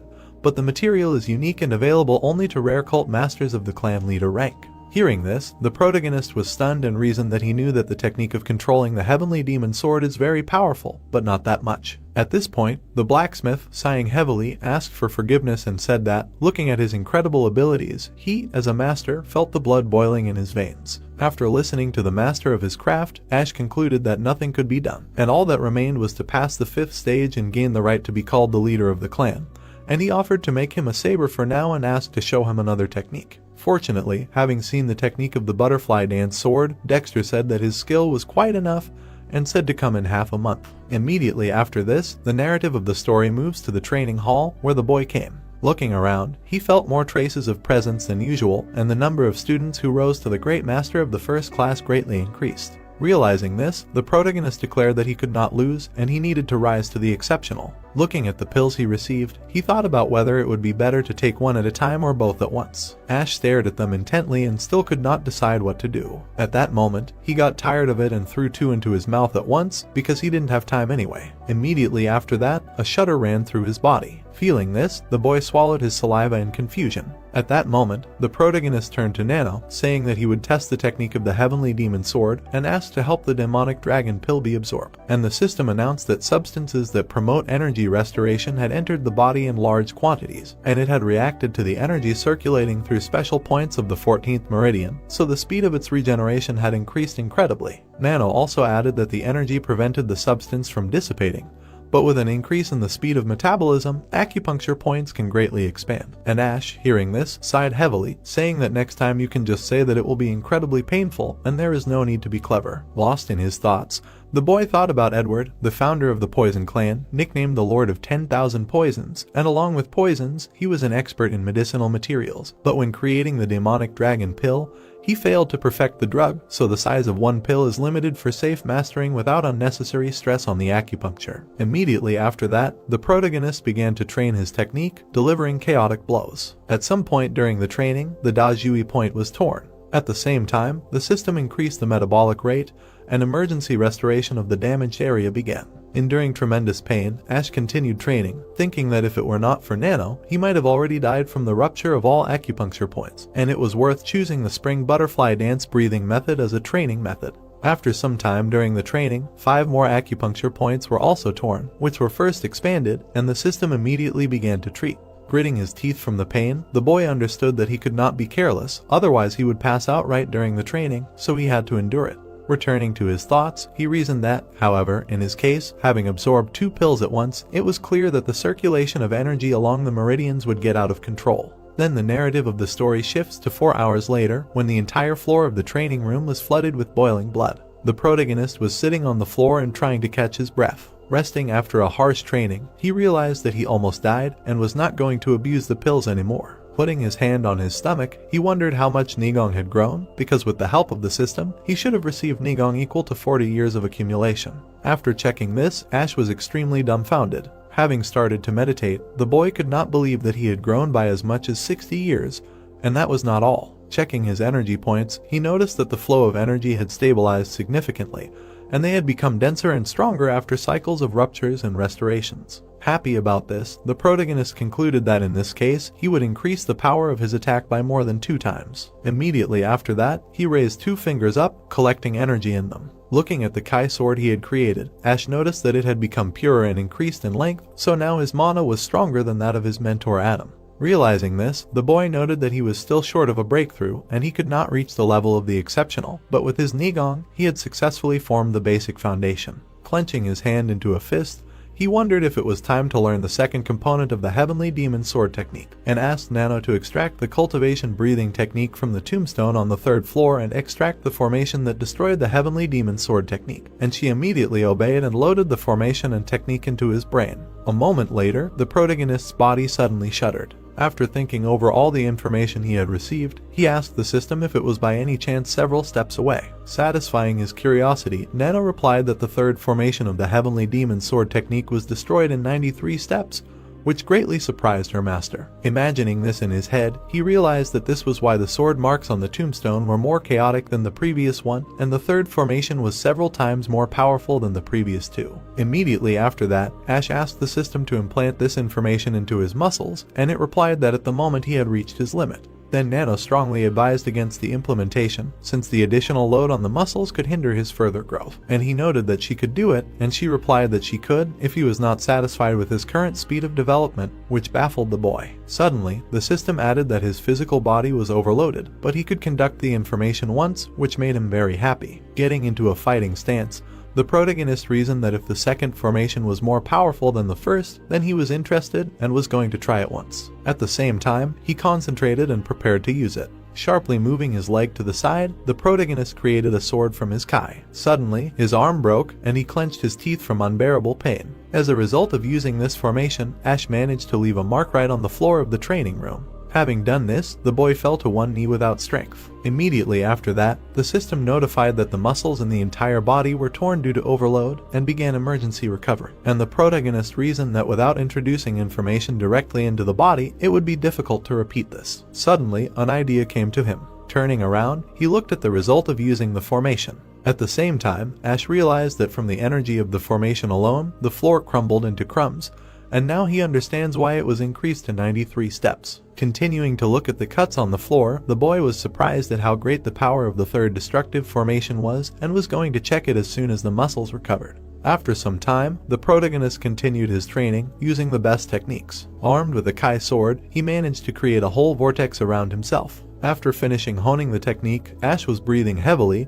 and as expected, it was incredible. Looking around, he reasoned that the combination of simple steps completely destroyed the third formation of the Heavenly Demon Sword technique. And the load on the body is not great, but the construction of the steps is very complicated, so there is a limit to which ordinary swordsmen can master it. The boy also thought that if it took so many steps to break this information, then what to expect from the next one, and asked Nano to embed the technique in destructive information from the sapphire tombstone of the 4th floor, and she immediately obeyed. Immediately after that, the protagonist began to hone new techniques, and then sat down to meditate. After a long time, opening his eyes, he noticed that it was somehow strange that he could not come to any conclusion. Then Ash ordered the system to launch an additional reality and simulate their fight, and it immediately obeyed and embedded an additional reality in the visual data and loaded a 3-dimensional movement module of 2 sword formations. At the same time, the Golden Phantom used the Heavenly Demon Sword technique, the 4th formation. In response, the Green Phantom used destructive information, the 4th variation. Having struck each other, they simply cut each other's swords. The 2 phantoms were holding only fragments of their blades in their hands. Seeing this, the protagonist could not believe what had happened.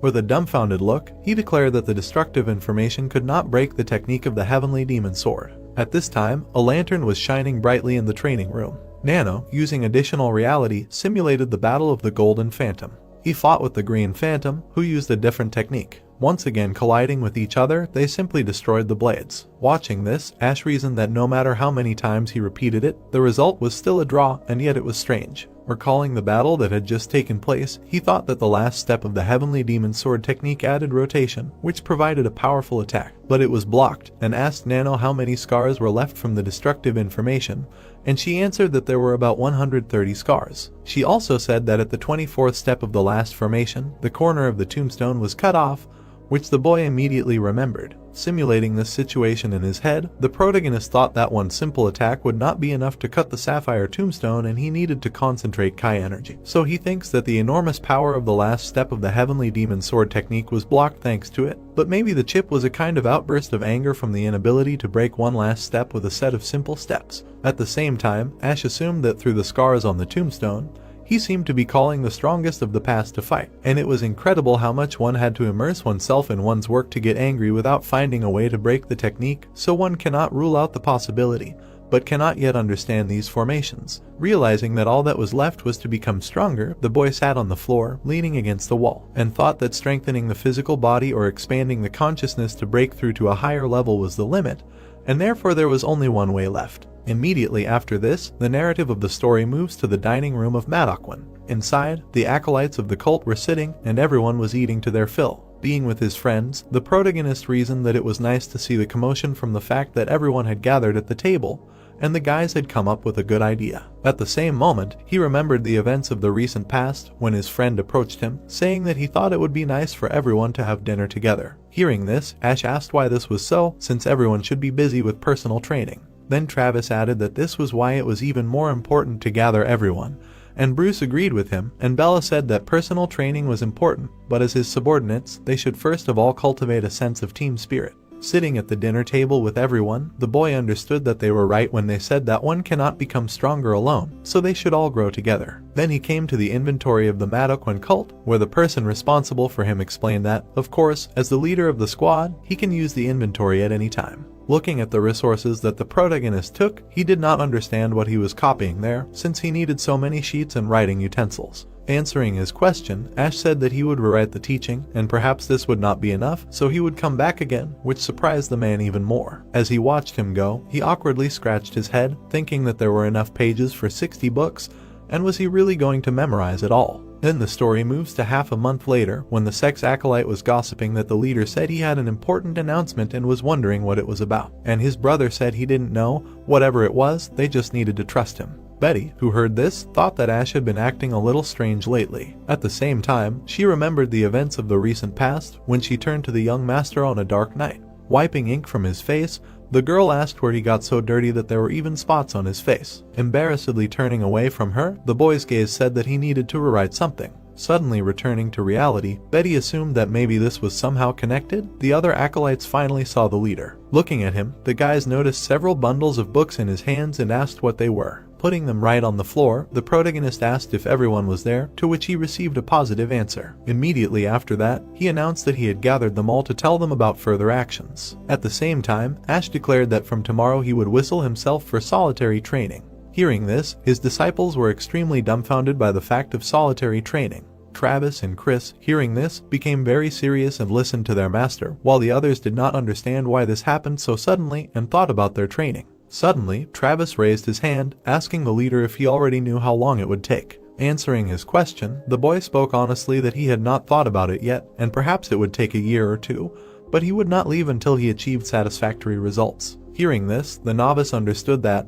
judging by his look, he was determined, and, bowing to his master, agreed with everything and wished him to attain a new level. Immediately after this, the other novices also wished their leader to reach the expected level. Chris, who was standing aside and observing all this, thought that, it is worth saying, this is not only Ash's problem, and who knows, perhaps they will also have to go into seclusion after passing the 4th stage. At the same time, the boy noted that before this, he would have 2 orders for them. After which he announced that, firstly, by the time he returns, everyone must pass the 4th stage. Hearing this, his subordinates were extremely dumbfounded. In turn, Chloe and Nate declare that they listen and obey the order. One of them, hearing the words of the other, was very surprised. Looking at the red-haired girl, she reasoned that she was too loud, and of course, the 6th blade has confidence in her abilities. Turning back, Nate understood that the disciples from the ordinary clans were quite depressed, and a good goal, but it would not be easy for them. At the same time, Ash slapped his hand directly on the stack of books and said that, secondly, his order would be this, and you need to master all the teachings that he will give. Hearing this, his disciples were extremely dumbfounded by this. Sighing in relief with a smile on her face after hearing this, Betty finally realized that this is why he was always stained with ink, and it must have been difficult to write all this, and he should have asked for help.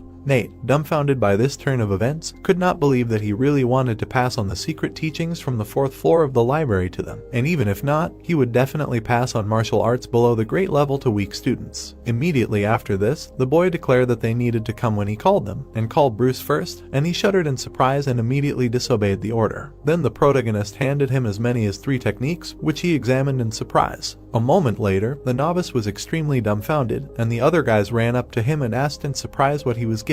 With trembling hands holding these books, he explained that this was the illusion sword technique, the fallen petal sword technique, and the iron leg strike. Then the voices of the disciples were heard in the building, saying that having illusions was a technique of a famous school, and the technique of fallen petals was of the famous Hyashin school, while the iron leg kick was of the occult group Tankal, so they could not believe that these were all great martial arts. At the same time, Bruce fell to the floor, bowing deeply, and declared that they would put their lives on the line to become stronger and repay his generosity, and they would definitely carry out his orders. Seeing this, Harry thought that he had taken care of even such people from small clans like them, and Ron, who was standing next to him, realized that he must show his loyalty at any cost. At that time, the subordinates did not yet know that the remaining 99 books were not copies, but contained completely different martial arts. Bruce, Harry, Ron, and 2 others received teachings that were never repeated, and all exceptionally great martial arts, so that the students could only gape in amazement. But more importantly, they saw Ash in action with their own eyes, reading the teachings on the 2nd and 3rd floors. Remembering the events in the library, Amanda wondered that the leader there received a bad reputation for being a troublemaker, but could it be that he casually walked through the shelves for a reason? Travis, who suddenly ran up to him, asked the leader that he really had memorized all those countless teachings. A little confused, the protagonist reluctantly admitted this fact. Bowing to him, the acolyte of the sect called him simply incredible and really wanted to express his sincere admiration. Having said that, Travis reasoned that the time limit in the library was to prevent the students from learning too many techniques, and the teachings that the 5 of them had received from the leader were from schools that were among the top 6, As he continued to think, he reasoned that with the fighting techniques of each great clan, they would be able to analyze their strengths and weaknesses, and he thought that he knew the leader, but it turned out that he didn't, because compared to them, he saw a much bigger picture. At that moment, in Ash's disciples' building, the kids began to whisper that their leader was a monster and who could even learn that mountain of teachings while he was standing right in front of them. Suddenly, the boy shouted at them to stop messing around, get the books and leave, and they immediately obeyed him, and he began to call the disciples one by one. After receiving their techniques, the boys thanked the leader, saying that they would train hard so as not to disappoint him and pay with their lives to justify his expectations. At this time, Betty, who was standing aside, hugged the books she had received and was very happy about it.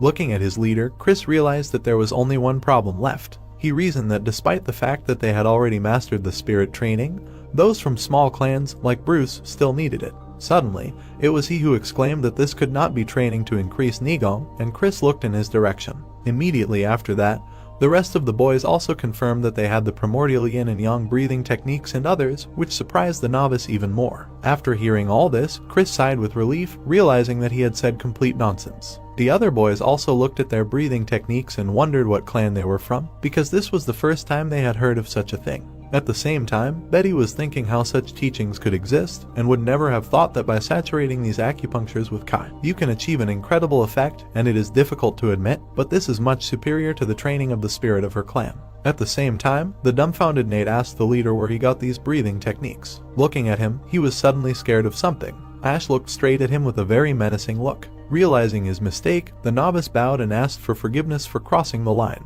At the same moment, the boy said that this breathing technique, after which, suddenly for himself, he decided to tell that it was hidden on the tombstone of the 4th floor. Immediately after this story, we are transferred to 2 days ago, when the protagonist was sitting in the training room, rewriting the techniques, saying that he was almost finished with rewriting the teachings and we need to think about what breathing technique is best to give to the guys. He then turned to Nano, asking what the progress was in analyzing the Nigong data, and the system said that the analysis of the energy generated by breathing was still in progress. Hearing this, the boy was surprised, until Nano answered that since the existence of energy has not been proven even by future technology, it will take some time, but she can sort out training methods that can increase the energy of Danshan, to which he asked to choose herself. At the same time, the system announced that the most effective cultivation of Nigong would be the techniques of the heavenly demon, and the protagonist said to choose everything except this. Then Nano suggested the next technique of the stream dance breathing, and he said that this is also not suitable and to have the teacher advise on this. After a while, the system concluded that next is sample 37, which greatly surprised Ash,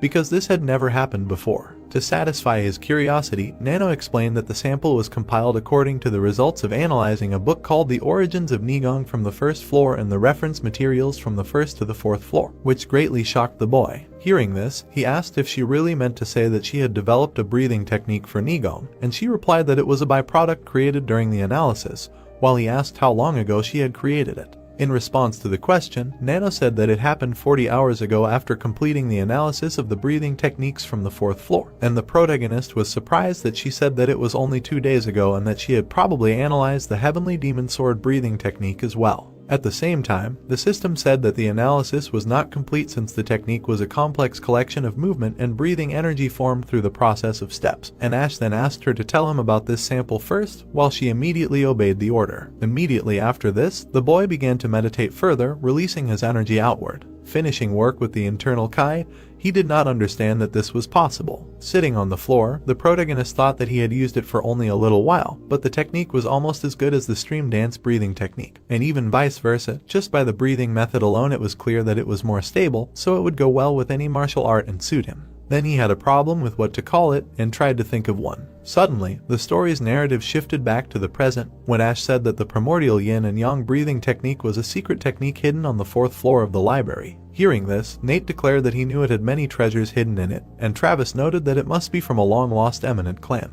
Then the voice of a young boy was heard throughout the novice building, saying that enough talk was enough and asking if everyone had received the teachings, stating that they had until tomorrow to study them in the dorm and destroy them. Immediately after this, the story moves to the next day in the secluded training pavilion in the northwestern part of Madokuan, where the protagonist came with his subordinates. Turning back, he expressed his gratitude for coming to see them off, and said that 6 kneeling ones during his training should help his lagging comrades master martial arts. Hearing this, Chris agreed, asking not to worry and concentrate on training, and Nate, standing next to him, noted that he heard that teaching is also part of the training, and will do as he said. After their words, Ash said that then may they all succeed, and the novices bowed and wished good luck to their leader. Then the protagonist opened the door to the training room. In an instant, he was inside and slammed the door behind him. Looking around, Ash was surprised that this was a place for privacy and even more than a training room. Suddenly, his gaze was drawn to a bowl of pills standing to the side. Looking at them, the boy noticed that although he asked for more, they even went too far. With such a reserve for a couple of years, you cannot worry about anything. Sighing heavily, he suddenly remembered the level of exceptional. They say that it is somehow vague. Throwing his clothes right on the lounger, the protagonist told Nano to first of all transfer all the great martial arts from the 4th floor to the brain, and she obeyed and loaded 245 great teachings into the user's brain. Immediately after that, the protagonist raked in the cultivation pills in his hand. Starting to quickly chew them, Ash thought that, despite the fact that this is the teaching of famous schools, in terms of level they do not compare with the technique of the butterfly dance named after the heavenly demon, and, however, having mastered various martial arts, he will broaden his horizons. After which he came to the conclusion that it would be necessary to divide the daytime training into 3 stages, and before lunch there would be formation training, which he did. After that, the boy fought with an avatar in augmented reality, and at night he trained his breathing with the help of meditation. Looking up, the protagonist realized that it was already lunchtime, and therefore it was necessary to start with a fight and asked the system to activate augmented reality with Alex's avatar. Obeying his order, Nano introduced additional reality into the user's view and formed an avatar for stimulation with Alex's model. Looking directly at the created phantom, Ash reasoned that now he was alone, but later he would need to increase both the number of avatars and their skill level. The boy set himself the avatar of the teacher as his ultimate goal and was going to surpass the moves he used against the prisoner. Immediately after that, inspired, he rushed forward, intending to try. At that time, no one could imagine how long the protagonist's solitary training would drag on, not even himself. On the 7th day of Ash's training, the successor candidate of the Dark Clan, Claude, defeated the mentor and passed the 4th stage of the exam, excluding him. This was the fastest result in several generations of Madoquin. On the 10th day, Betty of the Demon Palm Clan defeated the mentor and became the 3rd to pass the stage, and on that day, the students saw her happy for the first time, having received her own room. The 4th was the successor candidate of the Sword Clan, Jeffrey. He had planned to pass before everyone else, but for the sake of an unconditional victory over the mentor, he approached the issue wisely, so the period was slightly delayed. In the 2nd month of secluded training, the boys Claude and Jeffrey also went into secluded training. Betty, who passed, also felt the need for it, but postponed it in favor of teaching the martial art of subordinates and weak clans. After that, the first blade Chris passed the 4th stage, and the protagonist's subordinates were happy that they had a second one, but he, having passed the stage later than his mentor, was not so happy. During Ash's 4th month of secluded training, the Creek clan's heir candidate Jack passed the 4th stage and soon went into secluded training. Among the 6 blades, 2 more passed, the 2nd blade Travis and the 5th blade Chloe. After that, more students failed the 4th stage and were expelled, and for some time no one challenged the mentors. In the 5th month, the remaining 6 blades, Amanda and Nate, passed the 4th stage. In the 6th month, the middle schoolers were sold to the entry level of the Great, and in the 10th month, 2 of them passed the 4th stage. However, the number of expelled students increased to 15 people. Exactly 1 year later, a new duel for the title of 6 blades was held among Ash's subordinates, and the first blade was Betty, the second was Chris, the third was Travis, the 4th was Chloe, the 5th was Amanda, and the 6th was Nate. After the distribution of the titles of the 6 blades and the breakthrough of a third of the comrades to the initial level of the Great, Betty, Chris, and Travis with a calm soul went into secluded training, and then the 2nd year of Ash's secluded training was already underway. Most of the students challenged the 4th exam, and out of 120 students, 71 overcame the stage, the rest were expelled, and among the 34 subordinates of the boy, 19 people were on the list of expelled. Bruce, who trained harder than anyone, completely mastered the level of the Great in just 2 years, and within 2 years, 1/8 of the students who overcame the 4th stage went into secluded training, and the competition for the title of 6 blades was postponed to the 2nd year. Thanks to this, the most peaceful times came to Madokuan. With the exception of the protagonist, 70 students completed their training and came out of seclusion, but during this time, there were not even a quarter of the students who broke through to the exceptional level. 2 years and 4 months passed. It was then that the successor candidate of the Dark Clan, Claude, was the first to pass the 5th stage, the Sealed Demon Cave. After 2 years and 8 months, there were still 6 more disciples who passed the 5th exam. In addition, 7 disciples, including Jack, tried to pass the cave but failed. After 3 of the failed disciples died, the disciples no longer carelessly challenged the cave. 3 years later, the competition for the title of the 6 blades was held again, and unlike last time, having improved their martial arts after diligent training, all the subordinates participated, and the result changed dramatically. As a result of the fierce battles, the best blade was Travis, the second was Betty, the third was Chris, the fourth was Amanda, the fifth was Chloe, and the sixth was Bella. 2 months passed again after that moment. An unknown disciple slowly walked along the road while the snow crunched under his feet. Looking straight ahead, he was surprised that not everyone had come yet. In response, Bella would say that Betty and Bruce had gone to that place again, and Chris, who was standing nearby, would say that the secluded training pavilion was being wiped down again. Amanda would interrupt their conversation, saying that at least it was good that they were alone, and Travis would remark that he was at ease even so, while Chris would state that with Betty's abilities, there was nothing to worry about. Suddenly, the first blade would state that it was good if that was the case, but the fight for the place of the heir had intensified lately, and would ask him if they hadn't tried to lure him over to the other side in the cafeteria. Chris would get very angry at this, saying that you would think you would go over to someone like him, and his friend would explain that he hadn't said that he didn't trust him, they just didn't know what they were planning. Supporting him, Bella noted that he and Alex were all the same, and they did not know what they were planning, and he explained that this was why they were going together. Thinking about it, Travis noted that for some reason he still had a bad feeling today, so he should go pick them up. Immediately after this, the story moves to the Madokuan secluded training pavilion. With great anger in his voice, Bruce asked what they were doing and said that they had pushed back the crowd with weapons. Right in front of him stood Jeffrey, who declared that he was not interested in him and asked him not to interfere. After which the heir of the Sword Clan spoke one last time, how about carefully considering this gentleman's offer, turning to Betty. Hearing this, the second blade asked how many more times she needed to reject, declaring that she already had a leader she followed. Drawing his sword, Jeffrey laughed, saying that he thought so, and for a pawn to become useful, it was necessary to teach it a lesson a couple of times. Holding his blade straight out in front of him, he proposed to do this, she would fight him, and if she won, then he would let her go, but if he won, then she would become his subordinate. Jeffrey smirked as he leveled his sword and offered Josh this, let him fight him, and if he won he would let him go, but if he did he would become his subordinate. Mike angrily stated that this was coercion, and even for a candidate for succession this was too much. Jeffrey scowled angrily and called him a bastard, asking if he hadn't told him not to interfere. His men charged at them. Mike looked up in fear when he saw them. Suddenly someone waved their hand and the attackers froze, surprised to see that their bodies had suddenly stopped moving. Mike and Josh looked at the scene in shock. Suddenly the men were thrown to the ground with a croak and hit the ground. Jeffrey yelled in rage at what the idiots were doing. Bare feet were heard. The cadets looked up. Josh smiled happily when he saw who it was. Ash came out of the door looking shabby. He looked forward angrily and was called out as the leader. The scene where the battle was taking place appeared. The fighters lying on the ground said that it couldn't be, because if objects were moved using such a dense nigong, then it couldn't be a spatial object movement technique. Jeffrey thought furiously about whether the hero had broken through to the perfect stage of the exclusive, deciding that it was impossible, because it had taken him 2 whole years just to master the exclusive. He decided to deny it, convincing himself that he had used some kind of trick, but even if he had truly reached the perfect stage, if the guy retreated now, everyone would start to look down on him. The guy turned around and shouted at the fighters, ordering them to quickly surround the hero, to which they obeyed in fear. Josh, moving forward, asked who allowed them to be ignored, and Mike added that attacking in a crowd was low. One of the fighters ran with a sword, declaring that he was an upstart, asking how dare a weakened, insignificant clan stand in his way. Mike thought that by eliminating at least him, he could ease the burden of the leader, and then began to fight him. Jeffrey saw Josh running away and, making an attack, asked where he was going. He made a strike and the guy barely dodged, fearfully thinking about whether this was really the Dark Demon Sword of the Dark Clan. Realizing that in order to resist an opponent at the exceptional level, he must concentrate Kai on his palms, and then realized that he could not contain his excitement.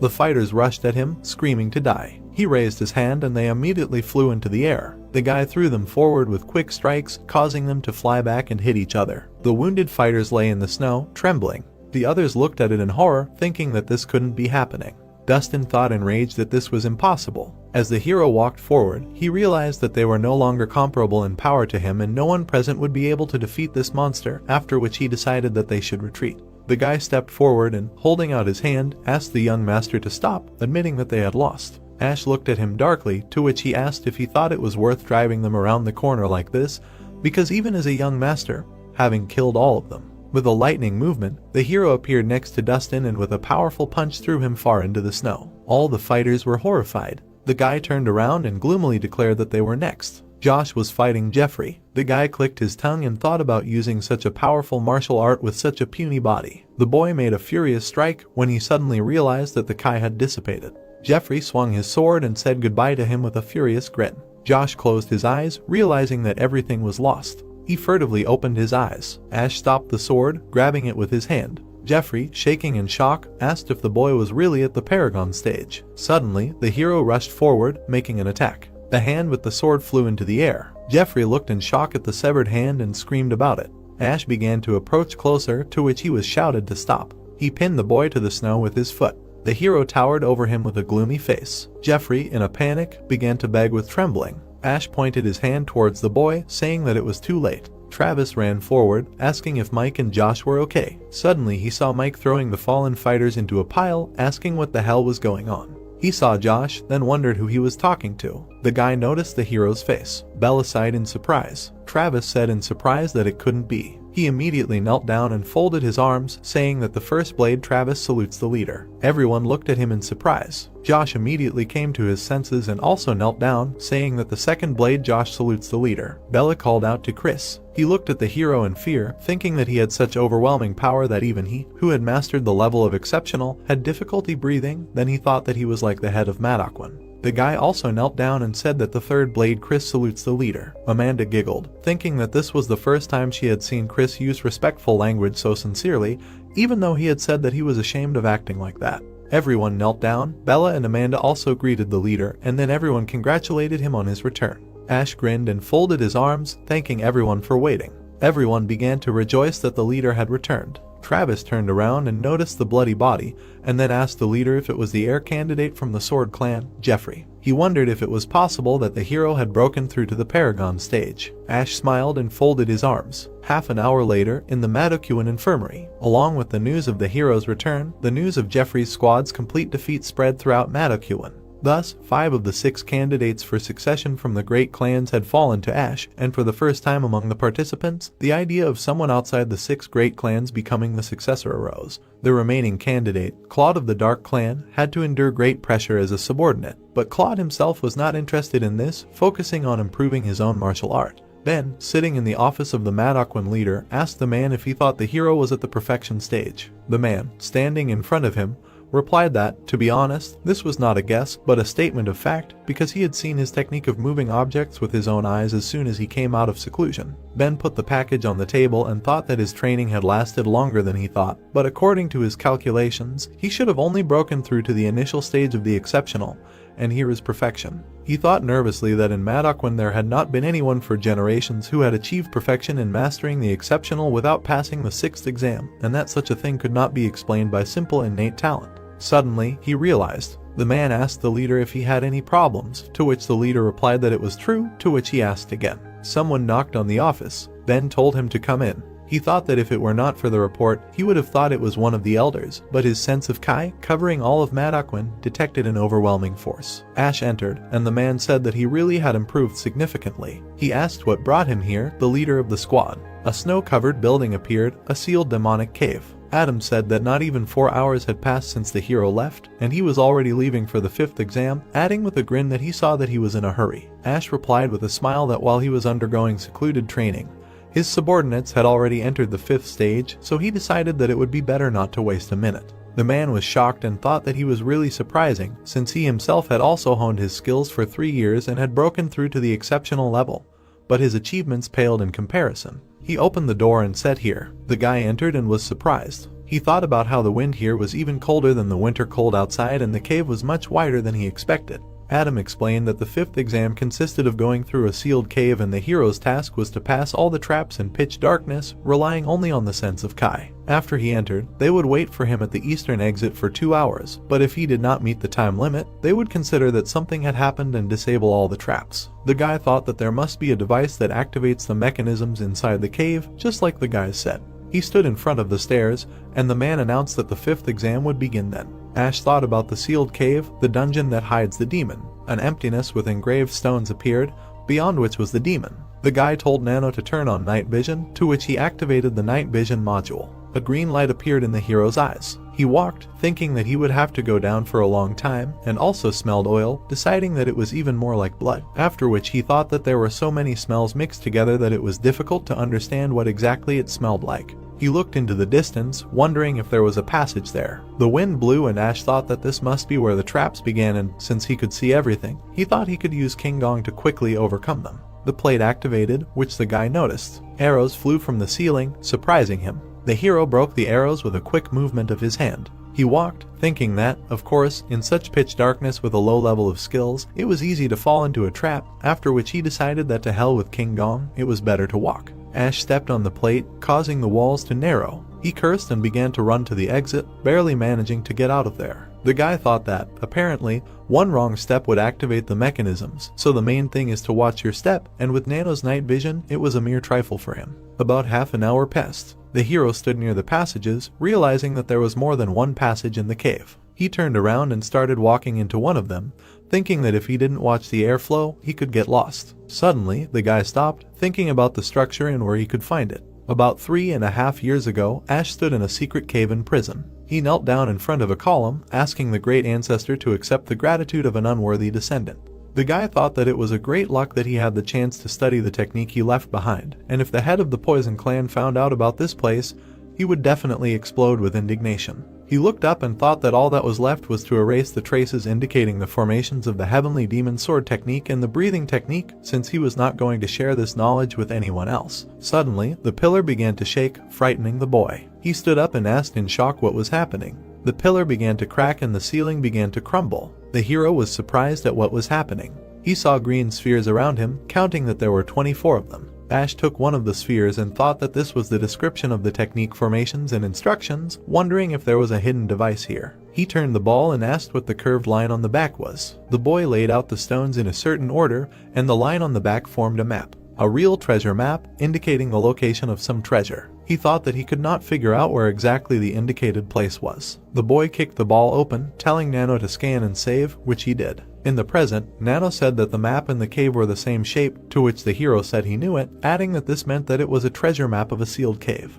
Nano said that the coordinates of their location were marked on the map, to which he was surprised that he could do that. Ash realized that he would have to go back, but there was still enough time, and it was unlikely that the great ancestor would point out this place without a reason, so it was definitely worth going there. As he walked forward, he heard a strange sound. Josh said that it was a little creepy being inside the cave. The boy asked if it was because of the darkness, to which he replied that he heard some strange sounds, after which Travis, shocked, asked if he did too. The hero nervously thought that the sounds were too distinct to write off as hallucinations, but he did not feel any traces of anyone's presence, even with the help of Kai. He thought that this road was definitely strange since it didn't lead to the exit, but there were many more traps here. Ash noticed a wall in front of him, confused, thinking that this place was indicated on the treasure map, but it was a dead end. He retreated, saying that it couldn't be. The guy noticed that it was a seal and also noticed these sweeping letters, asking about the Sky Demon. He thought about the repeating sound, wondering if the great ancestor had sealed something under this rock, since even without knowing what it was, he felt a powerful demonic nature. The hero wondered if that was why the demonic cave was called sealed.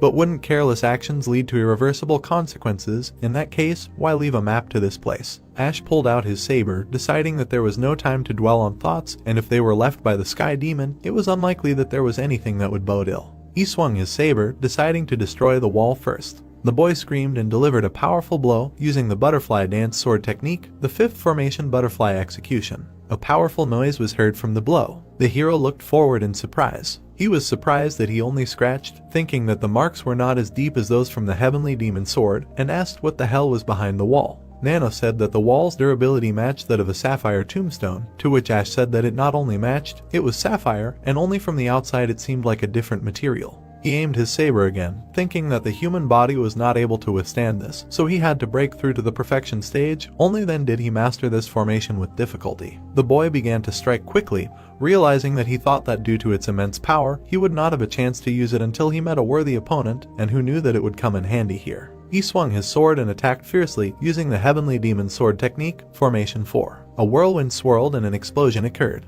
Dust flew, and Ash was revealed, standing in a pose. He looked at the hole in the wall and realized that he had succeeded. The boy covered his nose from the smell, wondering if this was the smell he had smelled at the entrance. He frowned, thinking that he had a bad feeling about this and maybe he was making a mistake. Suddenly, the saber in his hand fell apart. The hero looked at the saber, thinking that the blacksmith Dexter put so much effort into this saber so that he would only use it once, and realizing that ordinary iron would not withstand the Sky Demon's sword technique. Suddenly, Nano warned him that a burst of chaotic plasma energy was detected ahead, to which the boy was surprised, and then reported the approaching phenomenon of the atmospheric sprite. Ash's eyes narrowed and he was suddenly thrown into the wall. He grunted, asking what it was, since he was unable to block it. Suddenly, another blow was heard, but the boy managed to dodge. He stopped, turning around. Black scales appeared. A huge scaly creature appeared in front of him. The hero wondered in fear if it was a water dragon. Ash had heard that the water dragon was a sacred spiritual creature with pure and bright scales that lived in lakes,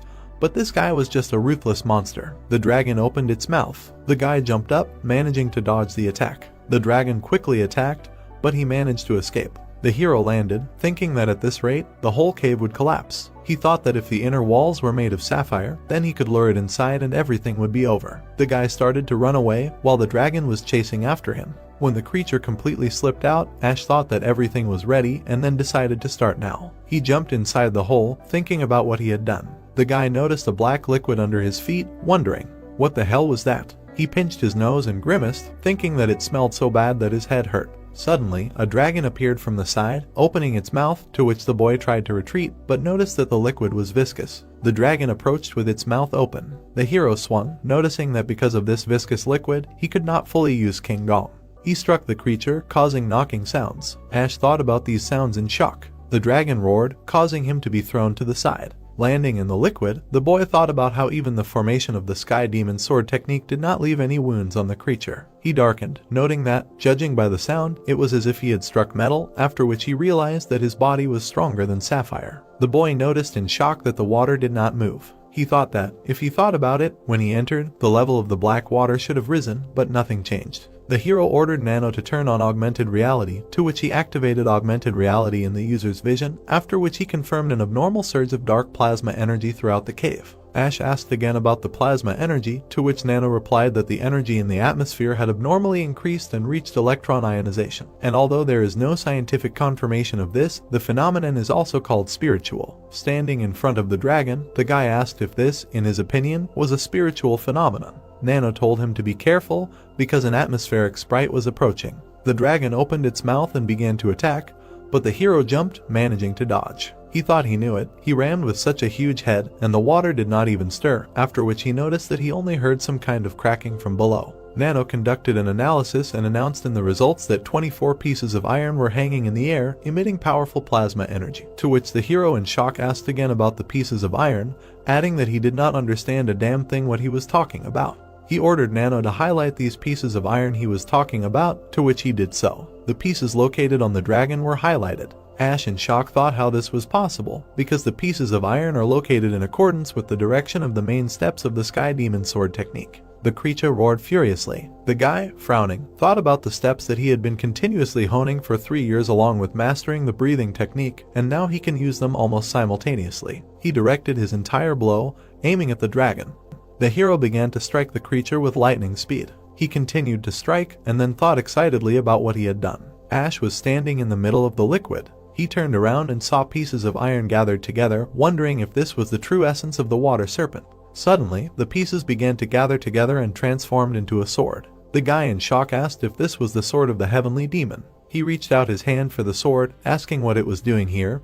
After all, it was the symbol of the founder of the demonic cult. When the hero took the sword in his hand, a dark glow appeared, which greatly surprised the guy, and he asked what was happening. Suddenly, darkness began to envelop him. Darkness, impenetrable and gloomy. Not a single sound can be heard. Even his own voice is drowned in the darkness. It is as if all feelings and sensations have left his body at once. But Ash is not afraid. Not only is there no fear in him, on the contrary, he feels incredible calm. Suddenly he frowned, stating that it was impossible. He found himself in a white space, surprised. The boy was shocked, thinking that a little more and he would have been swallowed by the darkness, and he almost lost himself. He called out to Nano, asking him to answer. A white dragon appeared in front of him. The hero was shocked, wondering if there was another one. The creature opened its mouth. Ash noticed that the horns were getting longer and its body was getting bigger. He was shocked, thinking that this couldn't be happening, asking if he was shedding his skin, turning into a dragon. Suddenly, someone rushed past and attacked the creature, causing a horn to fall to the floor, surprising the boy. The water serpent began to roar, and the boy noticed that its white scales were turning black. The hero looked at the attacker, wondering who cut off the creature's horn. The stranger swung the blade and pulled out a sword with a smile. Ash assumed that it was the sword's memories, adding that it was also a black sword. Suddenly, the snake growled and pounced on the stranger. He swung his sword and cut the creature. The boy realized in shock that it was the heavenly demon sword technique, Formation 3. He clenched his fist, thinking that his technique couldn't even compare. The stranger walked up to the creature's body and stabbed it with his sword, which began to be enveloped in darkness. He said that it would take a long time to absorb all the Kai, but he didn't care. The stranger noticed the hero and turned to look at him, frowning, which scared him. The man smiled, while Ash looked at him in shock. Suddenly, he woke up and raised his head from the liquid. The boy began to cough, to which Nano asked if he was okay. The boy frowned, thinking that he must have taken a few sips of the black liquid, adding how disgusting it was. He asked Nano how long he had been unconscious, to which he replied that he had not passed out, but had suddenly fallen when he grabbed the sword. The hero asked in shock, adding that it seemed to him that he had been unconscious for quite a long time, then asked how much time had passed since he entered the cave, to which Nano replied that it was less than an hour. Ash stood up, answering that it was good, it really only lasted for a moment, then asked if he had just fallen and that was all, to which Nano replied that, no. When he touched the sword, dark plasma energy flowed into him. He added that at that moment, the user's brain nerve cells were activated by 100%, and also added that the absorbed dark energy dissolved into the user's Nigong. The guy in shock wondered if the energy had really become one with the Nigong. He looked at his trembling hand, realizing that this was why he seemed to be filled with raging rage, then wondered why the Nigong had changed so much, and if it was the influence of the black sword. The hero remembered the sword he grabbed, then looked at his hand. He was shocked, asking what he meant by this, why was his hand empty? Everyone was standing at the exit of the sealed cave. The two men discussed how strange it was, because with his level it would have taken less than an hour, but almost 2 hours had passed, and there was no way something had happened. Adam thought about how the cave was famous for sealing a demon, and since Madokwen was founded here, it had become the 5th exam, and he had heard that only the worthy could enter it before. He frowned and nervously wondered if Ash. People were standing in front of the exit from the demonic cave. The door creaked open. The protagonist was standing covered in blood. Someone addressed him. Covering his face, the man wondered what the suffocating smell was. Standing in front of the protagonist, he said that he congratulated him on passing the 5th exam, to which Ash replied that he thanked him. The man raised his eyebrows in surprise. Looking at the object in his hands, he thought that it looked like a fragile deer horn.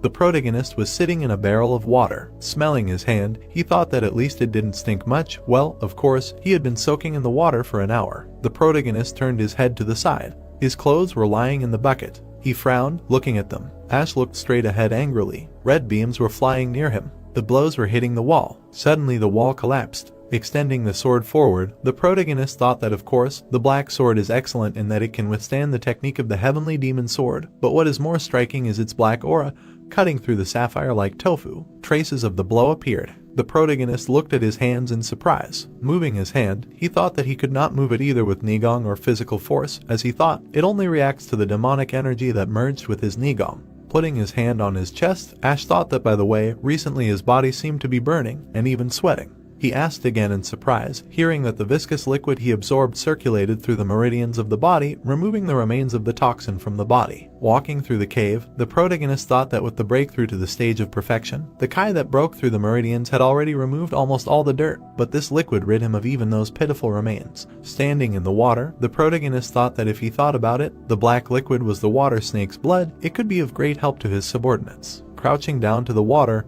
he added that he should take it with him. Everything around him began to shake, and Ash thought that, what the hell, an earthquake. He looked ahead in surprise. The protagonist shouted in fear, what the hell is this? Jumping up, he added that he almost got hit. Looking down, the protagonist said that although he managed to get some blood for his subordinates, it was a shame, with such an amount they could have increased the power of the entire cult. In front of him lay a horn covered in blood. The protagonist looked at it and thought that this was undoubtedly the horn of the water snake that cut off the men from the illusion. Of course, he took it with him, but how to use this thing, I wonder, it will increase the Nigong if you boil it and eat it. Touching the horn, the protagonist told Nano to analyze the horn, to which he replied that he obeyed. Ash opened his eyes in surprise when he heard the results of the analysis, that the item consists of components that are not in the database, so it is impossible to determine them. But the horn has a hardness that is slightly inferior to the hardest diamond, to which he thought, that is, it is several times stronger than sapphire. Swinging his hand, the hero added that it is worth testing it with an aura. Suddenly, he swung his hand sharply. Opening his eyes wide, the protagonist thought that this was really possible. Lightning flew off the horn,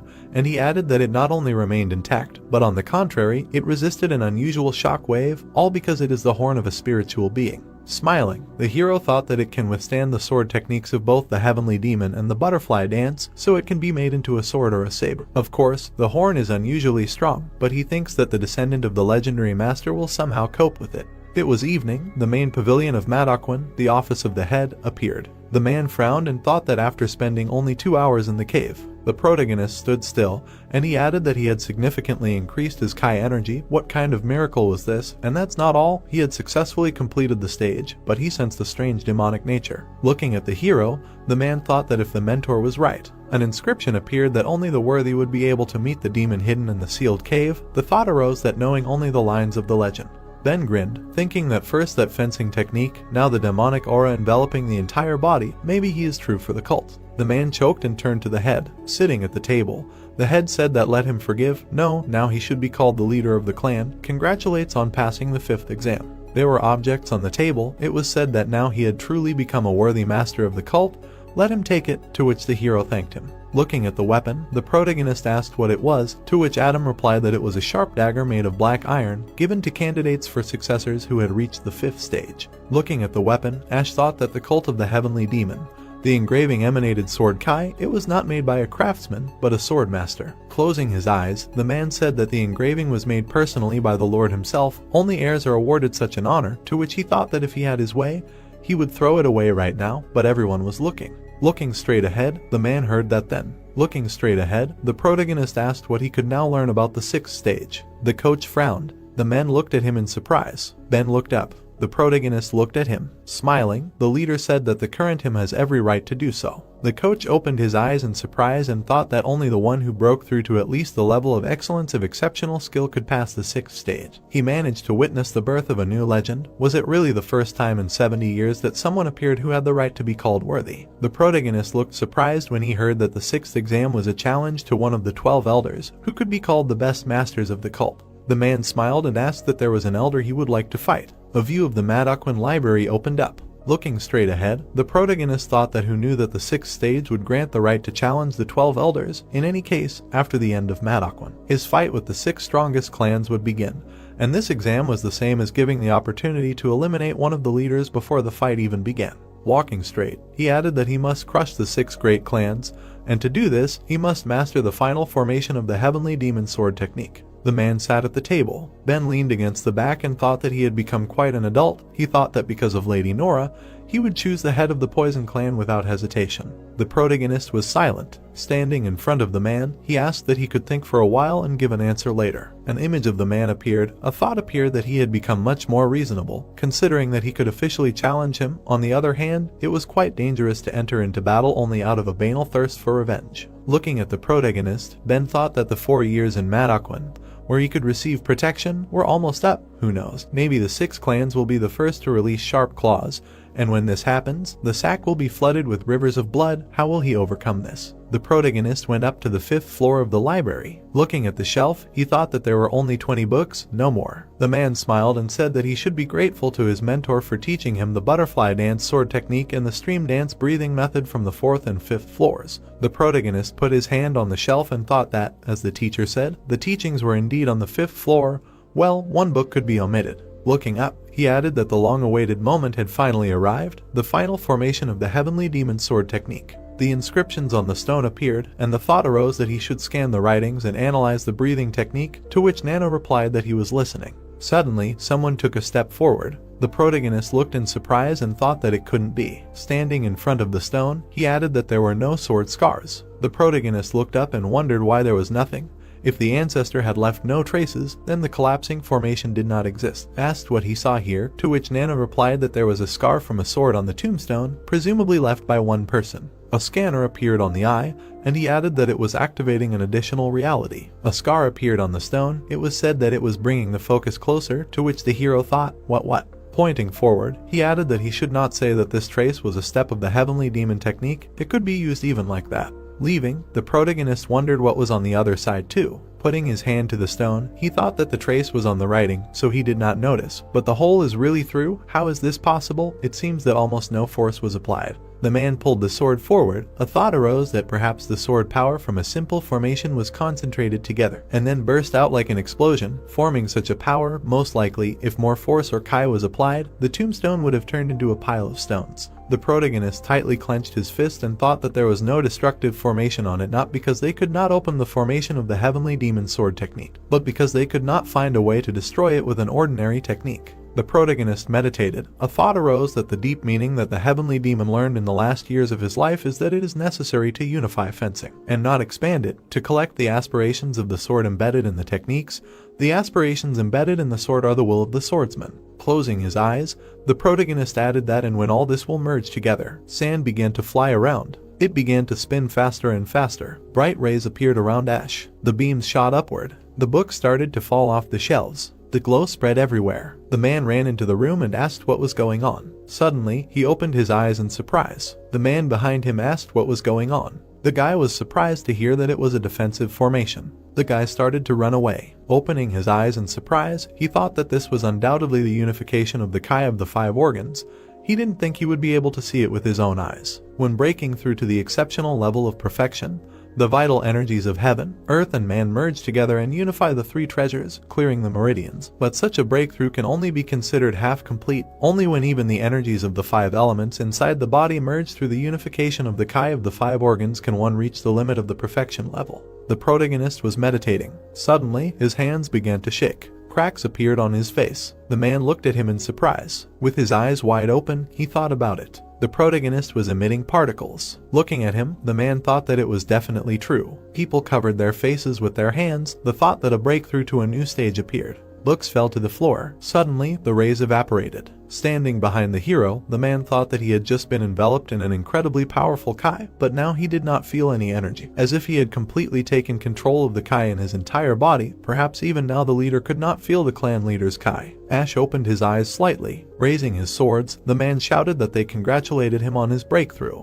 Looking at them, the hero thought that it was really so. Raising his hand, he added that he could feel it. Looking at his palm, the protagonist thought that he had managed to reach the true peak of the perfection stage. This was the first time he had learned the formation without implanting information into his brain. Standing in front of them, Ash replied that the 3 of them must have been guarding him while he was in meditation. "Thank you." Suddenly, he exclaimed in surprise. Looking at the man, the protagonist said that he was sorry. Because of him the library was in disarray, to which he replied that he shouldn't worry. The man smiled and said that he had made a breakthrough. He would think, a little disorder in the library, and then shouted, "Come on, be careful with the secret teachings, at least he knows how precious these books are." The protagonist grinned and thought that this was his chance while the others were busy with their teachings. Ash touched the stone. Removing his finger, he thought that it would be better to deprive the others of the opportunity to master the heavenly demon sword technique just in case. Stretching his hand forward, the man said that everything was fine with the teachings. He could start reading, to which he replied that he thanked him. The first teaching that Ash scanned was naturally the martial art of the 6 strongest clans, the Sword Clan's rebellious spirit sword technique, the Stream Clan's hand-to-hand combat technique, the Darkness Clan's hidden breathing technique, the Sound Clan's sound attack art, the Poison Clan's poison hand, the Blade Clan's ghost spirit sword technique. Their techniques can't be called the best, but they are considered the strongest martial arts of the demon cult. Putting his hand to his face, the protagonist thought that the Red Flame sword technique seemed to be the martial art of the right guard. It matches the name very well. Taking the book in his hands, he added that the wind spirits tread, the wind spirit steps. It seems that the teaching is more related to the breathing technique or King Gong than to the martial art. Ash opened the book and thought that it was great. His King Gong was not up to par. "I wonder who donated the teachings to the library. Let him scan it," to which Nano replied that he was listening. Evening came. The hero's personal room appeared. Standing in front of him, the guy shouted that they congratulated him on passing the 5th stage. They all congratulated him. The guy opened his eyes in surprise and asked what they heard, and the other asked the same thing. Raising her hand, Amanda said that she had enough of talking about it. Such monsters do not exist, to which the girl asked that something could really scare her. Suddenly she struck the girl, hearing that she thought she would catch the monster too. Looking straight ahead, the protagonist thought that if he said that it existed, he would only make more noise, and the guy thought that Amanda was cute. Putting the bucket of blood on the table, the protagonist said that he had gathered them all for this today. Covering his nose with his hand, the guy said, "Oh my god, what a foul smell," and the other asked what the hell it was. Ash closed his eyes, thinking that it would be hard to explain if he said that he had brought snake blood, said that he had accidentally discovered it when he got lost in a sealed cave. Looking straight ahead, the girl asked what was in the sealed cave, and someone asked what it was and what it was for. Holding the bucket forward, the protagonist said that everyone should drink it. The girl asked in surprise, and Chuck turned to him. Grinning, the protagonist said that he had accidentally drunk it, and it had removed toxins from your meridians, cleansing your kai. It would be a big omission to spend it only on himself, so he brought it to them too. They looked at the liquid and thought that, and yet, drinking something like that is too much. I'm sure it's impossible. Bruce suddenly shouted that they were hesitating. The leader had done it for them. He would drink first. Having poured into a mug, he added that they should make way. It was a mere trifle. Having drunk the blood, he thanked the leader. They watched in surprise as he shook the glass. Smiling broadly, the guy said that it was ready. The thought arose that he was fine. The guy suddenly froze. A loud sound was heard. Bruce fell to the ground and grabbed his throat. Betty frowned and asked that this was also a miracle cure. A little while later, particles appeared around the guy and he said that everything was as the leader said. The body was unusually light, and the circulation accelerated, to which the protagonist replied that he had said so. The thought arose that they had hit the target. As a result, convinced of the effect, all the students drank the blood except for Amanda, who flatly refused, and Betty, who was worried about disguise. The view of the northern forge of Madokwan opened up. A man was hitting a horn. The horn was lying on the anvil. The man's eyes widened in surprise and he turned to the hero. Pointing to the horn, the blacksmith asked where the hell he got it, to which he replied that he couldn't tell, and he added that it was like that. Well, it didn't matter anyway. The man smiled and said that with such a magnificent material he would be able to create a weapon that had no equal, asked what he should make out of it. A saber, to which Ash replied that thank you, he would trust his choice. The blacksmith looked away and said that he was also supposed to have cold iron, asked that maybe they would forge a sword out of it. Looking at him, the protagonist asked if he hadn't said that he could only make one weapon, to which he replied that unlike the squad leader, this did not apply to the clan leader, although there was a limit on the amount of cold iron delivered to the cult, but since he had obtained the materials himself, there were no problems. Smiling, the protagonist said that he would then ask him to do the same, and then thought that great, and the black sword should be hidden until he found out why the sword of the heavenly demon was engraved on it. It would be better to get something to replace it. Holding the horn in his hands, the blacksmith said that given the excellent quality of the materials, it would take about a month to make one blade, to which the protagonist asked what? Wait 2 months? Then he could first make a saber. The hero stood in the leader's office. The man asked that he was confident in his choice. The protagonist smiled and replied that yes, he relied on him. The man frowned and thought. Looking at the scroll, he thought that it was hard to call it just courage. He was definitely in his right mind. The head of the Dark Clan and the first elder of the 12, Ethan, in the distant past, having reached the peak of the perfection stage. He was known as the strongest martial artist, along with the main guard occupying second and third places in the cult. The thought appeared that it should be, he planned to first eliminate the head of one of the 6 strongest clans, but he was too tough for a boy who had just broken through to the perfection stage. Putting his hand to his face, Ben thought that he had already decided that he had begun to think more deeply, but his actions were still reckless, and then said that okay, he would order an official document to be sent to the Clan of Darkness. It would seem that everyone was following their intended plan, but the world was not going to adjust to their wishes. The 10th day since the protagonist submitted petitions for the 6th stage. For the first time in 10 years, a messenger from the Tsurum Association arrived at the residence of the Heavenly Demon Cult, located on the ridge of Shuendashan. The event was so significant that it could raise the ears of the entire demon cult. But Ash, who was in Madokwan, cut off from the outside world, could not find out about it. A week before the 6th stage, the protagonist was heard passing. Standing at the door, the protagonist said that he urgently looked for him. Sitting in front of him, the man was indignant, to which he asked what had happened. Looking straight ahead, Ben said that he should forgive him, but he thought he would have to change his opponent for the 6th stage. Ash, his eyes wide in surprise, asked why had the first elder changed his mind. The man closed his eyes and replied that it was not that. The protagonist looked at him in surprise. Looking away, he thought that he had fenced off the original Kai from the outside world. It must be some kind of secret. Sitting in front of him, the leader said that he could not reveal the details to him, since this was a significant matter for the cult, but at present there were only 4 elders left, from the 9th to the 12th. Frowning, the protagonist thought that the curse meant that all the strongest elders were absent, meaning that he would not be able to fight the heads of the 6 strongest clans. The man sighed and thought that he didn't want to suggest this at all, and then said that there had been a change in the elders' positions recently. Looking at the protagonist, he added that the head of the Poison clan had been demoted to the 12th elder. Ash smirked slightly. His eyes widened. He thought about choosing a chicken over a pheasant. The next day, the office of the head of the Poison clan appeared. The man sat at the table and thought that it was too sudden. He still assumed that the elder would deal with the annoying boy. Now Egg is like a cup filled with poison. In the past 3 years, the Darkness clan has become much more powerful compared to the Poison and Sword clans, and if he tried to eliminate Ash under the pretext of sparring, the Lord would do everything to weaken the power of the Darkness clan.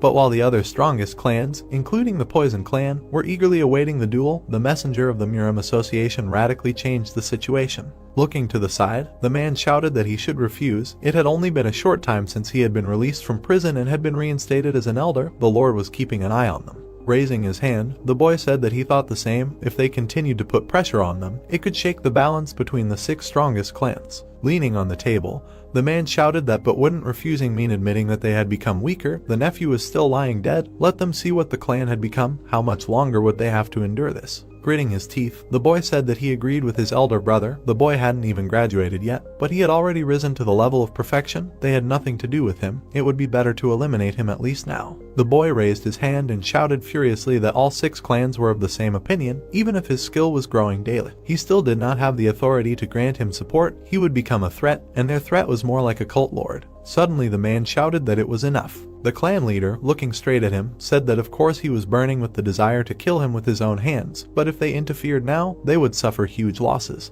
He grinned and added that he would decline the offer. The man was lying in bed. The stick hit the floor. The clan leader stood in front of him. Putting his hand on his head, William said that he should forgive him. His grandfather could not help. The boy looked at him and turned. The man looked away, hearing that he had a guest, to which he asked, "What other guest in the middle of the night? Let him send him away." The clan leader was surprised to hear that it was Mrs. Clara from the Dark clan. He would send her away anyway. They were waiting for him in front of the infirmary. Turning around, the man replied that it was fine, he was coming. He opened the door slightly. The guy looked at him in surprise. The girl grinned slightly. The guy looked out from behind the curtain. Madam was holding an object in her hands. Then she turned to look at the guy. Clara grinned slightly. His eyes widened. He thought that it was her, the woman who had received poison from her mother. The next day, in the office of the Madokwan leader, the Poison clan gave consent for a duel. It was heard that it was as he thought. The morning of the 6th stage, the protagonist turned to the master. The protagonist looked at him in surprise. Looking at his hands, he thought that he was making a hilt. An hour later, Dexter shouted that it was ready. Standing next to him, Ash asked that he was finished, to which the blacksmith replied that he had scared him. Looking at the sword, the protagonist thought how soft it fits in his hand, to which the blacksmith replied that he made the engraving as he asked, and he added that the name White Dragon Saber perfectly matches the blade. Holding the cloth in his hands, Dexter said to turn it over so the sharpened side is up. The protagonist turned the sword over. The cloth was cut into 2 parts. Looking at the saber in surprise, he thought that it was so sharp that it could even cut a floating piece of cloth, to which the blacksmith asked what he liked. Turning his head to the side, the protagonist said that yes, he didn't even think that he would make such an incredible saber for him. He really is the best in his business, to which he laughed and said that he praised him enough. The engraving on the saber appeared, and Ash thought that with this saber, squeezing the weapon in his hands, he added that it would surpass the teacher's butterfly dance technique in strength. It was the moment of completion of the White Dragon Saber, which in the future will become one of the 2 brightest symbols of Ash, a black sword and a white saber. The day of the 6th exam, the beginning of the Snake Hour, the Madokwan training field. The students looked at the protagonist. It was heard that he was already going to pass the 6th stage. A monster is a monster, to rise to the level of perfection during his stay at the academy. And yet, will he be able to resist the elder? The protagonist closed his eyes. A whisper was heard that he wondered who he challenged. Really the 6 great clans? Nonsense. He is not a fool to do such a thing. Looking straight ahead, Ash heard that judging by the rank, it would be the 12th elder. People looked in surprise and said that this is the head, and next to him. The man looked straight ahead. It was heard that this is the 9th elder. Mike grinned and thought that his father. The students looked in surprise and shouted that he was coming. The man walked straight ahead. It was heard that the head of the Poison clan. The guy said that it was crazy, he was the ruler, and the student asked that Ash really chose him. It was heard that he heard that everyone who was poisoned by him did not even leave a body behind. The protagonist looked straight ahead. Standing at the top, the man shouted that before the start of the duel, they would express gratitude to the 12th elder for accepting the challenge. Luke put his fist to his palm. It was heard that the witness of the 6th exam would be the 9th elder and the head of the shaman clan. The man lowered his head down. Looking straight ahead, Ben thought, of course, after 2 years behind bars, the level of his poison had increased significantly. The protagonist stood in front of the clan leader. They looked at each other. Stretching his hand forward, the man shouted that they should begin.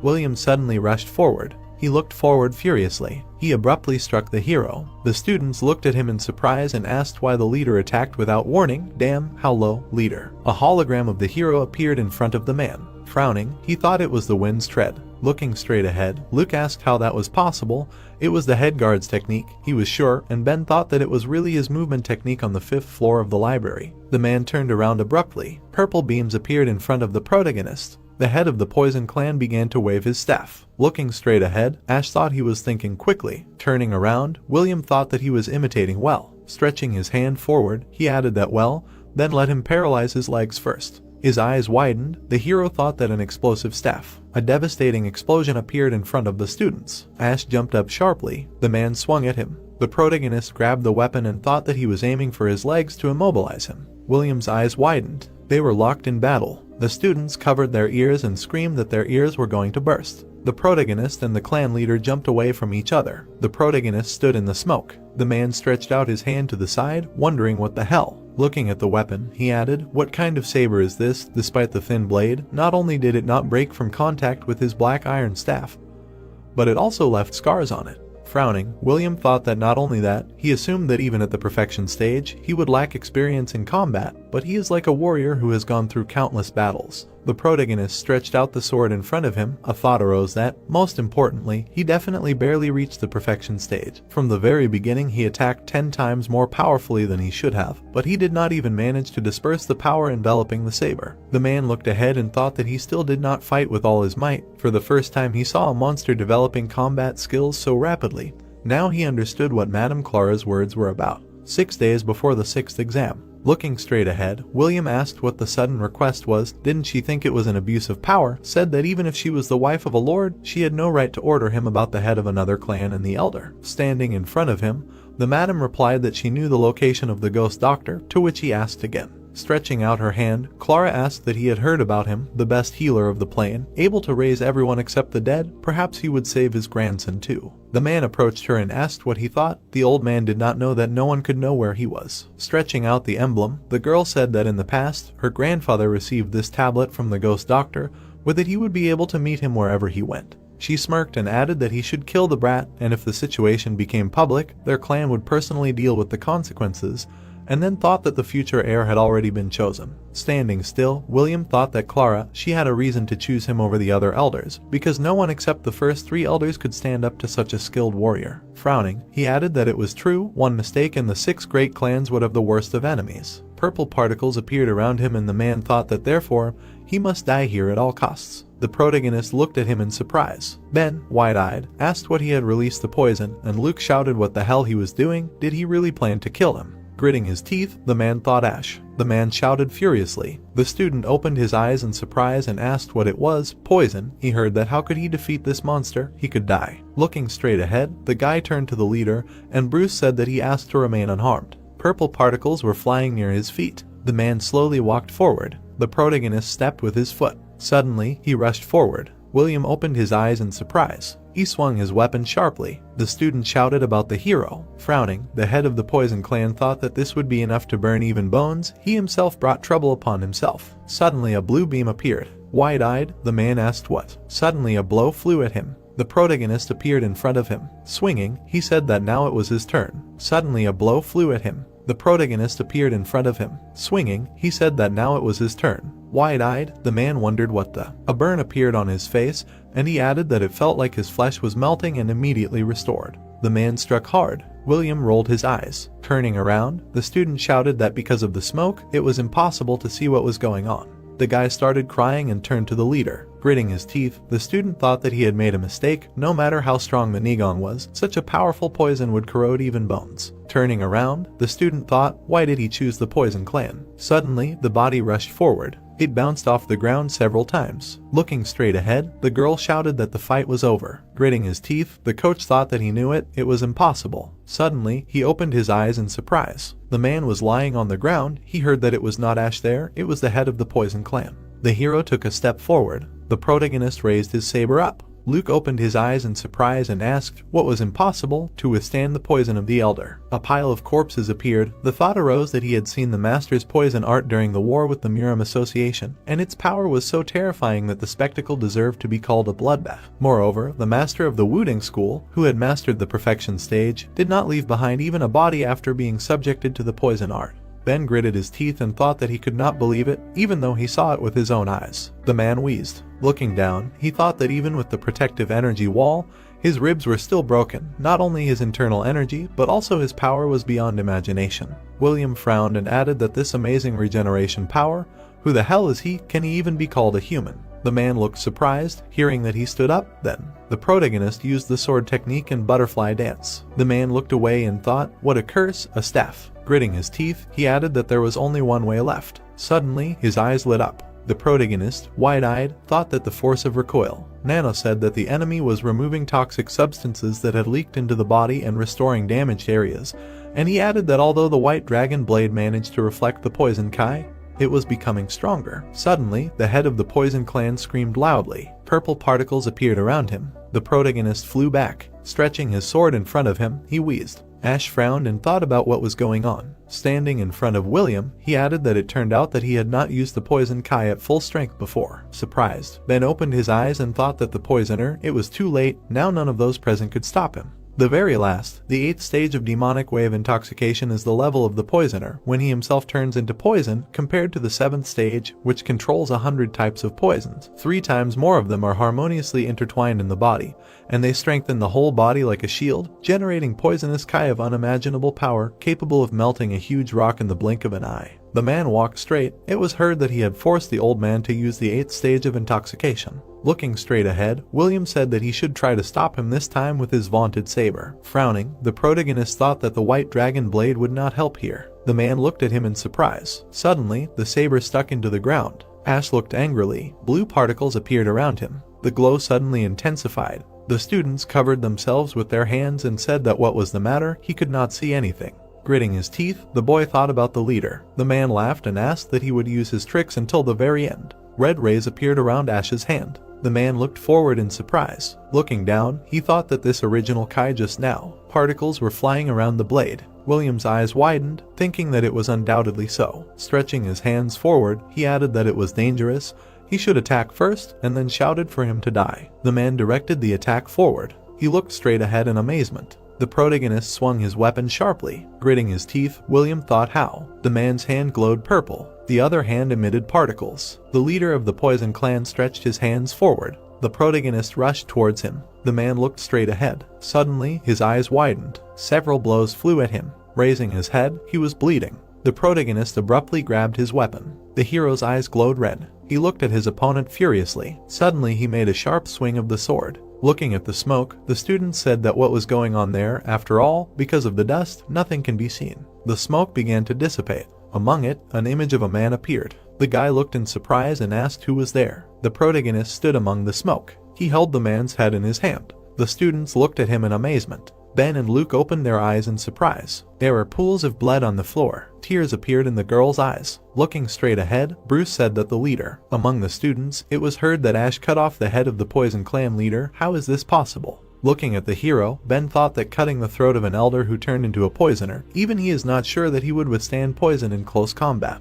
He frowned and added that the boy, who had barely begun to master martial arts, in just 4 years grew to be a master of the cult, of which there are only a few. The boy clenched his teeth tightly. Clenching his fists, he looked straight ahead angrily. Blood began to drip from his fists. Looking at him, the boy said that young Master Claude. Looking at him in surprise, the coach thought that here it is, the blood of the Jiang family, however. Looking straight ahead, he added that although there was enough reason to kill, since the elder used a trick in front of everyone, it was unknown what the Poison Clan, having lost its leader, and other great clans would do in the future. The protagonist closed his eyes. A thought appeared that they would not get ahead of themselves. He was going to fight William using only a butterfly dance, but his poisoner form forced him to fight seriously. The other enemies, just like William, could have a few aces up their sleeves. He needed to become even stronger. stronger. Frowning, he continued that from now on he would avenge his mother. The man was covered with a cloth. He was carried away from the battlefield. Stretching out his hand forward, Ben said that he congratulated him on passing the 6th exam. The protagonist thanked him. Suddenly, a loud exclamation was heard. Standing in front of the hero, the students shouted that they congratulated him.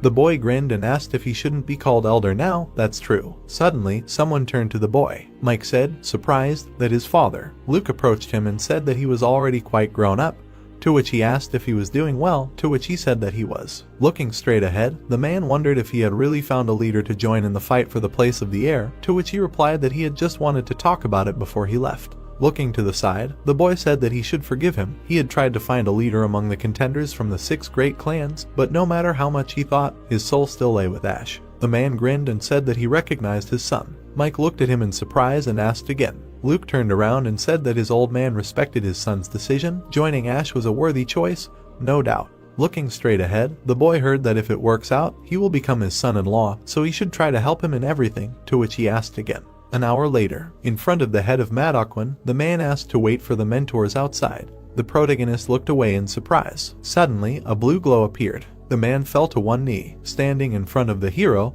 Ben said that he had done hard work, sincerely congratulated him on passing the 6th stage. Ash opened his eyes in surprise and asked what. Gritting his teeth, he said that it was so unexpected, he did not understand what this meant. Leaning over, the man said that since he had passed all the stages, he treats him not as a student, but as a true representative of the Jeong clan. Until now he had to follow the rules of Madokwan, apologizes for only silently watching him. He was overcome by doubts, let him ask directly. Looking straight ahead, the man asked that he received the knowledge of the heavenly demon. The protagonist looked down and said he didn't understand what he was talking about. The man put his hand under his clothes and said that of course, it was still hard for him to trust him. Holding out the tablet, the man said that he was Ben, the left guard of the great demonic cult, and swears to support young Master Ash in his fight for the title of heir to the cult. And as proof, he hands him the guard's nameplate. The protagonist looked at it in surprise and heard him ask to accept it. Frowning, the protagonist said that he could forgive him, but he didn't understand why he should trust a guard who was the Lord's confidant. The man closed his eyes and thought that he had become quite circumspect and experienced, and then said that it was true. He served the Lord as the left guard, and according to the regulations, he had no right to take anyone's side. Sitting in front of the hero, he added that he could however close his eyes to everything else and make this a top priority, to which Ash asked what he meant, and he continued that they, the Guardians, recognized the true heir of the knowledge of the heavenly demon as the future Lord. What he was about to tell now was known only to a few in the entire cult, so let him keep his words a secret. Closing his eyes, he said that the technique of the heavenly demon sword, passed down to the lords from generation to generation, was not a true technique. The protagonist looked at him in surprise. Gritting his teeth, he asked what it meant by not true. Looking straight ahead, Ben said that the true technique of the heavenly demon was lost 500 years ago. The images of men appeared. It was heard that the guard families, divided into the main left and right, became the founders of many schools and accompanied the lords from the beginning. From the heavenly demon to Solomon, originally there were no 6 great clans with a bunch of heirs. People watched the ceremony. It was said that the Lord in front of the sacred fire on the altar of the demon cult palace took the chosen one or the blessed one as his wife. Since the child of the blessed one becomes the heir of the cult, at the meeting of clans they did not pay special attention. The child appeared, and the man added that but 500 years ago, the entire cult was shaken by a terrible incident. The images of men appeared. It was heard that since the demon cult originated from the fire cult located in Kenyang, the Lord within 10 years of ascending the throne had to make a pilgrimage to the Tangshan Mountains, and the Lord of that period also went to the mountains in the 5th year after ascending. Looking at the hero, Ben said that he and most of his companions returned from this pilgrimage as corpses, including the left guard, to which he asked what, but who struck down the Lord, called one of the 5 great masters of the plane. Looking straight ahead, he added that the unrivaled spirit of the sword. The protagonist looked at him in surprise. With his eyes wide open, he wondered what the spirit of the sword, he had heard of it. The guy held out his sword forward. It was said that the demon of the sword, considered a rare master of the cult, the only one who could not be defeated by the unrivaled spirit of the sword. The girl hugged the child. It was heard that the blessed one gave birth to a child, but it was a girl, starting with the question of blood heritage and ending with the transfer of martial arts personally by the Lord. This incident cut everything short. The man died in the 8th year of his daughter's life, never seeing a successor. The man stood in a circle. It was said that the Lord's father suddenly died of illness, and the cult had to face a terrible situation. Then, in order to solve the problem, the Council of Elders chose the Sword Demon, who was the first elder, as a replacement for the Lord. A view of the mountains opened up. It was said that fortunately, the sword demon was talented not only in martial arts and very soon stabilized the situation in the cult. Then the most important issue was the lost technique of the heavenly demon sword. It is impossible to restore knowledge without knowing the breathing technique and controlling the Nigong. The man stood near the column. Then the sword demon was the first to enter the prison cave, not being related by blood to the Chong family. But for several generations, the lords, even after entering the cave, cannot take possession of the knowledge of the ancestor. The same fate befell the sword demon. Kneeling, the man said that the formations could be restored from the sword scars left on the tombstones, but without the breathing technique and Nigong control, they could not be put into practice in their original form. The thought came that this way, until someone burned them. The man jumped up. It was said that 3 years later, the sword demon came out of the prison cave, taking the scars from the tombstones as a basis. He formed his understanding of the technique, and so a new technique of the heavenly demon sword was born. A pillar with inscriptions appeared. It was heard that the new technique was not inferior to the lost one, so all the elders of that time recognized it and decided to pass on the knowledge to the Lord's daughter. The sword demon transferred all the teachings from the cave to the secret library of Madakwin. Looking straight ahead, the man said that he himself saw them, but the chaotic scars on the back were left by the sword demon. Looking at him, the protagonist asked what but why he did that. Was there any other reason than to ruin the legacy left by the heavenly demon? Ben closed his eyes and replied that by that time, the sword demon had already copied the scars from the tombstones and personally arranged the formations, leaving them in the library, and the damage to the tombstones was inevitable anyway. The man was lying by the tree, and he added that later, to be exact, 2 years later, one of the 5 great masters was killed on Mount Song by the peerless sword spirit, and 2 years later, the corpse was lying on the floor. It was said that the peerless sword spirit appeared in Jianghu and brutally dealt with another great master, the king of hand-to-hand combat. Perhaps he fell into a trap, but his body was found 10 days later. Looking at the man, the protagonist asked, "Is it another one of the 5 great masters? Is it?" To which he replied that it is true. The unrivaled sword spirit was targeting these 5. The man held the sword in his hands. It was heard that with the killing of 3 of the 5 great masters, his fame had skyrocketed. Although the immortal of the Wudang school and the deputy of the demon lord of the sword were still alive, everyone in Murim recognized him as the strongest. The master looked at his hands. It was said that although the sword demon was an extraordinary master, but the cuts left on the bodies contained a power beyond imagination. It remained to be admitted that with the current skills, he was unlikely to defeat the peerless sword spirit. The man looked at the pillar. It was said that in order to win, a technique superior to the current one was needed, and it was precisely the scars left on the sapphire tombstones. The elders, who judged that they could not lose the sword demon as well, allowed him to hone his skills on the tombstones. Ash looked down and thought, so that's where the destructive formations on them came from? But why are they all made up of simple steps? The man stood in front of the gate. It was said that 4 years later, the peerless sword spirit appeared on Mount Shiwendanshan. So first he eliminated the swordsman from the Wudang school, right? The sword demon was the last one. The masters separated. It was heard that their battle lasted for 4 days and 4 nights, ending in a draw, but the sword demon suffered an inestimable loss. He lost his right arm, which is akin to a treasure for a warrior. Closing his eyes, the man said that after that, the unrivaled sword spirit no longer appeared in Murim. Someone said that he died from exhaustion of Kai. Someone believed that he disappeared, since he had already received the title of the best and last sword master in Murim. People knelt down. It was heard that but after that, the cult changed. The sword demon, having exhausted Kai and lost his right arm in the fight, left the post of lord. The girl looked straight ahead. By that time the daughter of the previous lord had already turned 16 and assumed the position of lord. The leaders, who had encountered a female lord for the first time, had been advised many times to change the selection system using sacred fire.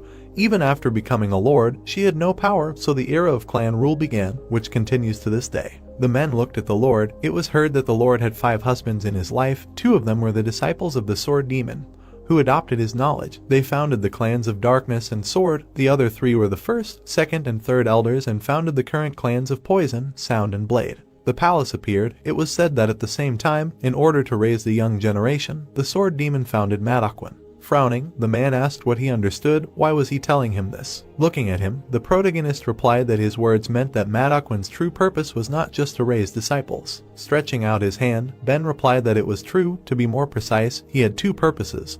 The first was to find a successor who would inherit the true knowledge of the heavenly demon. The sword demon himself did not have enough understanding to fully recreate the heavenly demon sword technique. The man stood in front of the pillar, and Ben added that he believed that one day someone would be born in the family who would be able to do this, so in order to protect the prison and sealed demon caves, he founded Madokwan here, thereby hiding them from the interference of the clans that were gaining more and more influence, and set the goal for all of them to promote the one who mastered the true knowledge of the heavenly demon to the position of lord. The man lowered his gaze and said that more than 500 years had passed, but the sword demon's testament had not been fulfilled, turning into the will of the deceased. Passed down from mouth to mouth in the guard families. Until he appeared, he often accompanied the lord and saw the heavenly demon's sword technique on the battlefield, but the protagonist looked surprised when he heard that it felt like he was seeing his technique for the first time. 3 years ago, the protagonist used the heavenly demon sword technique. The man looked at him in surprise. His eyes widened. He thought that compared to the technique he knew, this one was much more skillful. It couldn't be.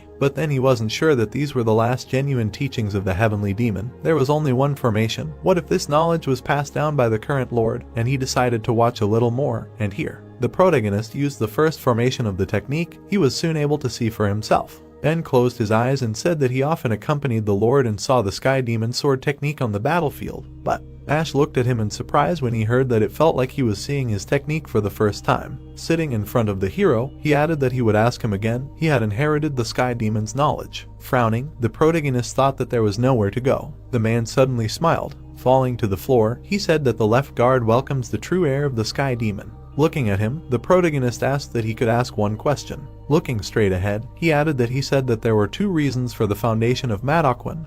What was the second? The man looked down and replied that it was. People were standing near the palace. The man suddenly exclaimed in surprise. Looking at the hero and Ben, he asked what brought them here, to which he replied that he wanted to go down to the underground treasury. The guy asked in surprise, what if he tells her, is it possible, the 6th exam? They were standing in front of the entrance to the treasury. Looking to the side, the protagonist thought that of course, he heard that there was another floor under the library, but it was still surprising to be here. The men in front of the entrance shouted that they welcomed the leader. Looking at them, Ben said that they should open the doors of the underground treasury. The protagonist stood still. A thought appeared that it turns out that this young man past the 6th stage looks like a man from a noble family. But he will not say that he is an expert in martial arts, but he defeated the elder of the cult, and he thought that the doors will not be opened until the end of his service. They inserted the key into the lock. Looking to the side, the man said that he will count 1, 2. Suddenly he said 3. A loud sound was heard in front. The doors began to open. The hero frowned and thought that it was cold and the smell was strange. Like leather, it smelled unusual. Then he approached Ben. Holding a lantern in his hands, the leader said that this was the second reason. The protagonist opened his eyes in surprise and said what it was. Looking at the objects, he thought that the severed hand and fragments of skin, so it smelled like leather and embalming preparations, but they were not just stored like that. Looking at the cuts, he added that these wounds were scars from saber strikes, but they could not be called simple cuts. The hero closed his eyes, thinking that they emitted subtle energy. The man raised the saber up. An image of an unknown person appeared. The protagonist stood in front of him. Suddenly, he used the sword technique in a butterfly dance. The man began to swing the saber. They struck each other. Ash's eyes widened, thinking how this was possible. Looking at the skin, the protagonist thought that for such a formation to exist, the level of this technique is so high that with the butterfly dance he could only parry 2 blows. He is sure only that it is not a destructive sword formation and not a sword technique of the heavenly demon. He has not seen anything like it before. Looking down, Ash asked if it is possible that the owner of the hand was a sword demon, to which Ben replied that he is quite perceptive. Right. This is the right hand that he lost in the battle with the sword spirit, and the pieces of skin belong to the lord and his guards attacked 500 years ago. Opening the chest, the man added that secret teachings left by the sword demon himself are stored here. The protagonist exclaimed in surprise. 3 books appeared: The Sword of the New Demon, The Sword of the 24 Demons, The Analysis of the Formations of the Saber of the Unrivaled Sword Spirit. Looking at the man, the hero said that he understood that Madokwan existed not only to find the true successor of the heavenly demon who could understand his technique, but also to find a disciple who could also learn the sword demon's teachings, to which he replied that this was correct. Turning to him, Ben said that to be more precise, it was to raise a successor who could destroy the unrivaled sword spirit's saber technique. The hero was surprised to hear that the sword demon said something before he breathed his last, to which he asked what his last words were. The man frowned and said that it was a tie between the sword demon and the unrivaled sword spirit. In fact, the unrivaled sword spirit had suddenly disappeared right in the middle of the fight. The man suddenly rushed forward. He delivered a sharp blow. Suddenly, he stopped abruptly. The sword spirit gritted his teeth and said that he would return. Looking straight ahead, the leader said that the sword demon waited for another 4 days, but he did not show up to end everything. So the fight was declared a draw. 15 years passed, but the unrivaled sword spirit did not show up until the sword demon died. The hero looked at the objects, and he added that about 500 years had passed since then. To tell the truth, he does not think that the successor of the unrivaled sword spirit will suddenly show up, but asks him to find a way to destroy the technique that caused the scars, let him fulfill the cherished wish of the sword demon. Pulling the key forward, Ben said that visiting the underground treasury is not limited in time, and he gives him the key. You can get out from the inside with the door closed, but it is impossible to get inside without the key. The man abruptly ran away. Taking the book in his hands, the protagonist thought that the secret teachings of the sword demon. Great, let Nano prepare for scanning, to which he replied that he obeyed. Opening the book, Ash thought that the sword of the new demon, which means the martial arts of the great clans, are significantly inferior to technology. But in comparison with the sword of the heavenly demon and the destructive formation, its level can be considered low. It would be nice to pass it on to subordinates practicing fencing. Analysis of the formation of the saber of the unrivaled spirit of the sword are notes made during the search for weaknesses of technology. But the sword demon did not make much progress. After flipping through the book about the 24 demon sword, he thought that this was an improved version of the destructive formation, a unique technique created by the sword demon to counter the unrivaled sword spirit. Closing the book, the hero added that, however, no matter how unfortunate, but if the fight lasted until the end, the sword demon would undoubtedly be the loser. The formation of the saber of the unrivaled sword spirit is so good that it has no shortcomings, even when compared to the fourth formation of the heavenly demon sword technique. Turning around, the protagonist suggested checking it out and activated augmented reality, to which Nano replied that he was introducing augmented reality into the user's vision, and he asked that he could scan the wounds from the saber and reproduce the formation, to which he replied that yes, it was doable, and the hero continued that he should launch the fourth formation of the heavenly demon sword technique along with it and simulate the fight. Holograms appeared, and Nano said that he obeyed, launching a three-dimensional image based on the counted movements of the saber formation and the fourth formation of the heavenly demon sword technique. Suddenly, the holograms rushed towards each other. They began to strike each other. Suddenly, one of them flew to the side. The protagonist, opening his eyes in surprise, thought that he did not believe his eyes. With a difference of only one blow, the saber formation was destroyed. But with its power it pushed the enemy back about 3 steps. The heavenly demon sword technique is more skillful, but the saber formation of the unrivaled sword demon is superior to it in power. A headless hologram appeared. The thought appeared that if the marks left on the sword demon's hand were the last formation, then it was somewhat inferior to the heavenly demon sword technique. But if it was not the last, then the sword spirit saber technique would be the only martial art he knew that could withstand the heavenly demon sword technique. Asking to destroy the formations of the saber technique? No way. Grinning, the protagonist thought that he had Nano, who was able to accurately reproduce the formation left in the scars, a saber technique comparable to the heavenly demon sword technique. How ironic. A week after Ash passed the 6th exam, at the moment, 3 years and 7 months have passed since the students entered Madokwan. 56 people passed the 4th stage, 7 people passed the 5th, 1 person the 6th, out of almost 1,000 who entered. Only 64 people reached the end, and in the last 100 years it can be called the best result. However, the course of the battle for the place of the heir has undergone significant changes. Earlier, after passing the 5th stage, the candidates had to strengthen their power and enter into a fight with each other. But Alex from the Blade clan, who was considered the most influential candidate, dropped out. Then another guy was named the main rival of the Darkness clan, but even he lost his arm and voluntarily left the battle. 5 of the 6 candidates were unable to strengthen their position and left Madokwan early.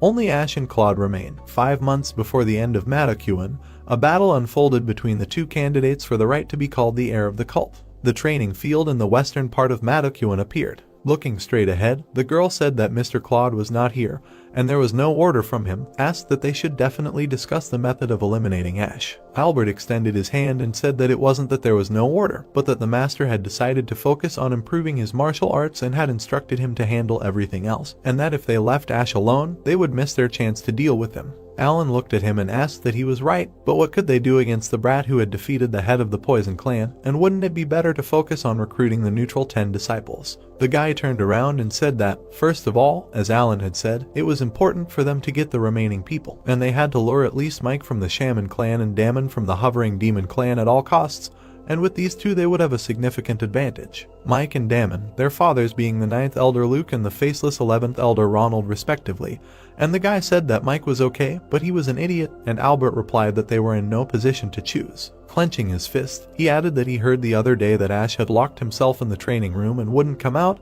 The timing couldn't be better. They would cut off Ash's arm and legs and eliminate him. The guy looked at him in surprise and asked him what was wrong with him. 2 candidates had lost their arms when they touched his subordinates, and the guy who had approached Chris had his dantian destroyed. Looking away, the guy said that they didn't have to face this monster themselves. There was an expression to dominate barbarians by using them. Looking at him, Alan asked what and who would oppose him. Smiling, Albert said that there were 4 people who felt extreme hatred towards him. The guy's eyes widened in surprise and he asked what he was talking about. The next day, the middle of the monkey hour, Madokuin's private training hall. Rays from the blow appeared. The protagonist looked straight ahead angrily. Gray smoke flew around him. With a wide smile, the protagonist laughed and said that it was a success. They had implemented the first formation of the saber technique of the unrivaled sword spirit. Although he had managed to obtain the sword demon's technique in the 6 steps read from the skin chopped by the sword spirit's saber from the Madokuin dungeon, it was impossible to complete them without the breathing technique.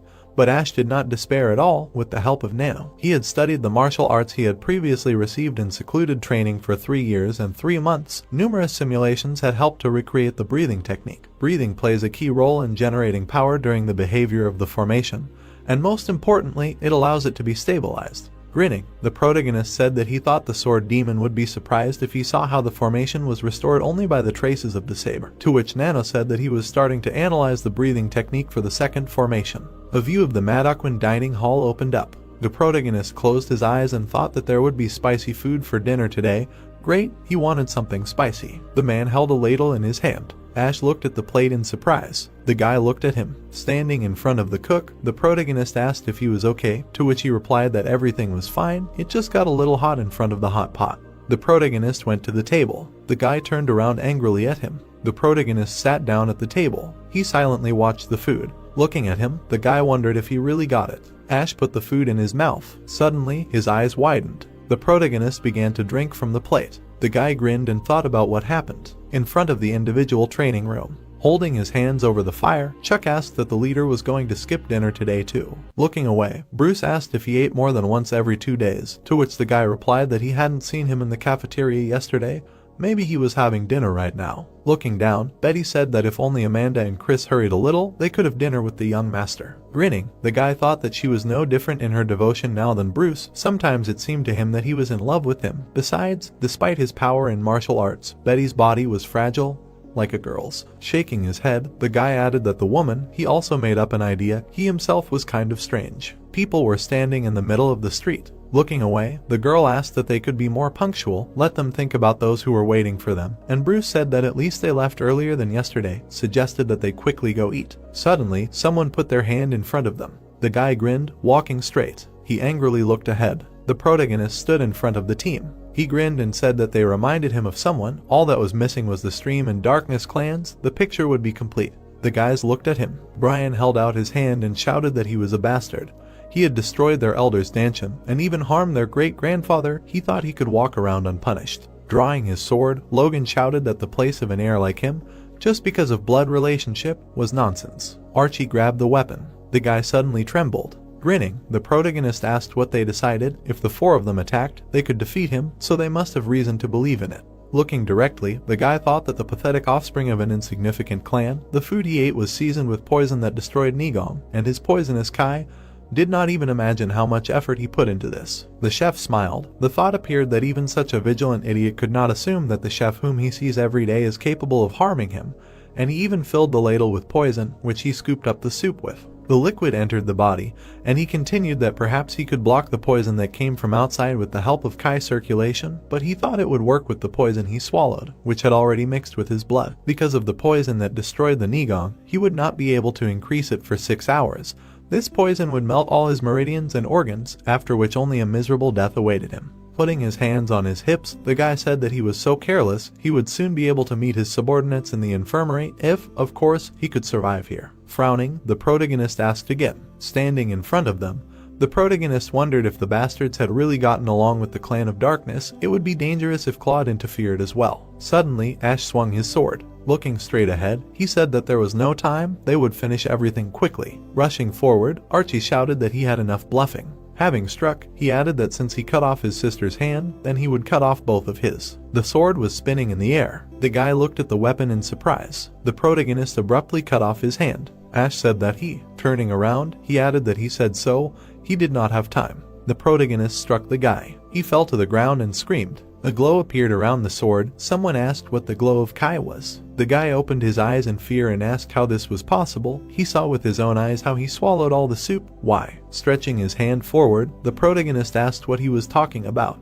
He clenched his fist tightly. Drops of poison fell down. Archie screamed loudly in pain. Grinning, the guy asked what he thought his pathetic trick would work. Putting his chopsticks into the soup, Ash asked Nano to analyze the composition of this soup, to which he replied that he obeyed. The protagonist tried the soup. He opened his eyes in surprise when he heard that the broth contained harmful toxins and components that dissipated internal energy, which he thought was too predictable. The plate was on the table, and he thought that if he pretended to have guests, the poisoner would never reveal himself, and asked if Nano could isolate the toxins so that they would not spread throughout the body, to which he replied that yes, it was possible. After drinking the soup, the hero thought that great, then let him hold on to it until he said so, to which Nano replied that he would obey. The guy clenched his teeth and thought that even after absorbing the poison that destroyed the Nigom, he could concentrate the poisonous Kai and remove it from the body.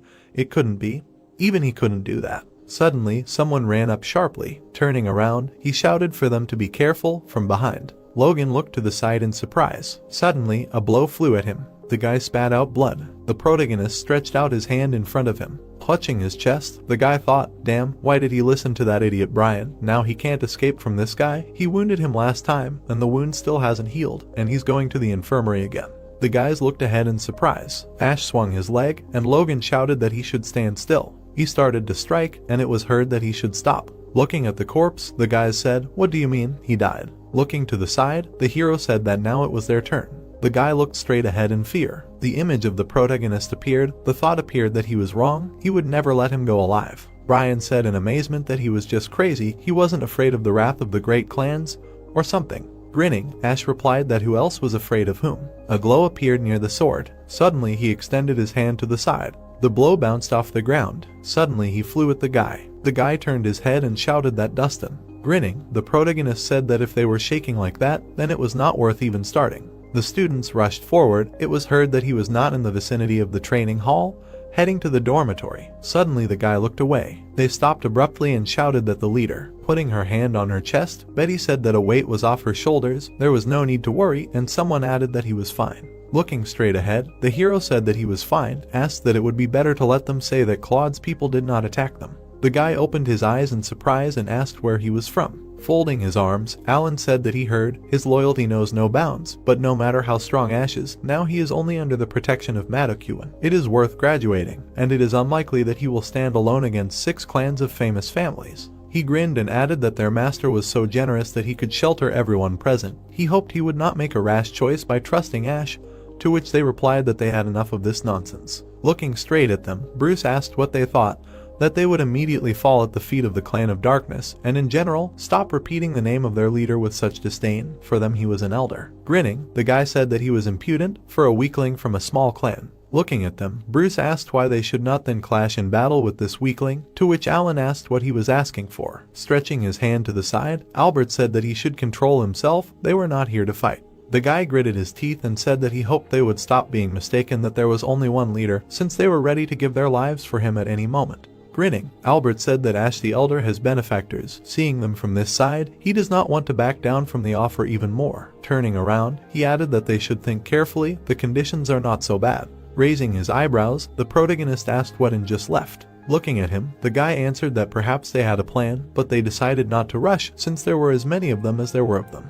Putting his hand to his face, the protagonist thought that in order to kill him, the bastards from the 4 great clans even set a trap, but the Clan of Darkness simply made an offer and left. Looking to the side, he added that they had planned to lure subordinates from the very beginning, but rather delayed and distracted their attention, and then said that he should rule over the barbarians using themselves. The students looked puzzled. A private training hall appeared. It was heard that they did everything as he ordered. Closing the door, the boy said that whether Ash died or lived, they would not lose anything this time, to which Claude sighed. Looking straight ahead, he said that it was difficult to predict the outcome since he had managed to withstand the poison of the Elder himself. Grinning, Albert said that in any case, if the poison killed him, he would be the winner, and if he survived, then with his character he would not let it go, which would incur the wrath of the great clans. Gritting his teeth, Claude thought that even if this was a chance to kill him, They refused to participate in the cowardly trick of the Poison Clan. Ash's minions could not be defeated by brute force. Another method must be used to hurt their pride. Someone knocked on the door. It was heard that not by force, but by cunning. He learned this from him. Turning around, the boy thought that they should not be disturbed. The hall was already occupied. Who could it be? Looking to the side, Claude said that he should open it. The man stood behind the door. Behind him were men with weapons. The boy asked what brought him here, his eyes wide open. Suddenly they entered the room. The trainer held out his sword and said that he had been ordered to take the two of them to the chief. He did not want to force them, so he hoped that they would abandon their useless attempts to resist. The men were walking in the snow. The boy opened his eyes in surprise and wondered what the smell of blood was. Suddenly, his eyes widened. There were corpses on the ground, and he wondered why they were all dead. Claude suddenly frowned, then stood in front of them and addressed them, to which they replied that they were greeting the chief. Frowning, he said that they would get straight to the point, asked what their doing was. Albert held out his hand and said that he had no idea what he was talking about. Looking straight ahead, Claude said that he and Albert were in the training hall, after which they were immediately brought here, and they could not find out what was going on, and now he suddenly asked such a thing without any explanation. But why did he think that they were somehow involved?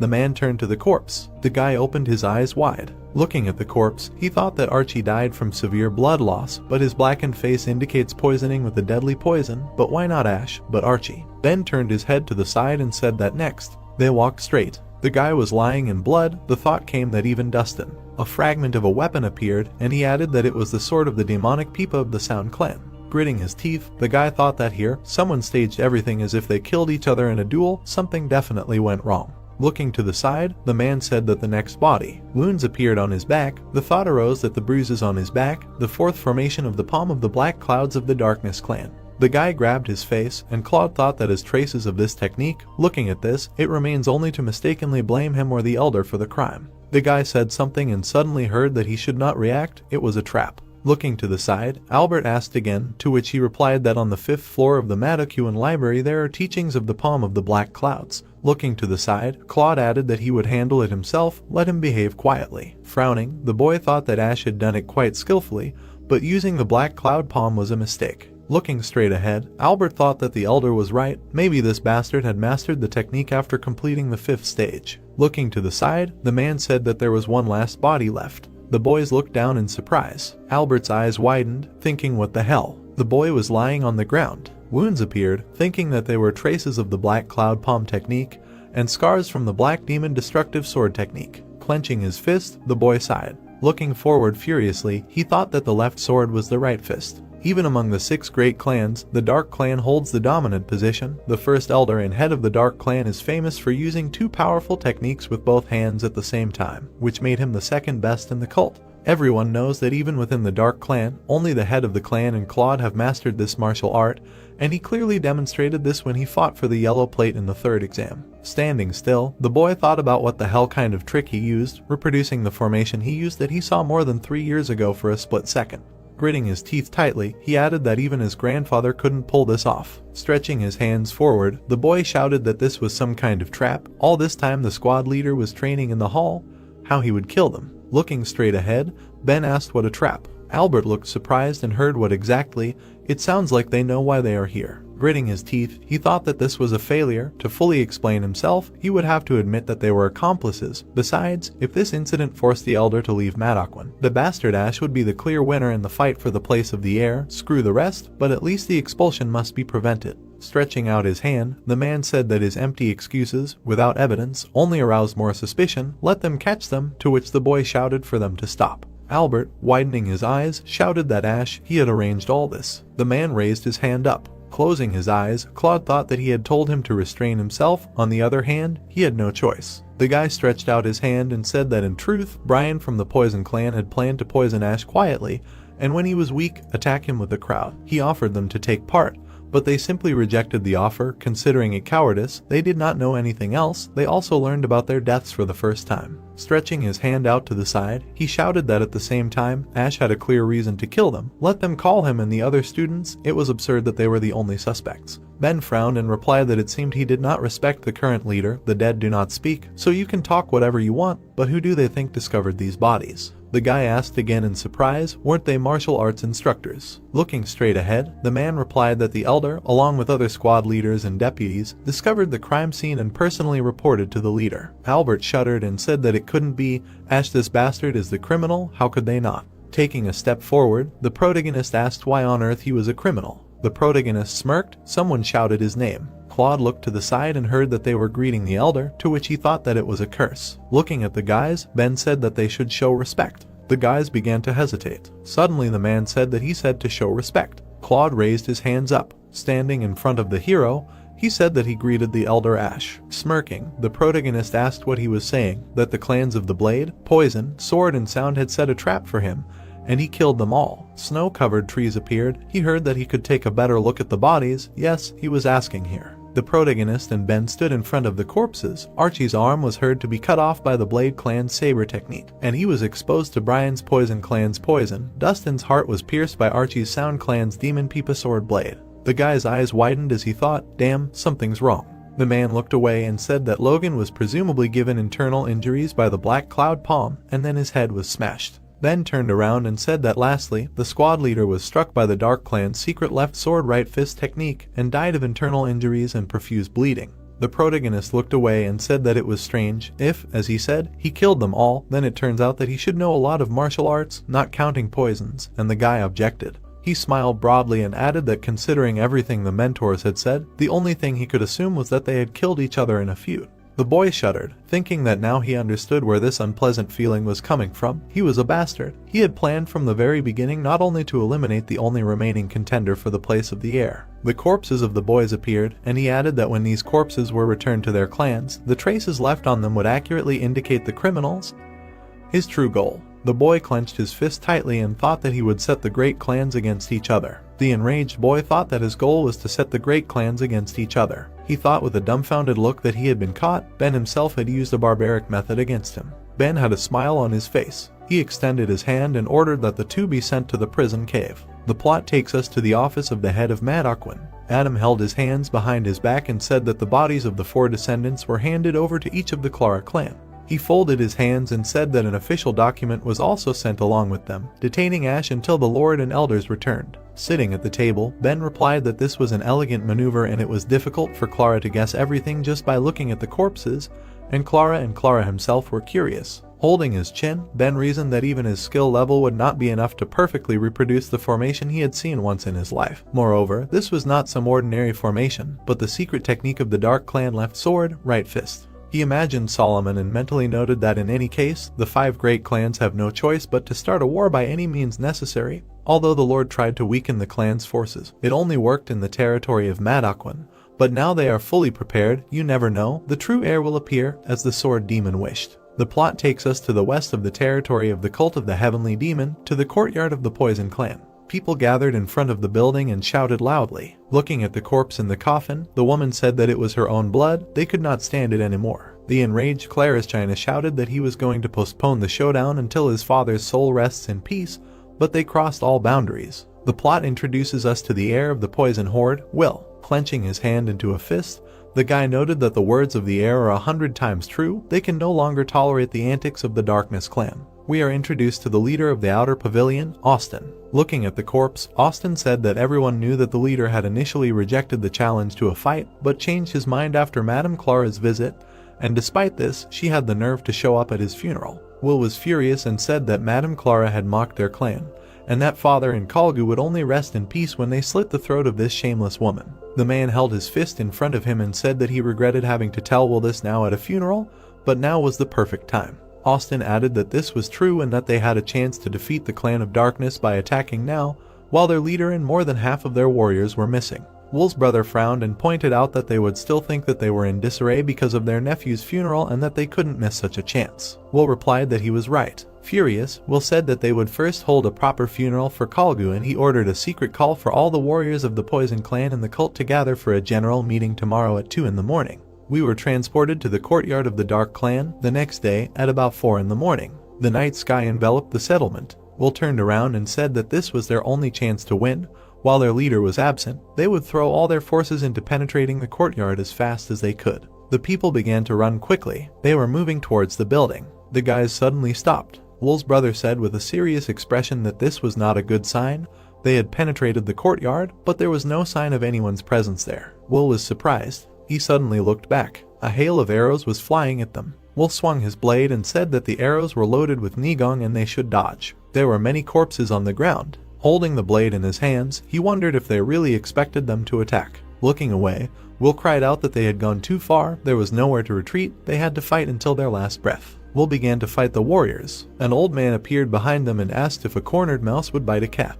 He seriously noted that they were making a lot of noise. Wool rushed at him. The old man pushed him aside. The old man killed many warriors in one move and said that even a pathetic mouse was still a mouse. Wool ran at him. The old man repelled all his attacks and asked if he was the heir to the Poison Clan. Frowning, he called Wool a non-entity. Blood began to spurt from Wool's shoulders. The boys were taken aback by what they saw. Standing in front of the corpses, Clara pointed out that they were too predictable. She said with satisfaction that they had underestimated them so much only because they had no leader. The boys rushed at her and wished her death. Clara watched their movements closely. She rushed past them like a whirlwind. A dumbfounded Wool called out to Austin and his brother. The old man grabbed his head and said that now only he remained. He knocked Wool to his knees. A dumbfounded Wool thought that he could not believe that such monsters remained in the Clan of Darkness. Standing in front of Clara, he said that he considered her only the wife of the Lord, but all this time she hid her power. Clara asked again if she hid her power. She smirked and noted that she simply did not show it. She cut off Wool's head.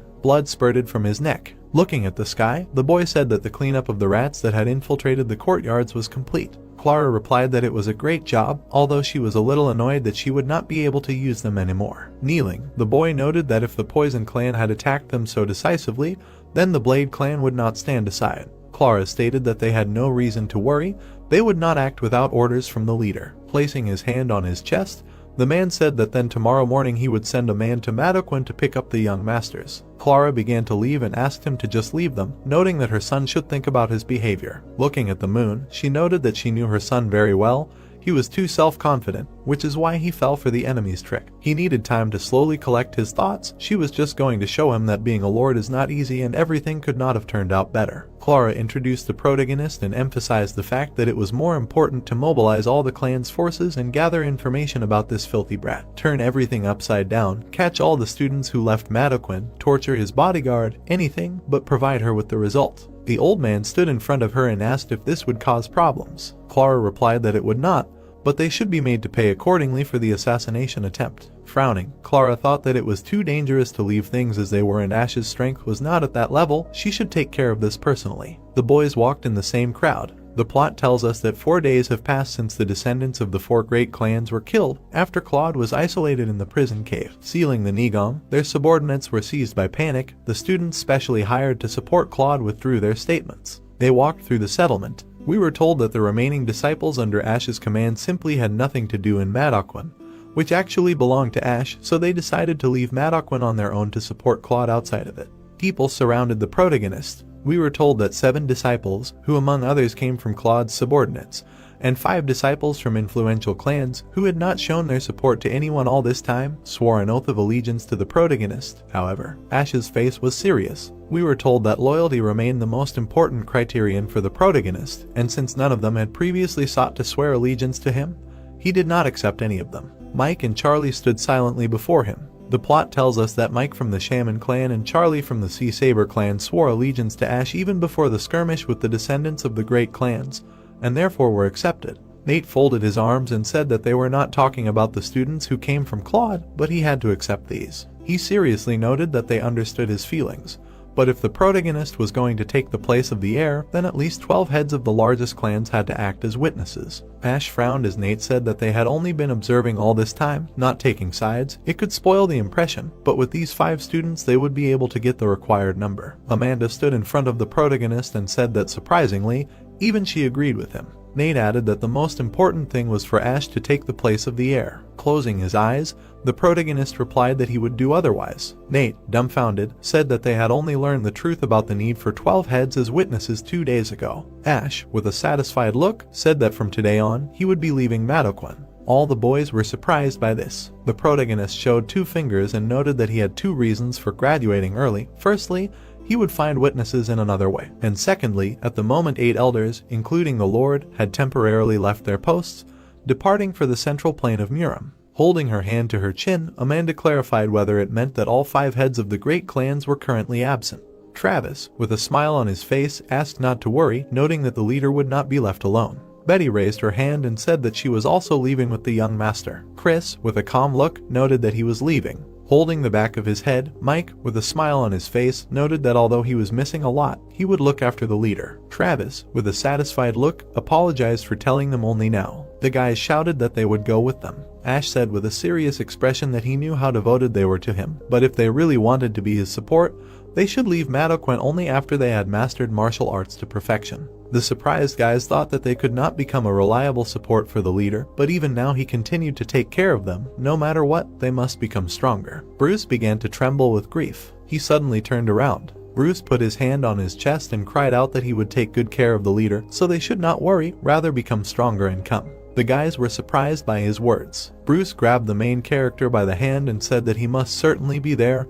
He must follow him. The birds flew away from there because of the loud cry of the guys that Ash could not do this to them. He was leaving them, but taking Bruce. The main character began to leave from there and said that Bruce should figure everything out himself. The plot takes us to the evening of the same day, to the estate of the floating demon clan. The people guarded the gate. They were suddenly surprised. A crowd of guys were walking towards them. Ash's face was serious. The warriors grabbed their blades and asked what brought them there. The protagonist showed the medallion and asked to tell Ronald that the 12th Elder Ash was looking for a meeting with him. The guys looked at his medallion. They folded their hands and cried out that they were greeting the 12th Elder of the cult and asked the protagonist to wait a little. Bruce began to whisper to Travis that he had a feeling that a ghost was about to fly out of somewhere. Turning around, Betty thought that before, when she was there with her grandfather, she had not noticed that it was so creepy. The doors began to open. Ronald greeted the guys with a smile on his face and said that he was acting as the manager of the hovering demon clan. Surprised, Bruce wondered if it was a man or a woman. Ronald stretched out his hand to Travis and clarified whether he was the 12th Elder. Travis pointed at Ash and declared that he was their leader. Ronald folded his arms and emphasized that since he was a guest of their estate, the master offered him tea. The warriors blocked Travis's passage. Ronald looked back and said that the master only wanted to see the elder. He covered his mouth with his sleeve and asked for understanding, since their master avoided strangers. Frowning, Travis asked how they could guarantee the safety of the leader,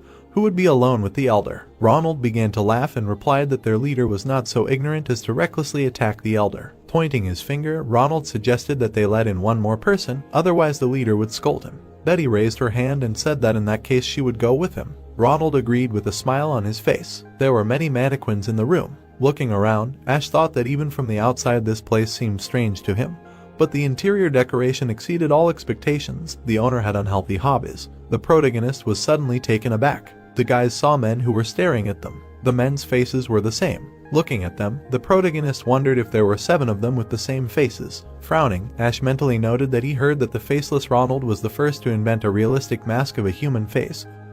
But who would have thought that his skill was at such a level? They all seemed to be the same person. The man folded his arms and introduced himself as Dave, the head of the floating demon clan. Surprised, Betty mentally told Ash that his face did not look like the elder she knew at all. The protagonist with an angry look asked what it was. Standing in front of him, Ash said that he took the place of the 12th Elder. Dave replied that he knew and asked him to sit down and talk over a cup of tea. Betty introduced herself with a smile and said that she was from the Demon Palm clan. They hadn't seen each other for a long time. Dave was suddenly surprised. He stretched out his arms and cried out that he remembered. He saw her with her brother before she entered Madoquen. It seems she did well. Betty asked if he forgot. Betty looked at the protagonist and noted that this was definitely an elder, only he knew that she was wearing a mask. Ash turned his gaze and asked if Dave knew why he asked for a meeting. Holding his chin, Dave clarified if he was there to get the elder's Jasper tablet. They looked at each other and Dave emphasized that the protagonist came right after leaving Madoquen, winning the fight of the heirs.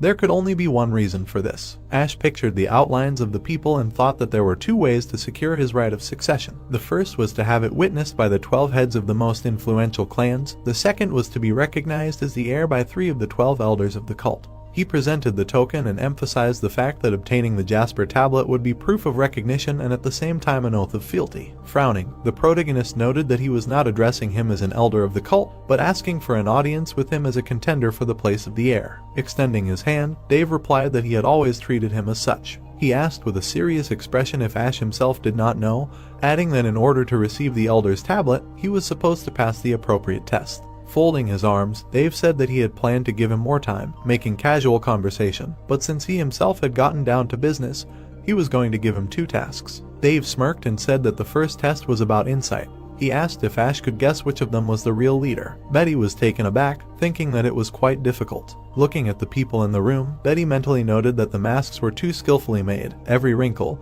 every hair of the beard was identical, and he also used some kind of trick. They all had the same aura. Looking at Dave's eyes, Betty guessed that they had been training for years, wearing masks that had a piece of the leader's soul embedded in them. No matter how much time they gave them, it would be difficult to tell the original apart. Dave held out his hand, noting that he was not telling him to answer now, and suggested that they first have a snack and chat. Ash said that he had already found it. Dave was taken aback by this. The protagonist looked at Ronald. Ronald looked away. He was surprised. Ronald, dumbfounded, put his hand on his chest and asked if he was talking about him. Betty, dumbfounded, mentally asked Ash if Dave had mentioned these people. Looking at Dave, the protagonist emphasized that he had said to find the real one, but he didn't seem to mention that it had to be one of the 7. Holding his chin, Ronald asked if Ash wasn't afraid to lose all his chances in such a reckless way. The protagonist rushed at him. Betty was scared. Ronald parried his attack. He asked with a smirk on his face how Ash had guessed. The protagonist, with a serious look, said that it was all about the Chaniuma. Surprised, Ronald asked again. Ash remembered Betty folding her arms and introducing herself. Dave was taken aback by this. He stretched out his arms and said that he remembered seeing her with her brother. Surprised, the protagonist wondered what the hesitation was. Betty, with a smile on her face, said that it was definitely an elder. Looking at Betty's neck, Ash reasoned that when transmitting Chanam, the vocal cords tremble slightly. The protagonist came to the conclusion that the one using it was a real elder and it was necessary to talk about things that were difficult to counterfeit.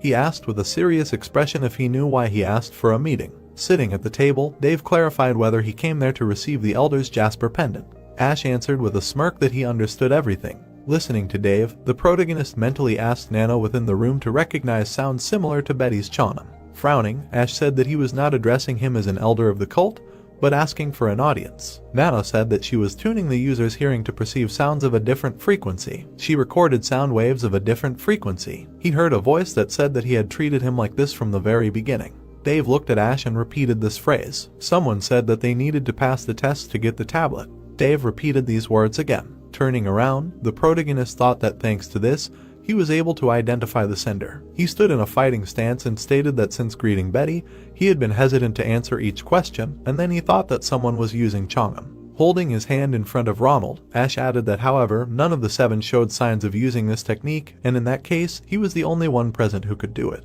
Closing his eyes, Ronald replied that he personally brought this child there in order to confuse him, but he himself fell into his own trap. Smiling, Ronald asked to introduce himself again and said that he was the leader of the floating demon clan. The protagonist also said his name with a serious look. Grinning, Ronald emphasized the fact that since he easily passed the first test, they would move on to the second one. An explosion was heard in front of the protagonist. Ash jumped back and noted that Ronald was strong. Ronald pointed his hand at him. He swung it in front of the protagonist many times. Ash tried to block all of his attacks. Ronald hit him in the chest. The protagonist flew out of the building. A dumbfounded Betty called out to him. Ash managed to stop on the ground. Ronald stood in front of him and remarked that he thought that if they fought in the room, the entire pavilion would collapse. The protagonist calmly asked in his mind if it was the demonic soul strike technique, noting that he had seen it on the 5th floor of the library, but this one was much more skillful and the weak points were eliminated. As they walked down the stairs, Ronald said that he had high expectations from Ash after the news of defeating the head of the Poison Clan.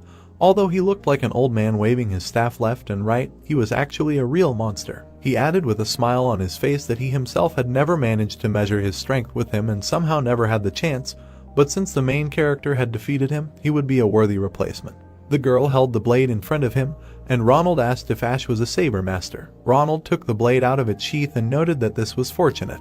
He stood in a fighting stance and noted that his fighting skill was based on the technique of the soaring demon saber. The main character took hold of the sword handle. He pulled it forward. Grinning, Ronald said that it was an unusually good saber and they were in for a great fight, but they would have to try hard, like in the battle with the old man. Ronald rushed at Ash. The main character enveloped his blade in a blue aura. He repelled Ronald's attacks. Chris and the other guys were surprised. He frowned. Chris began to run to the gate. He struck the guards. He walked through the gate. Mike, surprised, asked if he was sure they could just barge in like that. Bruce cried out that the master's safety was paramount. There were marks on the ground from their blows. Ronald fought the protagonist and thought that he was strong, but it was not enough to cut off the old man's head. He asked Ash with a satisfied look if he thought that this was enough to win. Swinging his blade, the protagonist thought that it was not easy to restrain the elder with only the butterfly dance technique even in this case. He jumped back and noted that it was worth the risk once. He took a different stance. Ronald, taken aback, emphasized that this was the first time he had seen such a stance. Ash smirked and asked him to put all his strength into the parry because he could lose control. Surprised, Ronald asked again. The protagonist jumped into the air. He flew at Ronald. Holding the sword in front of him, Ronald wondered if this was the saber technique that cut the old man's throat. They moved towards each other like a whirlwind. Huge clouds of dust rose and the clanging of blades was heard. Ronald parried many attacks. He was scared. A cut appeared on his hand. Ash was flying at him. Ronald closed his eyes in fear of death. There was a powerful blow to the ground. The guy ran quickly and looked around. He looked in surprise at the hand reaching out to him. David hit the ground and threw Chris up. The guy jumped back and clenched his teeth, thinking about the nail technique. David stood with his hand raised and frowned, asking if he even realized where he was. Mike quickly ran with the guys to help Chris. The guys stood with their backs to each other and looked around tensely. Mike took the sword out of the case and said that everything was as expected. The warriors stood looking forward and held crossed blades in their hands. Bruce raised the sword smiling and said that they all had exactly the same masks. It was perversion. David frowned, pointed his finger forward and said that not even one, but four, they completely lost their fear, that only a clan raised such rude people. The guy covered the disgruntled Chris with his hand, who clenched his fist and said that if we talk about rudeness, then they cannot compare with him. Travis frowned and raised two signs, saying that he was from the clan of the demonic fist. David looked at the guy and asked what kind of demonic fist, in which case he was the son of the head of the clan. Angry, the man knitted his eyebrows and asked where it was seen that the son of a respectable clan broke into someone else's estate in the middle of the night without permission. Did his father give him such an upbringing? The guy looked at him in confusion and replied that he apologized if he did not like something, but it seemed that their recently entered leader had difficulties, so they showed tactlessness and followed him. He stood in front of the surprised man and said that he was talking about the 12th elder of the cult, Mr. Ash. David frowned and wondered if the main character had come to bow to the leader in person. The guys turned around in surprise, hearing strange sounds. Travis frowned and asked if they could watch silently, since their leader's life was in danger and they were his subordinates. Let them check what happened inside. David pointed his hand to the side and said that they were all the leader's subordinates and could not interfere in his affairs. Travis extended his fist and frowned, saying that in that case they had no choice, they could not hesitate any longer and hoped that they would forgive their rudeness. The man raised his hands and looked at them seriously, saying that since they were so young, he would give them another chance. If they retreated now, he would inform the leader and nothing would happen to the young master. Ash quickly swung his sword. All the guys looked around in surprise, feeling a tremor. The warriors looked at the exploding wall. There was a powerful explosion. David squinted, covering himself with his hand. He lowered his hand and looked ahead in shock, asking what it was. A huge crack in the ground ran across the entire square and the walls. The man quickly jumped up and called the leader. Travis turned around to look at the guys behind him and, frowning, shouted to run after them. Ronald stood next to the main character in shock and looked at the crack in the ground. He looked away in fear. Looking at Ash, who stretched out his sword in front of him, he decided that he was a real monster. Ronald knelt down. Closing his eyes, he held out a medal and said that he was the 11th elder of the cult. The head of the soaring demon clan recognized the young Master Ash as his heir. Let him take this as proof of his loyalty. David, together with the guys, jumped over the wall and looked at Ronald. Travis and Chris looked at them in shock and thought that this gentleman was not actually the manager, but the head. David frowned silently, standing next to the laughing Bruce. The guy smiled and said that the leader's safety was not at all threatened. David turned to him and looked indignantly. All the guys were sitting at the table inside the palace. Ash looked at the bowing Ronald and said that he was still wearing a mask. Would he show his real face? The elder embarrassedly closed his eyes and put his hand to his face, said that their clan is one of the secret clans that sometimes engage in hired murders and falsification of information. So he cannot reveal his face to anyone except the lord of the cult. He will reveal himself to the young master as soon as he takes the place of the lord. Ash looked at the joyful Ronald and asked if Damon is his real son. He looked at him with embarrassment and told him that he met him before leaving Madaquan. Despite persistent persuasion, he said that he cannot follow anyone without the order of the leader. The protagonist looked away and remembered how he said goodbye to Damon. He thought that although thanks to Nano he was able to immediately figure out that he was wearing a mask. He was worried about the fact that he respectfully called his father the leader. Ronald closed his eyes and smiling said that he could not have children. Travis and Bruce looked at him in surprise and asked why. The elder put his hand to his chin and smiling said that the cultivation method of their clan, the mastery of the demonic shadow, has a very powerful dark kai, so in order to master it, they are castrated from childhood. The guys looked down in shock. Ronald looked at the surprised Ash and said that in order to continue the clan's line, they choose an adopted son. But in reality, his relationship with Damon is more like a teacher and student. He smiled, scratched his chin and asked them to erase everything they had heard today from their memories. Travis and Bruce nodded in fear. Ronald put his head in his hands and said sweetly that their reliable Travis could remember. The man turned to the joyful Betty and smiled, asking when his nephew was going to reveal himself. Looking at the panicking girl, he said that he had already left Madaquin, but still continued to hide. Betty looked at him in confusion and said that when their grandfather returned, they would visit the Demon Palm clan, then he would tell. Ronald put his hand to his mouth and laughed next to the frightened girl. The main character closed his eyes and smiled. The guys left the mansion into the yard. Ash turned to Ronald standing behind him, who was saying that he was worried that he couldn't give him a decent welcome. If you don't mind, he could stay a little longer at their clan's estate. The guy closed his eyes and nodded, thanking him. Ash extended his hand and, looking at the man, asked to bring another person. The protagonist lowered his head and, smiling, said that there was no need to send anyone to accompany him. He wanted to visit him personally. The plot takes us to a building in the southern part of the demonic cult. We see Ash's pavilion. The protagonist, together with the guys, stood in front of the gate. He smiled and thought that everything was still clean here, nothing had changed. He remembered how, as a child, he looked out the window sleepily and thought that his bodyguard James had always been hardworking, got up early and swept the yard after training. The guy stood in front of the gate, thinking that they could finally meet. I wonder what his face would be like when he saw him as an adult. The door creaked open. The guys walked through the yard to the house. Betty looked around smiling and thought that this was the young gentleman's house. The protagonist stopped and froze in front of the steps of the house. Ash stood in front of the guys and said that he did not feel. He looked at the door with fear and frowned and said that he did not feel any traces of James's presence. The guy quickly opened the door. Ash walked around the house looking around and thought that all his things were in their places. It was unlikely that he left somewhere at midnight. Putting his hand to the stove, he decided that he did not feel the heat in the room. It seemed that it had been empty for 3 or 4 days. The protagonist clenched his fist and thought that if there were at least traces of a struggle, he would be able to track it down. If James's bodyguard was suddenly kidnapped, then these fools are much more consistent than one might assume. He frowned and, activating Nano, thought about the fact that it was difficult to detect anything with normal vision. Let the system scan the house and yard and check for signs of an intrusion or a struggle. Nano reported that it had accepted and was scanning all visible places using the user's vision.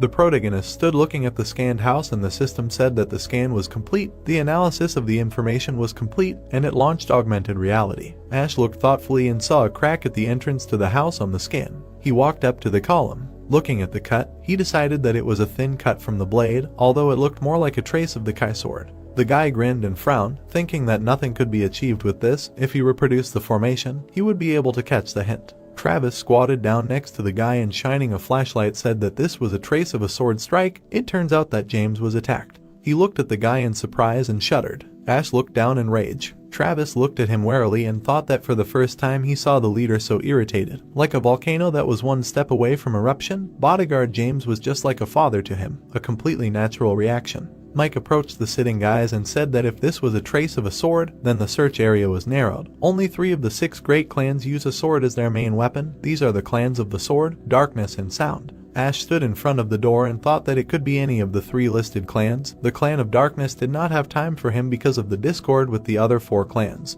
Should he be dismissed? The guy frowned and decided that they were too meticulous and, on the contrary, they could well have started their operation with James's bodyguard. Bruce held a lantern and asked the guy if it would not be better to search the clans that fell under suspicion. He heard that all the elders were absent now, so it would be easier to penetrate. Mike looked at Bruce tensely and said that it was not true. Even in the absence of the leader, one should not underestimate the power of the great clans. Even when the high-ranking floating demon clan detected the intrusion, they were met by top-class masters. They might be lucky enough to get inside, but the probability of calmly searching the estates was close to 0. The protagonist frowned and turned to Travis. The guy knitted his eyebrows and stretched out his hand and told the leader that their target was not James, but him. So as soon as they learned that he had left Madaquin, they would try to get closer to see if they could capture them at that moment. A loud scream was heard in the hallway of the house. Beaten and wounded James was hanging on the shackles with his head down. The man was heating the poker in the coals and asking who allowed James to fall asleep. They branded him on his chest and the bodyguard screamed loudly in pain. The man held out the brand and frowned and said that he would not let him relax. Clara watched as he branded James and told him that he had to answer all the questions. She smiled and said that he was stubborn for a second-rate bodyguard. Clara sat in front of the bars with James and said that she had important things to do, so she would ask one last time if the Lord had passed on the martial art to this fool. The bleeding bodyguard lowered his head and said that he had not. The woman put her hand to her cheek and frowned and said that he was stubborn even when he was on the verge of death, so let them continue to torture him. The man walked down the hallway towards Clara and called her. He came over and leaned over and said that the fool had left. The woman was shocked to hear that Ash had left Madockwin. She sat in front of the cell and said that it was good.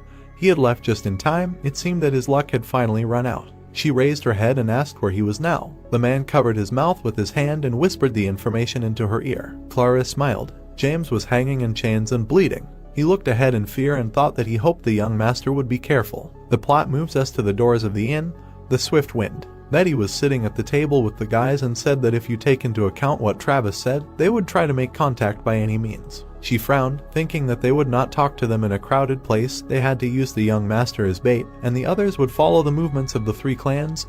A rather risky plan, but would they even try to come? Ash, his head down, took food from a plate. He shuddered, hearing how they mentally told him to sit still and listen. If he turned his head or gave any sign to his comrades, then something irreparable would happen. The main character was calmly sitting at the table in front of the guys. He closed his eyes, put food in his mouth and listened to what he was warned in advance. Let him not try to use the sense of Kai to calculate his location, do something stupid, and he will die. Ash frowned, chewed his food and thought that these people are not so simple. The methods of pressure are different from those in Madockwin. Looking at the plate, he drew his eyebrows together and decided that threats and the kidnapping of his man were so annoying. The guys were sitting at a table in a cafe and Ash mentally asked Nano to calculate the location of the nearest source of Chonam.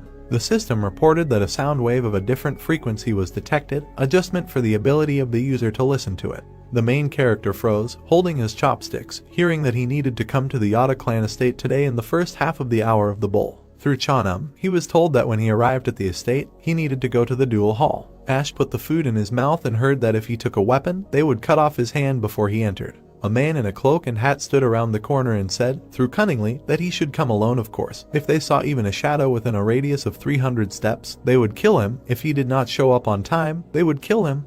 Let him make the right decision. Ash frowned, hearing that he knew what would happen if he tried to pursue him and realized what he had found. The protagonist was sitting at the table and finding a man in the doorway. He thought that his face was indistinct, but he was at the entrance to the inn. He needed to do something before he disappeared from the area of his Kai sense. The guy hit the table loudly. Ash jumped up from the table, slapping the table. He looked away towards the entrance to the inn. Bruce also got up from the table and frowned at the men, asking what was going on. How dare they look askance at the leader? The protagonist quickly jumped up. He quickly ran around the room, hitting everyone. The man looked at him in surprise and got scared. Ash stretched out his hand to him and frowned. The protagonist grabbed the frightened man by the neck. He lifted him up by the neck and asked what clan he was from. Ash looked at him seriously and said that he had better tell the truth. The guy looked at him in rage and said that he himself did not know what he was capable of now. The man turned pale and rolled his eyes, gasping for breath. His hanging body went limp. The protagonist threw him to the floor and clicked his tongue. He frowned, looked away and said that it was not them. Ash looked at the people in the room and said that there were too many eyes here. For starters, they would take them with them. The protagonist picked up the men and told Bruce that he would carry the strangled man.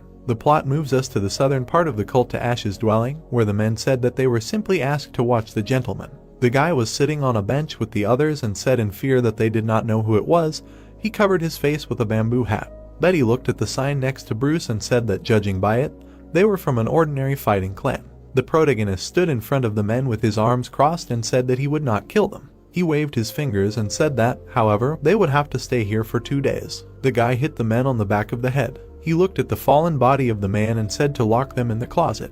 Ash looked away in confusion and thought that in order to find out everything, he would have to wait for the others. Nano reported that the agreed time for return was from 5 to 7 in the morning. The first to arrive was Travis, who was monitoring the movements of the Sound clan. The guy stood with his head bowed in front of Ash and said that the clan had visitors, but no suspicious activity was noticed inside. The protagonist looked at him and asked if he had seen a man in a bamboo hat. Travis frowned and said that no matter how you look at it, there was a high probability that this was the work of the Darkness or Sword clans. They could find out for sure only after Chris and Mike returned. The protagonist stood in front of the surprised guy and said that it seemed like an hour had already passed since the agreed time. They were very late. Travis frowned, looked away and said that he had a bad feeling. Ash looked at him seriously and thought that perhaps something had happened to them. Meanwhile, Clara was sitting on the balcony at the table. She was drinking tea, holding the cup with her hand. Several people were walking towards her on the balcony. They threw Bruce and Mike on the floor. The old man stood next to the boy and, brushing dirt off his shoulder, said that as he had said, they had found him in the vicinity of the Sword Clan's residence. He looked at Bruce's beaten body and said that he had turned out to be surprisingly strong. The man frowned, looked to the side and said that by the age of 20, he had managed to master the exceptional level perfectly. He turned to the people behind him and said that he was ashamed to admit it, but if the warriors of the side clan had not come to help, he would not have been able to restrain him. Clara, smiling, held the cup and said that there was nothing to worry about. After all, the task was completed. She would like to look at his face, how he was trying to understand whose hands this was. The man looked at her seriously and thought that even in 20 years he would not get used to her. A truly terrible person. As soon as she heard that this ragamuffin showed himself, she immediately recognized the trap being prepared. He thought that if she had not personally wanted to become the Lord's wife, she could well have taken the place of the next head of the Clan of Darkness. Clara, smiling, looked at him, holding the cup and asked what clans these young men were from. The old man looked at Bruce lying on the floor and said that he was from the Clan of Pure Consciousness. Clara looked at him in surprise and said that this was a high-ranking clan, considering that Ash had such a subordinate. The boy had done a great job. She looked at Mike lying and asked what about him. The man looked at Clara surprised and said that it looked like he was the son of the 9th elder. They had established that he was from the Shaman clan. She looked at Mike's body and thought that he had even persuaded the Shaman clan to his side. He was lucky with people too. He was a really big threat. Clara smiled, thinking that if she didn't kill him now, while the Lord was away, maybe in the future she wouldn't be able to deal with him. By all means, she would kill him, so let him come straight to the snake's mouth. The plot moves us to the houses during the beginning of the Hour of the Bull in the western part of the cult, the outskirts of the Poison Clan estate. 2 warriors landed on the roof of the house. The protagonist was walking down the street. 2 were watching him from the roof. Ash looked ahead thoughtfully. The warriors were standing on the roof and looking down. The protagonist was walking across the square. There were many warriors in front of him and Clara was sitting at the entrance to the estate. She laughed sitting in front of the men and said that he had arrived. Ash frowned and looked away and decided that everything was planned down to the smallest detail. 3 archers were aiming at him from the roof while he thought about the fact that together with those inside, his Kai perception detected about 200 people. If it was a trifle, they would not have prepared so much. The warriors pulled their arrows and decided that it was an inspiring energy. They aimed straight at the protagonist. Clara smirked and said that they finally met. Let him come this way. Ash stood in front of her and thought about the fact that they finally met. He looked forward seriously, remembering how she used to come to him with her mother and thought about how before his mother died, several lords' wives came to them. The Madam of the Darkness clan made him promise that he would not master Nigong until he entered Madoquin. He stood looking at Clara, who said that time was so fleeting. That little boy had grown into a young man. He was so similar to his mother. She smiled and said that his dirty mother and he were equally causing difficulties for the Blessed One. He fell into such a stupid trap, succumbing to some cheap feelings. She did not even have to try. The protagonist stood in front of her with a frown and asked where the bodyguard James and his men were. The woman brought her hand to her face and smirked and said that they were caught with such difficulty. The Blessed One will not return them so easily. Ash glared at her furiously. Clara sat next to the man and said that he had a rather insolent look. Maybe to begin with, she should destroy his Nigong and then continue. The man held out his hand to him with an evil smile and told him not to move and stand still if he wanted to save his bodyguard. Ash looked at him angrily and asked if he was the one who threatened him at the inn. The man flinched and looked at him in shock. He rushed at him furiously, holding out his hand and shouting to leave the bluff to someone else. Ash quickly grabbed his hand. He twisted his arm and the man screamed loudly. Clara looked at the guy standing in front of her and asked if he would regret it even if his bodyguard died. The protagonist threw a small box in his hand and looked at it. The woman stood up and looked at the box that fell on the table in surprise. She examined the box and asked what it was. Clara reached out to her and wondered what was going on, where the uneasy feeling was coming from. The woman opened it and looked inside in shock. There was a bloody eyeball in the box. She looked at the guy in surprise, holding the box, and asked what it meant. Ash smirked and said that was wrong. He smiled evilly and said that she should ask whose eye it was. Ash smirked and said that she should ask whose eye it was. The girl frowned and thought that it couldn't be. She thought of Claude in surprise. Clara held the box in her hands and thought that no, it was impossible, and said that it was not bad at all, but he didn't take the Blessed One seriously. She threw the box and continued that if he had infiltrated Madoquin, the left guard wouldn't have left it like that, and that he thought she would fall for something like that. The protagonist smirked. 4 hours ago, Madoquin prison cave. The guy looked at the one who entered and exclaimed. He looked at the hero and shouted that he was an idiot, and how he. Ash said that he was on his knees. Claude fell to his knees with a scream. He bared his teeth and thought that even in his best form he could not withstand such power, but how did he end up here? Ash passed by saying that the bodyguard was missing. Claude's eyes widened and thought about what he was talking about. The hero continued that however, the kidnappers said that if he wanted to save him, he should lay down his arms and voluntarily jump into the trap. Claude thought that his mother had undoubtedly made her move and replied that what was he going to do with him. Ash extended 2 fingers forward. The guy's body rose sharply upward. Energy enveloped him and he shouted what he had planned. The voice said that at first he had only planned to save the bodyguard. He continued that he had changed his mind, revealing the real criminal. The hero stood up straight and said how much the people of the Dark Clan, no, Clara, how much she treasured him. Claude smirked and told him to calm down and that if he touched him, who knows, this bodyguard of his. Claude continued that he could end up in more. Ash cut the air and blood spurted. The guy's eyes widened. Heavy breathing was heard. Claude's body trembled and he exclaimed that he was just crazy. Ash looked at him and said that he knew it. He smiled and continued that it was not enough. Claude screamed. The protagonist clenched his hand into a fist and continued that it was unlikely that any hands would make her fear for her son's life. The guy screamed what the hell he was up to. The hand reached towards Claude. Ash stood in front of Clara and said that he forgot about something else. A sign fell to the floor. The girl looked away and thought that she personally gave it to her son. Then the eye is really Claude. She continued the thought that who knew that this worthless person would spit on the laws of the cult and do such a thing. Clara asked what he wanted, to which Ash replied that she should release his subordinates and bodyguard. Clara's thoughts flashed that she needed to play along, to show that she was ready to exchange hostages, and to free Claude. Then she said if he understood that she needed a decent price for the freedom of those 3. The hero grinned and answered that of course. Clara frowned and said to free them and bring them here. The man accepted the order. Then he rushed forward. The girl extended her hand and said that now it was his turn to show good faith. Let him say where her son was, and since he came alone, she could send her man in his place. Ash replied that his subordinates were holding Claude and Albert in the prison cave of Manhwa. Clara smiled and thought that the fool had fallen for it so easily. He seemed smart to her, but she overestimated him. First she would eliminate all his henchmen, and then she would seize the initiative again. Ash said that he would take this pendant, show it, and her people would lead them out themselves. Clara remained silent. She held a sign in her hands and a voice said that, however, she was not going to let them go until she exchanged all the hostages, advised them to refrain from stupidity. She asked if he could hear and to comply. The girl angrily thought that they would kill everyone, return her son and Albert. The man bounced off the ground and soared into the sky. People rushed forward and in their thoughts flashed that the uncle was at the top of the exceptional level. She continued the thought that no matter how strong the subordinates of this idiot were, none of them would be able to defeat the elder, and therefore there would be no problems with killing them. Clara bared her teeth and thought that as soon as the children were brought here, he would meet a miserable death. The street was quiet and dark. People flew in the sky. The man turned around and thought that he could not believe that Manhwa had such pathetic guards. In such conditions they could kill him right here. The shadows of people rushed towards the forest. The voice mentally told them to wait in ambush at the foot of the mountain,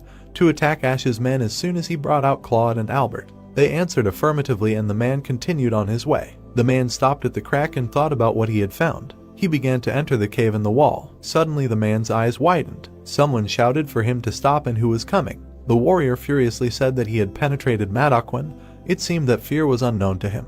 He aimed his sword at the man, shouting for him to immediately drop his weapon and surrender. It flashed through his mind that this was the form of a combat instructor. The man exclaimed that damn it, and wondered if the idiot had fooled everyone. He continued the thought that he needed to get out of here quickly. He rushed away. They shouted after him that he was not moving, and in his thoughts flashed that he dared to weave intrigues. It was necessary to urgently return all the hostages to the Clan of Darkness back to the dungeon. He stopped abruptly. Dead soldiers lay in front of him. Someone in the distance turned in his direction. He rounded his eyes in surprise and said that some kind of explosion sounded. The air was cut by a blow and blood splashed from the man's neck. Clara held a mug in her hands and thought why they were so late. Ash turned to the girl and asked what was worrying. Clara asked what he was talking about. The protagonist said with a smile that she planned to kill all his people and free the idiots. But an hour had passed and there was no news from them. It was time to start worrying. Clara bared her teeth furiously and thought that he had deceived her. Then she said to leave immediately. Someone interrupted her with a shout that the enemies were advancing. Someone was flying from above onto the people. Then he landed on the ground and raised dust. Blood remained on the limbs and clothes of the man. Ben looked at them seriously and someone shouted that it was the left guard Ben. The man stood still. Someone turned to him. The girl opened her eyes in surprise and asked why he was here. Opening her eyes wide, she asked to stop. Ben held his head in his hand and she shouted about her uncle. Looking at him, the main character said that it was a good job, to which he replied that it was a trifle. The girl trembled, thinking about what the hell was going on. Could it really be him, the subordinate of this bastard? Spreading her arms out to the sides, Clara shouted that since when did the Guardian family support a candidate for successor who had not yet been approved? This was an abuse of power, violating the law of the cult. Looking straight ahead, the man replied that as far as he knew, the Battle of the Heirs had already ended. She mumbled in response. Grinning, the protagonist said that it seemed she had not lost hope until the last moment, asked that she thought that she would eliminate him and the others would have a chance to compete for the place. Looking to the side, he heard that apparently he believed in the left guard very much,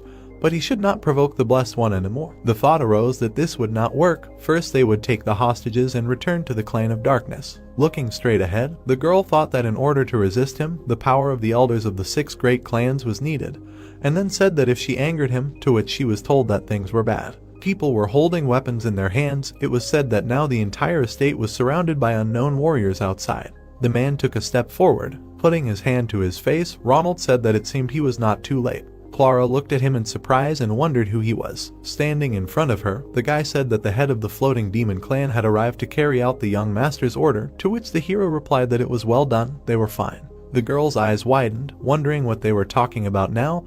Could this weirdo really be the 11th elder? Looking straight ahead, Ronald said that his men had gotten off with minor injuries, but the bodyguard was in a dangerous situation. He had called a doctor first, but he could die at any moment. Suddenly, he shuddered. Red particles appeared around. The girl looked away in surprise. A bright light appeared around the protagonist. The men looked at him in surprise and wondered where such a thirst for murder came from. Her heart felt like it was squeezed in a vice. Clenching her fist tightly, Clara thought that he had managed to recruit even the floating demon clan. He had exceeded her expectations. Standing still, she added that the Blessed One had lost to this bastard. No, she had put so much effort into making the Dark Clan #1. She looked surprised to hear that the young master. Betty looked away and said that if she did not retreat, they would lose their lives. The boys were held at sword point. The boy looked down. The hat fell to the ground. Clara screamed the boy's name. Gritting his teeth, he replied that he was ashamed, and the other one addressed his aunt. She froze in fear. Blood flowed from her lips. Suddenly, she fell to her knees. The boy loudly screamed about her. Hitting the ground, Clara screamed that the Blessed One had lost. Sitting next to the hero, she added that she recognized him as the heir. She only asked him to show mercy and let her children and the warriors of the Dark Clan go. The boy screamed that why she, to which he was answered that it was enough. Looking at the floor, she said that if he survived, he should remember this feeling of shame, promised that when his uncle returned, they could repay him at any time.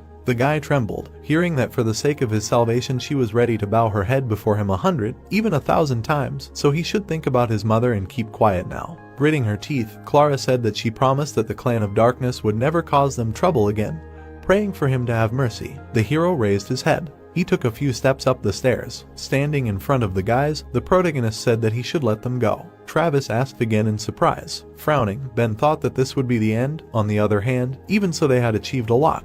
Looking at Ash, he added that but would this Iron Woman be able to simply close her eyes to such shame, and the protagonist said that he should let them go and lead them forward. Standing up, the girl thought that there was. She looked at his hand in surprise. Looking straight ahead, Ash asked what she thought. Maybe she could beg for forgiveness by bowing her head once. The girl started to get up. Looking scared, she said no. The hero abruptly struck the guys. Limbs flew up. Blood poured out on the hero. The guy opened his eyes wide. The protagonist looked straight ahead. Ash swung his sword. Clara screamed loudly that no. Suddenly, he struck again. The guy fell to the ground. The girl stretched out her hand forward. The warriors looked in surprise. Travis and Betty were amazed. The girl's hand was shaking and she said no. Bringing her hand closer to the guy, she said his name. Hugging him, she began to cry. Standing behind her, the hero asked what was suffering. Gritting his teeth, he added that this was the pain that he had experienced and that she would experience. Swinging, the warrior asked how dare he. A shockwave appeared in front of them. Standing near the rift, Ben said that if they crossed this line,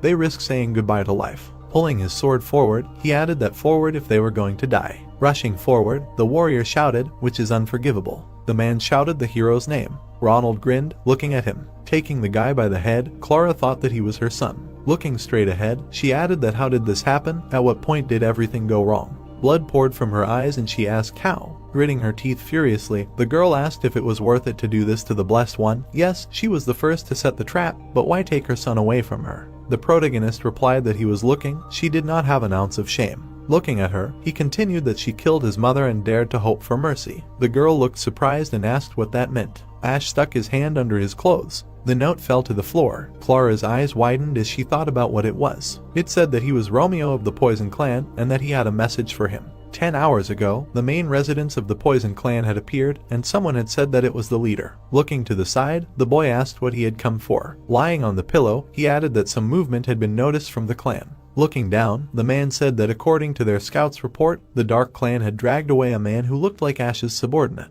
The boy's eyes widened as he thought that the Dark Clan had touched the man who valued his people too much. Looking up, he added that this was a chance. Not long ago, due to the failed attack of the Dark Clan, their clan lost 80% of all its power.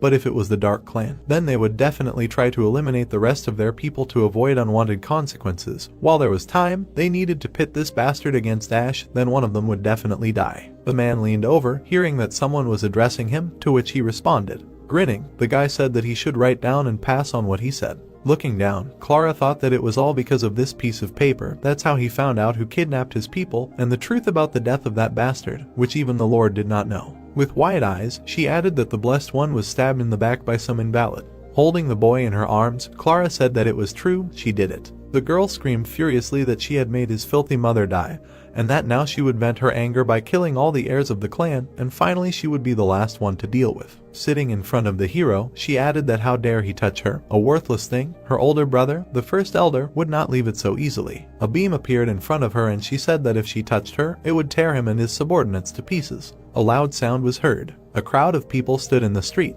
Drops of blood fell to the floor. The hero's sword glowed. It was heard that her eyes. Lowering her head, Clara screamed that such carrion was unworthy of looking at the world. Raising her head, she added that he was a damn mudblood. She grabbed her face. Standing in front of her, the hero said that the same with the mouth. The guy shouted furiously that enough was enough. He was not afraid of the consequences at all. Looking at the protagonist, he added that he thought that all the clan's forces were here now. If the first elder found out, he would never spare him. Looking straight at him, Ash said that if he found out, to which the guy asked again. Suddenly, he extended his hand to the side. The doors swung open. A mountain of corpses fell out of it. The man was lying on the ground. Grinning, the protagonist said that he did not understand what he should find out about if the Poison Clan had defeated them. The warriors looked at him in surprise. Looking straight at him, the protagonist said that he was giving orders. Frowning, he added that they should kill everyone. Grinning, Ben and Ronald responded approvingly. They began to fight the warriors. Ben swung his sword. Ronald grinned. Loud screams were heard.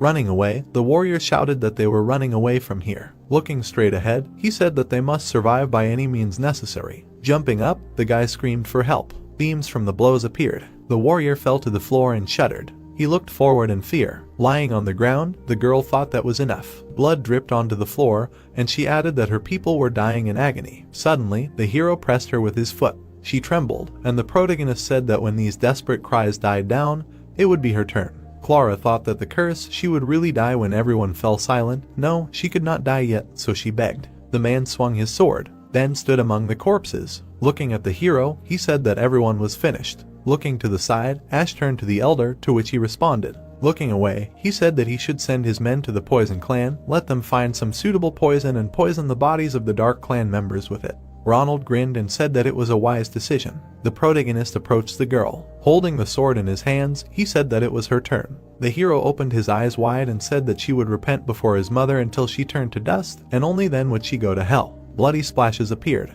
The next day, the news thundered in the demon cult that the Poison Clan, barely holding on to traditions alone, was completely slaughtered in battle. But what was even more shocking was the news that it was the Dark Clan that did it. It was heard that, my god, in just one day one of the 6 great clans had disappeared. In the Poison Clan's estate they found over 200 Dark Clan warriors whose bodies had been melted by poison. What a horror. The people of the Poison Clan did not let themselves be defeated so easily. What a fuss there would be when the head of the Dark Clan returned. They showed up at home. It was said that he doubted there would be a fuss. The Poison Clan had already been destroyed. He would not chop off the heads of the dead. He heard that Claude's body was found among others. Hadn't the young master been in Madaquin, the Dark Clan had attacked the prison cave and helped Claude and the son of the first elder escape. People were walking near the building.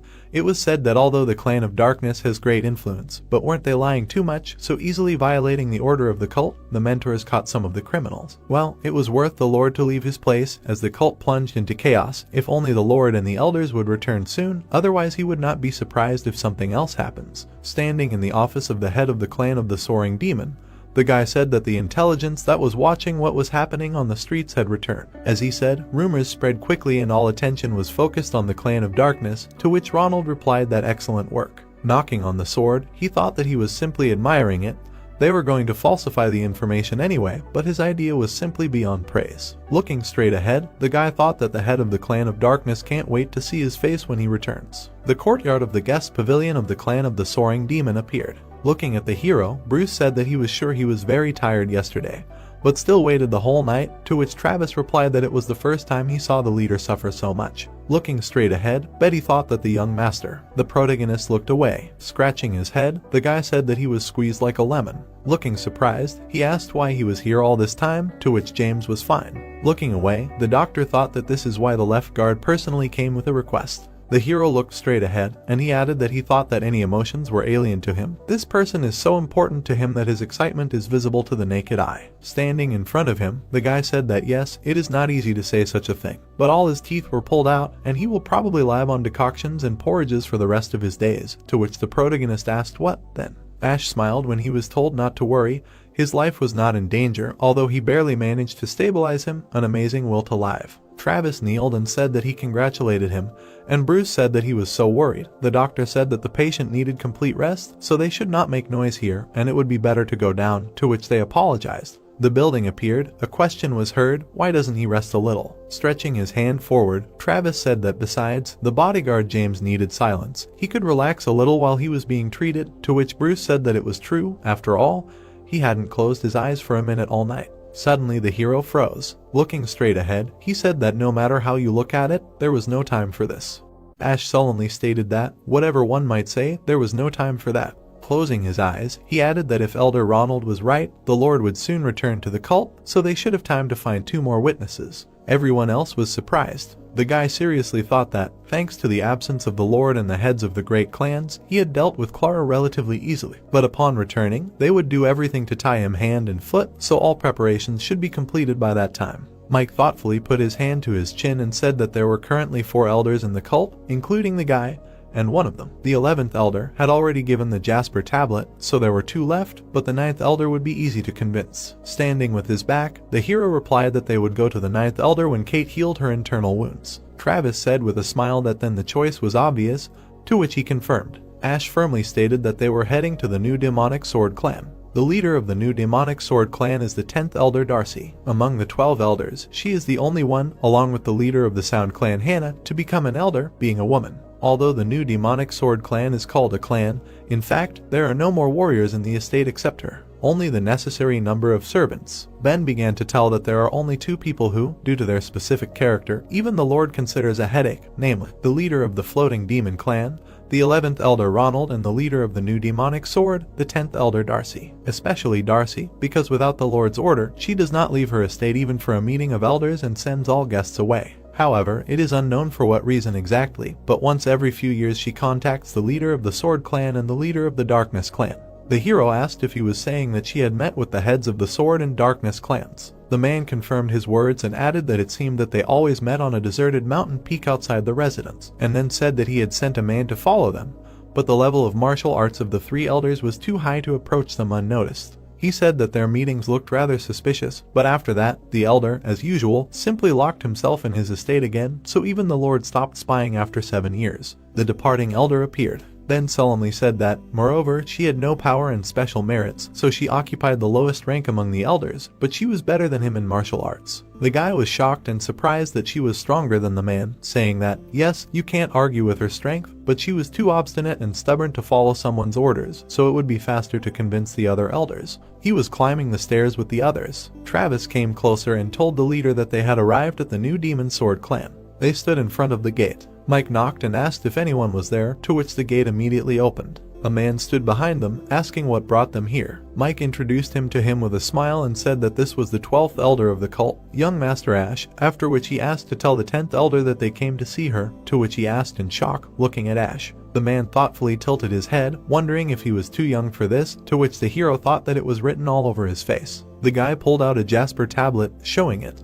The man in a panic said that he would pass it on right away. The gate appeared. After a while, it opened and a man looked out, nervously asking if they were on the Lord's errand, to which Ash replied in the negative. The man bowed and apologized to him, saying that the leader said she would not accept him unless it was an order from the Lord. The boy rubbed his chin thoughtfully, thinking that he thought she would at least show herself, realizing how stubborn she was, and then decided that another method was needed. He frowned, thinking about provocation. Suddenly, a strong wind appeared around the hero, pushing everyone else away. Josh called out to the leader in shock. The wind dissipated and the hero stood up silently. He decided that, as he thought, it was useless, the left guard was right. The boy asked if the man could then pass on his words to the elder, to which the elder knelt down on one knee and nervously asked to speak. He frowned and asked if she was going the same way as the clans of Darkness and Sword, then told her to pass this on, to which the man told him to wait a little. Travis, standing behind her, asked Ash if he wasn't there to get her Jasper tablet, and why bother asking. The hero turned around and said they would find out if she was an observer or an enemy. Travis put his hand to his chin, saying he had already given up the tablet, and it would be fine if she remained neutral. Suddenly, there was a loud noise. The boy smirked. The man nervously walked out and said that the leader said to bring him. They all walked around the building. The man in front bowed and told the leader that he had brought them, to which she ordered her to leave them. The elder stood in front of them, threateningly. Mike asked in surprise if this was the 10th elder, and Travis asked why she had a sword. The woman began to walk down the stairs. Ash folded his arms and said that the 12th elder Ash greeted the 10th elder Darcy. She stood in front of him and shouted that he was a bastard. The woman pointed her finger at him, saying that she didn't care if he was a celestial or an elder, telling him not to expect good treatment from her, then adding that no one but a lord was worthy of her respect. The boy with a calm face thought that she was amazingly willful. Darcy pulled out her sword and pointed it at him. She gritted her teeth and asked about the hero's words about the same path, saying that putting her in the same ranks with these shameless traitors. The woman swung her sword and shouted that today she would teach the boy manners. Josh, in a panic, shouted at the young master to be careful. The woman rushed at him with her sword, making an attack. The boy's eyes narrowed as he was surprised by this technique. He quickly pulled out his sword and managed to block the attack. The elder was surprised, wondering how. Ash made an attack that knocked her back. She asked who the hell he was and how he broke the formation. The boy frowned and said that he wanted to ask the woman the same thing, asking how she had mastered the technique. The woman frowned, wondering if he was familiar with the technique, deciding that it was impossible. She frowned and said that it was her clan's technique, then asked what he was talking about, to which the hero asked her if the technique belonged to the new Demon Sword clan. He said that it was the first time he had heard of a sword demon having an apprentice. Mike and Travis were surprised by the word sword demon, and Travis asked the leader what kind of technique it was. Ash answered with a serious expression that it was the new demon sword. Mike asked in shock if this grand formation was the new demon sword, and Josh said in surprise that it was the second after the sky demon sword technique. Travis thought that he had heard that it had not been passed down for 500 years, when he suddenly wondered how the leader had destroyed the formation with just one swing.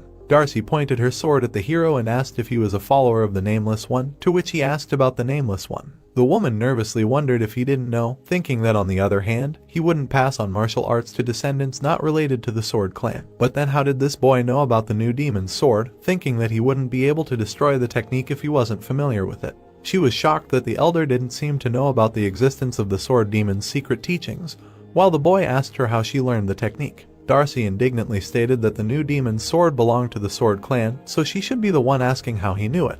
Ash said that she was right and the new demon's sword was the sword demon's swordsmanship, but the same applied to her, then frowned and asked about how she was not from the Sword clan either. The woman gritted her teeth, asking how he was. She glared at the guy, calling him a bastard and saying that he was really looking for death. Darcy ran at the hero, screaming that she would make him talk by force. Frowning, he thought that he was sure she already understood that the new demon sword would not work, but then where did she get so sure? The woman pointed her blade at the hero, making a strike. Ash blocked it and with a serious face began to make multiple attacks, fighting off hers. He thought that this did not look like the new demon sword he knew, and there were no more weak points. The elder swung her sword with a smirk, saying that let's see how much more he can block the blows. She thought that in that case, Darcy swung and made a strike, but he parried it. They continued to fight. The woman thought enraged that, as expected, this guy had mastered the sword of a new demon. She jumped back with a jump. Taking a stance, the elder thought that she would regret using something like that against these impudent people. The hero was very surprised, thinking about her stance. Before he could finish his thought, an enraged Darcy rushed at him, and the guy swung to parry the attack. She quickly dodged and also blocked the blows. Reflecting the blow near him, Ash wondered with a smile if she had even mastered this. Travis asked in surprise what kind of technique this was, and was it somehow similar to the Sword of the Seven Demons. The woman in shock wondered how, calling the guy a bastard, after which she noted that not only did he master the sword of the new demon, but he also mastered this, while the guy parried the blows. She thought that it was similar to her technique, but the order and construction of the formations were completely different, and then asked how he. The elder swung her sword forward, but the hero leaned back, managing to dodge. Darcy wondered in shock if her body was being sucked in. The hero's face darkened and he used his hands to create a stream of wind, which sent the woman's sword flying to the side. The woman spun around, and Ash pulled his sword forward, giving her a terrifying look. The elder was thrown to the side and fell to the ground. Putting his sword to her neck, the guy asked if she was going to continue. Darcy thought sullenly that her eyes could not lie, and there was no doubt, because he had just used the same formation that she saw from the Nameless One. The guy pointed his sword at her with a frown. He told her to now tell how she was able to master these techniques. The woman said she couldn't, then extended her hand and continued that if he expected payment for losing, then he should take her hand. She was ready for it. Frowning, the hero thought that such persistence indicated a deep connection with this very Nameless One, and then wondered what the best course of action was. He lowered the sword, saying that then they would talk about something else, adding that he wanted to know if she was related to the clan of Sword and Darkness. The elder frowned, asking again. Ash, with a gloomy look, said that because he could not live with them on the same land. Darcy, shocked, asked if he was really the seventh young master of the clan, to which he asked if she had heard of him. She said that when he was just born, this topic was brought up a couple of times at the Council of Elders, after which she wondered if he was just finding out if she was in league with those clans, deciding that she had misunderstood everything, having given in to emotions. The woman stood up and said that he was right. One could say that they were connected. She frowned and added that they were connected by evil fate. Let's go back 500 years. The Sword Demon had 3 followers, Ken, Brendan, and William. For the Sword Demon, unconditional loyalty to the cult was of paramount importance. He decided to accept the most outstanding of the followers as an apprentice of the Sword Clan, which was raising the main heir. The rest were to become bodyguards of the then acting Lord Miranda. However, in their youth, Ken and William's egoism played a role. Having enlisted the support of a couple of middle clans, they achieved marriage with the Lord. The Sword Demon was angry and extremely disappointed with them. He felt that his fame had aroused the vanity of his followers, and so he turned away from them decisively. The woman said that their ancestor Brendan had tried his best to bind himself to the Sword Clan, but because of those two, he was the only one who suffered unfairly. But even after being rejected, he could not forget his teacher. Clenching her fists, she continued that the Sword Demon left this world without raising an apprentice, and the bonds of the Sword Clan were severed. After that, Brendan called himself the Sword Demon's successor and created a second Sword Clan, but only because he was expelled halfway through. The Council of Elders did not agree to recognize him. The woman frowned and furiously declared that, however, the Council of Elders, who did not recognize her ancestor, recognized Ken, who created the Sword Demon Clan, and William, who created the Dark Clan, as descendants of the Sword Clan. She stretched out her hands and said that her ancestor had objected in anger, refusing to acknowledge them, but because he had insulted the Lord's family members, he had been imprisoned for 10 years, and then continued that when Brendan was released, both clans had already gained a high reputation, and he could not change anything.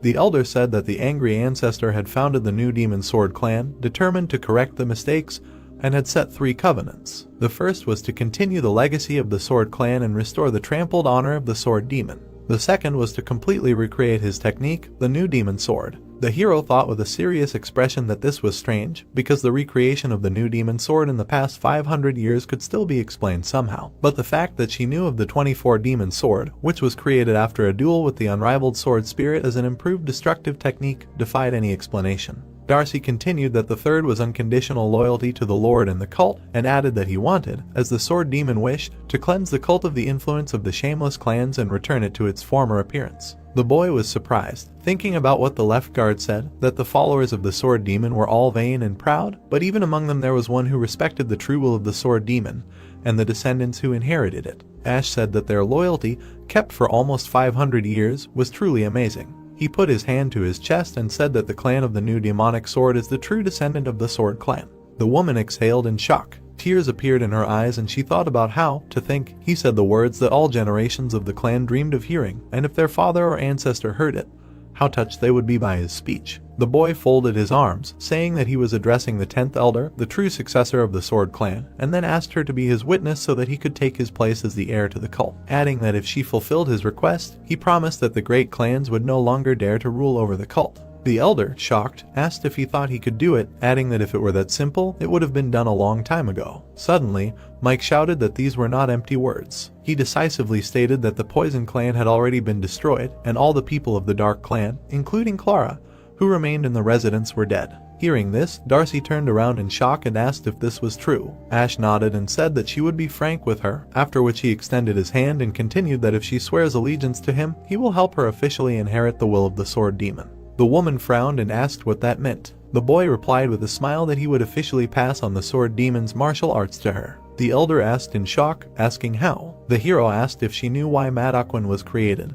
then said that its true purpose was to raise a successor to the sword demon, and whoever passed all 6 exams would be entitled to inherit the secret teachings that contained the sword demon's martial arts. The woman in shock asked if the sword demon had given such an order. Ash turned around, swinging his sword, and said that it would be easier if she saw it for herself. A wind began to form around him. The boy took a stance and used the new demon's sword, making an attack. Josh and Travis watched in surprise. Darcy in shock thought that this was the completed new demon's sword. The sword moved and turned. The hero used the 24 demon sword, attacking. Travis was surprised to see that this technique was much more powerful and stable than the last one. Ash pulled the sword forward. The woman, standing with her back turned, thought that this was the true 24 demon sword. Tears welled up in her eyes and she thought that this was the answer to all the questions that tormented her. Josh looked at the woman in shock. The elder sank to the floor, thinking that everything she could not feel no matter how hard she tried was now clearly visible. She closed her eyes and folded her hands, thinking about the true will of the sword demon. A bright glow appeared around Darcy. Travis realized in shock that this was a breakthrough. The hero thought that she managed to break through to the top of the perfection stage, wondering if he had experienced something similar. Suddenly, a dart flew in and the guy stretched out his hand in shock. The dart flew straight at the woman. Mike managed to catch it, saying that it was a dart soaked in poison. Travis started running forward, asking if it was from there. The unknown man quickly ran away. Travis grabbed him and threw him to the ground, hitting his face on the floor. He grabbed him, saying that it was useless to resist. Another man fell to the floor, whom the guy saw. Suddenly, the man began to foam at the mouth. Putting his hand to his neck, Travis realized that he was dead. He thought that things were bad, after which he called out to the leader. The hero stretched out his hand in front of the man, to which the man in shock asked what was wrong with his mouth. With a quick movement, Ash pulled out his tooth and brought it to himself, after which he told them to take positions. Everyone nodded and lined up around the elder. Looking at the tooth, the boy said that the man had tied a poison pill to the tooth, and then asked if he was going to commit suicide with it. He pointed his fingers at the man, saying that since this was an interrogation, he would let him talk, and then asked who sent him. The man, trembling, said that he could not say. The hero smiled, saying that no one would doubt it. He poked him in the ankle point again, blocking the vocal cords and surprising the men. Ash frowned and suggested that since he was a spy, he would hardly talk, right? The man looked at him in horror. Suddenly, a finger on his hand broke. Smiling darkly, the boy said that he would break one bone after another, and if he suddenly wanted to talk, he should move his eyes up and down, and then asked with a smirk that although the spy believed that he would never break. The man looked at his fingers breaking with tears in his eyes, mentally begging for his life. The man's crunching and wheezing sounds could be heard. Mike and Josh glanced nervously at Darcy. There was a bright glow and a gust of wind around her. Cracks began to appear on her face. The hero thought it was the transformation of the skeleton. The woman's face cracked more and more and suddenly a light illuminated her. Mike asked in shock what was this while Travis watched in surprise. The elder's face grew younger and she opened her eyes. Josh watched in shock as she walked away. Darcy walked to the stairs where Ash stood at the top. She knelt down, folded her hands and said that the head of the new Demon Sword clan and the 10th Elder Darcy pledges allegiance to the true successor of the Sword clan, young Master Ash. Travis was surprised to see that after the transformation she looked about 20 years old, and Mike blushed and thought that the elder had been a real beauty in her youth. Ash thought with a smile that he finally had a second witness and, as the left guard had said, he had acquired the strongest ally. The woman looked at him with a determined smirk. The office of the residents of the new demonic sword clan appeared. Sitting at the table, Darcy said furiously that who would have thought that the servant who had worked for her for 10 years was a spy for the demonic sword clan, adding that she was shaking with anger. The hero asked to let him ask what connected her with them. The woman frowned and said that it all began 8 years ago. One night during training, a man suddenly appeared in front of her. His face was covered with a mask, but it could not hide his mysterious gaze. Naturally, the woman couldn't ignore the invasion and fought him, but was defeated in just one formation, and then the masked man said that she had managed to revive the new demon sword with dignity, and if she wanted to tie the knot with the sword clan, she should come to the top of the 5 Wisdom Cliff in the southwest of Shuandashan before the hour of the mouse in 4 days. After saying just that, he disappeared, and due to the changed voice, it was impossible to recognize him. After much thought, she went to the 5 Wisdom Cliff at the appointed time. Not only did he recognize the new demon sword, but he also mentioned the sword clan, so she couldn't ignore it. After climbing to the top, Darcy met those she didn't expect to see at all. The head of the Demon Sword clan, Louis, and the head of the Dark clan, Ethan. She was wary, but soon the masked man appeared. Louis furiously asked who he was that he could gather them all just by mentioning the Sword clan. The man replied that they didn't need to know anything about him, to which Ethan asked what they should call him then. The man replied that